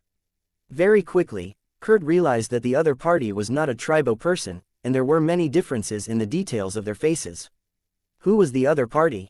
Why did they dare to kidnap him and hijack the transport fleet? While he was lost in his thoughts, the young man had already walked up to him and continued to size him up. Without saying a word, "Who are you people? What do you want? Do you know the consequences of doing this?" Under the man's sharp gaze, Kurt felt uncomfortable and couldn't help but ask, "It doesn't matter who we are. What's important is that you must know that your life and death are in our hands." Tang Zhen looked at the guarded face of Kurt as he reminded him with a faint voice, "Life and death are in your hands." No, I don't think you understand us, the Taroboros." After hearing Tang Zhen's slightly threatening words, a confident and disdainful expression appeared on Kurt's face as he casually retorted. "These stupid lower races don't even know that the tribesmen are not afraid of death. Now, they're actually using death to threaten me. How ridiculous." At this moment, a sense of superiority rose in Kurt's heart, and the mysterious enemy no longer seemed to be scary. Tang Zhen's brows slightly furrowed when he heard Kurt's words. He stretched out his hand and gently pointed at him. Kurt's body was slightly stiff, and he felt as if something had been added to his mind. He frowned as he tried to sense it, but he didn't find anything unusual. Just as he was feeling puzzled, Tang Zhen, who was opposite him, asked, "Now, tell me, why do you tribesmen not fear death?" Hearing Tang Zhen's question, Kurt felt disdain in his heart. According to his character, he wouldn't have answered this question. However, for some reason, there seemed to be a thought in his mind that drove him to tell the other party the specific reason. When we tribesmen are born, we record our own spiritual information and store it in special equipment. In the years that followed, we would automatically upload our spiritual information every once in a while. This spiritual information would be properly sealed and backed up to ensure that it would not be destroyed. Due to the existence of the spiritual information database, when we encounter an accident and die, we can complete the body cloning in a short time. At the same time, there would be a special device connected to the mental information database, downloading and inputting his own mental waves into the clone body to activate the new body. Although this method isn't exactly a rebirth, the memories in the mind are exactly the same as the original person. It can be said that there is no difference. Kurt's face was full of pride when he said this, and he laughed at Dunn. That's why I said that using death to threaten the Teroboros people is an absolutely stupid move. You'll only be ridiculed for doing so. After hearing Kurt's explanation, Tang Zhen suddenly came to a realization. He didn't expect that the technology of the Tribo people had already developed to such an extent. It was an incredible achievement to preserve the spiritual information of the citizens regularly and achieve immortality to a certain extent. Although the Holy Dragon City had similar technology, strictly speaking, the two were not the same. The Holy Dragon City's reincarnation was not a pure rebirth either, as they were not using their original bodies. There was no problem with the soul, but there were many restrictions. The reincarnation technology of the tribesmen had been completely popularized. It seemed more convenient and perfect, but the shortcomings were equally obvious. Although the spiritual information downloaded from the cloned body was convenient, the functions were not perfect. Although it would be recorded and uploaded every once in a while, this type of fragmented storage was not a complete memory. It would take a period of time to integrate it to return to normal. Many of the tribesmen's personalities had changed drastically after their reincarnation. It was because every mental wave would store the perception at that time, and it was inevitable that there would be contradictions in the perception later. In this process, some of the ideas that the original owner had abandoned gained the upper hand again, and completely dominated the new personality. Even if there were psychologists who would intervene to prevent similar things from happening, the effect was still not very obvious. It could only be said that the soul was the most mysterious existence. Even with the technology of the Trilobo people, they were unable to successfully decipher and control it. No matter what, the Teroboros' ability to resurrect infinitely was a huge advantage. Even in the face of war and death, they would not feel too much psychological pressure. Tang Zhen was currently thinking about a problem.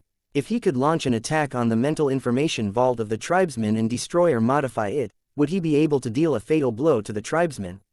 If they could really do that, then the morale of the Terobo people would definitely suffer a blow, or even collapse on their own. As he thought of this, Tang Zhen looked at Kurt and continued to ask, please like and share the video on the YouTube channel Cultivation Audiobooks. In a calm tone, then can you tell me where the Teroboros store their spiritual information? Hearing Tang Zhen's question, Kurt subconsciously wanted to refuse to answer. How could he reveal such a secret to the enemy? However, for some reason, even though he rejected her in his heart, he couldn't control his mouth and said, how could I possibly know such a top-secret location? Even the old guys in the Council of Elders of the Imperium probably don't know. After saying this, Kurt regretted it a lot. Although he didn't reveal any useful information, he didn't even intend to say this sentence. Something's wrong. What's going on? 1729 The attack method of the Tower of War. Kurt was extremely vexed. How could he have answered all of the other parties' questions truthfully without him knowing? As an outstanding Terobo citizen, how could he be so weak? He had completely lost the face of his family. Kurt secretly blamed himself. Even now, he didn't realize that his thoughts had already been controlled by Tang Zhen. Regardless of what kind of question Tang Zhen raised, he would obediently answer it. He was completely unaware of this point and even felt that everything was natural. This was the terrifying part of the mysterious power. It was traceless, but impossible to guard against. Facing a sector lord like Tang Zhen, even a spiritual emperor would tell him about his bedwetting incident when he was young, let alone a normal tribesman like Kurt. Therefore, in this kind of question and answer, all the information that Kurt had was asked by Tang Zhen. After confirming that he couldn't get any more useful information from Kurt, Tang Zhen waved his hand and two cultivators in black battle armors suddenly appeared. Let me go. What do you want? After being restrained by the two Lu Cheng cultivators, Kurt immediately shouted in fear, but the two Lu Cheng cultivators beside him ignored him and dragged him forward. At this moment, the surrounding air seemed to twist and shatter, and the scene suddenly changed. As he struggled, Kurt suddenly realized that he was in the middle of a large hall, and his companions who had disappeared earlier were all by his side. Their bodies were stiff and unable to move, and they were looking at him with blank and disdainful eyes, as if they had witnessed the entire conversation just now. A trace of despair rose in Kurt's heart. If this matter were to spread out, his reputation would be completely ruined. Looking up inadvertently, Carter saw other people in the audience. In the air around his head, there were gorgeous chairs floating. On them were creatures of different shapes and sizes, who were looking at him and his companions with cold and mocking eyes. Hey. Kurt laughed hysterically, and now he was a little regretful. Why didn't he just kill himself with the laser-cutting beam? Send them to prison, but don't kill them for now. They might be useful in the future. Tang Zhen softly instructed before turning his head to look at the surrounding figures. His body slowly rose. These figures were all high-level cultivators who had participated in the invasion. Through the teleportation function of the war tower, they had gathered here to watch the interrogation. I believe that you have seen the interrogation process just now, so I will not repeat it again. Now, I just want to hear your opinions. Tang Zhen sat on a chair in the middle and asked the surrounding cultivators. His voice reverberated in the hall. Sir Tang Zhen, you must be aware that the spirit database of the Tarobo people is of great significance and can be listed as the primary target of attack. I suggest sending cultivators to various places to investigate the specific information of the database and then formulate an attack plan. A lord from the 5th battle area was the first to speak and made a suggestion to Tang Zhen. Tang Zhen nodded. He looked at the surrounding cultivators and asked with an emotionless voice, "This is the first suggestion." "I agree. Do you all agree?" "I agree." Replies kept coming in from all around. Most of the participants agreed with this suggestion. Only a few people didn't express their opinions, but they didn't object either. More than half of the people support it. The plan can be carried out.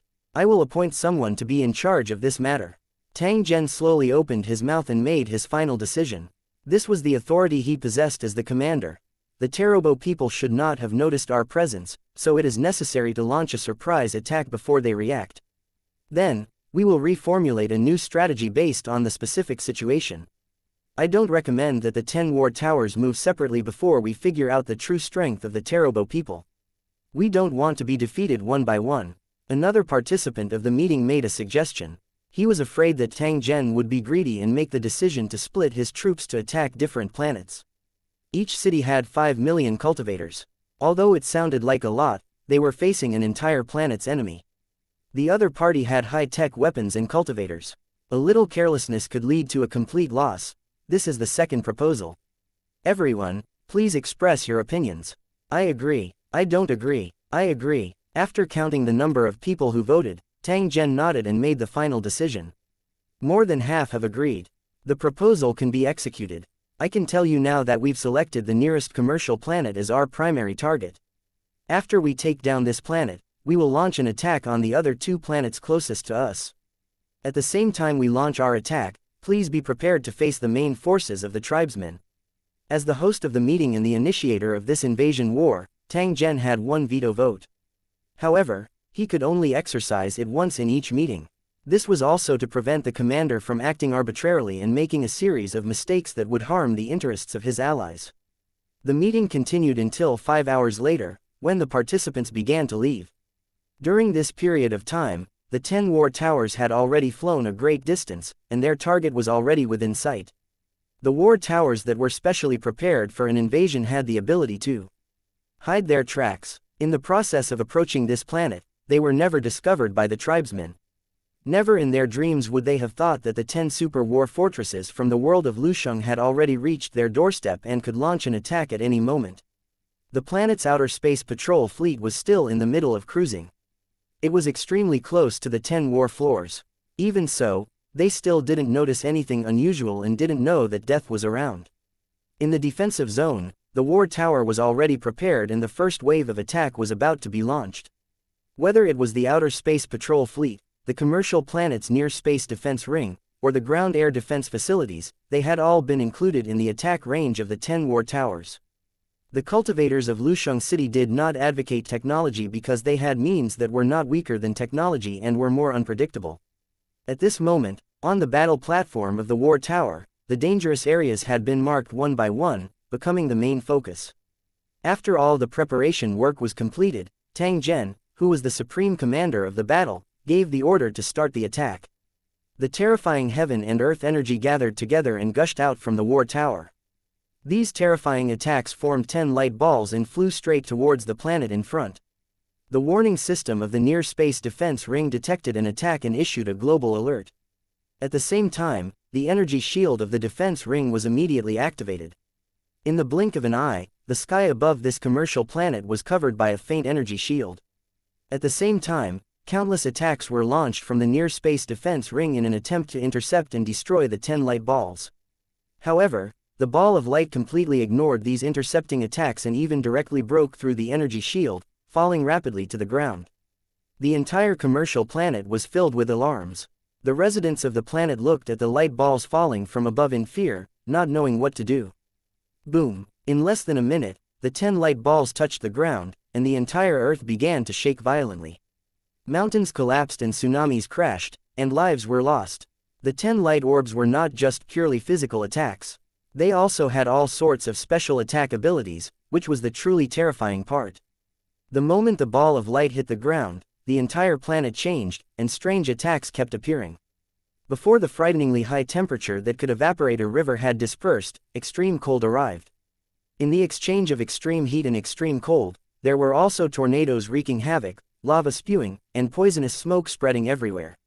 The energy source and electronic equipment failed almost at the same time, completely paralyzed. Sparks flew and explosions occurred. In addition to these attacks, there were also countless strange phenomena, such as terrifying void cracks everywhere in the city, which could easily cut skyscrapers into pieces. Another example was the sudden appearance of a supergravity field, which crushed vehicles and pedestrians into meat paste. The ground was filled with terrifying pits that were formed by gravity. There were also many places where gravity had disappeared. Everything flew into the sky, and the sky was dark.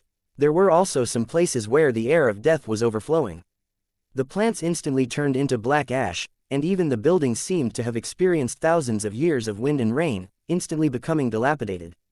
This was the terrifying method of the war tower. With just one strike, it had turned more than half of the planet into ruins. 1730 victory in the first battle. Looking at the burning planet, the patrolling outer space patrol was stunned. Just what had happened? Why did such a huge change happen in the blink of an eye? Damn it, can someone tell me what's going on? The captain of the patrol ship was almost going crazy. The enemy had launched an attack right under their noses, but they had been completely unaware. This was the greatest dereliction of duty. If they didn't even fulfill their basic duties, what was the use of the patrol fleet? Although he was extremely angry, the captain quickly gave the order for everyone to enter combat mode. Even now, they still could not figure out where the enemy had come from. What kind of method did they use to launch such a fierce attack in the blink of an eye and fool the patrol fleet at the same time? Although he was filled with doubts, there was one thing that was undeniable. This was the greatest challenge to the Tarobo people. A commercial planet had almost been completely destroyed. In the history of the Tarobo people, they had never suffered such a terrible disaster. Immediately search for the enemy's position. Once you find it, immediately counterattack without asking for permission. As the patrol fleet commander roared, the weapons on the 3 patrol ships were activated at the same time. Hundreds of aircraft flew out from the patrol ships and quickly swam in space. It didn't take long for the fleet to notice something unusual. There seemed to be something hidden somewhere in space, only a few dozen kilometers away from them. Lock onto the suspicious position and launch a probing attack. Following the order to attack, a vertical energy ring suddenly appeared in front of the patrol ship, and a blinding light appeared at the same time. In just a dozen seconds, a huge pillar of light condensed and shot into the void ahead. Like ripples on a water curtain, the huge pillar of light collided and dissipated. The curtain used to cover their tracks was torn apart, revealing the secret hidden behind it. The huge war tower appeared in front of the patrol fleet. Looking at the terrifying building that was comparable to a space fortress, they were both shocked and confused. What kind of enemy could possess such a strange weapon of war? Could they defeat them? At such a close distance, dodging was already impossible. The only way was to fight to the death. Only the brave were invincible. Don't hesitate. Continue to attack and send out a distress signal at the same time. The captain's face was as dark as water as he gave the order to open fire. He did not believe that the enemy could withstand the attack of the patrol ship. The 3 patrol ships, beams of light kept flying out like a storm. There was dazzling light everywhere. The war tower that was under attack raised its shield, and while it blocked the attack, 3 giant spears covered in runes flew out, heading straight for the patrol ship. Seeing the runic spears flying towards them, the members of the patrol fleet were shocked. They could not understand what was the point of such an attack. However, they soon realized that they had underestimated their enemy. This was not the primitive physical attack they had imagined. The runic spear easily pierced through the patrol ship's energy shield. In the next moment, it pierced deep into the ship's hard outer shell and began to tremble slightly. The frequency of the shaking increased, and fine cracks began to appear around the rune spear. After a dozen breaths, even the patrol ship began to shake. Damn it, what's going on? Feeling the strange vibration of the patrol ship, the captain's face flashed with a trace of panic.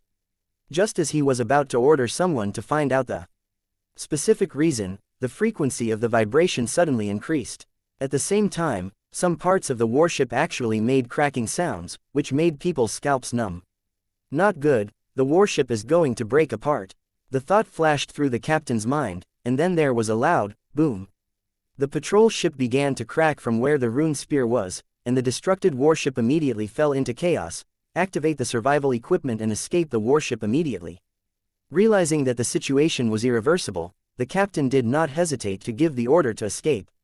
In the rising flames, the fleet members who had activated their survival equipment flew out like fireworks.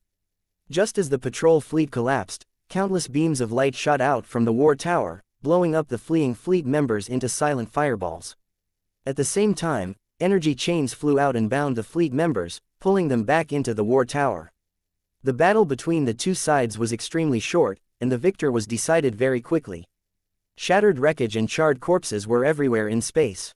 After dealing with the outer space patrol fleet, the war tower turned to the commercial planet that was already in ruins. Beams of teleportation light were cast from the sky to the ground. In the teleportation light pillar, countless figures swam down like fish and were projected onto the ground of the commercial planet. These teleportation light beams were like searchlights, moving continuously on the surface of the planet. The cultivators of Lu Cheng were also distributed to different areas. Before the garrison on the ground could recover from the attack, they saw a black mass of cultivators descending from the sky. They were all in different shapes and sizes, wearing different types of armor. They carried swords and guns as they shuttled through the ruins. As soon as the 2 sides came into contact, an intense battle broke out, and killing was almost everywhere. In close combat, the guards were no match for the ferocious cultivators of Lu Cheng and were forced to retreat. In addition to the fierce battle on the ground, the battle in the air continued. The cultivators of Lusheng City either fought the aircraft with their physical bodies or rode on strange-looking aircraft, fighting fiercely in the air. At the same time, there were also countless war beasts. They were either fierce and ferocious or as large as mountains, attacking all targets on the wasteland except the cultivators in the city. As time passed, the cultivators of Lu Cheng had gained the upper hand. The remaining ground forces saw that they were no match for them and tried to escape. In less than half a day, this commercial planet was completely taken down, and the remaining enemies could no longer cause any waves. The once prosperous city was filled with cultivators standing on the ruins of broken buildings. The streets were filled with countless captives. They were all gathered together and walking into the teleportation light pillar that was projected from the sky. These captives would be kept in the war tower and locked in a special prison. Before they were released, they would always be in a dormant state. Under normal circumstances, the cultivators of Lu Cheng didn't have the habit of imprisoning prisoners of war. They would either kill them on the spot or ignore them. However, the tribesmen had the ability to resurrect from the dead. Even after they were killed, they could be reborn through clones. In such a situation, imprisoning him became one of the methods to solve the problem. Of course, there were not many of them among the enemies, and most of them were the so-called lower race. For this kind of enemy, as long as they put down their weapons and surrendered, the cultivators in Lu Cheng would ignore them. They would just lock them up or forcibly recruit them as their servant army. After the situation was under control, the looting of the spoils of war began. The war tower had an almost infinite space, and any valuable material could be stored in it. The light beam that was used to transport the cultivators in the building had now become a material transportation device, sucking all the spoils into the storage space. For the cultivators in Lusheng, there were too many resources on a planet. If not for the time constraint, they could have obtained more benefits by collecting them by force. In the process of material collection, intelligence on the Teroboros also began to be collected. From the current information, it could be confirmed that the Teroboros controlled 25 planets, most of which had been modified.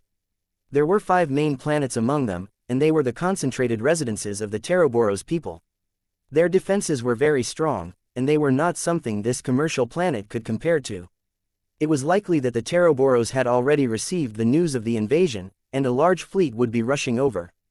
Soon, a fierce battle would begin. 1731 Is this the strong enemy you were talking about? In the vast universe, heavy battleships appeared one after another, accompanied by frigates and assault ships of different sizes, forming a large fleet.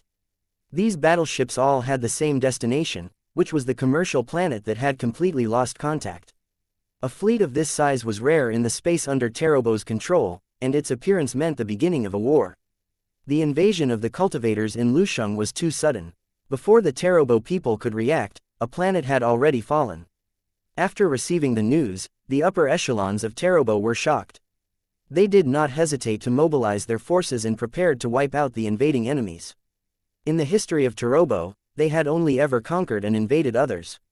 When had they ever been attacked by others? Almost every Teroboros person had the same thought. In the long history of the past, they had enjoyed too much war benefits and were the victors every time. Unknowingly, the Terobo people had formed a mindset that no one was a match for them. Only when they beat up others would others not dare to provoke them. Therefore, the situation this time was undoubtedly like a bolt from the blue to them. After the shock, they could not suppress their anger. The Council of Elders was even discussing how they would retaliate after repelling the enemy's invasion to prove that the dignity of the Terobo people could not be offended. From the beginning to the end, not a single one of the tribesmen felt that they would lose, especially in their own territory. Such a thing would never happen. As the Alliance fleet headed for the commercial planet, intelligence gathering was also carried out at the same time. It did not take long for the Terobo people to know the specific identity of the intruders. Lu Cheng cultivators. The tribesmen were not unfamiliar with the world of Lusheng because they had dealt with cultivators of Lusheng more than once in the past. They had even invaded the world of Lusheng before. The place that was invaded was naturally the wilderness war zone where Tang Zhen was once located. During the invasion, a war zone was completely destroyed, and countless cultivators were captured. At the same time, a large number of spoils were seized. The invasion had benefited the tribesmen greatly, and some tribesmen had even suggested launching another invasion to gain more benefits. The huge benefits would make people red-eyed and make crazy moves, and the same was true for the tribesmen. However, this suggestion was rejected. Only after the interrogation did they learn that the war zone they invaded and destroyed was only one of the 3,000 war zones in the world of Lusheng, and it was the last one. Even the weakest battle zone had caused the tribesmen to suffer significant losses, especially when the other battle zones came to help. The rampaging continent-class turreted cities had left a huge shadow in the tribesmen's hearts. After weighing the pros and cons, they finally gave up on the plan to continue the invasion to avoid encountering unknown dangers. The methods of the cultivators were too strange. Even though the tribesmen had mastered the method to resist them, they still could not guarantee that they would win. Who knew that even though the Terobo people had given up on their plan to continue their invasion, the cultivators of Lusheng had no intention of letting them go. Now, they wanted them to pay with their blood. The 5th battle area was ranked at the top, and its strength was not comparable to the wilderness battle area. The strength of the two was not on the same level at all. If the tribesmen had invaded the 5th battle area, not only would they not have been able to retreat unscathed, but they might have even been invaded in reverse. The higher-ups of Terobo had also faintly realized this. The cultivators who had invaded the city this time seemed to be much stronger than they had expected. In the silent space, close to 100 sector lords stood with their hands behind their backs, looking at the distant star ocean. Tang Zhen and the others had already heard the news of the Terobo fleet's attack. After some discussion, they decided to ambush the Terobo people here. These sector lord cultivators would personally fight the first battle to determine the enemy's strength and then plan the subsequent battle. A sector lord's full-strength attack could affect more than 10,000 li. With close to 100 sector lords added together, the power was extraordinary. Tang Zhen wanted to see if the Turobo people's fleet or the Lusheng cultivators were stronger. "They're here." With a low cry, a dense black shadow appeared in the sea of stars in front of everyone, and they were accelerating towards their position. "Don't rush to attack, wait for the enemy to enter the designated area." Hearing Tang Zhen's voice, the sector lords fell into silence once again. Their figures merged into space and they were unable to discover their existence. Not long after, hundreds of battleships of different sizes whizzed past Tang Zhen and the others and continued on their way to the Commerce Star. At this time, the fleet members had not realized that they had already entered the encirclement and the fierce attack was about to begin. "Move out!" Along with Tang Zhen's roar, a sector lord's figure flashed and blocked the front of the fleet. Compared to the massive fleet, his body was like a speck of dust. However, in the eyes of the tribesmen, he was extremely strange and terrifying. Spatial barrier, time stop. Following the sector lord's roar, the advancing Turobo's fleet suddenly stopped, as though they were bound by an invisible force. Before the fleet members could react, sector lord practitioners appeared one after another, terrifying world energy quickly gathering, simultaneously releasing long-prepared attacks. Sea of flames, ice ceiling hell, eternal illusion, void swamp. One after another, terrifying skills were unleashed. They were like forbidden curses that could destroy the heavens and earth, as if the universe had been reopened. Every attack stretched for tens of thousands of miles, completely covering the fleet that was scattered in space. The imprisoned Turobo warship immediately fell into chaos. Even the outer shell of the warship could not stop these terrifying attacks. The battleship was sometimes covered in frost and sometimes wrapped in flames. The combatants inside were even more disoriented and countless dead. After witnessing this scene, the realm lords looked at each other and turned to look at Tang Zhen. "Sir Tang Zhen, is this the strong enemy you were talking about?" The sector lords were all prepared for a bloody battle. However, looking at the current situation, Turobo's fleet was only so-so. He made everyone so nervous and only discovered that he was a paper tiger in the end. This Tang Zhen couldn't have done it on purpose, right? Tang Zhen was also a little speechless. He had originally prepared a few plans to deal with the sudden change in the battle situation. Who would have thought that the seemingly powerful Turobo fleet would be so weak? It was as if he was trying to scare them. "Perhaps the Turobo people in my impression are very strong, and you guys are even stronger." "There's no other explanation," Tang Zhen replied in an indifferent tone. At the same time, he turned to the war tower and gave the order for a general attack. As soon as he gave the order, countless cultivators flew out of the war tower and landed on the imprisoned warships as if the void was nothing. After that, the cultivators of Lusheng City broke the outer shell of the warship by force or found a way from other areas to directly attack the inside of the warship. The surviving Turobo people saw this and their eyes were filled with despair and unwillingness. They could only watch as the cultivators of Lusheng City walked up to them and slashed down with their sabers, clean up the enemies in the warship, drag the warship into the war tower and prepare to head to the next planet. The anticipated battle did not happen, but it allowed Tang Zhen to understand the true strength of the Turobo people. Their weapons might be a threat to a lord, but in front of a sector lord, they didn't have much of an advantage. The tension that had been hidden in the bottom of his heart disappeared at this moment, and he even felt a rare sense of relief. If that was all Trebor could do, then there was no need to be so conservative in the upcoming battle. They could even split up. Of course, Tang Zhen would not rashly give this order to avoid falling into the Trebor family's trap. If they could be reborn, the tribesmen could have sent their men of sacrifice to confuse him, and after he was fooled, they would reveal their sharp fangs. The battle had ended, and the cleaning of the battlefield continued. Energy chains flew out and trapped these huge warships, slowly dragging them into the war tower. As for the corpses that were floating in the air, no one paid any attention to them after the survival equipment was collected. After seeing this, the sector lord cultivators all laughed out loud, their faces filled with joy. No matter how many benefits they gained from the war, just this kind of crushing battle was enough to make people feel extremely carefree. Originally, they had doubts about the outcome of the war, but now it seemed that they were here to pick up money. 1732 The situation on the battlefield. Victory and defeat were unpredictable on the battlefield. The Turobo people had come with an aggressive momentum and thought that they could deal a heavy blow to the invading cultivators, but in the end, they were completely annihilated. Hundreds of battleships and nearly 1 million Turobo soldiers had fallen into the enemy's hands. After the news was sent back, a huge wave was set off among the tribesmen. No one had expected that the cultivators from Lusheng City would be so fierce that even such a powerful team couldn't defeat them. Was it because the fleet had underestimated the enemy, or was the enemy too cunning that they had suffered such a crushing defeat? This matter concerned their own interests, so the tribesmen had to pay close attention to it. For a while, there were many different opinions. The military forces of the Teroboros had been in operation for many years. Naturally, they would not only have these few hundred warships. They could organize a fleet of the same size to fight again at any time. However, the problem was that the fleet they had sent last time had been easily defeated. If they sent another fleet, would they be sending themselves to their deaths in vain? Fighting a war was all about money. Although the Teroboros could be resurrected, they could not afford to lose their fleet. The cost of these warships was extremely high, and the loss of one would be a heartache, let alone hundreds of them. How to deal with this invasion had become the most important issue for the tribesmen, and the place that had the most say was naturally the Tribesmen Empire's Council of Elders. The atmosphere in the Senate of the Terobo Empire was solemn. It wasn't easy to join the Imperial Senate. Apart from status, there was another basic requirement, which was age and knowledge.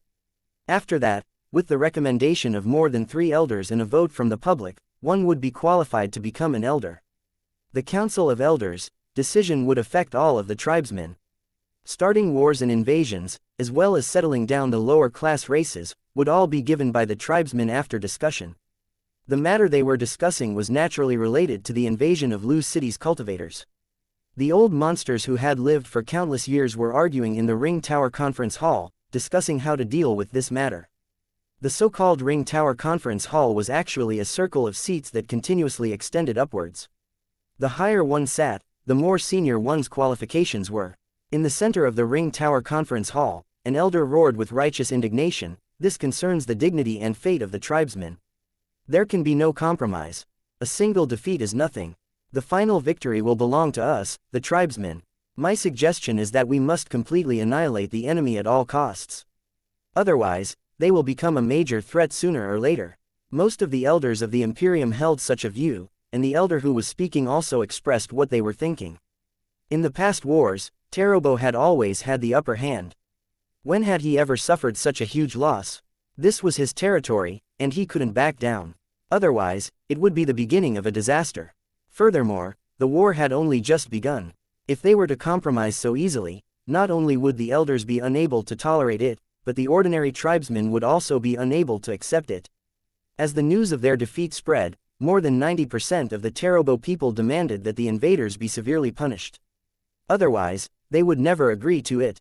While there were supporters of war, there were naturally also those who opposed war, just that their numbers were few. Some of the elders suggested that they act cautiously.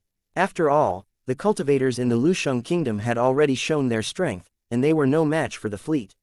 Instead of blindly consuming them like this, it was better to find an appropriate solution to prevent the war from continuing on their own territory. Once the cultivators in Lu Cheng had the upper hand, they would be in a very passive position if they wanted to negotiate. After the representatives of the Jingoists left, another elder of the Imperium walked to the podium at the center and expressed his opinion in public. "I believe everyone has already guessed that these cultivators are definitely from the high-level battlefields, not the wilderness battlefields that we have invaded. So we can't act on impulse. We have to measure their strength objectively and come up with corresponding countermeasures at the same time. War is the worst way." Boom. After hearing the suggestion of the conservative representative, the Jingoists were in an uproar. They almost pointed at the other party and called him a coward. The representative sent by the director reappeared. The other party tried to argue with reason, his face full of indignation. So what if they're cultivators from a high-level war zone? They're still from a barbaric and backward lower race. How can they be compared to the noble Terua people? Our first loss was only because we didn't understand the other party's strength. Now that we know the other party's details, can't we take corresponding countermeasures? These barbaric and backward lower races will never be a match for Trobo's technology. The final victory will definitely belong to us. As soon as he finished speaking, thunderous applause rang out from all around. The warmongers' attitude was so unyielding because the tribesmen had long developed methods to deal with cultivators. Within the range of the special energy absorption tower, any cultivator would be turned into a lamb waiting to be slaughtered, at the mercy of the Terobo people. No matter how powerful the invading cultivators were, as long as the energy absorption tower's power was increased, they would still become the prisoners of the Tarobo people like before. The two sides argued non-stop, but in the end, the pro-war party had the upper hand. After the meeting ended, the second wave of fleets also began to assemble. The forces that were gathered this time could be said to be the strongest formation that the Tarobo tribe could muster. Unlike the last time when they had hastily assembled a mixed fleet, this time, the Terua had not only sent out a large number of heavy battleships, but also a space fortress that they would not easily deploy. The super energy absorption tower that was specially used to deal with Lu Cheng's cultivators was also quickly assembled and sent to the front line of the war. Mecha troops for close-range combat, military cultivators specially trained by the Tarobo people through the improvement of their secret cultivator technique, were also in the expedition camp. These military cultivators couldn't be underestimated. Not only did they have the strong physique and strange abilities of cultivators, but they were also equipped with all kinds of specially developed technological weapons that could greatly increase their combat strength. Compared to ordinary cultivators, these military cultivators of the Tarobo tribe were undoubtedly stronger in combat. However, the people of Tarobo believed in technology and did not place much importance on cultivation and the improvement of personal strength.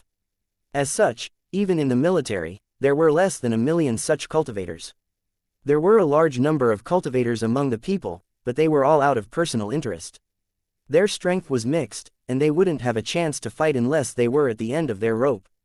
Other than these preparations, the Tarobo people had also gathered some secret weapons, including special weapons that were still in the process of being tested. Now, they were all thrown onto the battlefield.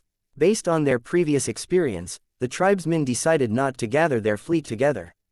Instead, they fanned out and maintained a sufficient distance. In this way, even if they were ambushed, they could calmly deal with it and counterattack in time. Operating at full speed, the entire fleet completed all the preparations in less than a week and advanced towards the area where the cultivators were. While the Tarobo people were fighting with all their might, the cultivators in Lusheng had already completed the collection of resources on the commercial planet.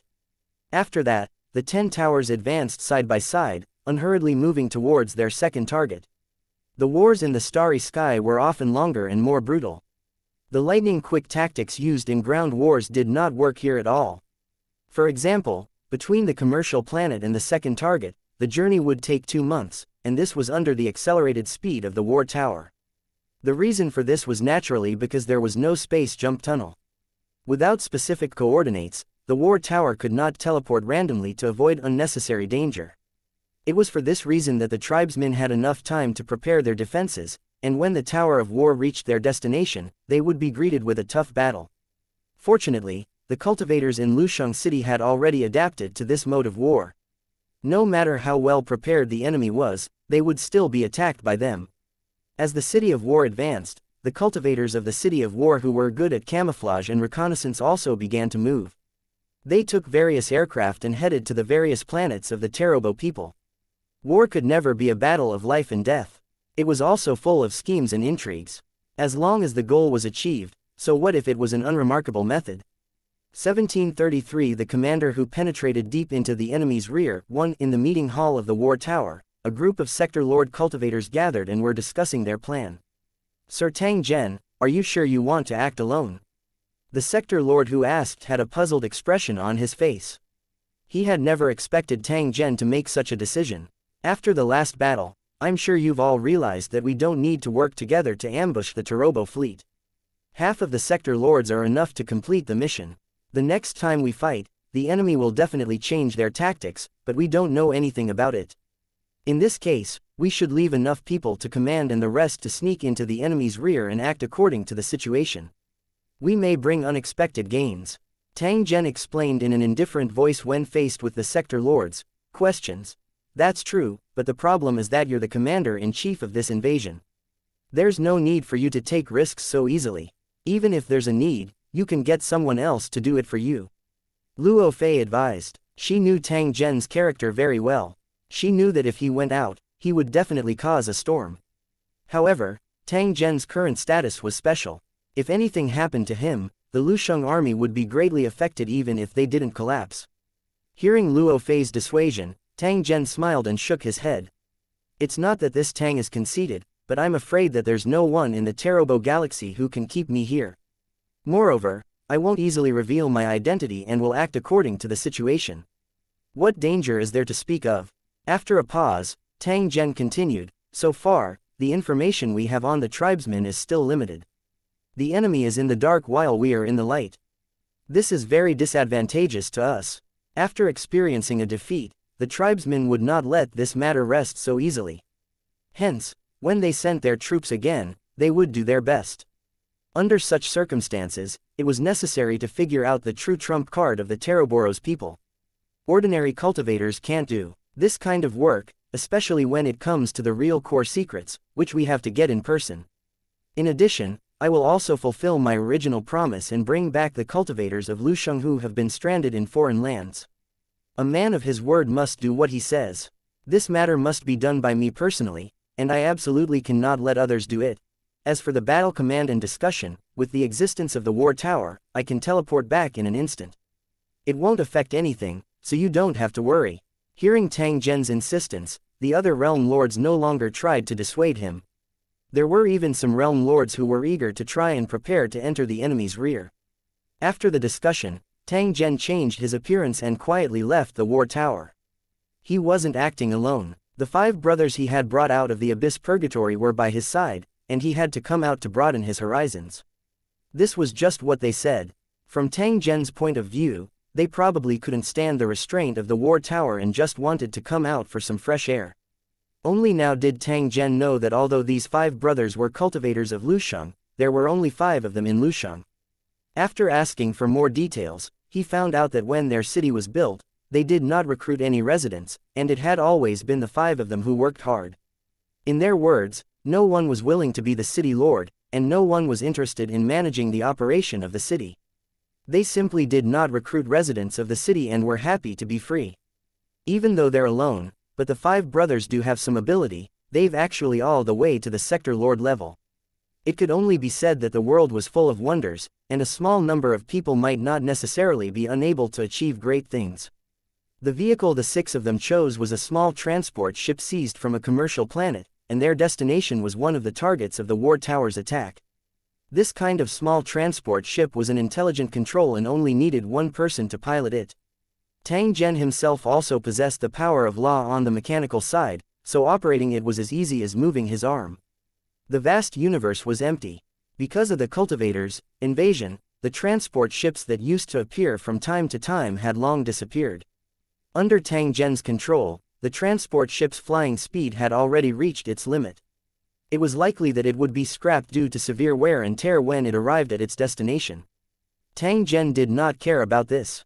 Compared to the importance of information, the loss of the transport ship was not worth mentioning. Unknowingly, he was getting closer and closer to his destination, Ancient Stone Star. This was one of the industrial planets of the Trilobo people. Not only was it rich in minerals, but there were also various large-scale factories. Countless lower-class races lived and worked here, supporting the operation of these factories. Compared to the commercial planet that had been conquered, there were even fewer Teroboros here. The proud and noble Teroboros would rarely come to such a foul place. As Tang Zhen and the others approached the ancient stone planet, the transport ship was also discovered by the Outer Space Patrol team. If it was during normal times, the Outer Space Patrol would most likely ignore these transport ships that came to the ancient stone planet. However, the situation was different now. Therefore, Tang Zhen was interrogated as soon as he arrived. Transport ship in front, please allow the data link to pass and accept our inspection. An ice-cold voice slowly sounded from the transport ship that Tang Zhen was in.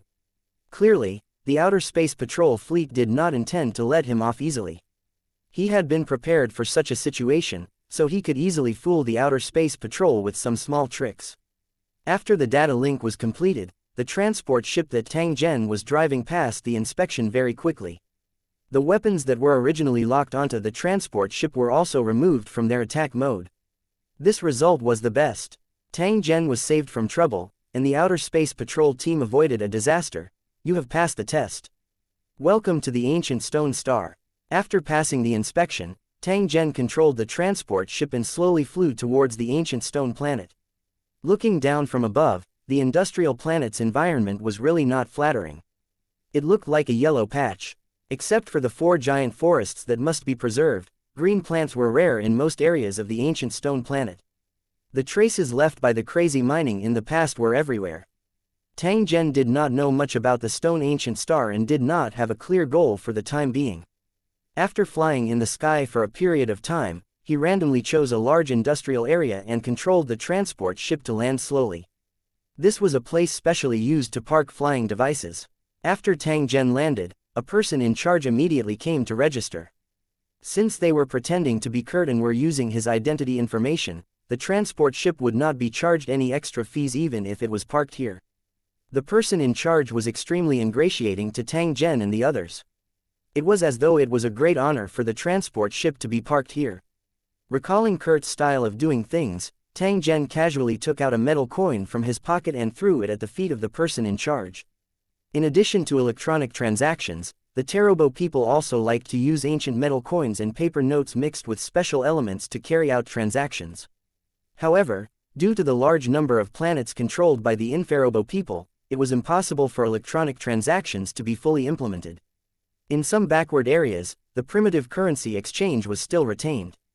The metal coin that Tang Zhen had just thrown out was a type of gift money that the people of Tarobo loved to use. It was almost equivalent to a month's salary of the workers here.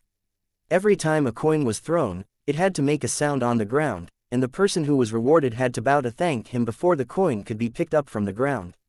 This was also one of the ways the tribesmen showed off their identity, as only they were qualified to use this special coin.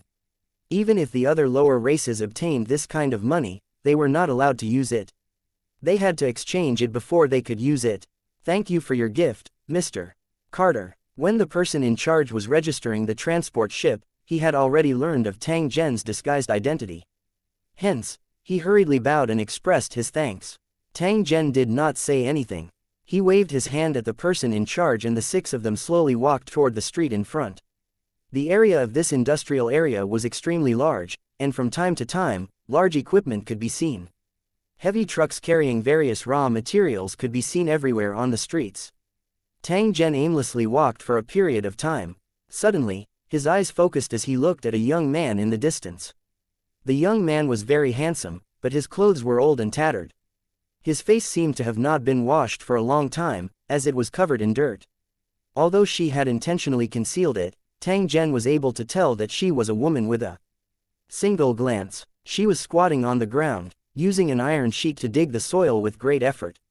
The pit was already more than half a meter deep.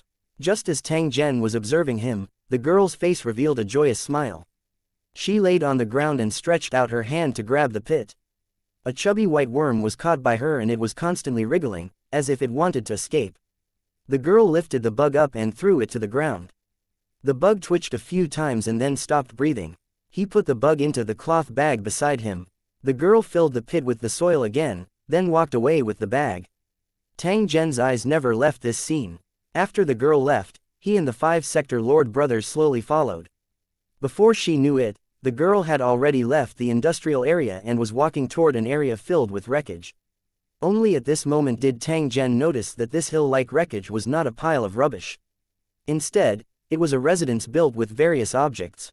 Some figures flashed across the ruins from time to time. If he was not mistaken, they should be the residents here. 1734 The father and daughter in trouble. 1. The girl had not realized that someone was following her. She was walking quickly through the ruins of the buildings, clearly very familiar with the place.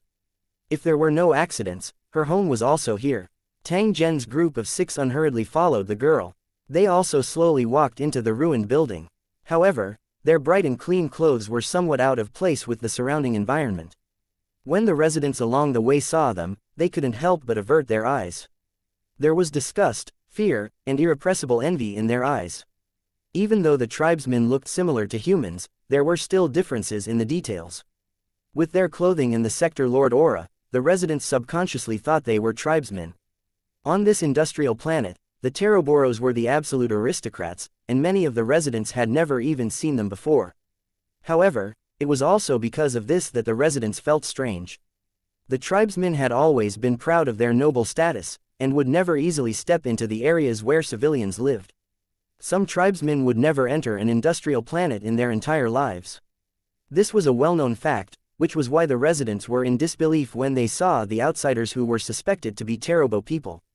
What followed was irrepressible curiosity. They were all guessing in their hearts, why did the 6 tribesmen come to this dilapidated slum? More and more people were curious, and some even started to follow them, wanting to see what they were doing. When they noticed the probing gazes along the way, the 5 Sector Lord brothers felt rather uncomfortable and glared back at them with vicious eyes. What are you looking at? Do you think I won't dig your eyes out? The Sector Lord boss pulled the clothes of the residents who were sticking their heads out and said in a dark tone. The resident was so scared that his body trembled. Perhaps it was because of his race, but mucus actually gushed out of his body. Then, he broke off his clothes like a catfish and ran away without looking back. The Sector Lord boss held the empty clothes. After a moment of shock, he laughed and scolded as he threw it over, hitting the Ying Guo Ran guy. Seeing this, the nearby residents were even more certain that they had extraordinary identities. Otherwise, how could they be so arrogant? Wherever the 6 of them went, the residents ran away as if their butts were on fire, as if they were avoiding a plague. The 5 Sector Lord brothers saw this and were extremely pleased, their eyes wide open. Tang Zhen didn't care at all. These 5 Sector Lord brothers were originally playful and frivolous. After being locked up in the abyssal purgatory for a few hundred years, they had long been bored out of their minds. Since they were enjoying it, why would Tang Zhen disturb their fun? He just slowly followed behind the girl with an indifferent expression, as if nothing could affect him. Just like that, the 6 of them moved forward, bypassing a few abandoned transport ships that had been transformed into houses, and came to a large area of simple houses built with iron sheets. Ali, go home quickly. Those debt collectors are coming to your house again. Don't let anything happen to you. When someone saw the girl, he quickly called out to her and told her that something had happened at home.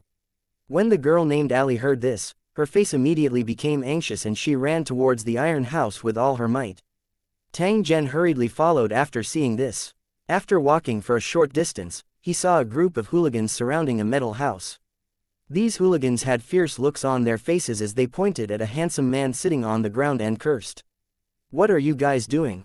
Don't bully my father. The girl quickly ran over and pushed away the fierce-looking gangsters.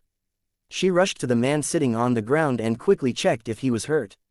The boy sitting on the ground laughed bitterly and shook his head at his daughter, indicating that he was not injured. Seeing this, Ali let out a sigh of relief and turned to look at the gangsters around her. What do you want? Didn't we agree that I'll pay you back when I earn enough money? The girl's face was filled with grief and indignation as she shouted at the men like a helpless kitten. Then tell me, when will you make money? Upon hearing Ali's question, the tattooed gangster leader walked out, sized up the girl, and said with a fake smile, your family has been owing money for too long and is so poor that they probably can't even afford the interest. If we don't watch you, who knows if you'll sneak away? Ali sneered and looked at the leader of the punks, shaking her head and sighing, escape. We don't even have a toll, where can we escape to? I'm afraid I'll be caught by your people as soon as I walk out of this slum, right?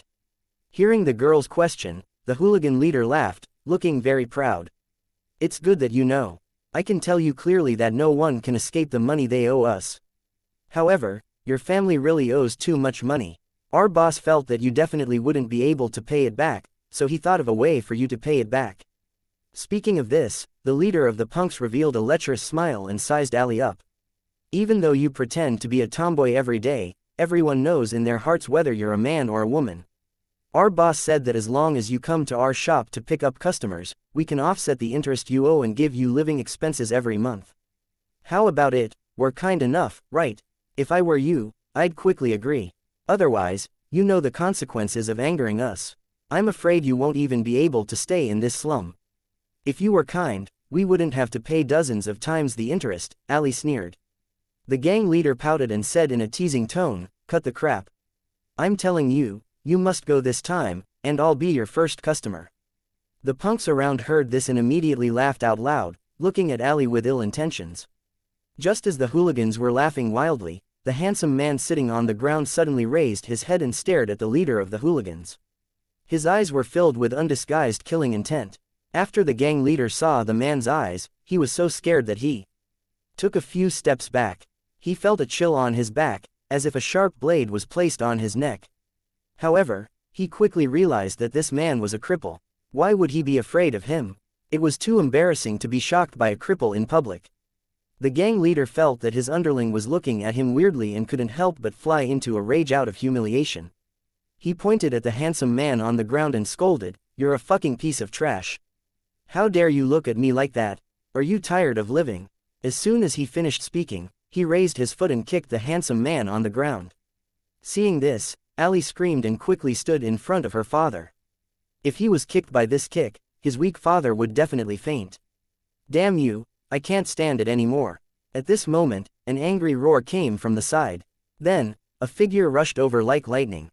He grabbed the leader's clothes, and then the slapping sounds continued. Before the leader could figure out what was going on, his entire face was slapped until it looked like a pig's head. All of this happened in an extremely short period of time. By the time everyone came to their senses, the figure who had rushed over had already gently let go of the leader of the thugs, who was like mud, and threw him to the ground. "Fuck, what's going on? Boss, are you okay? This guy actually hit our boss. Brothers, kill him." The other gangsters came back to their senses and looked at their leader, who was on the ground with a bloody nose and a swollen face. They all took out their weapons and attacked him. "A bunch of trash. I'm so angry just looking at you." The one who rushed over was the big brother of the 5-sector Lord brothers. Facing the punks who were attacking him, he just laughed in disdain, then raised his palm and threw it out again. "Pa pa," sounds were heard again. As the figures flashed, the hooligans were beaten to the point where they were staggering. Each of them covered their heads and scurried away like rats, their screams lingering. When the sector lord boss and his brothers saw this, they couldn't help but feel their hands itch. They all rushed up and beat up the dogs that were down.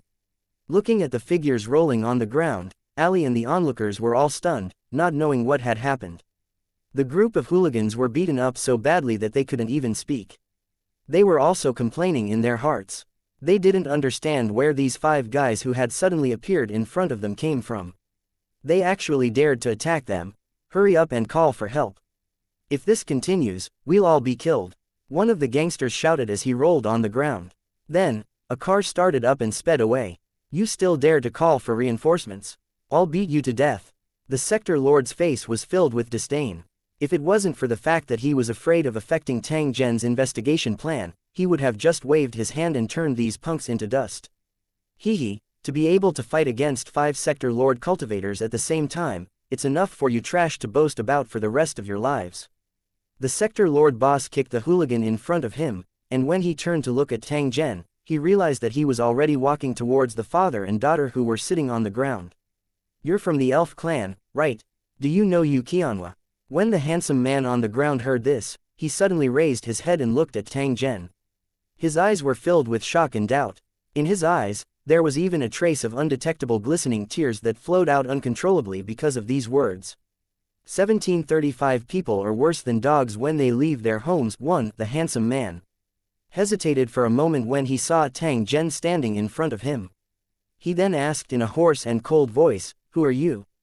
Where did you learn this name?" Tang Zhen's appearance was extremely similar to that of a Tarobo man. Before his identity was revealed, the handsome man's heart was always on guard. Tang Zhen was completely unconcerned about the handsome man's distant attitude. He indifferently said, "It doesn't matter who I am. The key is that I came from the wilderness war zone." When he heard the words, "Savage War Zone," the body of the handsome man who was originally on guard trembled. He looked at Tang Zhen in a daze, and his gaze became even more complicated. "Your Excellency, did you really come from the Boorish war zone?" After hesitating for a while, the handsome man struggled to stand up from the ground, and Ali, who was beside him, quickly reached out to help him. At this moment, a gentle force held the man up, allowing him to stand firmly on the ground. Ali, who was next to him, had a look of surprise on her face, not understanding what was going on. The handsome man was excited. He knew very well what was going on. This kind of thing can't be faked. No matter when, I will never deny that I once belonged to the wilderness war zone. When Tang Zhen spoke, he had already blocked off the surrounding space. Other than the father and daughter, only the 5-sector lord brothers could hear his voice. Ha ha ha ha ha. The handsome man laughed out loud when he heard this, but tears flowed out of his eyes. He looked at Tang Zhen without blinking. Then, he used the etiquette of cultivators in Lu City and bowed to Tang Zhen. "The lord of the Elven Imperial City, Yu pays his respects to your excellency. This Bo was respectful and not perfunctory at all. Although he was sick at this time, his face still had the undying pride of a cultivator in Lusheng. You're welcome. I'm the Holy Dragon City's city lord, Tang Zhen. I wonder if you've heard of my name. Upon hearing Tang Zhen's self-introduction, the handsome man who was Yu was stunned for a moment. Soon after, a look of realization appeared on his face. So it's the Holy Dragon City's city lord. I've long heard of your great name. I didn't expect to actually meet you here. It's truly my great fortune. When Yu said this, his face was already filled with emotion. Back then, Tang Zhen had swept across the wilderness war zone, and his fame had spread all over the world. Even Yu, who was in the Elf Imperial City, had heard of him. Although he had long heard of his name, he had never expected that they would meet in such a place. Sir Tang Zhen, could it be that you have also fallen into the hands of the Tarobo people? Yu's face revealed a trace of emotion. That was a sigh towards the end of a hero. Since Tang Zhen had appeared here, it was likely that he had not escaped the fate of being captured during the Tarobo invasion. Tang Zhen shook his head and said to Yu, I didn't fall into the hands of the Tarobo people. I just arrived here and happened to pass by. Just now, I happened to see your daughter and discovered that she was extremely similar to the fairy clan, so I followed her here. Yu revealed an expression of, I see. He was still curious just now. How exactly did Tang Zhen find him? Since Tang Zhen wasn't captured by the Tarobo people, he must have used some special method to come here. He should know some information about the Lusheng world. When he thought of this, Yu's face revealed an excited expression, and he hurriedly asked, Sir Tang Zhen, may I know how the Elven Imperial City is now after the war back then? Looking at Yu's face that was filled with anticipation, Tang Zhen really did not want to give him a blow. However, this kind of thing could not be hidden at all, and he did not want to hide it either. After the invasion of the Taroboros, the wilderness war zone was removed from the 3,000 war zones and has now become a wasteland. As for the Elven Imperial City that you're in, it no longer exists. What did you say? Even the wilderness war zone doesn't exist anymore. Upon hearing Tang Zhen's reply, Yu's body trembled intensely. Both of her legs went soft and she fell backwards. When Li saw this, she quickly rushed to support her father. At the same time, she looked at Tang Zhen with a slightly resentful look, blaming him for letting her father's emotions be so agitated. Tang Zhen also did not say anything. He merely quietly looked at Yu in front of him. He could sense an indescribable sadness from this man. Yu was silent for a moment before turning to look at her daughter beside her. After indicating that she was fine, she slowly sat down on the ground. When he turned his head to look at Tang Zhen, his eyes were filled with sorrow. He said in a hoarse voice, Sir Tang Zhen, please forgive me for being blunt. I'd rather not see you today. This way, even if I die, I can still leave with a trace of expectation.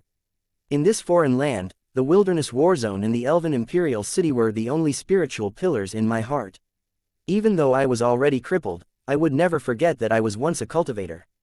I thought that when I die one day, my soul might leave this place and return to my homeland. However, I never thought that my hometown would no longer exist. We cultivators of Lusheng who have wandered to a foreign land have no place to return to even in death. When Yu said this, his face was already filled with a defeated expression, as if he had instantly aged several decades. Sir Tang Zhen, I don't know how you came here, but I have a request that I hope you can agree to. Tang Zhen nodded as he looked at Yu's face that was filled with anticipation. He then said indifferently, just say it. If I can do it, I will definitely not delay it. Yu nodded in thanks and reached out to pull Ali. If you can return to the Lusheng world, can you do me a favor and bring my daughter back with you? She has the blood of Lu Cheng's cultivators on her body, and I want her to see the mountains and rivers of my hometown on my behalf, the home that my family has lived in for thousands of years.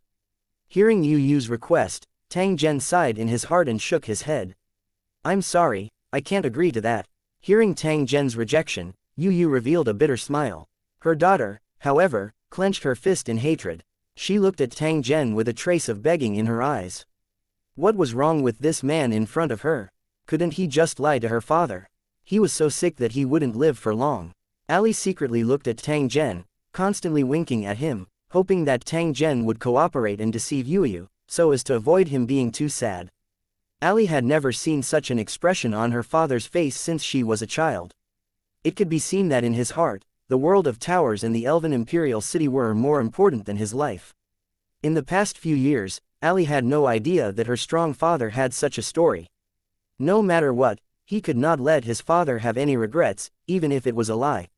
Tang Zhen smiled as he looked at the girl who was continuously winking at him. He said to Yu Yu, "I can't bring your daughter back, but you can."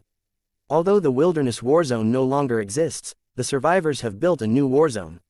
You may still have friends and family there. Tang Zhen didn't lie to Yu Yu. Among the current residents of the Holy Dragon City, there were many cultivators who he had brought to the wilderness warzone.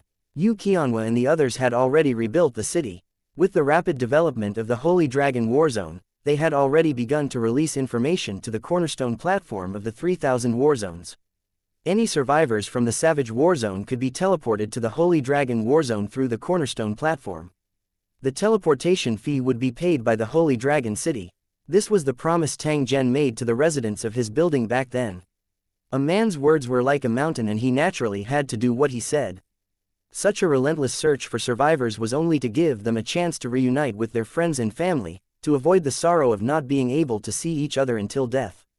Hearing Tang Zhen's words, Yu Yu's eyes bloomed with a trace of brilliance, but it quickly dimmed. Even though I've been dreaming of returning to the world of Lusheng, it's a pity that the heavens are toying with me. I'm already a cripple, and I'm afraid I won't be able to hold on until that day. Upon hearing Yu Yu's sigh, Tang Zhen's eyes turned a little cold as he softly said, "If I'm not wrong, someone must have done something to your body. That's why it's in this state, right?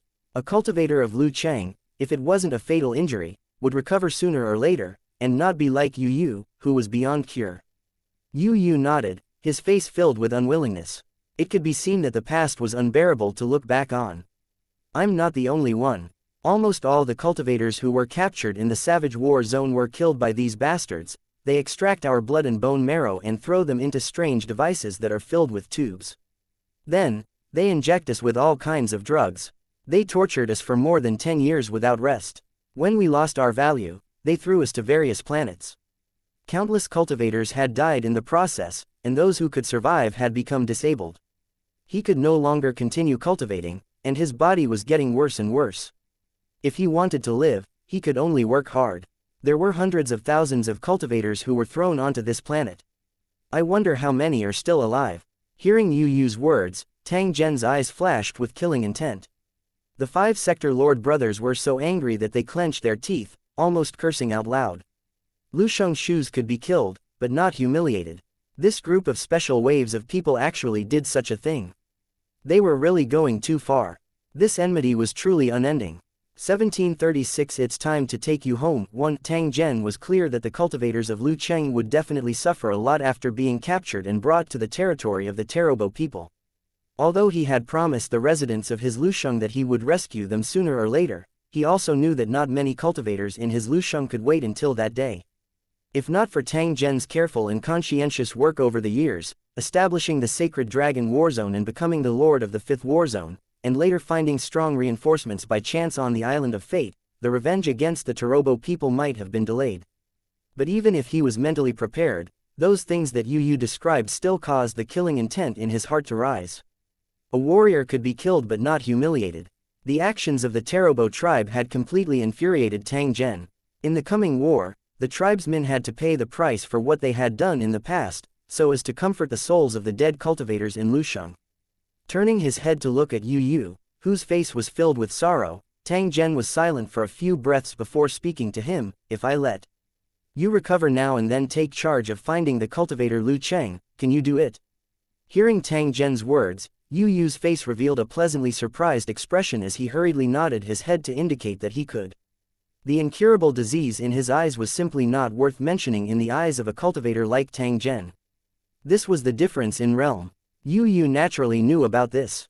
Therefore, when Tang Zhen said these words, he knew that he was already saved. As for contacting the cultivators of Lusheng, who were scattered on the industrial planets, it was also a dream in Yu Yu's heart. Now that there was a chance to realize it, naturally, he would spare no effort to fulfill it. Very good, I hope you don't disappoint me. We don't have much time left. Tang Zhen casually waved his hand and a trace of origin energy seeped into Yu Yu's body. Soon after, it was like a withered tree that had been rejuvenated by spring. His face rapidly regained its moisture and his hunched back body also became straighter. In Ali's shocked eyes, her father seemed to have been reborn, becoming extremely young and handsome. The elf race was known for their good looks, and at this moment, Yu Yu looked very elegant. Even his simple and tattered clothes could not hide his elegance. No one would doubt that he and Ali were of the same age. "Thank you, Sir Tang Zhen, for your kindness. I will definitely do my best and guarantee that I will not disappoint you." At this moment, not only had Yu Yu recovered his strength as a lord, but under the influence of his origin energy, his cultivation level would rise again, and he would advance to the level of a king-class cultivator sooner or later. In the past, this kind of strength was enough to intimidate a region. However, to the current Tang Zhen, a king-level expert was really nothing. This was because in this invasion, the Lord Cultivators were the lowest level of combat power. In the huge alliance, there were countless king-level cultivators. Yu Yu still didn't know about this at this time, and when he did, he was so shocked that he couldn't speak. Such a terrifying number of cultivators in Lusheng were all under Tang Zhen's command, which was far beyond Yu Yu's expectations. He really didn't expect that Tang Zhen, who was once a slightly famous expert in the Savage War Zone, had grown to such a terrifying extent. After warning Yu Yu, Tang Zhen thought for a moment before turning to look at the 5-sector Lord brothers. "The difficulty of this matter isn't small. I'm afraid that it's impossible to complete this matter with just Yu Yu. You 5 brothers have extraordinary strength, so you can send one of you to follow them. At the critical moment, you can take care of each other." The 5-sector Lord brothers exchanged glances. Then, the 5th brother stood out. "Sir Tang Zhen, leave this matter to me. I guarantee that there won't be any mistakes. Of course I'll be at ease with you taking action." Tang Zhen nodded with a smile when he heard this. With the strength of the 5 brothers, any one of them could easily handle such a mission. He didn't need to worry too much. There's no time to lose. The 2 of you should go and deal with this matter now, or it'll be too late. Hearing Tang Zhen say this, a trace of doubt appeared in Yu Yu's heart. She did not know what Tang Zhen's words meant. Tang Zhen did not explain too much. This kind of matter was confidential, and Yu Yu did not need to know too much. Although there were many innocent people on the industrial planets, once the war started, they didn't have the time to care about that. If they were restrained by those lower races, the cultivators in Lusheng City would definitely suffer losses. Tang Zhen naturally wouldn't allow such a thing to happen. Of course, destroying the planet was only the last resort. If he could completely take over the industrial planet, then Tang Zhen would obtain even more benefits.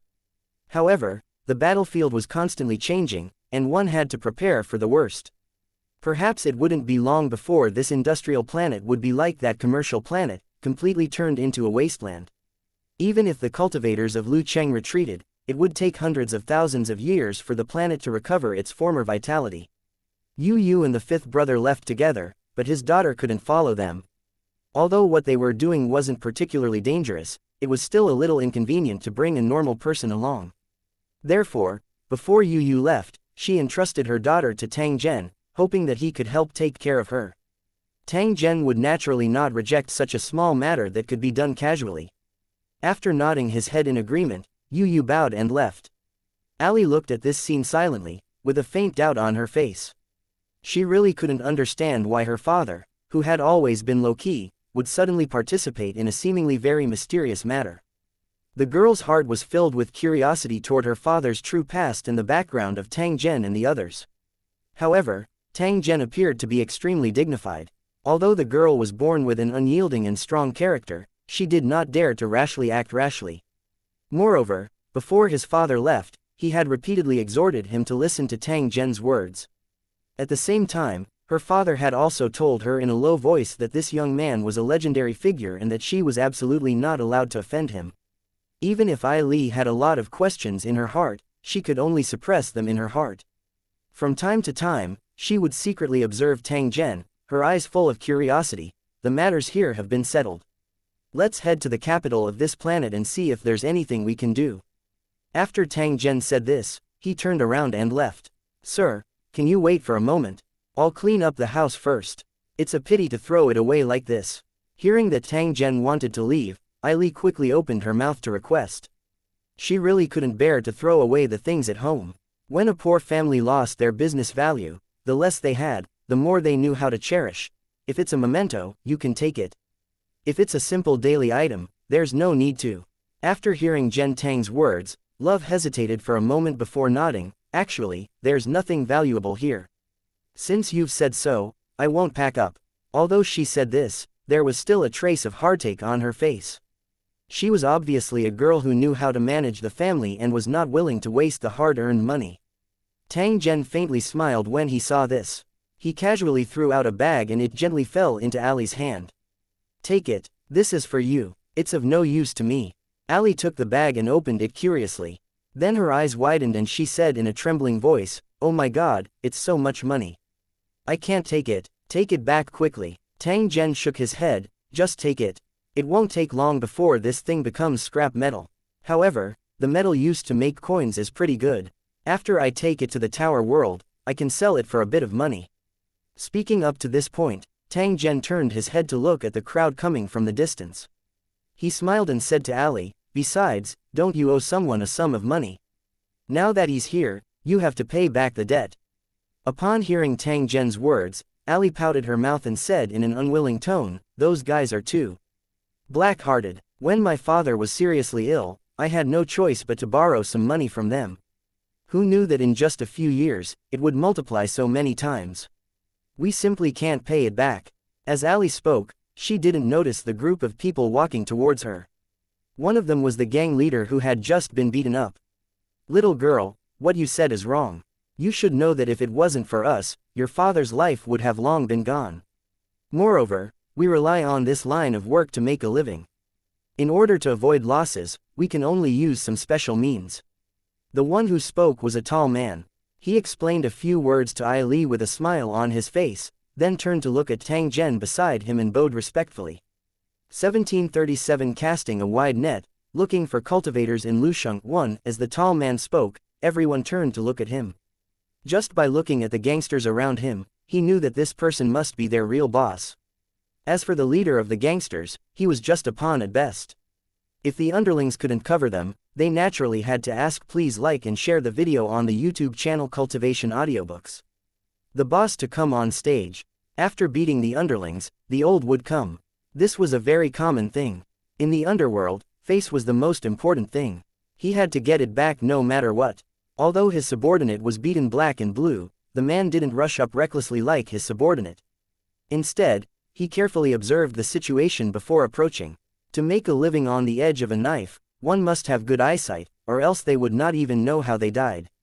He felt that Tang Zhen was not an ordinary person. Naturally, it was best not to provoke him. At most, he would just swallow this anger. However, some things could not be solved by running away. If Tang Zhen wanted to vent his anger on behalf of this father and daughter and directly came to their door, they would not be able to hide. The best way was to solve it on the spot. When he walked closer to take a look, he discovered that Tang Zhen was dressed like a terrible person, causing the boss to secretly cry out bitterly in his heart. And NBSP, never in his dreams would he have thought that the father and daughter would be connected to the tribesmen. No matter what their relationship was, he had to be careful. If they really angered the other party, perhaps with just a word, they would be sent to a remote planet to mine and die in those barren lands. Therefore, after hearing what Ali had just said, the gangster boss immediately stood up and explained, and timely expressed his respect to Tang Zhen. Ali obviously didn't have a good impression of the leader, so she sneered, "You're being unreasonable. It's true that I owe you money, but why do you want me to work at your place? Isn't this forcing a good woman to become a prostitute?" The hoodlum elder laughed but didn't answer Ali's question. There were some words that he couldn't say at this moment. Seeing that the leader didn't say anything, Ali thought for a while and threw the money to him. "The money I owe you is all here. Do you want to count it?" Seeing this, the leader quickly waved his hand and said, "No need, no need. I came here today to inform you that our past debts are written off. My brothers are all boorish people. If they have done anything to make you unhappy in the past, please be magnanimous and don't stoop to our level." As he spoke, the leader picked up the money bag on the ground and walked over to Ali. After doing all this, the leader turned his head and smiled at Tang Zhen. Then, he turned around and left. Seeing this, Ali couldn't take it anymore, and quickly shouted, "Hurry up and take your money. I owe you this. I don't want to take advantage of you." The leader waved his hand, indicating that there was no need to do anything unnecessary. They did not lack the money. When the other gangsters saw this, their expressions turned strange. They had never thought that their boss would do such a thing. That was a bag of metal coins used by the Tarobo people. It was not his style to push away such a large sum of money. The leader of the thugs had been secretly peeking at Tang Zhen. When he saw that Tang Zhen's expression was indifferent from beginning to end, he naturally felt incomparably uneasy in his heart. Tang Zhen had been standing at the side the entire time. He didn't say a single word during this period of time. Only when the hooligan's boss was about to leave did he suddenly speak. You know when to advance and when to retreat. Since that's the case, I'll give you a chance. If you do it well, you might be able to keep your life. If not, including your subordinates, you will only be able to live for 1 more month at most. Upon hearing Tang Zhen's words, those hooligans were stunned. They did not understand what he meant. He was living a good life, why was he only left with a month of life? The leader of the thugs stood in place, his expression constantly changing. After a few seconds of silence, he turned around and walked in front of Tang Zhen. From Tang Zhen's words, he felt a trace of danger. He knew that he must not easily leave at this moment. Sir, if you have something to ask, please ask. As long as it's within our means, we guarantee that we'll do our best to complete it for you. The gangster boss had a loyal look on his face at this time. It seemed that as long as Tang Zhen said the word, there was nothing that he would not dare to do. Tang Zhen nodded. This gangster boss was a local tyrant. When he did things, it was much more convenient than you. Snakes had their own snake path, rats had their own rat path. These people who were at the bottom of the society often had some special abilities. Especially when it came to searching for people and items, they were even more efficient than the official institutions. What I want you to do is very simple. Help me find a group of people. For every person you find, I will give you a sufficient reward. What do you think? Upon hearing Tang Zhen's words, the leader of the thugs hurriedly replied, Sir, what are you saying? It's just finding some people, why do you need a reward? As long as you give us a clue, we promise to do it immediately. As long as this person is still here, we will definitely find him for you. Tang Zhen shook his head as he looked at the boss and said, Do you know how many people I'm looking for, and how much I'll give you as a reward? Hearing this, the leader hesitated and asked in a low voice, Then may I ask, how many people do you want to find and how many rewards will you give? Listen up, the people I'm looking for are the cultivators in Lusheng who were thrown onto the industrial planet back then. There are hundreds of thousands of them. After so many years, he didn't know how many were left, but there were definitely quite a few. I don't care how many are left, I want you to find every single one of them. This money is your reward for the early stage. Tang Zhen's voice had just faded when a pile of metal boxes appeared in front of everyone. They emitted a muffled sound when they landed. The sudden turn of events scared the hooligan leader so much that he quickly took 2 steps back and almost screamed. What's with this Yingluo? Looking at the metal box that suddenly appeared in front of him, the gangster leader looked at Tang Zhen and asked with a trembling voice. Just as he finished speaking, the metal boxes opened one by one.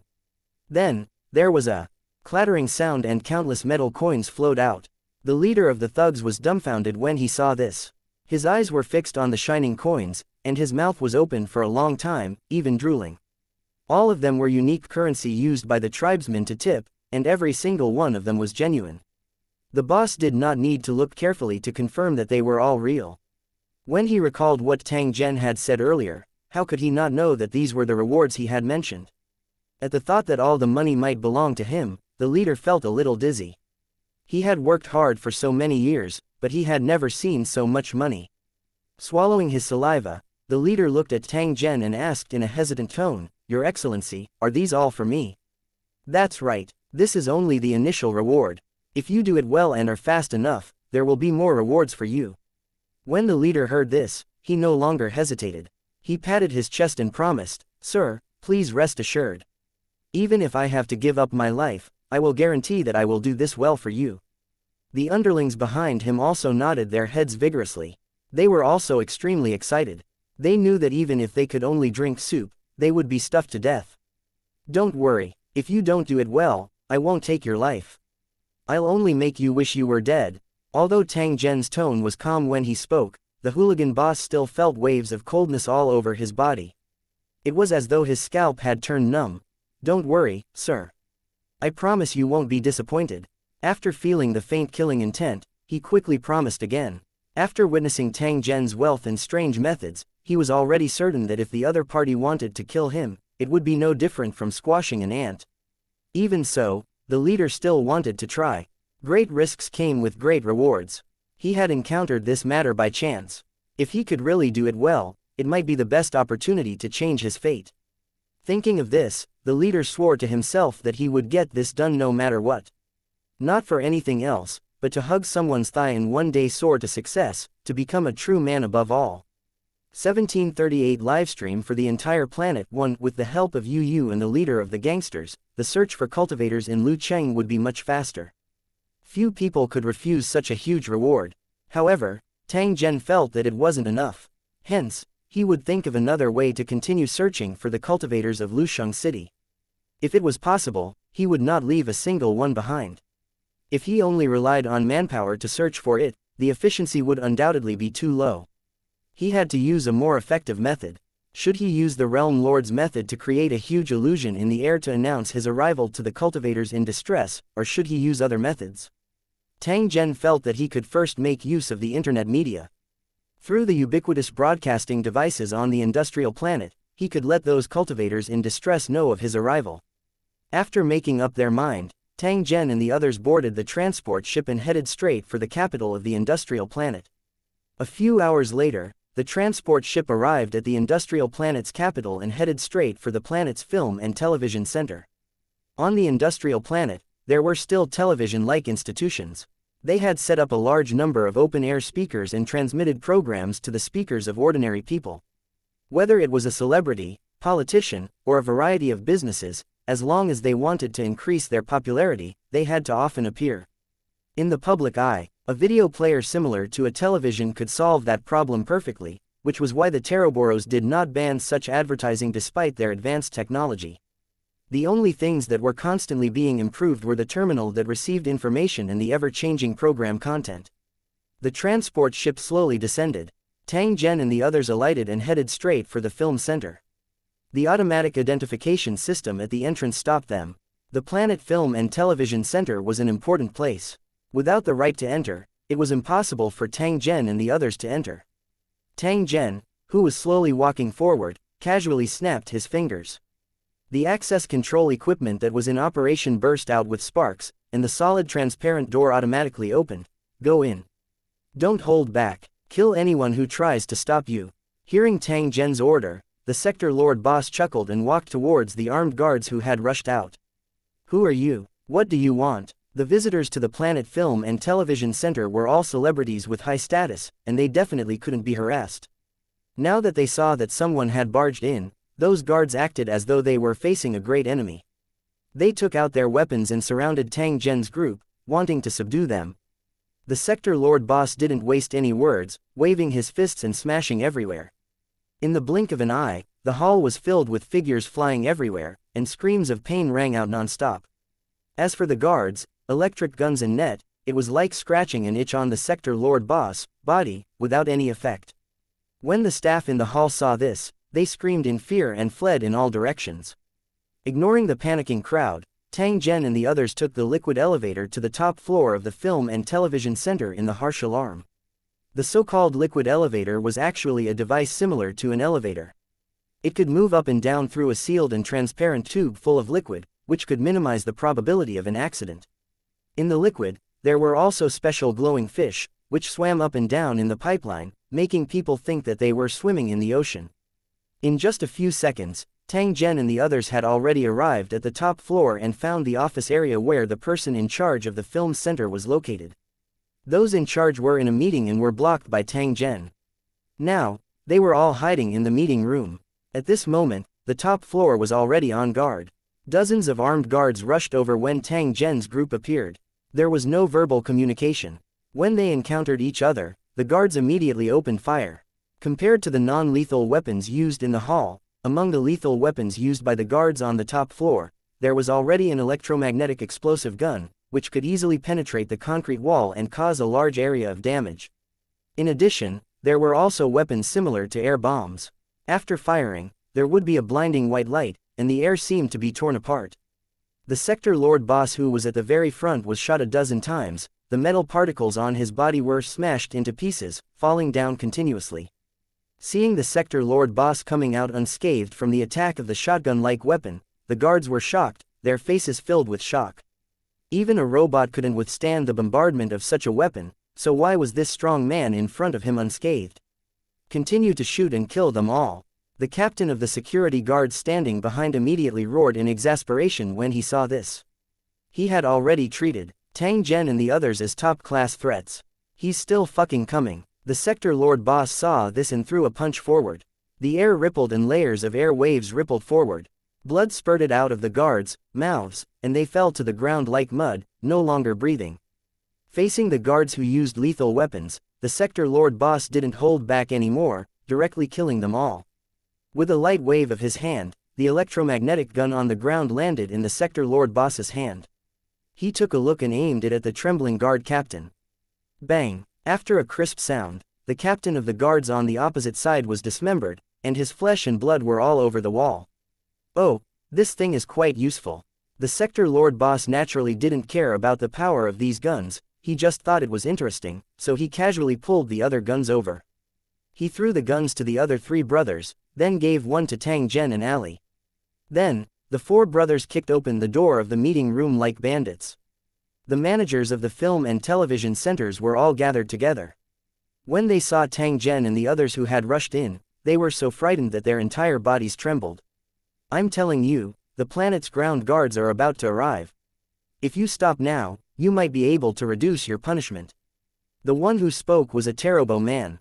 He looked at the clothes of Tang Zhen and the others, and his eyes were filled with doubt. He could not understand what these people of the same race wanted to do. I'll give you 1 minute to turn on all the broadcasting channels. I have something to announce. As Zhen Tang spoke, he raised an electromagnetic gun and pointed it at the terrible man's head. Although you're not afraid of death, I have a way to make you wish you were dead. You can try it. As soon as he finished speaking, all the people in charge, including the terrible man, had expressions of extreme pain. They screamed and struggled on the ground. They felt as if there were countless metal ants in their bodies, constantly drilling in their flesh and organs, wantonly destroying their bodies. Please, stop, I promise you, the tribesmen screamed and begged for mercy. If this continued, he would die from the pain. Very good. If you cooperate, you can be spared from this torture. Otherwise, there will be more ways to make you collapse. Tang Zhen nodded. When his voice sounded, those people in charge on the ground also stopped their miserable cries and struggles. Only a wave of suppressed moans was left behind. The ground was filthy, and the air was filled with a strange smell. It was obvious that there was more than one person who had wet their pants. Hurry up. If you still hesitate, I'll fucking blow you all up. The sector lord boss had gotten a pair of sunglasses from God knows where, and with a cigarette-like thing hanging from his mouth, he fired a shot above his head. Following the sector lord boss's roar, the workers who were lying on the ground quickly got up, afraid that if they hesitated any longer, the bullets would land on them. When this kind of weapon hit the body, there was no need to consider rescue at all. Basically, the body would be torn to pieces. A minute later, Zhen Tang stood in front of the camera. At the same time, Tang Zhen's figure appeared on all the video players on the entire industrial planet. This sudden scene immediately attracted the attention of countless people. They all looked at the player at the same time, trying to figure out what had happened. I'm Tang Zhen, the Holy Dragon City's city lord. I'm from the Wilderness War Zone. From now on, all cultivators of Lucheng, please remember that in a month's time, the coalition army of cultivators of Lucheng will attack the industrial planet and turn it into a wasteland. This is revenge for the invasion of the tribesmen into the wilderness. As the flames of war burn, the day you return home will be getting closer and closer. Even though you've been stranded in a foreign land, the relatives and friends of your hometown have not forgotten you. They're all waiting for you to come home. From now on, I hope you can help each other and do your best to find surviving companions. Then, go to the shelter I have built for you and wait for the final battle. This is a war between us cultivators of Lusheng. Although your cultivation is no longer there, as long as you were once cultivators of Lusheng, you should show your courage at this moment and let the enemy know that the cultivators of Lusheng, who have traversed thousands of plains, are not to be bullied. When Tang Zhen spoke, He had already returned to his original appearance and was using the common language of the wilderness war zone. The cultivators in the Lusheng city would definitely be able to understand him.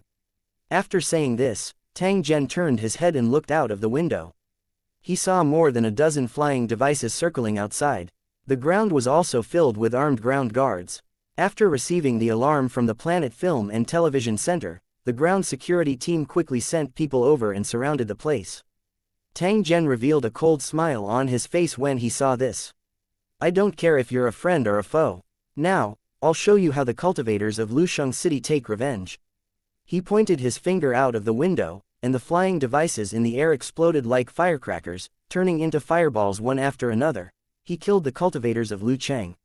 Even if blood flows like a river, he can't atone for his crime. He waved his hand at the ground again, and those ant-like figures fell into a sea of fire, turning into charcoal in the blink of an eye. The metal objects evaporated, and even the ground was burned like glass in the terrifyingly high temperature. Tang Zhen stood by the window and took a step forward. His body stood firmly in the air as if a god had descended. The scene was captured by cameras and played on various video speakers, witnessed by countless people on the industrial planet. At this moment, the whole world was shocked. 1739. This is only the beginning. The area in front of the Planet Film and Television Center had been completely reduced to ruins. The wreckage of the aircraft was burning, and the body had been completely reduced to ashes. Thick smoke rose into the air, like a ferocious demon, waving its claws and teeth to tear everything around it. The spectators in the distance and the ground guards who were lucky enough not to be within the attack range could only feel their bodies trembling. Never in their dreams did they expect to see such a disastrous scene. That man had only waved his hand and created such a terrifying scene. What kind of power was this? Who was this person? What did he want to do? There were projections in the air around the movie center. They had also seen the content of the live broadcast earlier. Tang Zhen had used the language of the Savage War Zone earlier, and not many people could understand it. However, this didn't affect the speculations of the onlookers. When they thought of the secret rumors of the cultivators' invasion in Lu City, they all had the same thought. The war was probably really coming. They had thought that with the power of the Teroboros, the war would not affect them, but it was only at this moment that the spectators suddenly realized that war was right in front of them. Fear and uneasiness emerged madly, and the onlookers began to be at a loss. They kept shouting to punish the murderer and protect their own interests. Only by eliminating Tang Zhen and the others could they feel temporarily at ease. However, they had no idea that the cause of this war was revenge against the Terobo people. Tang Zhen's eyes were ice cold as he looked at the excited onlookers. If these low-class citizens were to advance and retreat together with the Teroboros people, they would definitely not be able to escape this calamity. As the first wave of enemies was eliminated, more reinforcements began to arrive. As the capital of an industrial planet, the defense force naturally couldn't only have these people. Looking at the various flying machines in the air, as well as the increasing number of ground troops, the already itching to fight, the four-sector Lord brothers laughed and charged into the enemy. In the dense attack that made the onlookers feel like their blood was boiling, the four figures shuttled back and forth non-stop.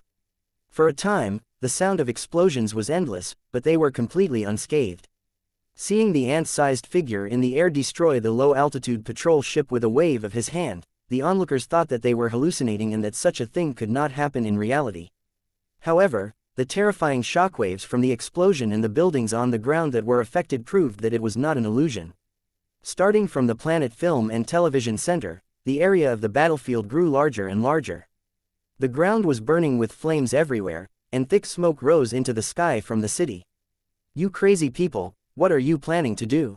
The Terobo man, who had been so scared that his legs had gone soft, suddenly had the courage to rush over and scold Tang Zhen.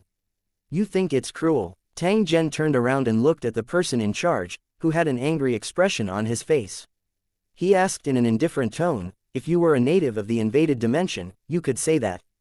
But as a tribesman, what right do you have to say that? During the rise of the Teroboros, how many planets and planes have you invaded? How many innocents have died at your hands? The past of the Teroboros people was the same as the rise of the White Bones. Those who kill will be killed. I'm just collecting some interest." After Tang Zhen said this, he looked at the Terobo man and said in a cold voice, "Enjoy the rest of your life. Perhaps it won't be long before the Terobo people become history, just like the race you destroyed. Hearing Tang Zhen's words, the person in charge of Tarobo sneered and shook his head. You're underestimating the Tarobo people. We're immortal. You're only bringing disaster upon yourself by doing this. Isn't it just the storage of spiritual fluctuations to achieve a false immortality? But have you ever thought about how you can create clones if you only have ruins? If your spiritual wave database is destroyed, can you connect and download it to resurrect yourself? After hearing Tang Zhen's words, the person in charge was stunned for a moment. Soon after, he shook his head with a mocking expression. You will never be able to do this. The greatness of the Tarobo civilization is something you barbarians will never understand. The person in charge tried his best to argue. In his opinion, Tang Zhen was only delusional. Is that so? Then I'll spare your life for the time being so that you can witness the destruction of the Taroboros with your own eyes and slowly experience that bone-deep despair. When Tang Zhen said this, he gently waved his hand at Ali. Then, under the complicated gazes of the surrounding crowd, he stepped on the void and left. Those people in charge heaved a sigh of relief at the same time when they saw Tang Zhen leave. They all revealed expressions of having survived a disaster. This demon Bayan, standing by the broken window and looking at the sea of fire around him, the Tarobo man stood in silence for a long time, his expression complicated. Although he did not admit to Tang Zhen's assumptions, he knew in his heart that if such a thing really happened, it would definitely be a terrifying disaster for the Tarobo people. In the busy mine, a sallow-faced man was controlling a machine and sealing the automatically mined ore into a special box. Through the machine's control screen, he could see that there were fine threads constantly popping out of the ore. Those were all terrifying radiation, which was extremely harmful to the body. Even if they had protection at work, injuries were still unavoidable. If it wasn't for the lack of money, no one would be willing to take on this extremely dangerous job. The man's body was also injured and he coughed from time to time. His clothes were stained with dark red blood, which seemed to have accumulated over the years. After sealing the last box of ores, the man leaned back in his chair and looked ahead with a dull gaze. His body was trembling slightly, and the unbearable pain made him clench his fists, but he did not make a sound. Beads of sweat rolled down from his forehead, the veins on his neck bulged, and his teeth were almost crushed. After a long time, perhaps due to the numbness in his body, the man gradually felt no pain. He finally heaved a sigh of relief. Damn those Tarobo people, the man said softly, his eyes full of hatred, as well as a sense of helplessness and sorrow. Hualala, another pile of ore was transported over. The man sighed and moved his numb and stiff body, ready to continue working. However, just as his hand touched the button, he suddenly heard a familiar voice, which made his body freeze. Slowly turning his head, the man stared at the image on the screen. As he listened to the language he had not heard for many years, his eyes welled up with tears. World of Lusheng, Wilderness Warzone, my family, are you all well? As he muttered to himself, the man's expression became more and more excited. He clenched his fists tightly, and his turbid eyes gradually revealed a trace of brilliance. The man laughed out loud when he saw Tang Zhen standing in the air and killing the flying devices and the enemies on the ground with a wave of his hand. His voice contained an indescribable carefreeness and boldness. Ha ha ha, as expected of Sir Tang Zhen, the legendary Manwang King. Even in the territory of the Tarobo people, you still view your enemies as ants. The man's expression became more and more excited as he spoke. He knew that Tang Zhen would not lie. It seemed like the cultivator army in Lu City had really invaded the lair of the Tarobo people.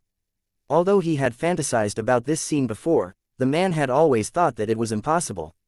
After all, the war back then was enough to prove that the cultivators in the Savage War Zone were no match for the Tarobo people.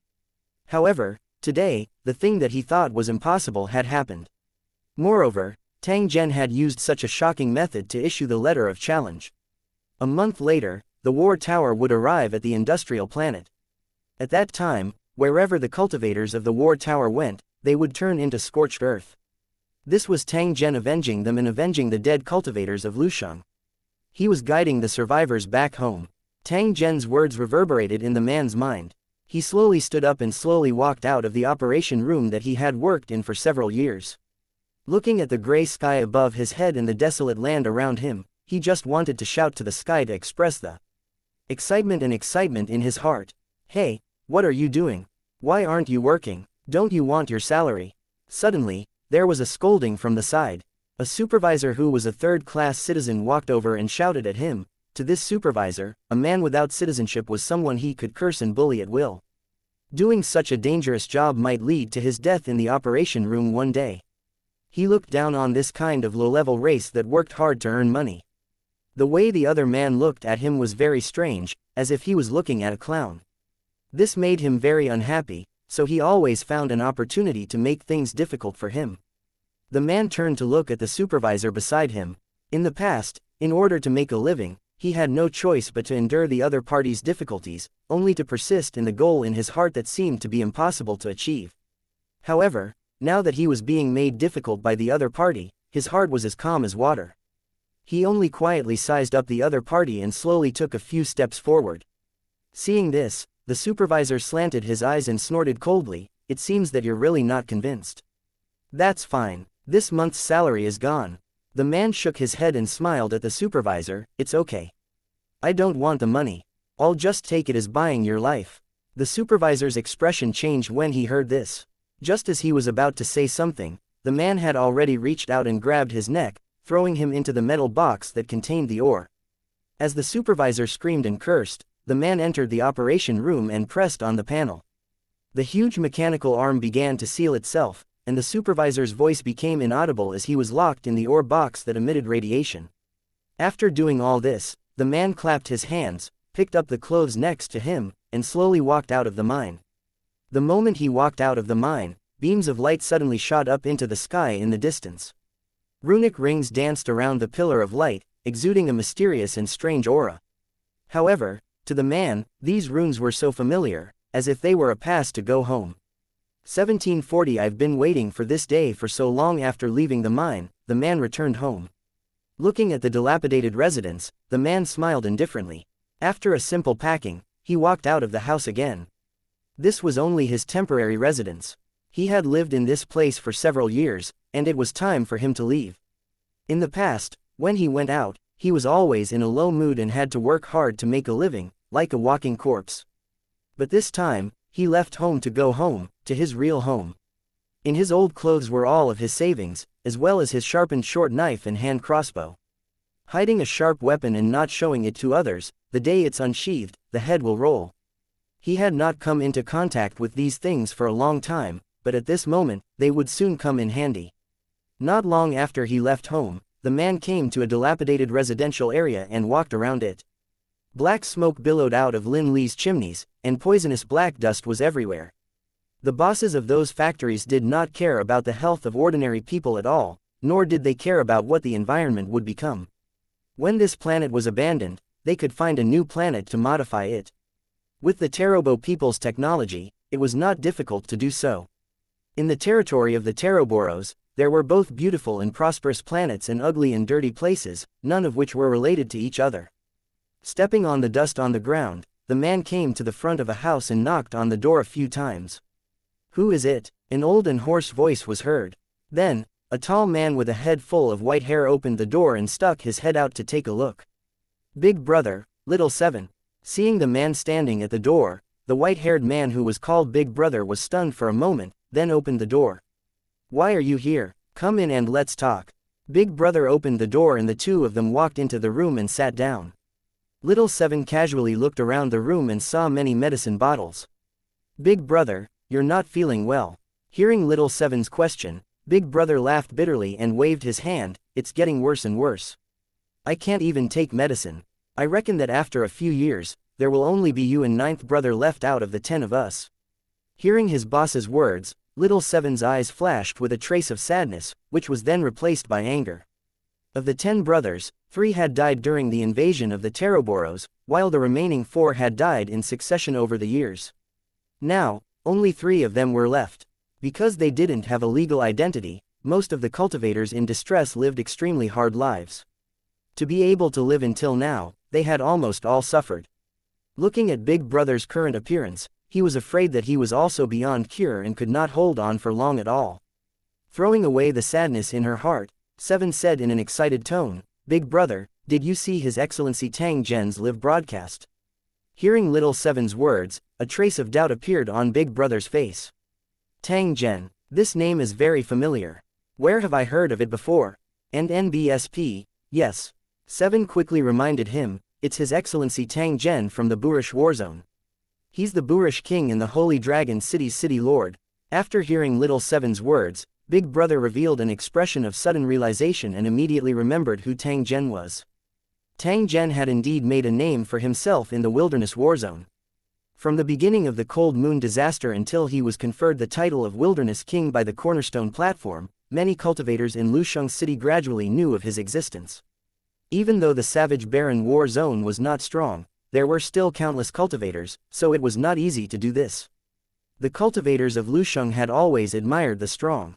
Even if they didn't belong to the same city as Tang Zhen, it still couldn't stop the cultivators of Lusheng from respecting him. But what was the live broadcast that Little Seven was talking about? I know of Sir Tang Zhen, but what live broadcast are you talking about? Why can't I understand? Little Seven saw his big brother's confused face and knew that he definitely didn't see the content of the live broadcast, so he quickly told him what happened. When he heard that the allied army of cultivators had already invaded the Tarobo star system and would attack the industrial planet in a month, the boss's breathing immediately quickened, and his dull eyes lit up.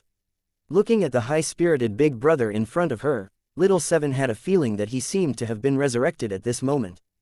Brother, is what you said true? Little Seven quickly nodded and looked at her big brother with anticipation. Her eyes were also filled with excitement that could not be suppressed. Ha ha ha, I've been waiting for this day. I've been waiting for this day for so long that I can finally take my revenge. Big Brother stood up abruptly and turned around twice on the ground. His eyes were full of light as he said to Little Seven, although we no longer have our cultivation, it doesn't mean that we are disabled. As long as we have weapons, we can still beat the ground. Guards up, the cultivators of Lusheng City were born to fight. They would never hide or cower in a battle, but would feel excitement and anticipation from the bottom of their bones. After thinking about it carefully, the boss shook his head and felt that something was wrong. Since His Excellency Tang Zhen has already built a shelter and let us take shelter there, it means that he doesn't want us to participate in the war. In that case, let's listen to his command and go directly to the shelter, so as not to delay his plan. Xiaoqi nodded gently, indicating that he also had the same intention. Times were different now. Although they wanted to kill the enemy, they could no longer display the killing skills of the cultivators in Lusheng. There was another reason. The entire world knew about this, and the tribesmen would not sit by and do nothing. They would quickly come up with a countermeasure. It would not be easy to reach the sanctuary successfully, and it would be difficult. Boss also realized this and lowered his head to think for a while. He looked at Little Seven and said, no matter what the Tarobo people do, we have to find a way to get in. Otherwise, when the war comes, none of us will be able to escape. Both of them used to be cultivators of Lusheng, so they naturally knew what a plain invasion was like. When the cultivators of Lusheng launched an attack, everywhere they went would be completely scorched earth and ruins. Under such circumstances, if they, who had already lost their cultivation, were not protected, they would definitely be attacked indiscriminately. At that time, their lives would be in danger. But with just you, me, and Little Nine, can we really break through the blockade of the Tarobo people? Isn't it a little too weak? Little Seven's eyes were filled with worry. Although they weren't afraid of battle, they knew that they couldn't act rashly. Otherwise, not only would their plan fail, but they might even lose their lives. The three of us can't do it alone, so we have to contact those cultivators in distress who know the whereabouts, and then let them contact those they know. In this way, we can gather enough manpower. When the time came, he would think of a way to get enough weapons and then start the operation. As long as the Tarobo people dare to stop us, we'll fight them to the death. Even if we die, we'll drag 2 of them down with us. Hearing his boss's firm words, Little Seven nodded. Her face was also full of determination, and she had obviously made up her mind. Without further ado, the 2 brothers packed up and left the house in a hurry. Only a few of the wandering cultivators in Lu City had families. Most of them were single and had no ties to anyone.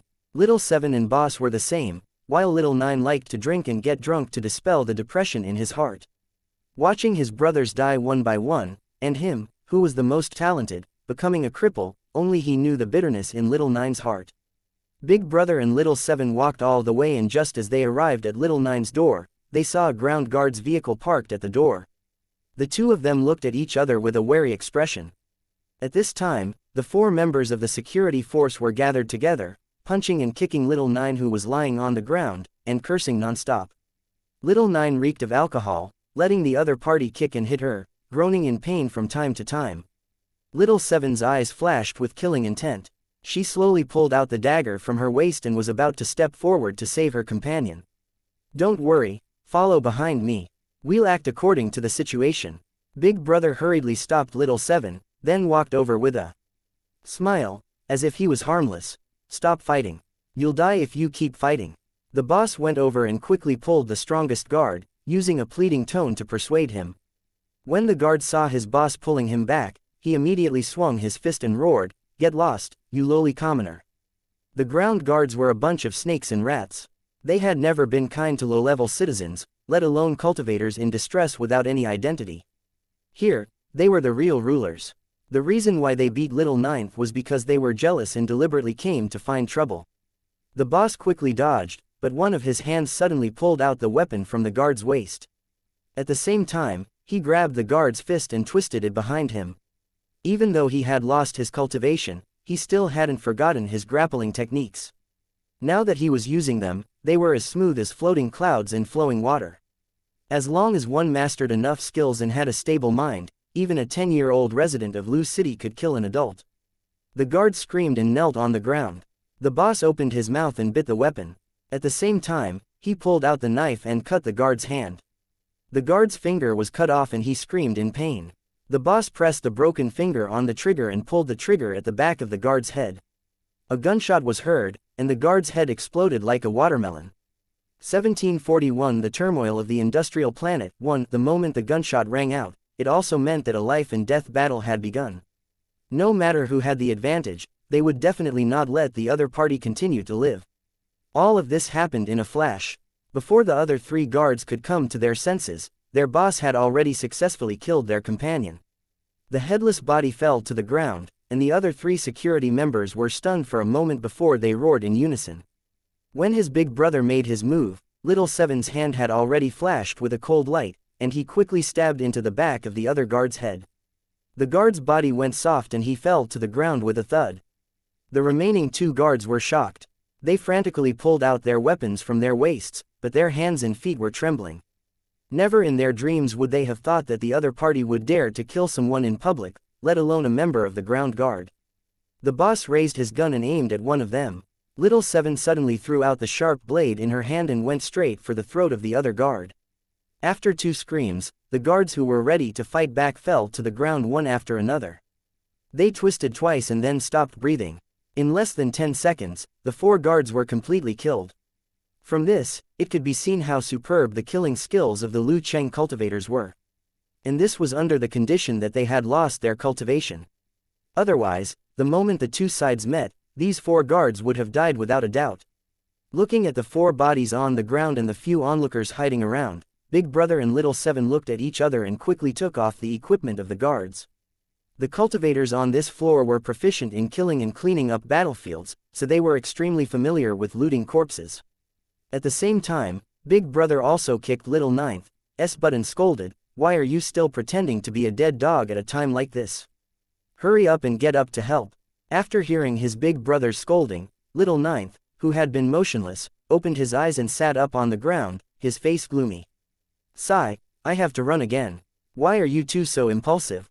Grabbing his messy hair, Little Nine got up from the ground, reached into his pocket, and took out a combined tool. He squatted in front of the weapons and equipment and quickly disassembled them. In just a few minutes, Little Nine threw 2 sets of armor and a pistol in front of Big Brother and Little Seven. The passive energy shield has been activated, and the gun's shooting identification system has been removed. Anyone can use it now. Take it and run. Boss and Little Seven were stunned when they heard that. They asked Little Nine, "What, you're not leaving?" Little Nine shrugged his shoulders and showed an innocent expression. "Why should I run? You're the ones who did it. If I run away with you, I'll waste the girl that I'm about to get." "You bastard," the eldest brother scolded jokingly. "You're going to die on a woman's stomach sooner or later. I finally know why the 4 of them beat you up." Little Nine showed an indifferent expression, squatting on the ground and mumbling, "What can I do? Other than drinking and hitting on women, I don't even know what the fucking point of living is." As he spoke, His handsome face flashed with a trace of desolation and a strong unwillingness. That's in the past. Things are different now. The allied army has already killed their way to the lair of the Terobo tribe. The day for us to turn the tables has arrived. Upon hearing his big brother's words, little Nine, who was squatting on the ground with a sad face, suddenly jumped up, hugged his big brother's shoulder and shouted, "What? What did you say? You're already deaf at such a young age, what should I say about you?" The big brother shook his head with a look of pity. "Gosh, brother Xianxia, you're my big brother. Is what you said true? Has Lu Cheng's army really killed their way to the lair of the Terobo people?" Little Nine looked at her boss without blinking, her face full of anticipation. "What did I say? Did you hear that, old seven?" The boss deliberately showed a puzzled expression and asked the seventh brother. Seventh brother smiled and shook his head. He put on a set of armor and checked his pistol at the same time. He gave Little Nine a thumbs up. "You guys, Ayo, damn it." Little Nine's face was full of depression as he returned to the house in a huff. Just as boss and old seven were filled with doubt, the sound of boxes and cabinets being rummaged came from the house. Soon, Little Nine rushed out with a big box in his hand. He threw it on the ground with a clang. "Little Jew, what are you doing?" Under the boss's confused gaze, Little Nine chuckled and kicked the box open.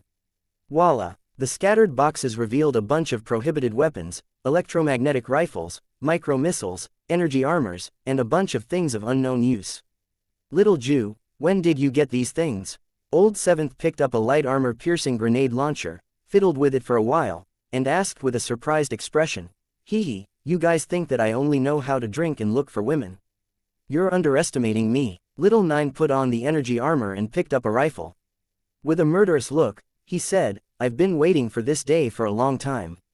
If reinforcements don't come soon, I might not be able to hold it in anymore and rush to the Terobo people to kill them to my heart's content." Hearing Little Nine's words, the boss and Little Seven looked at each other and secretly thought that they were lucky. It seemed that Little Nine had been suppressed too much and could only drown his sorrows in alcohol. However, this method was like a zither string that was constantly pressurized, and it would break one day. If it wasn't for today's incident, it wouldn't take long for Little Ninth to completely explode. At that time, they would probably lose another brother. With Little Nine's character, even if he were to die, he would want to die in a grand manner. "Alright, let's move quickly. If we hesitate any longer, the guards will come." The boss didn't say anything more. He instructed his two brothers and then quickly equipped themselves. The three brothers drove on the road and circled the residential area a few times before quickly disappearing. The three of them were not enough to deal with the Teroboros, so they had to contact more cultivators from Lu City to go to the shelter. Ellipsis. Just as the three brothers started to move, the entire industrial planet was in chaos. Tang Zhen and the others caused a huge ruckus in the capital of the industrial planet, causing half of the city to turn into scorched earth. The ground security forces stationed nearby were almost completely crippled. Compared to the invasion of the cultivators in Lusheng, this kind of thing that happened in broad daylight couldn't be hidden at all. Therefore, in a very short time, the news spread across the entire industrial planet. Countless people were shocked, unable to understand what was going on. Why did such chaos suddenly occur? Who were these mysterious people who could fly and destroy patrol ships with a wave of their hands? It was said that the highest-ranking officer of the industrial planet was so angry that he cursed and ordered the ground security forces around the world to capture Tang Zhen and his group or kill them at all costs. When some people were sad, there would naturally be others who were happy. Those cultivators who had watched the live broadcast and witnessed Tang Zhen's great power and the destruction of the ground security force with a wave of his hand were all dancing with excitement and even burst into tears on the spot. They had waited bitterly for many years, and finally, the clouds parted and the moon appeared. They had been looking forward to the arrival of reinforcements from their hometown. Many of the cultivators in distress couldn't even believe their eyes. After confirming it several times, they were sure that they weren't hallucinating. The Lusheng Kingdom's army had come to save the cultivators in trouble, and at the same time, to take revenge for the humiliating invasion that year. They had been waiting for this day for too long. During this time, countless cultivators in Lusheng had died with hatred. The good thing was that all the hardships had come to an end, and it was finally time for them to pick up their weapons and restore the power of Lu Cheng's cultivators. Just like what Tang Zhen had said, once a cultivator of Lusheng, he would always be a cultivator of Lusheng, and he would not change his mind even in death. There was no need for anyone to mobilize. The cultivators in distress spontaneously began to contact each other. They searched every corner for their former companions and armed themselves as much as possible. During this process, there would be fierce battles from time to time. The cultivators of Lu Cheng, who had been enduring for many years, finally revealed their true abilities at this moment. He was silent, but he shocked the world with a single brilliant feat. Even though they no longer had their cultivation, they were still experts who had experienced hundreds of battles. They had climbed out of mountains of corpses and seas of blood. As long as they were in battle mode, they would be like gods of death. The ground guards, who had received orders to search for and arrest the cultivators in distress, were met with a head-on attack without any preparation. They were forced to retreat by the cultivators in distress. While they suffered heavy casualties, they also contributed weapons and equipment. As a last resort, the ground guards could only mobilize a large number of troops to chase after the cultivators in distress. Once they found a target, they would immediately open fire. Especially on the only way to the shelter, the ground guards were even more strict in defense, not allowing cultivators in trouble to approach.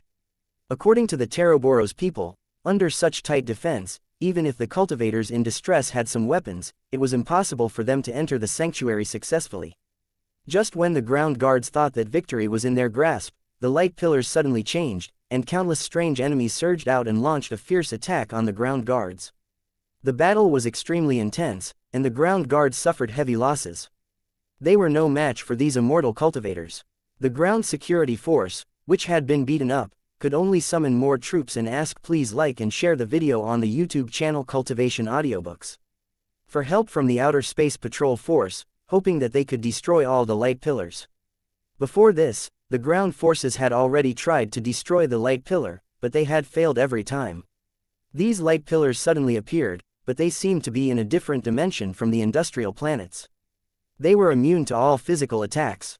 Launching an energy attack would result in the light pillar's counterattack, and even after paying a painful price, the light pillar was still undamaged. As a last resort, the ground security force would patrol the outer space fleet in the hope of getting more powerful firepower support. Who would have thought that the outer space patrol fleet would not respond for a long time? They even suddenly lost contact completely, and then there was no more news. The series of events caused the entire industrial planet to be in a state of panic, and a sense of impending doom welled up in their hearts. At the same time, more and more cultivators in distress gathered. They forcibly broke through the blockade line and entered the Pillar of Light one after another. 1742 An invisible attack. 1. The runic light pillar that suddenly appeared on the industrial planet was actually a runic magic array that Tang Zhen had designed and refined. It could provide a relatively safe defense for a short period of time. After the protected entered the light pillar, they would enter a special dimensional space and be separated from this world, so they could ignore physical attacks. They were not in the same space at all. It was like a mirage. It would be strange if they could hit each other. When the enemy used energy attacks, they would also be retaliated by the runic magic circle. No matter how powerful the attack was, it would be returned to the attacker through a special spatial refraction. It could both attack and defend, an excellent defensive method that was suitable for the current environment. In fact, in the world of Lusheng, this kind of barrier-like array was not rare, but the effect of the protection depended on the quality of the materials used. You get what you pay for. The more one was willing to invest, the better the effect of the protection. Apart from that, it also depended on the strength of the person who set up the runic magic circle. A runic magic circle activated by a realm lord was naturally far more stable than a runic magic circle controlled by a spiritual emperor. Unless it was an expert of the same level who had the corresponding means, it was impossible to break it in a short time. With these powerful abilities, the cost of the light pillar was naturally quite high. However, Tang Zhen did not feel any heartache. As long as he could bring back all the cultivators in distress, it did not matter how great the price was. Moreover, someone would pay for the expenses, and he would have to get it back from the tribesmen sooner or later. He had not lost anything from the beginning. After leaving the industrial planet's capital, Tang Zhen had the 4 Sector Lord brothers activate the Light Pillar Shelter and use their Sector Lord abilities to summon energy cultivators to help the fallen cultivators. The Sector Lord's 5 brothers might be mere commanders, but they still had enough subordinates to use. One must know that other than the energy incarnations of the residents of the building, the Sector Lord could also create creatures of laws. Although they only had simple intelligence, they were extremely brave when they charged into battle. They were definitely the top choice. In the face of these spirit-like energy creatures that couldn't be killed by weapons, it would be strange if the ground guards, who were made of flesh and blood, didn't suffer. This was the reason why a Sector Lord could invade a world. No matter when or where, they themselves represented a terrifying army. The 4 Sector Lord brothers left with Ali, ready to send her to Light Pillar Shelter. With Tang Zhen's strength, he would be able to protect her without any worries if he split a little of his attention. However, it would be somewhat inconvenient for him to bring an ordinary girl along with him as he killed his way through. From Tang Zhen's point of view, if one did not have the corresponding ability, one should try to stay as far away from the battlefield as possible. This was the only way to preserve one's life. Of course, not all things could be generalized. If there was no way to avoid it, then one should be bold and try to survive in death. As for Ali, it was better to let her leave as soon as possible. Ali's face showed a bit of reluctance when she heard that she was leaving, and she was not frightened by the things that she had seen. In fact, after witnessing the ability of Tang Zhen and the others to destroy the world, Ali had long been shocked. At the same time, she also yearned for it. For an ordinary person like Ali, Tang Zhen's performance was almost no different from that of a god. It was natural for her to worship him. If Ali knew that many native gods of many dimensions had already been killed by Tang Zhen, what would she think? Especially after knowing that her father was also a cultivator of wuxia, Ali had an idea in her mind, that was, no matter what price she had to become a cultivator of wuxia. Before leaving, Ali mustered her courage and asked Tang Zhen if she could fulfill this wish. Tang Zhen faintly smiled when he heard this. He looked at Ai Li and said, "If you have this idea and insist on it, when this war is over and you and your father return to the wuxia world, you can go to the Rift territory in the 5th battle area. That's my territory, and I'll arrange for someone to guide you, so you'll know what a real cultivator of wuxia is. As long as you stay in that place for 3 to 5 years, you will also have the foundation for cultivation. At that time, you will find a way to become a cultivator of Lu Cheng, and everything will be smooth." After hearing Tang Zhen's words, Ai Li's face was full of joy. She learned from her father and bowed respectfully. What Ai Li didn't know was that there were many people in the 5th battle area who wanted to become Lu Cheng cultivators but couldn't. However, she had obtained a rare opportunity just because of her short acquaintance with Tang Zhen. After waiting for the 4 Sector Lord brothers to leave, Tang Zhen pondered for a moment before his body suddenly shot up into the sky. Of course, he did not forget that there was a space patrol above him. Although the defense of the Light Pillar Shelter was strong, it was not invincible. When it was attacked by a powerful force, the Pillar Shelter's duration would be shortened, and it might even collapse. The firepower of the Outer Space Patrol fleet was completely capable of damaging the protective Light Pillar. Therefore, in order to prevent his previous efforts from being in vain, Tang Zhen had to completely eliminate this hidden danger. After a few teleportations, Tang Zhen had already left the industrial planet and was now in outer space. Since a Sector Lord cultivator could travel through the terrifying void, he naturally wouldn't be afraid of this ordinary outer space environment. If one were to compare, even the Abyss Purgatory on the Island of Destiny was 10 times or 100 times more terrifying than this. His spirit energy spread out like a tide. As the saying goes, a thought can travel 10,000 miles in an instant. The speed of a Sector Lord's spirit energy was even more terrifying than the speed of light. In the blink of an eye, the Outer Space Patrol fleet appeared in his consciousness and seemed to be slowly approaching his position. Good timing, it saves me the trouble of looking around. A cold glint flashed in Tang Zhen's eyes. His figure flashed once again and headed straight for the Outer Space Patrol fleet. Not long after, 3 huge spaceships appeared in front of them. Their appearance was cold and ferocious, like a moving giant mountain. From time to time, there would be flashes of light. Next to the 3 patrol ships, there were more than a dozen small frigates that looked like strange giant jellyfish. They were far more dazzling than the main battleship. At this time, they were like real jellyfish, dancing and swimming in space. As the light flickered, it was extremely magnificent. The shape of the dozen or so frigates was completely different from the style of the Teroboros people. They were more like biological warships from some technological planes, such as the giant insect warship that was being built in the Sacred Dragon War Zone. This was probably the spoils of war from the invasion of the Teroboros. In this regard, Both parties had something in common. However, this still couldn't change anything. The two sides were now mortal enemies. Whoever had the tougher fist would obtain the final victory. Then, the losers would be killed while the victors would step on the corpses and enjoy the other party's wealth. After he was done with his observation, Tang Zhen casually waved his hand and threads of strange energy spread out. Outer space appeared to be a barren land. In reality, it possessed a terrifyingly dense dark energy. The energy that Tang Zhen was using right now was a special energy that was extremely similar to the heaven and earth energy. It's just that this energy is extremely dangerous. The slightest bit of carelessness could cause a backlash, so very few Sector Lord cultivators are willing to do this. The energy-absorbing device of the Tarobo people was specially developed to deal with cultivators. Although it could absorb the energy of heaven and earth in a very short time, it did not dare to absorb dark energy. If they were not careful, it would be a terrifying disaster comparable to the explosion of a planet. The risk was too great.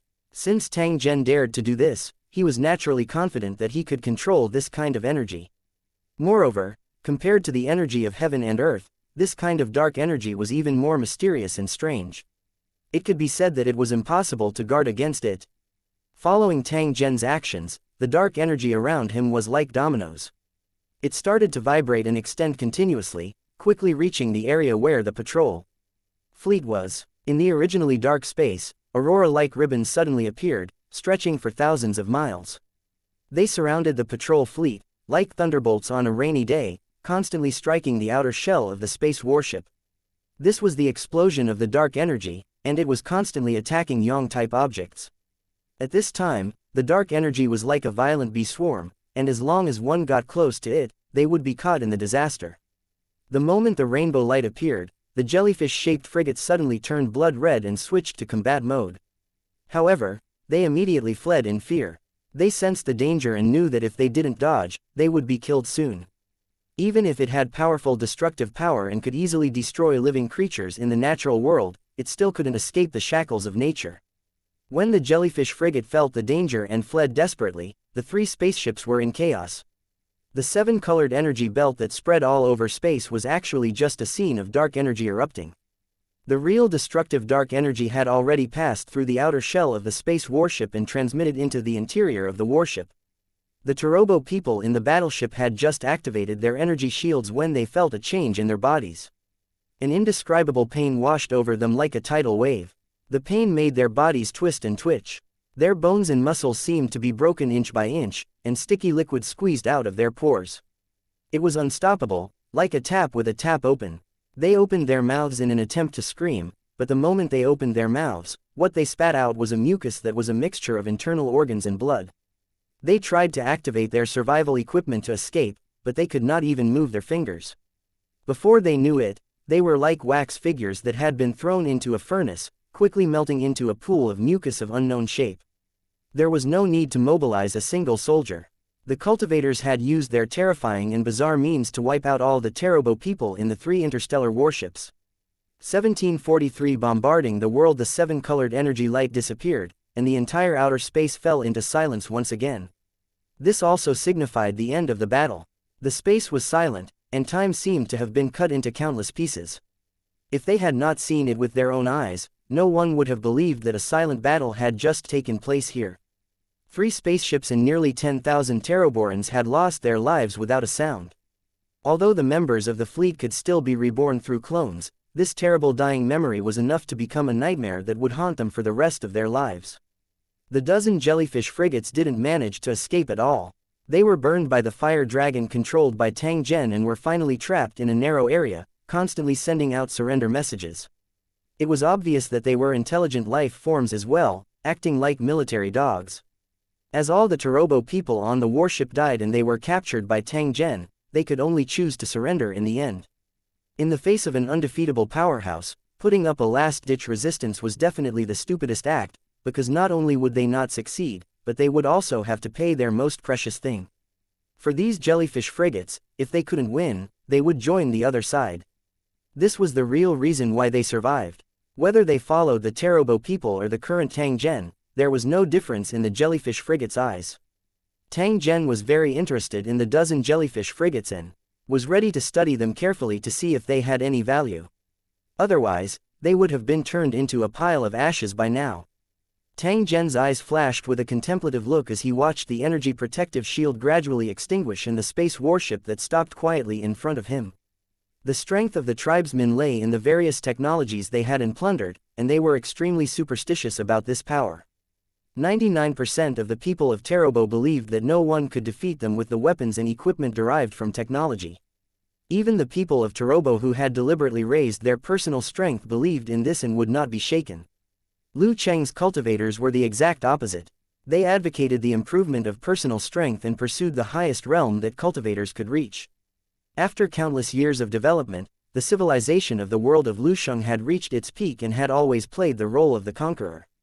Both the enemy and the ally advocated invasion and believed in the law of the forest. There seemed to be not much difference in essence. However, in a life-and-death battle, the advantages and disadvantages of each other's faith were instantly revealed, and could even directly affect the final outcome. From the previous exchange, one could see that the weak Terobo people were unable to withstand a single blow from a sector lord. They didn't even see Tang Zhen before they turned into pools of blood. It was like a strong man fighting a robot of the same height controlled by countless ants. On the surface, they seemed to be evenly matched. The robots were not afraid of the strong man's attacks. However, when the strong man dodged the robots with strong defenses and turned to attack the ants he was controlling, the ants were unable to resist at all. Under such circumstances, it was only natural that the tribesmen would be completely crushed. It was a pity that there weren't many experts like Tang Zhen on the Lu city's side. Otherwise, with just a group of sector lord cultivators, they would be able to beat up the Terobo people. In a real war, the strength of a group was still the most important factor. Fortunately, in this aspect, the cultivators of Lusheng City had a great advantage. However, the war was still going on, and everything was still unknown. Until the last moment, the enemy would definitely let their guard down. As this thought flashed through his mind, Tang Zhen had already arrived above the space warship. The thick outer shell of the space warship was unable to stop him. As long as he changed his form, he would be able to enter it as if he was passing through the mist. When he entered the interstellar warship, he activated his science and technology side law ability and easily took control of the interstellar warship. This was only the beginning. It was impossible for Tang Zhen to lose the other two spaceships. Therefore, he quickly used the authority of the command ship to complete the control of the other two spaceships. As for the jellyfish frigates, after Tang Zhen took complete control of them, they quickly took their positions and took on the responsibility of protecting the assault. Under normal circumstances, a space patrol ship used for combat would require at least 3,000 Terobans to operate perfectly. However, he could control the entire ship by himself like it was his own arm.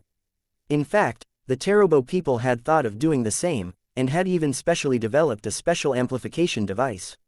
It was a pity that he could not support such a terrifying consumption without a powerful sea of spirit. It was not that troublesome to operate a fighter jet alone, so after a while, the Terobo people gave up on this attempt. At this moment, Tang Zhen's eyes were slightly closed. He was carefully understanding the specific performance of the patrol ship in order to ensure that it could unleash its greatest combat strength. A moment later, Tang Zhen opened his eyes and revealed a satisfied expression. Now, I'd like to see how arrogant the Teroboros people on the industrial planet can be. It's time to collect some interest. Just as Tang Zhen's voice fell, the holographic projection of the entire industrial planet appeared in front of them. On it were the detailed coordinates of various air defense bases, military and political locations, as well as secret military facilities. He extended his hand and selected a few options before activating his attack mode. His target was the industrial planet. The three spaceships quickly turned around and moved forward in the orbit of the industrial planet, heading straight for the attack position. It didn't take long for three vertical circles of light to appear in the dark space, followed by short rays of light shooting out from the warship, falling on the khaki-colored industrial planet like a storm. When the area of attack was not particularly large, the patrol ship did not need to wait for a few minutes to launch an attack, nor did it need to charge its weapons frequently. This kind of rapid attack, similar to the Gatling gun, was actually the most conventional combat method of the patrol ship, and the lethality was also very impressive. From Tang Zhen's point of view, the patrol ship's attacks were like drizzling rain falling on the calm water surface, setting off tiny, insignificant waves. However, when it landed on the ground, it was as if the sky had collapsed and the earth had caved in. The locked target was instantly reduced to ruins, and the sudden attack caught everyone off guard. In the capital of the industrial planet, several important buildings were attacked at the same time.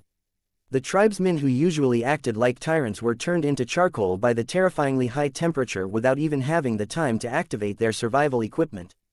The headquarters of the planet's ground guards raised an energy shield when they were attacked.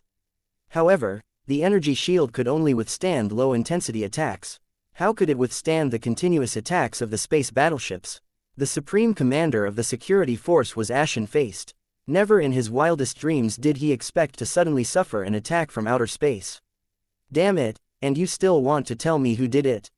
He roared at his subordinates, but he knew better than anyone else that the industrial planet would not be able to escape this time.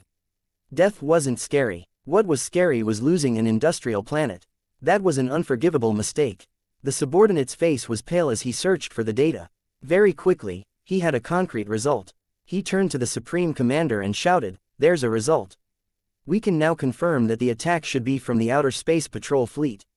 "What? A Space Patrol Fleet?" When the Supreme Commander heard this, his body went limp and he fell to the ground. He kept shaking his head and smiling bitterly. "We're finished, Yingluo." In just a few seconds, the energy shield of the ground guards was penetrated, and the high-ranking officials inside were not spared. They were turned into ashes along with the buildings. The attacks were still continuing, and they were becoming more and more concentrated. The same precise printer was constantly sketching the picture of death on the industrial planet. In fact, when the first energy attack entered the atmosphere, it was already detected by the air defense system of the industrial planet. Under the program's settings, the anti-air weapons were automatically activated and locked onto the patrol ship in outer space.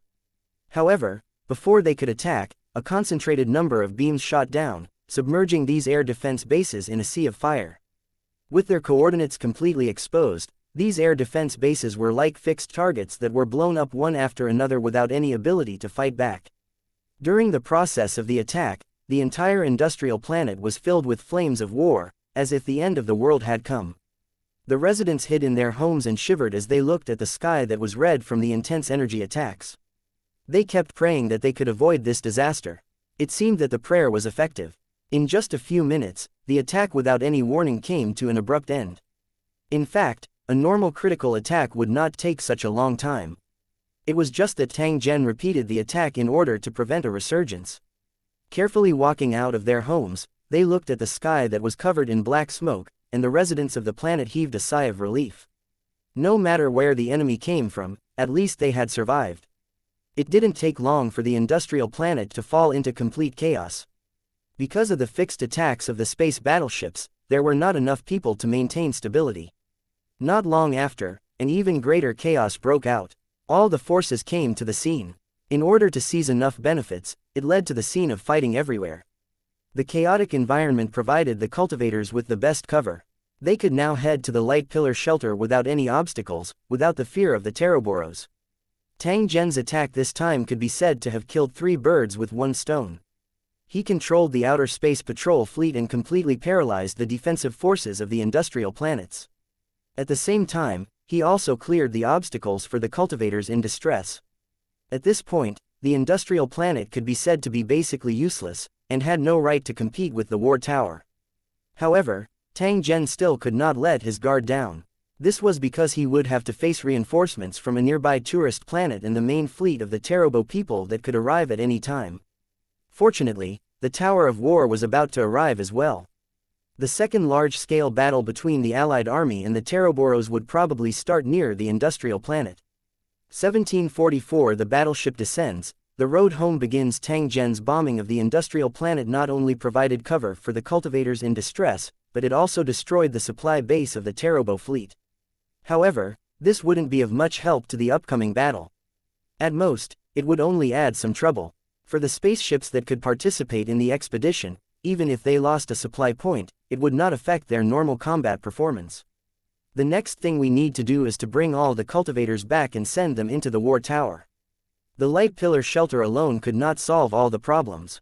Tang Zhen could not let the cultivators in distress wait for the war to come.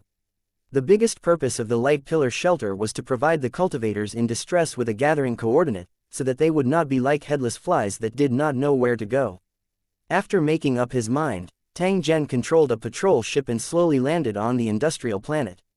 The residents of the industrial planet, who had just calmed down, soon saw a huge figure slowly appearing in the sky, breaking through the clouds and pressing down on the ground.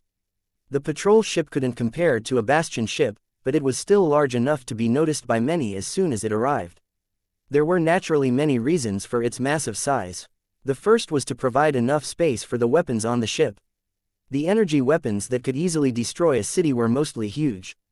In addition, there were various warehouses and functional areas, which were distributed one by one, making the space warship larger and larger.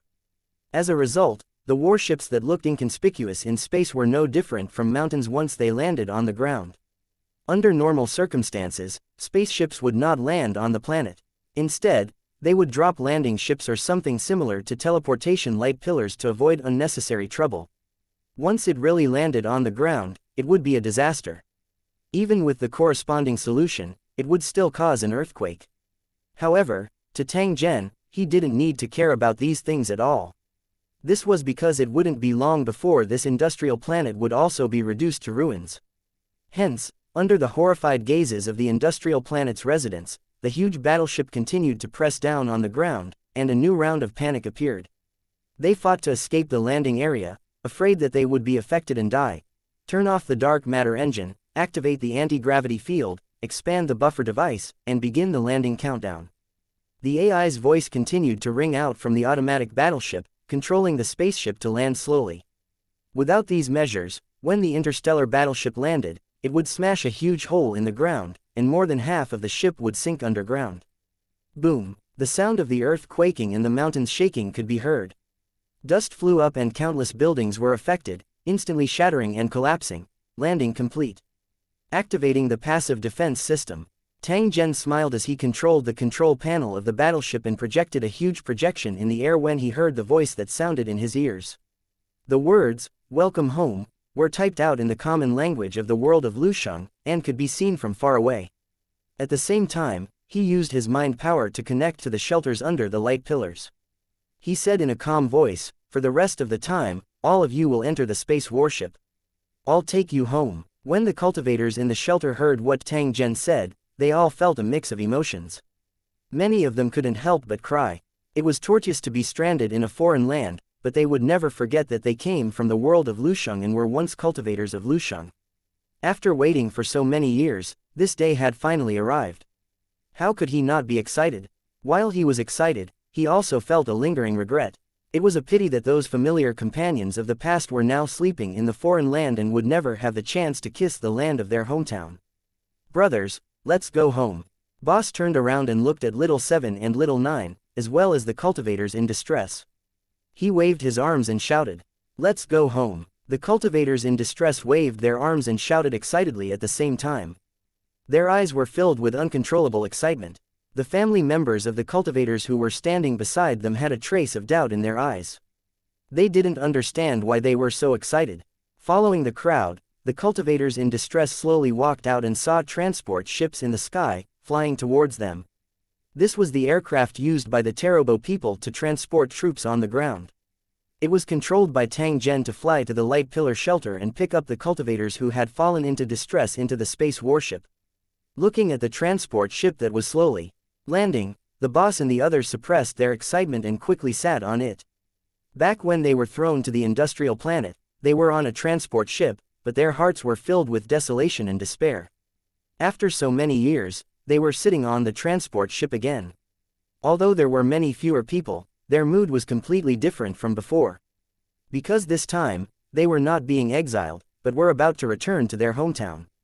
Transport ships took off and landed one after another, sending these cultivators to the space battleships in batches, slowly waiting for the arrival of the last moment. Looking away from the space battleship, Yu stopped laughing and turned to look at the leader of the gangsters next to him. "His Excellency Tang Zhen asked me to inform you that it won't be long before the industrial planet is covered in flames of war. Seeing that you've once helped to find someone, I can give you a chance. If you're willing to leave, you can follow us to board the spaceship and head to the Tower World. If you don't want to leave, you'll be given a generous reward." In short, You won't have worked for nothing. Now make your choice, which one do you want? The hoodlum laughed and said to Yu Yu, as the saying goes, it's hard to leave one's homeland. Although I'm a rough man, I don't want to leave this planet either.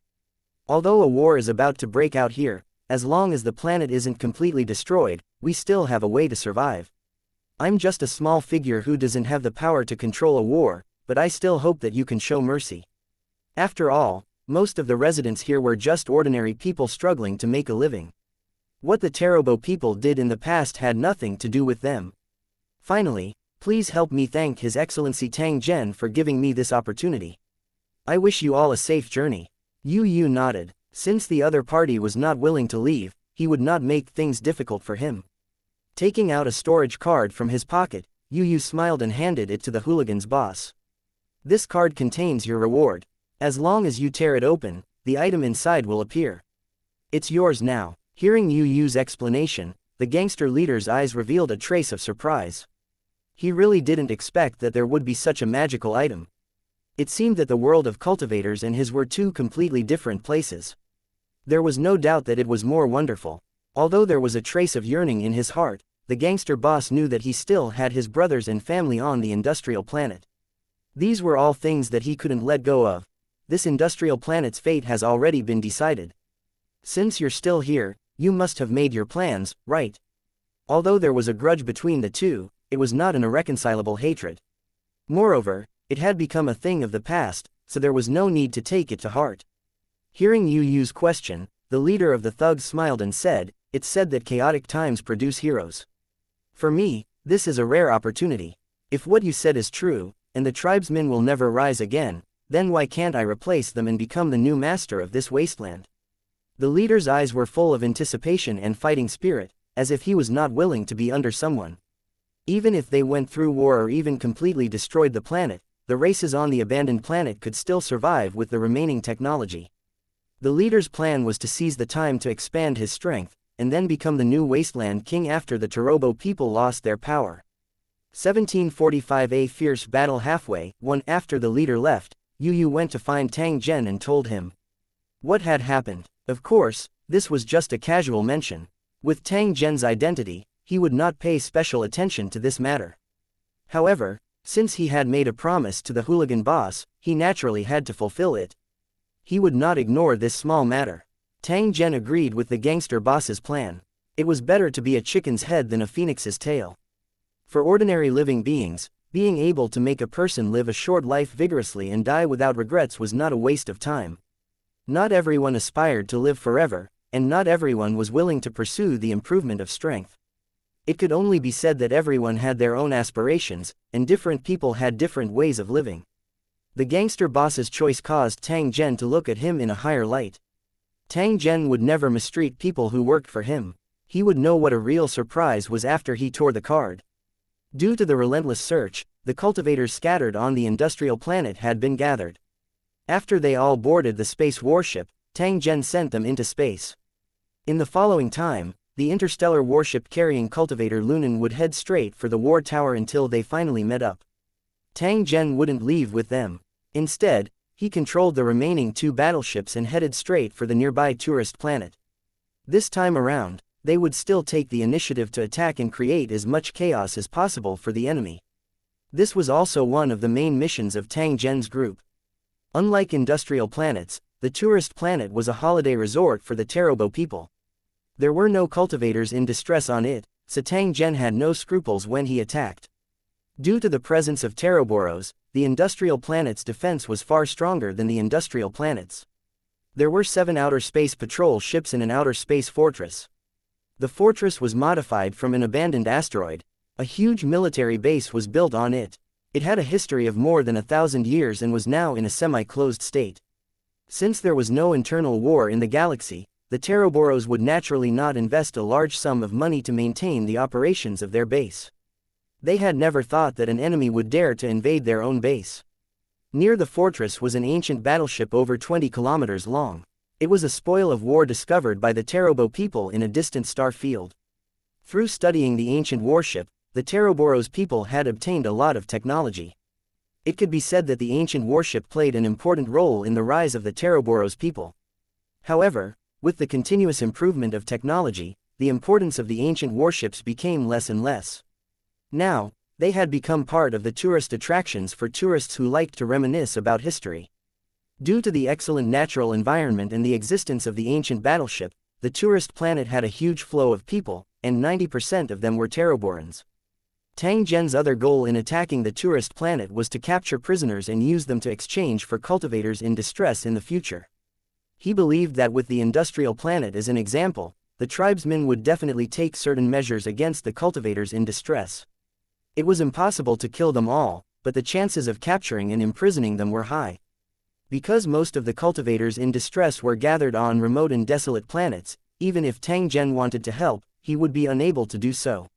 Now, he could only hope that the Sector Lord cultivators who had set off earlier had already reached their respective targets and started to rescue the cultivators in distress. However, as a precaution, he needed to have enough captives so that he could trade with the Teroboros at the right time. Even though the tribesmen could be reborn, it did not mean that they were not afraid of death. No one would be willing to suffer the fear and pain of death if they could live. The 5 Sector Lord brothers continued to follow, 6 Sector Lords controlling 2 space ships, and over 10 jellyfish-type frigates. It was almost the same as a tourist planet's defense. At the same time, the tourist planet also received a request for help from the industrial planet. After learning that the outer space patrol ship was controlled by the enemy, they immediately sent 2 battleships over to provide assistance. The 2 sides met on the way, and a fierce battle suddenly unfolded. After learning about the strength of the cultivators in Lusheng, the tribesmen did not dare to let their guard down. After detecting the presence of Tang Zhen and the others, they immediately began to attack. A dazzling energy beam flashed in space. In addition, there were also homing missiles that were far more powerful than atomic weapons and special bombs that could cause a small area of dimensional collapse. At the same time, there were also destructive weapons as thin as arms that could spin billions of times per second, which could cause tremendous physical damage the moment they touched the shell of the warship. All the attacking methods of the Terobo battleship had been used at this moment, to the point where it was ready to fight to the death. The cultivators of Lusheng City had given the tribesmen too much pressure, and they had become more cautious. Using the advantage of being able to revive, he gained more and more support from the tribesmen as he fought the cultivators from Zon Lusheng. These Teroboros people believed that the Empire could create an unlimited number of clones, at the same time carry out artificial strengthening, and instill preset combat awareness. The consequence of this was that the lifespan of the clone would be greatly shortened, but it could achieve the goal of a violent army in the short term. At the same time, they relied on the powerful technology of the Terobo people to quickly arm the clone army and crush the cultivators in Lusheng with their absolute advantage in numbers. The number of clones in the early stage alone was 1 billion, and there would be a steady stream of clones being produced and put into the battlefield. It was said that after this plan was proposed, it immediately received the support of many elders of the empire. As more and more information was gathered, they began to fear the cultivators in the city. In order to win this battle and defeat the cultivators of Lusheng, the Terobo people were willing to pay any price. The fierce battle continued. Both sides seemed to be evenly matched, but the Terobo people had more than 30 frigates following them, and they were rushing toward Zhen Tang and the others. The energy shield of the battleship on their side was already riddled with holes and could collapse at any time. However, under Tang Zhen's control, the firepower output was not inferior. Even though the battleship model was at a disadvantage, it still caused the enemy battleships to burst into flames, and the incoming frigates exploded from time to time. Both sides were like 2 archers, shooting at each other, competing to see who was stronger and who would fall first. The Black Beetle-like frigate was extremely fast. Even when it was intercepted by the dense firepower, it still rushed to the warship where Tang Zhen was located. It was like a fly that constantly slithered around and attacked. More than a dozen jellyfish frigates continued to spray light balls to block, but they were outnumbered. In the blink of an eye, they suffered serious damage. The 5 Sector Lord brothers who were watching from the side saw this and immediately rushed out of the ship, charging viciously at the enemy ships. They were like sharks shuttling through a group of giant whales. Although they did not have an advantage in size, they played the role of killers, constantly blowing up the enemy frigates. From time to time, he would use energy avatar and turn into a giant roaring in space. He would swing weapons like iron clubs and heavy hammers and smash these frigates into a pile of scrap metal. Unknowingly, the battle between Tang Zhen and the enemy's warship had reached the most crucial moment. Under his control, the two old patrol ships were like agile fish, darting back and forth under the enemy's fire, successfully avoiding most of the attacks. The Turobo people who had been observing were dumbfounded. Tang Zhen's operation was too amazing. Many aerial combat techniques that could only exist in theory were displayed in front of their eyes. Unknowingly, the Teroboros people realized that they had been completely suppressed, and their warship was on the verge of collapse. "Hang in there, we can't back down." The Terobo captain gave a decisive order. He even forbade the fleet members from carrying any survival equipment. It was clear that he was ready to cut off all means of retreat. Although he was determined, the scales of victory would not tilt because of this. Under such circumstances, there was absolutely no possibility of a miracle. Boom! One of the Teroboros' warships burst into flames before it was broken into 17 or 18 pieces as if it was forcefully pulled by an invisible giant hand. The first ship was destroyed and the second was on the verge of collapse.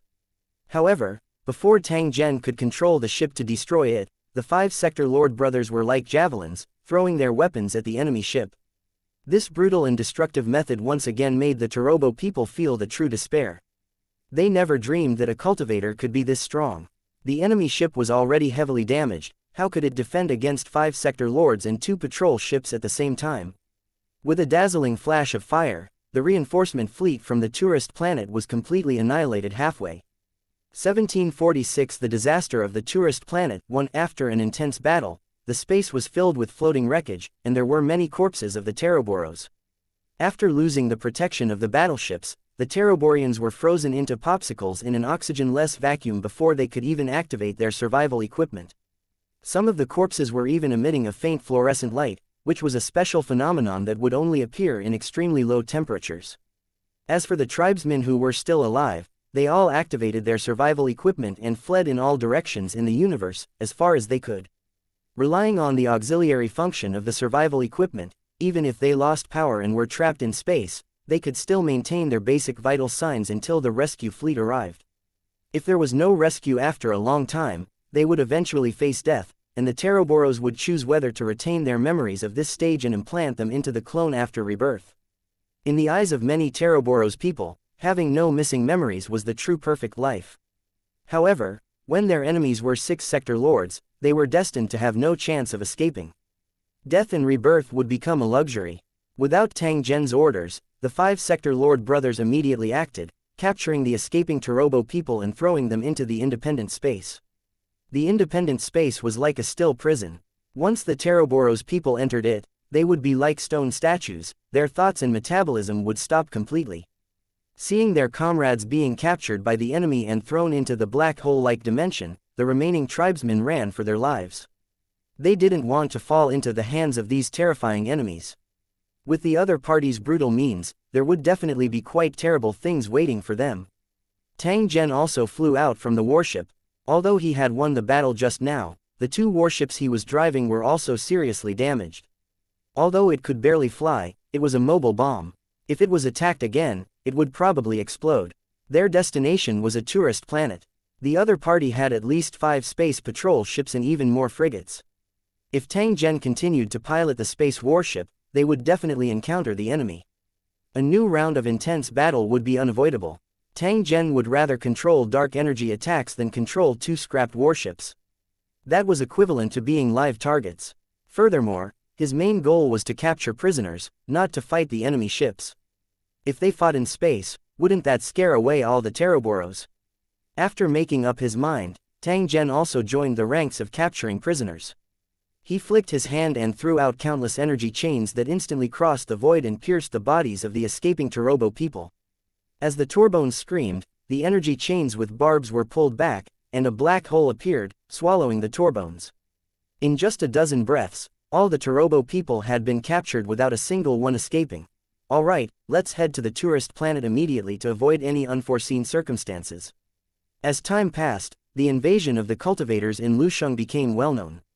In order to avoid being affected by the war, the Teroboros people on the tourist planet might choose to come here. The Sector Lord 5 brothers heard this and followed behind Tang Zhen, turning into beams of light as they headed towards the tourist planet. The name of the tourist planet was very strange.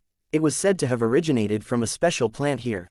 The mountains were wondrous, the waters were beautiful, and the vegetation was dense. The natural environment here was definitely one of the best among all the planets of the tribesmen.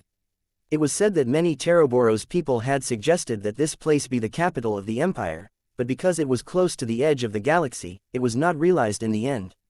For the Terobo people to make such a suggestion, it was enough to show the beauty of the scenery on the tourist planet.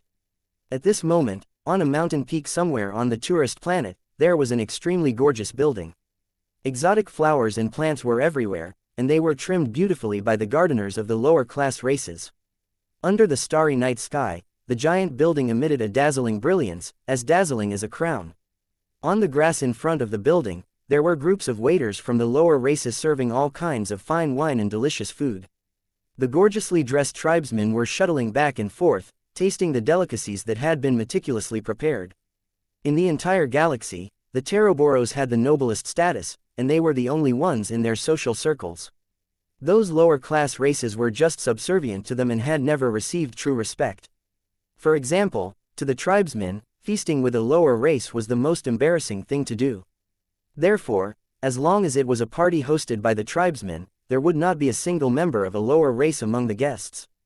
To the tribesmen, this had already become a custom that had never been changed. However, at tonight's banquet, some of the Teroboros people felt humiliated because they discovered something that made them extremely angry. A few people of unknown origins, but it was obvious that they were not from the Terobo kingdom, had actually appeared at the banquet in such a grand manner. They were vulgar and ugly. At this time, they were standing at the dining table and eating the delicious food that was carefully prepared without restraint. There was a lot of food, and the tribesmen could not finish it at all. From the start of the banquet until now, not many people had eaten. Even so, no one cared about it at all. At worst, they would just throw it into the garbage disposal truck. However, when they saw the food being tasted by the lower-class races, an indescribable anger rose in the hearts of the Terobo people. It was as if this was an insult to them. This was his own food.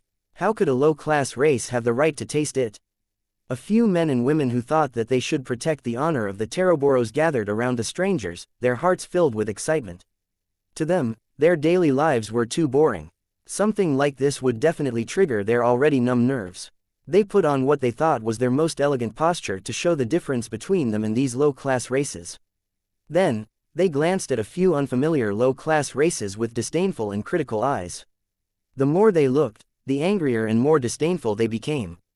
The tribesmen finally couldn't take it anymore and began to reprimand him in a rather unfriendly tone. "What's wrong with you? Do you know who you are?" When the unknown people heard this, they looked at each other and a strange smile appeared on their faces. As if they did not hear the Terobo people's reprimand, the few of them picked up the food and started munching again in front of the men and women. The already fat and juicy food in their mouths splattered juice as they chewed, constantly making strange chewing sounds. "Oh my God, this is too rough. I can't bear to look at it. Filthy things, this is also the food that you won't eat. Get out of my sight, you filthy things." The few people in front of them were still unmoved, as if they were air and were directly ignored. And NBSP, seeing that these low-class races had ignored her, a Terobo woman walked up and poured the wine in her cup onto the leader's face. After seeing the woman's actions, the onlookers didn't try to stop her. Instead, they looked excited and were ready to watch a good show. In this country that prided itself on its technological civilization, the hierarchy was extremely obvious. When faced with the lower-class races, the tribesmen had countless privileges. Even if the woman were to step forward and give her a few slaps across the face, no one would think that she had lost her composure, let alone splash a glass of wine on her opponent to humiliate him. Instead, they would praise her for protecting the honor of the Terobo people. Under the expectant gazes of the Teroboros people, the glass of wine was thrown at the man who was chewing on his food. To everyone's surprise, the man tilted his body slightly and dodged the wine that was thrown at him. The man turned around without a care, took another serving of food and stuffed it into his mouth. He also took a bottle of wine from the table and smiled at the woman opposite him. "I've long been tired of killing trash like you, you reckless thing. However, since you dared to splash wine on me, if I don't punish you, how am I supposed to make a living in the future?" As soon as the man finished speaking, the wine bottle in his hand flew up and smashed directly on the head of the Tarobo woman. Bang! With a crisp sound, the wine bottle shattered into powder, and blood and wine flew everywhere. And NBSP, the Tarobo woman was shocked. Never in her wildest dreams would she have thought that this low-level race would dare to attack her. Plop! The Tarobo man who was hit by the wine bottle fell to the ground, blood gushing out like a fountain. The expressions of the surrounding tribesmen changed at the same time. They looked at the low-level race that had just attacked with killing intent, and the flames of anger in their hearts were completely ignited. His actions were the most serious provocation to the Taroboro's people, and they could not be forgiven. Guards, where are the guards? Capture these bastards immediately. I want them to pay the price. I want them to suffer a fate worse than death. The woman's friend was shouting and calling for the guards to come over. The Taroboro's people beside her were also alerted, and they all looked over. Damn it, what a killjoy! The man sneered. An electromagnetic grapeshot gun suddenly appeared in his hand, and he opened fire at the crowd in front of him. With a muffled bang, the Tarobo people around him were hit by the bullets, and their bodies were instantly torn apart. It's time to start work. If we continue to dawdle, Sir Tang Zhen will probably become impatient. Hearing their boss's call, the 4 Sector Lord brothers who were eating and drinking agreed and left the table reluctantly, revealing a sinister smile to the tribesmen. Before the Tarobo people could react, the 5 Sector Lord brothers were like wolves that had charged into a flock of sheep, constantly capturing the guests that were running away, throwing them into the individual spaces one after another. In just 10 minutes, all the tribesmen who attended the banquet were arrested, and the waiters and security guards had long since fled. The 5 Sector Lord brothers looked at the raggle-filled banquet grounds, shaking their heads in regret, each carrying a bottle of wine and leaving. 1747 The game of the Sector Lord's 5 brothers won. After reaching the tourist planet, Tang Zhen and the 5 Sector Lord brothers split into 2 groups and started their own operations.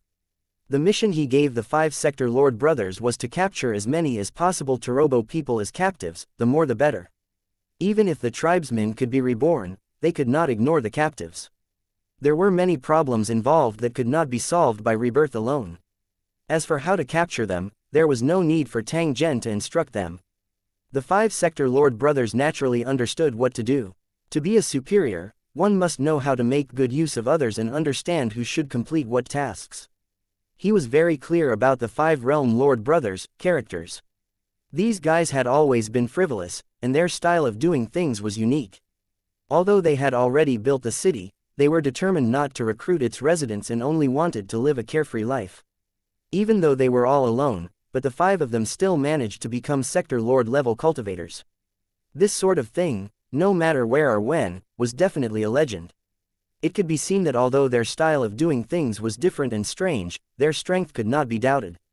If they hadn't run to the Island of Destiny on a whim and ended up being thrown into the Purgatory Abyss because they broke the rules while drunk, the Lusheng warzone they were in would have been turned upside down. When the 5 Sector Lord brothers suddenly disappeared, it was great news to the battlefields they were in, and countless lords of Lusheng celebrated. It was because the 5 brothers' reputation was too bad. From time to time, they would come to the various towers to drink wine. The lords of the towers did not dare to offend them easily, and they would do their best to entertain them. Of course, the 5 brothers weren't that kind of ruffian. After eating the wine and meat of others, whenever the other party was in trouble, as long as he called out, the 5 brothers would do their best to help. Even so, the lords of the towers were still nervous. They would rather that such a thing did not happen. With such a powerful cultivator by his side, he would always feel uneasy, afraid that the other party would suddenly turn hostile one day and his tower would suffer a disaster. The difference in strength between the 2 sides was too great. They couldn't even pee in a pot, so how could they play happily? In the blink of an eye, hundreds of years had passed. Just when the lords of the towers thought that the 5 brothers were completely dead, they suddenly returned to the battlefield they were in. After hearing this news, the lords of the towers in the warzone were so scared that they couldn't sleep or eat in peace, for fear that these 5 fiends would come to their door. What they were afraid of happened. After the 5 Sector Lord brothers returned to the war zone, they immediately went to visit all the powerful cities in the war zone, under the beautiful name of visiting their old friends. With the arrival of the 5 fiends, the lords of the towers had no choice but to come out and welcome them. They were treated with good food and wine, and even gave them a precious gift before they left. He had no choice but to send them off, because the 5 brothers would always cry about how poor they were, and their words could be said to be tear-jerking. He said that no one had managed his city for hundreds of years and that it no longer existed. He said that his brothers were so poor that they could barely wear pants. Looking at the 5 sector lord brothers who were crying about how poor they were, the lords of the buildings were sighing and comforting them, but in their hearts, they were cursing at them. A sector lord, one of the few big bosses in the battlefront, would he be so poor that he couldn't even wear a pair of pants? Only a fool would believe such nonsense. After walking around the battle area, the 5 sector lord brothers went straight to the 5th battle area to fulfill their promise with Tang Zhen.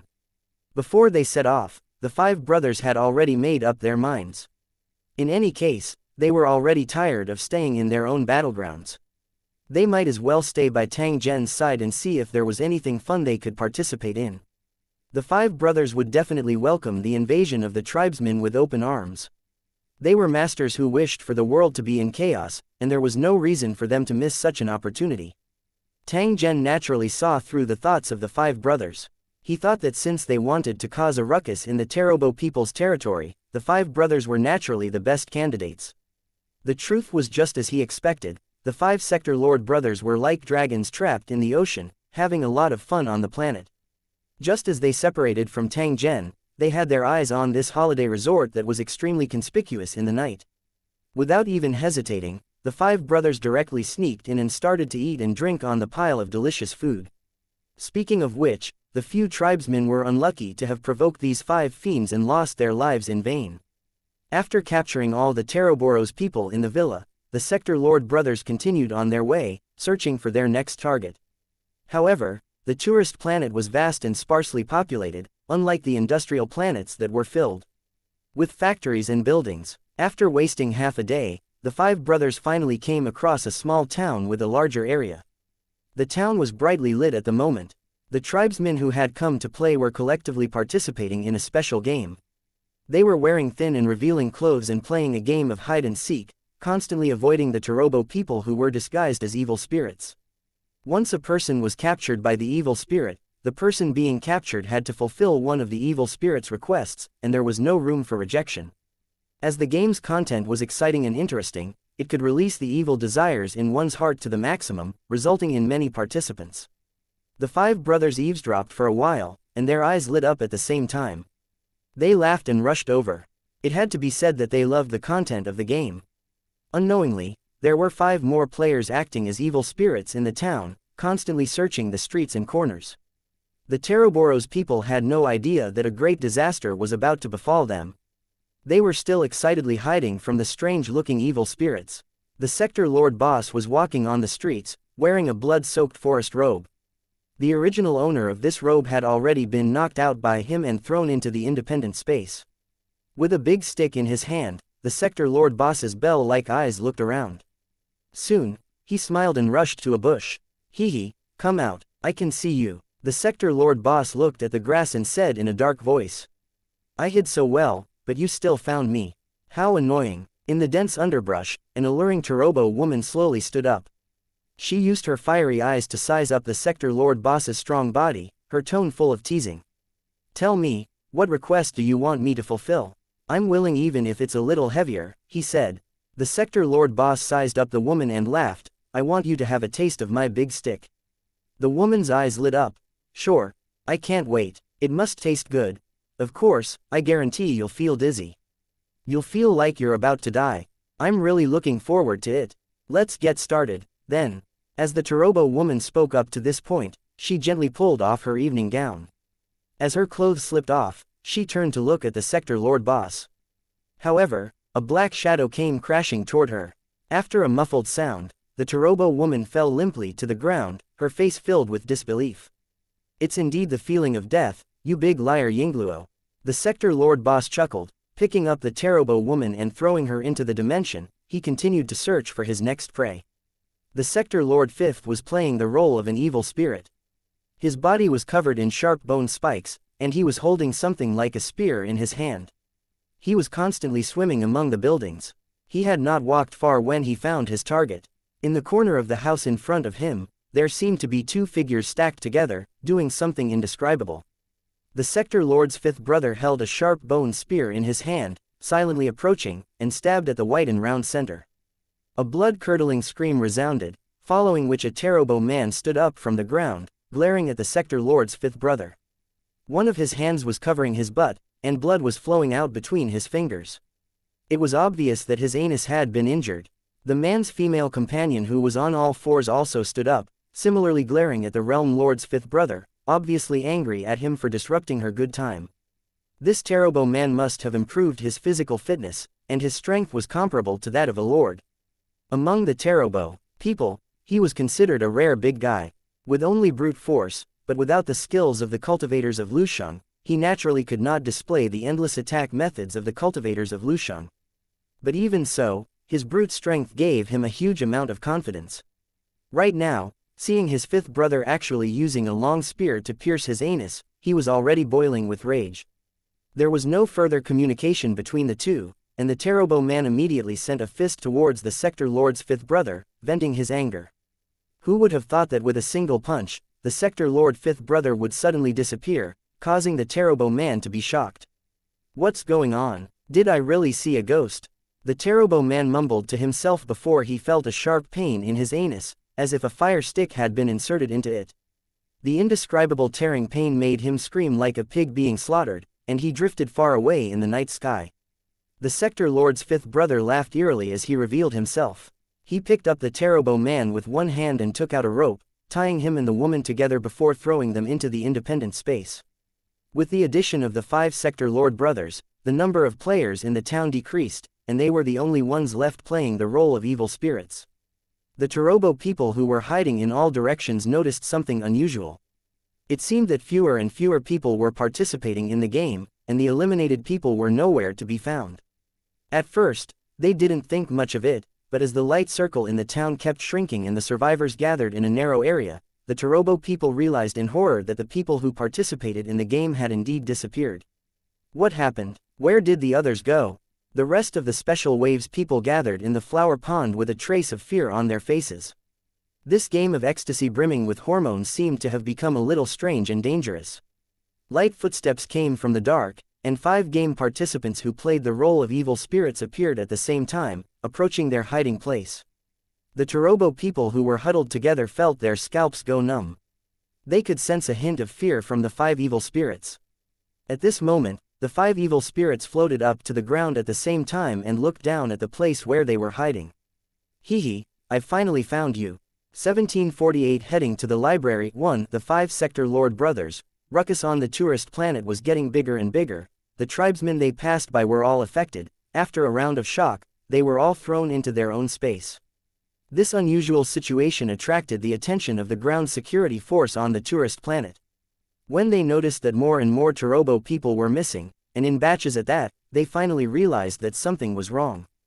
In the current tense situation, the existence of the cultivators in Lusheng had made the tribesmen, who had always been arrogant, gradually realize that they were not truly invincible.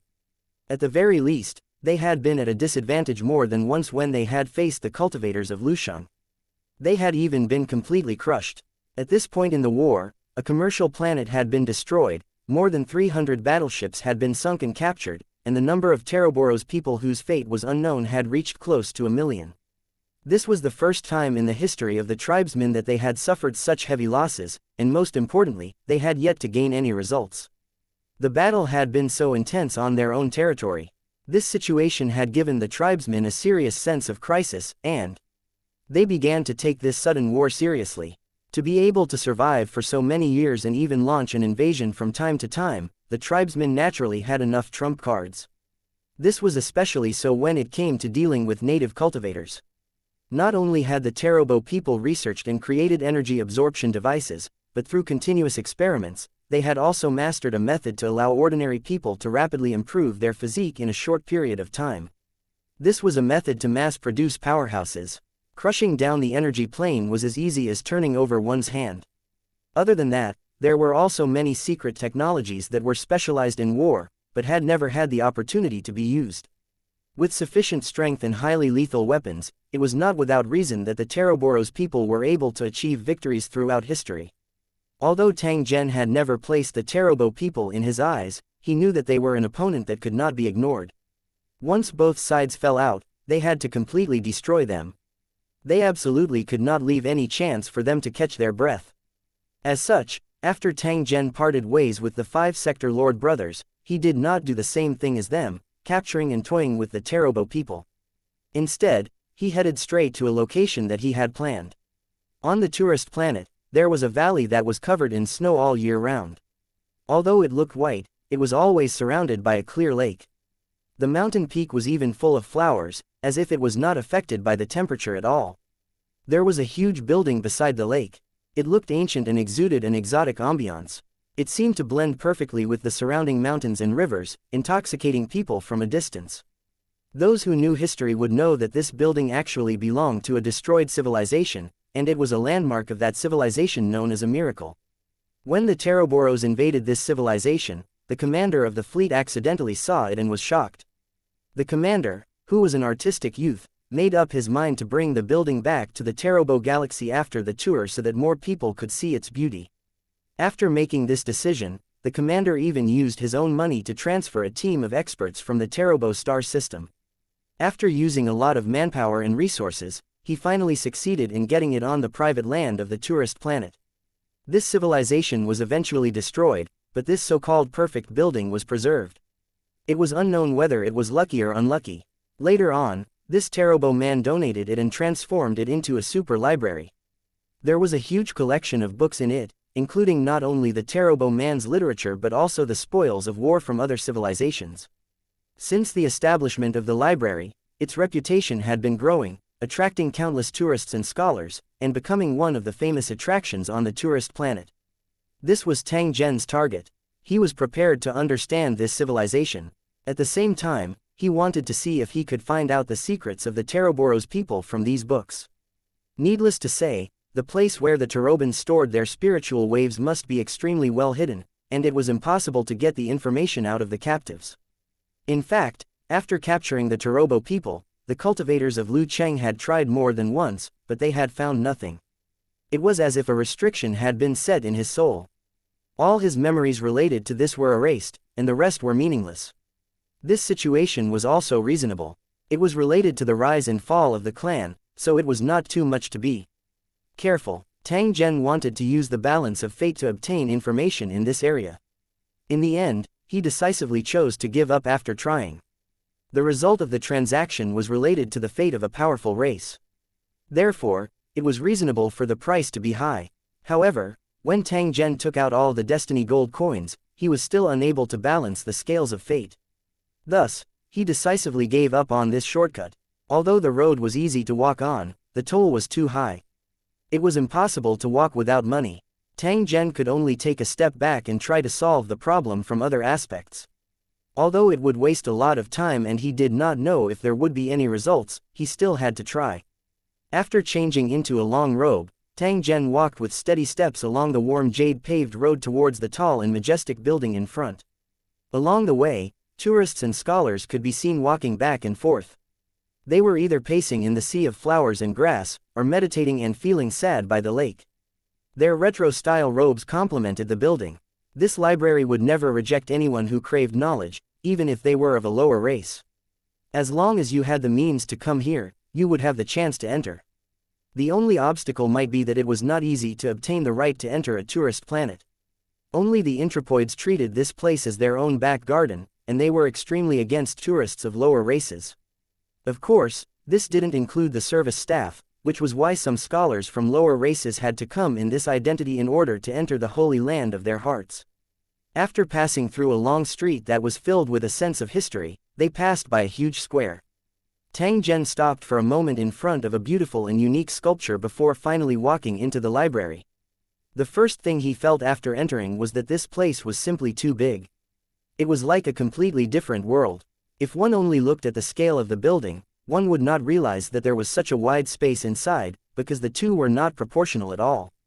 In fact, this was also the reason why the library was called a miracle, and why Commander Tarobo insisted on bringing it back. If it was just beautiful, it wouldn't have been so difficult. It must be known that a seemingly simple movement required a huge amount of money. It was definitely not as simple as doing it as one wanted. Tang Zhen had long since seen that this building utilized the principle of spatial laws, causing the interior space to be more than 10 times larger than the main body. The expansion of the internal space might only be the most magical thing on the surface. There should be more secrets, just that they had not been made public. Tang Zhen wasn't very interested in this. With his current strength, building such a building could be said to be a piece of cake. It wasn't challenging at all. In his eyes, the so-called miracle was more like a child's show-off, not worth mentioning at all. After entering the library, he used the ancient process of registration and signature. Tang Zhen used the information of that unlucky bastard, Carter, and easily obtained a pass. Please take good care of those precious books, because they are truly priceless treasures. If you destroy them, it's very likely that you'll lose the right to enter this place. Believe me, that will definitely be the greatest regret of your life. The staff member reminded Tang Zhen. Although she had already said this to countless people, she still did not get tired of it. Tang Zhen nodded his head. Of course, he would not destroy it. If he was willing, he might even move the library once again. However, in that case, the library would no longer belong to the tribesmen and would become Tang Zhen's private property. The readers would also become cultivators in the city. 1749 The mysterious book. 1. The library was filled with people as well. They walked between the huge bookshelves. Compared to the enlarged items, the figures of the readers seemed rather small. In front of the huge bookshelf was an automatic reading system, which was the only technological item in the library. Apart from that, almost everything remained the same as before. It seemed that the manager was unwilling to destroy the original appearance. Even though the area was large and there were many people, it was rather quiet. In addition to the deliberate silence of the intruders, there should be some kind of noise-canceling device here, so that the noise could not travel too far before it was absorbed and dissolved by an unknown force. Beside each reader was a thick book.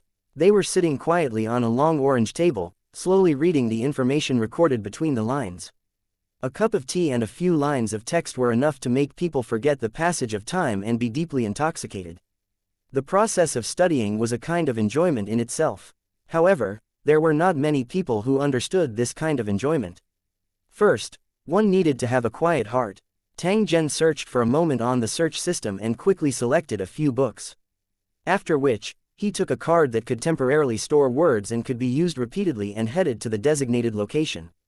A brief history of Tarobo, the turning point of fate, the biography of the legendary figures of the empire, undying soul, undying spirit. Just by looking at the names of these books, one could feel the pride that came from the bones of the Tarobo people, and an indescribable pride. These authors were all very lucky. They had plenty of time and energy, and they did not have any problems in their lives when writing. This was the most ideal writing environment for an author. Without any burden, he was willing to spend enough energy to make these words so exquisitely carved that almost every one of them could be called a classic. Tang Zhen's eyes swept through the words line by line. He was not in the mood to appreciate the emotions revealed between the lines of the author's words. Instead, he continued to spin a cocoon, trying to find possible clues in these words. With the passage of time, some things would be forgotten, but there was still a lot of information that would be preserved through words. This was the most basic method of passing on a civilization. This was the case for all civilizations, and the tribesmen were no exception. Every time he saw useful information, Tang Zhen would record it down and search for it together later. As a quiet reader, Tang Zhen's existence did not affect anyone. Therefore, no one paid too much attention to him. No one would have thought that this young man reading on the table was the commander of the cultivators from Lu Cheng who invaded the Tarobo system. If the Tarobo people knew about this, they would probably kill Tang Zhen even if it meant destroying the entire planet. Tang Zhen's reading speed was extremely fast. It didn't take him long to finish reading the book in his hand. After which, he went to search for the corresponding books according to the information he had just recorded. Then, he was surprised to find that the books he was looking for did not exist at all, or they could not be borrowed for some other reason. Tang Zhen knew that there was definitely a reason for this situation that he did not know about. Otherwise, it was impossible for such a coincidence to occur. If it was something else, it would have been fine, but this was related to his plan. He could not give up so easily. Even if he had to tear down the library, he had to find the relevant information. No one could stop him. Should he take action directly, or should he figure out the specific reason first? After thinking for a moment, Tang Zhen still looked for the manager of this place and raised his own question. After hearing Tang Zhen's question, the administrator sized him up with a strange expression. His eyes seemed to be filled with curiosity and doubt. After Tang Zhen saw the other party's expression, he knew that this matter was likely not simple. Your eyes tell me that these books definitely exist. However, there are special requirements to read them, right? Upon hearing Tang Zhen's question, the administrator nodded his head and replied in an indifferent tone, I think you should know that these books were written by the same person, and the author has been missing for many years. Therefore, it was not an exaggeration to say that these books were truly one of a kind and priceless. Of course, no matter how precious a book was, it was still for people to read and learn. It was just that if it was put aside, it would naturally lose its original meaning. However, the key problem was that these books were written in a coded language by the author.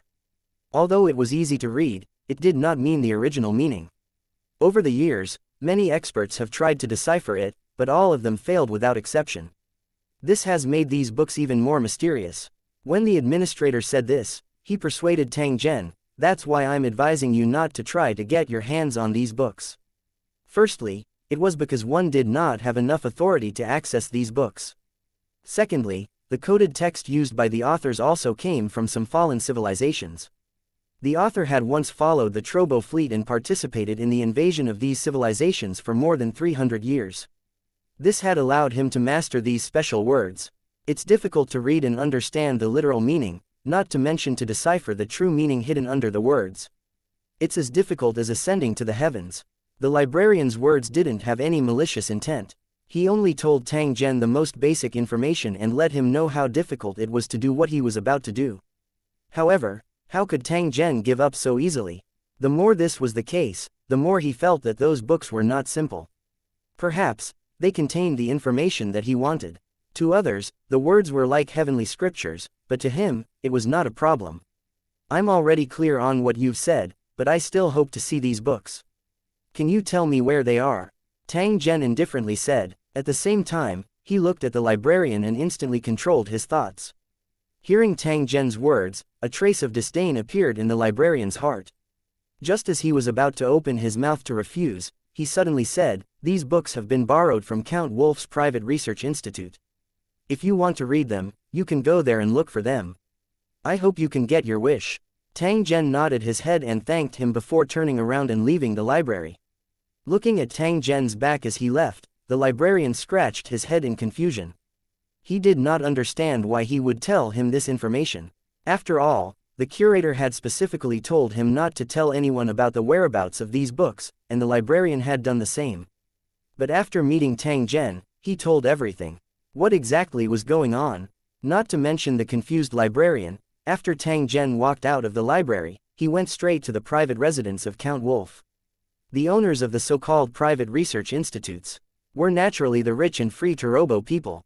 They were willing to set up various private institutions for their interests and hobbies, investing enough financial and material resources, and never tired of it. This was actually a good thing, because many amazing things in the progress of the Turobo civilization came from these private research institutes.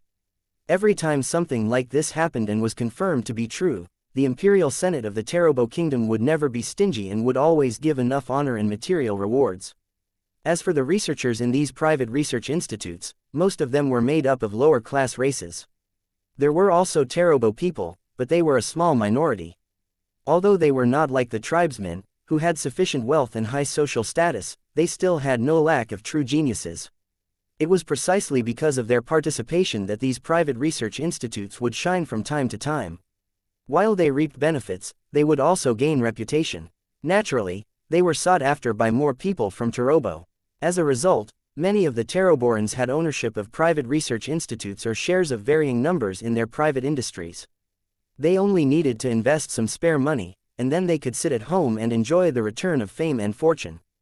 This was definitely the best deal for the people of Turobo. 1750. The whereabouts of the Book 1. The Wolf Institute was also located on a tourist planet, but it was on the other side of the planet, at a place called Dreamy Beach. The beach here was very unique. There were all kinds of colorful tiny crystals in the sand. Under the light, they emitted a rainbow-like light. The beach was exquisite and beautiful, and the sea water was as charming as crystals. From a distance, it looked like gemstones inlaid in gold, like the most beautiful natural jewelry, exuding an intoxicating brilliance. This place was also full of tourists, far more than the Snow Mountain Library. It should be known that most people still preferred to travel around. When Tang Zhen arrived at the Dreamland Beach, it was coincidentally the time when the number of tourists was at its peak. Those tourists on the beach were completely unaware that someone had just flown over their heads. On a cliff not far from the beach, there was a milky white building. Perhaps the designer was deliberately showing off his skills. The whole building was deliberately designed like a staircase, extending into the abyss ahead. More than half of it was already suspended in the air. There was no support under the main body of the suspended buildings. They looked shaky, making people wonder if the buildings would be blown down by a gust of wind. Of course, these worries were unnecessary because the building was made of a special biological memory alloy with a strong self-healing ability. Even if the cliff collapsed, the building would not be in any trouble. When Tang Zhen arrived at the Wolf Research Institute, he was stopped as expected. The guards here strictly prohibited Tang Zhen from entering on the grounds that it was private property. Before he arrived here, Tang Zhen knew that he would definitely be stopped. Therefore, he directly attacked after he was rejected. With a wave of his hand, he destroyed the main door of the Research Institute.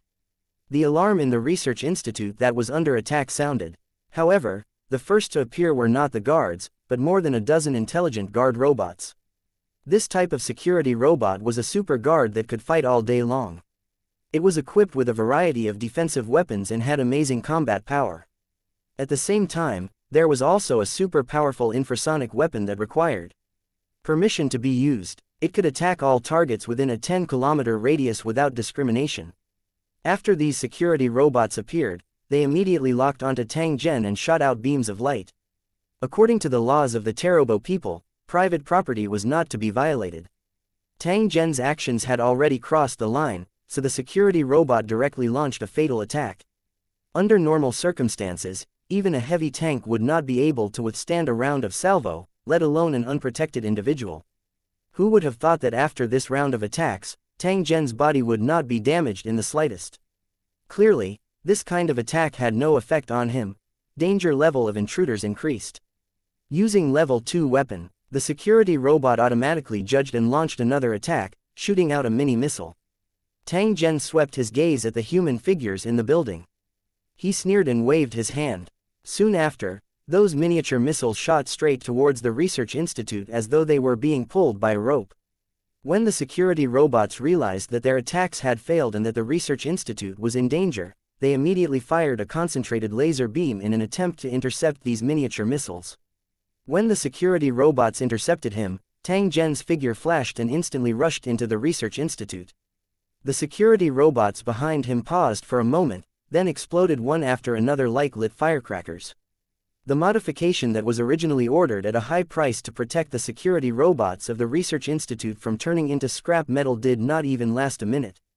Tang Zhen rushed into the building with lightning-like speed. He locked onto a group of people who were fleeing in a panic and extended his hand forward to grab them. Several members of the Research Institute were controlled and their memories were searched in a very short time. They were then thrown to the ground like garbage. They're not here. They were secretly moved away. It seems that these books are not simple. Back then, when Tang Zhen was choosing the books, he had carefully filtered through them before finally finding a trace of clue. However, he didn't expect that it would take so much effort to find these books. Even the Wolf Institute didn't have them. Through the memory search, it could be confirmed that the book had been taken away by a group of people half a year ago. There was no more information after that, and the staff here had no idea where they had gone. Tang Zhen naturally wouldn't give up so easily. He simply captured all the senior executives of the Wolf Research Institute and searched their memories one by one. Only then did he find some useful clues. The mysterious people who took the books away were said to be related to an art company, or at least on the surface. Since there was a clue, Tang Zhen naturally would not miss it. After leaving the Wolf Research Institute, he headed straight to the only large city on the tourist planet. The city was a transit point for the Taroboros people to enter the planet, and the landmark was a floating tower that was more than 10,000 meters tall. Hundreds of hexagonal metal balls were connected by high-strength ropes and floated into the air like balloons. They looked like huge candied haws. Tourists had to take an anti-gravity ropeway to go up and down the metal balls. After activation, they would immediately fly up along the rope to the designated location. In addition to the anti-gravity ropeway, they could also use a device similar to a teleportation light pillar to reach the restaurant at the top of the cloud in a very short time. In addition to the floating tower, there were many other attractions in the city, all of which were high-tech products, and the theme changed from time to time. If it was a ghost-themed event, the entire city would become gloomy under the effects of the lighting technology. From time to time, real traces of ghosts and monsters would appear in the air and on the ground. If it was a primitive theme, then all the buildings would become antique, making people mistakenly think that they had traveled to the ancient wilderness. The tourists would also dress up like the ancient people and walk through the streets. To be able to change the style of the entire city at any time was obviously not an easy task. It could be said that the entire city was the crystallization of science and technology, and a great amount of manpower and material resources had been invested. Without a long life, a stable environment, and sufficient financial support, such a miraculous city would never have appeared. When Tang Zhen came to this city, it was just in time for the magic-themed week. The entire city's buildings changed overnight, and it looked like a real magic plane. It was not just the buildings, even the shops along the street had a drastic change in their interior style, perfectly fitting the city's theme. The pedestrians on the streets were either dressed as mages, swordsmen, assassins, or elven rangers. In short, none of them were dressed in modern clothes. As long as one was in the city, they had to follow the rules here. Otherwise, they would be refused entry so as not to destroy the environment and atmosphere that had been built with a lot of money. Tang Zhen had naturally heard about this before he arrived.